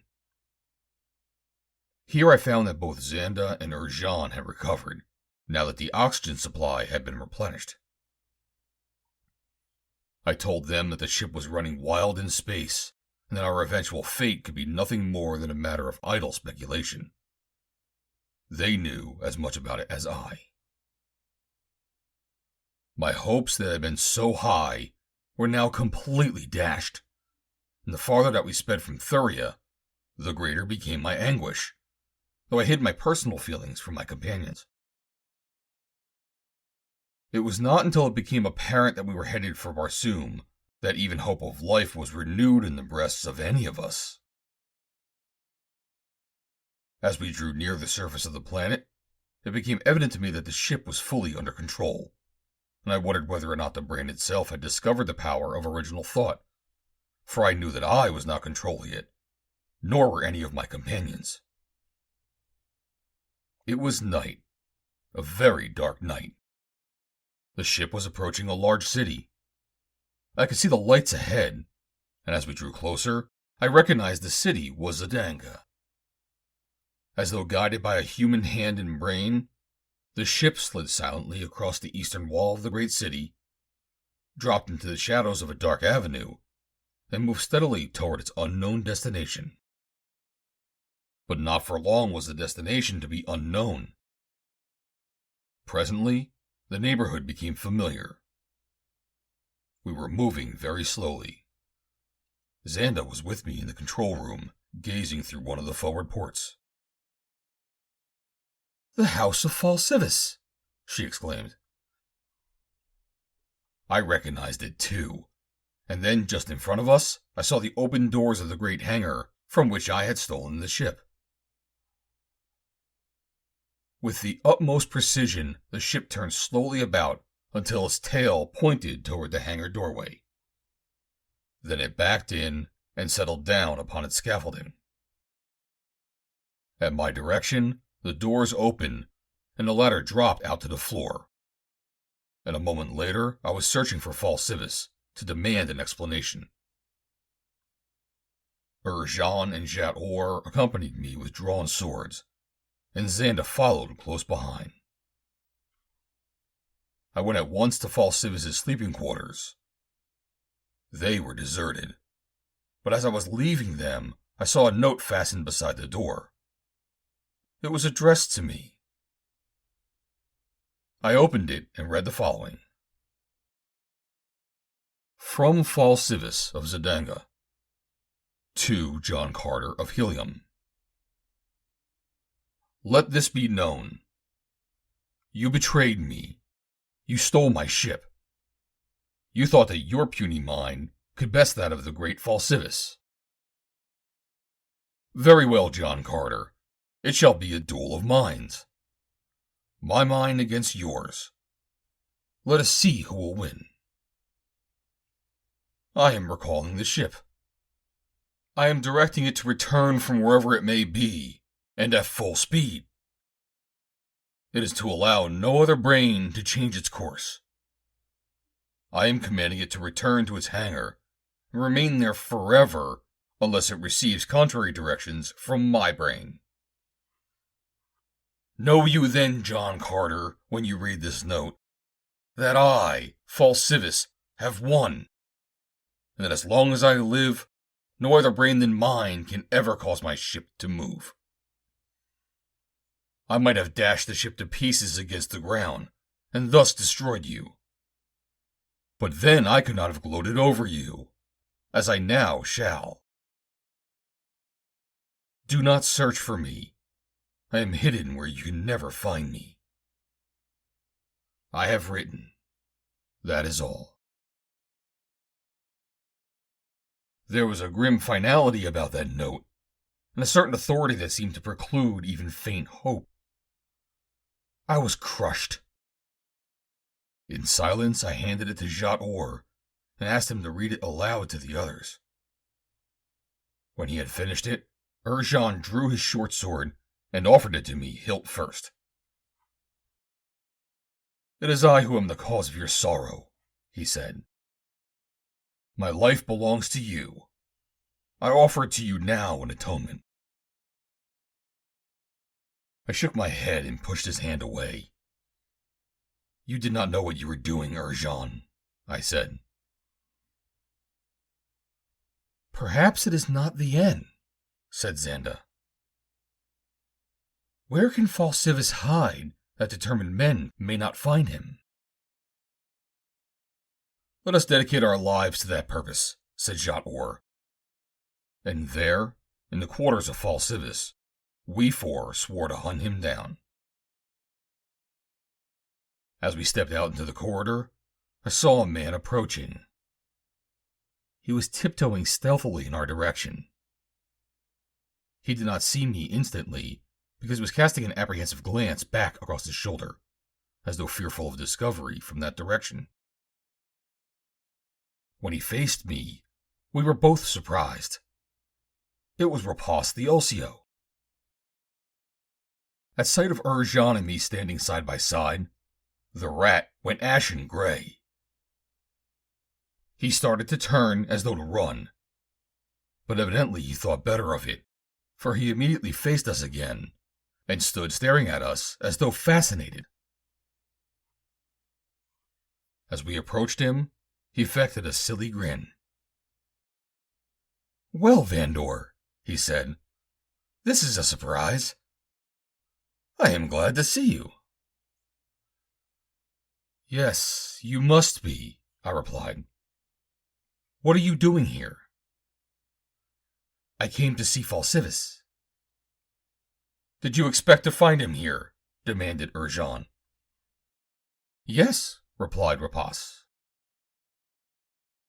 "Then why were you sneaking in on your tiptoes?" inquired the assassin. "You are lying, Rapas. You knew that Fal Sivas was not here. If you had thought that he was here, you would not have had the nerve to come, for you knew that he knew that you were in my employ." Urjan stepped forward quickly and grasped Rapas by the throat. "Listen, you rat," he growled. "You know where Fal Sivas is. Tell me, or I'll wring your neck." The fellow commenced to grovel and whine. Don't! You are hurting me!" he cried. "You will kill me!"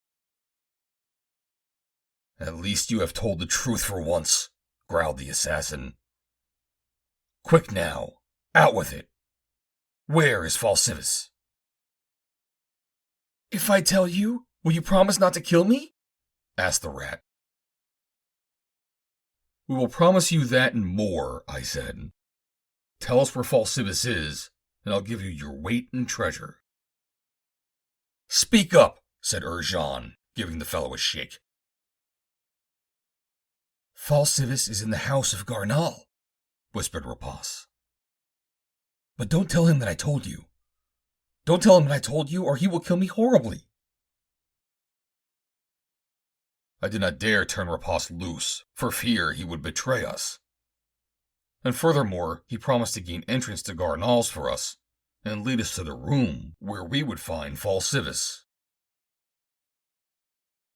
I could not imagine what Fal Sivas was doing in the House of Gar Nal, unless he had gone there in Gar Nal's absence and attempted to steal some of his secrets. Nor did I bother to question Rapas about it, as it did not seem of any great importance to me. It was enough that Fal Sivas was there, and that I should find him. It was half after the 8th Zode, or around midnight Earth time, that we reached Gar Nal's. Rapas admitted us and led us to the 3rd level of the house, up narrow ramps at the rear of the building where we met no one. We moved silently without speaking, and at last our guide halted before a door. "He's in there," he whispered. "Open the door," I said. He tried it, but it was locked. Urjan pushed him aside and hurled its great bulk against the door. With a loud splintering of wood, it burst in. I leapt across the threshold, and there, seated at a table, I saw Fal Sivas and Gar Nal. Gar Nal, the man whom I had thought to be imprisoned in the city of Umbra on the nearer moon. As the two men recognized Urjan and me, they leapt to their feet. Their evil faces were studies of surprise and terror. I sprang forward and seized Gar Nal before he could draw his sword, and Urjan fell upon Fal Sivas. He would have killed him offhand, but I forbade it. All that I wanted to learn was the fate of Jat Or, and one of these men must know the truth concerning her. They must not die until I knew.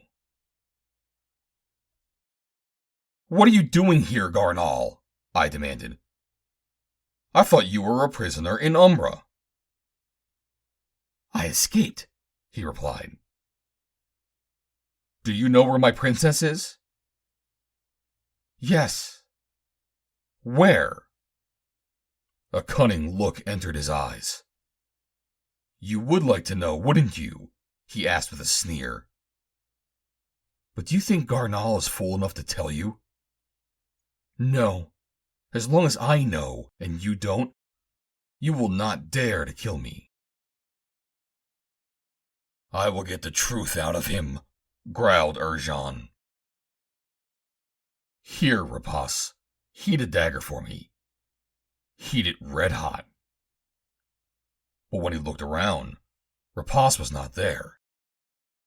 As we had entered the room, he had made good his escape. "Well," said Urjan, "I could heat it myself. But first, let me kill Fal Sivas." "No, no!" screamed the old inventor. "I did not steal the Princess of Helium. It was Gar Nal."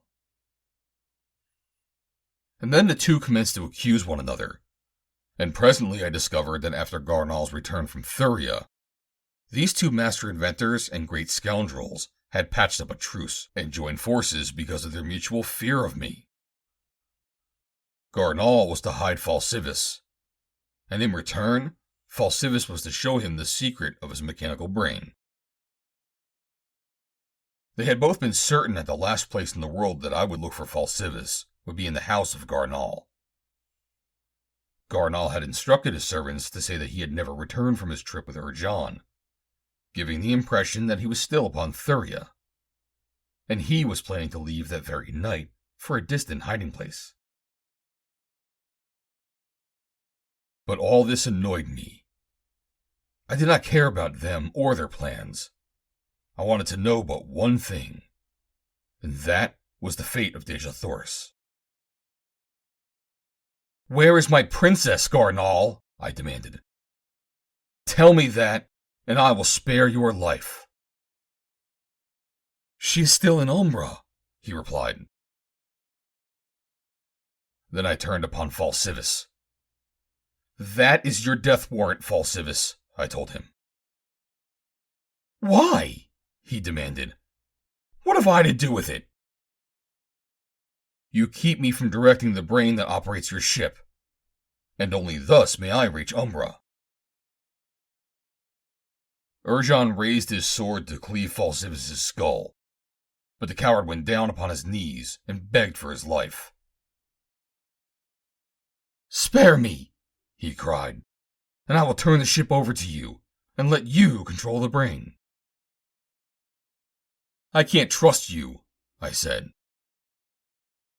"You can take me with you," he pleaded. "That will be better than death." "Very well," I said. "But if you interfere with my plans or attempt to betray me, you shall pay for your treachery with your life." I turned toward the door. "I am returning to Thuria tonight," I said to my companions. "I shall take Fal Sivas with me, and when I return with my princess, and I shall not return without her, I hope to be able to reward you in some material way for your splendid loyalty." I am going with you, my prince, said Jat Or, and I ask for no reward. And I, too, am going, said Xanda. And I, growled Urjan. But first, my prince, let me run my sword through the heart of this scoundrel. And as he spoke, he advanced upon Gar Nal. He should die for what he has done. He gave you his word, and he broke it. I shook my head. No, I said. He told me where I can find my princess, and in return for that, I have guaranteed his safety. Grumbling, Urjan returned his sword to his scabbard, and then we four, with Fal Sivas, moved toward the door. The others preceded me. I was the last to pass out into the corridor, and just as I did so, I heard a door open at the opposite end of the room we were just leaving. I turned to glance back, and there, in the doorway across the room, stood Deja Thoris. She came toward me with arms outstretched as I ran to meet her. She was breathing very hard and trembling as I took her in my arms. "Oh, my prince," she cried. "I thought I should not be in time. I heard all that was said in this room, but I was bound and gagged and could not warn you that Gar Nal was deceiving you. It was only just this instant that I succeeded in freeing myself." My exclamation of surprise when I first saw her had attracted the attention of my companions, and they had all returned to the room. And as I held my princess in my arms, Urjan leapt past me and ran his sword through the putrid heart of Gar Nal. End of chapter 24. The End of Swords of Mars by Edgar Rice Burroughs. Read by Joe DeNoia, Chesterfield, New Jersey. May 23rd, 2023.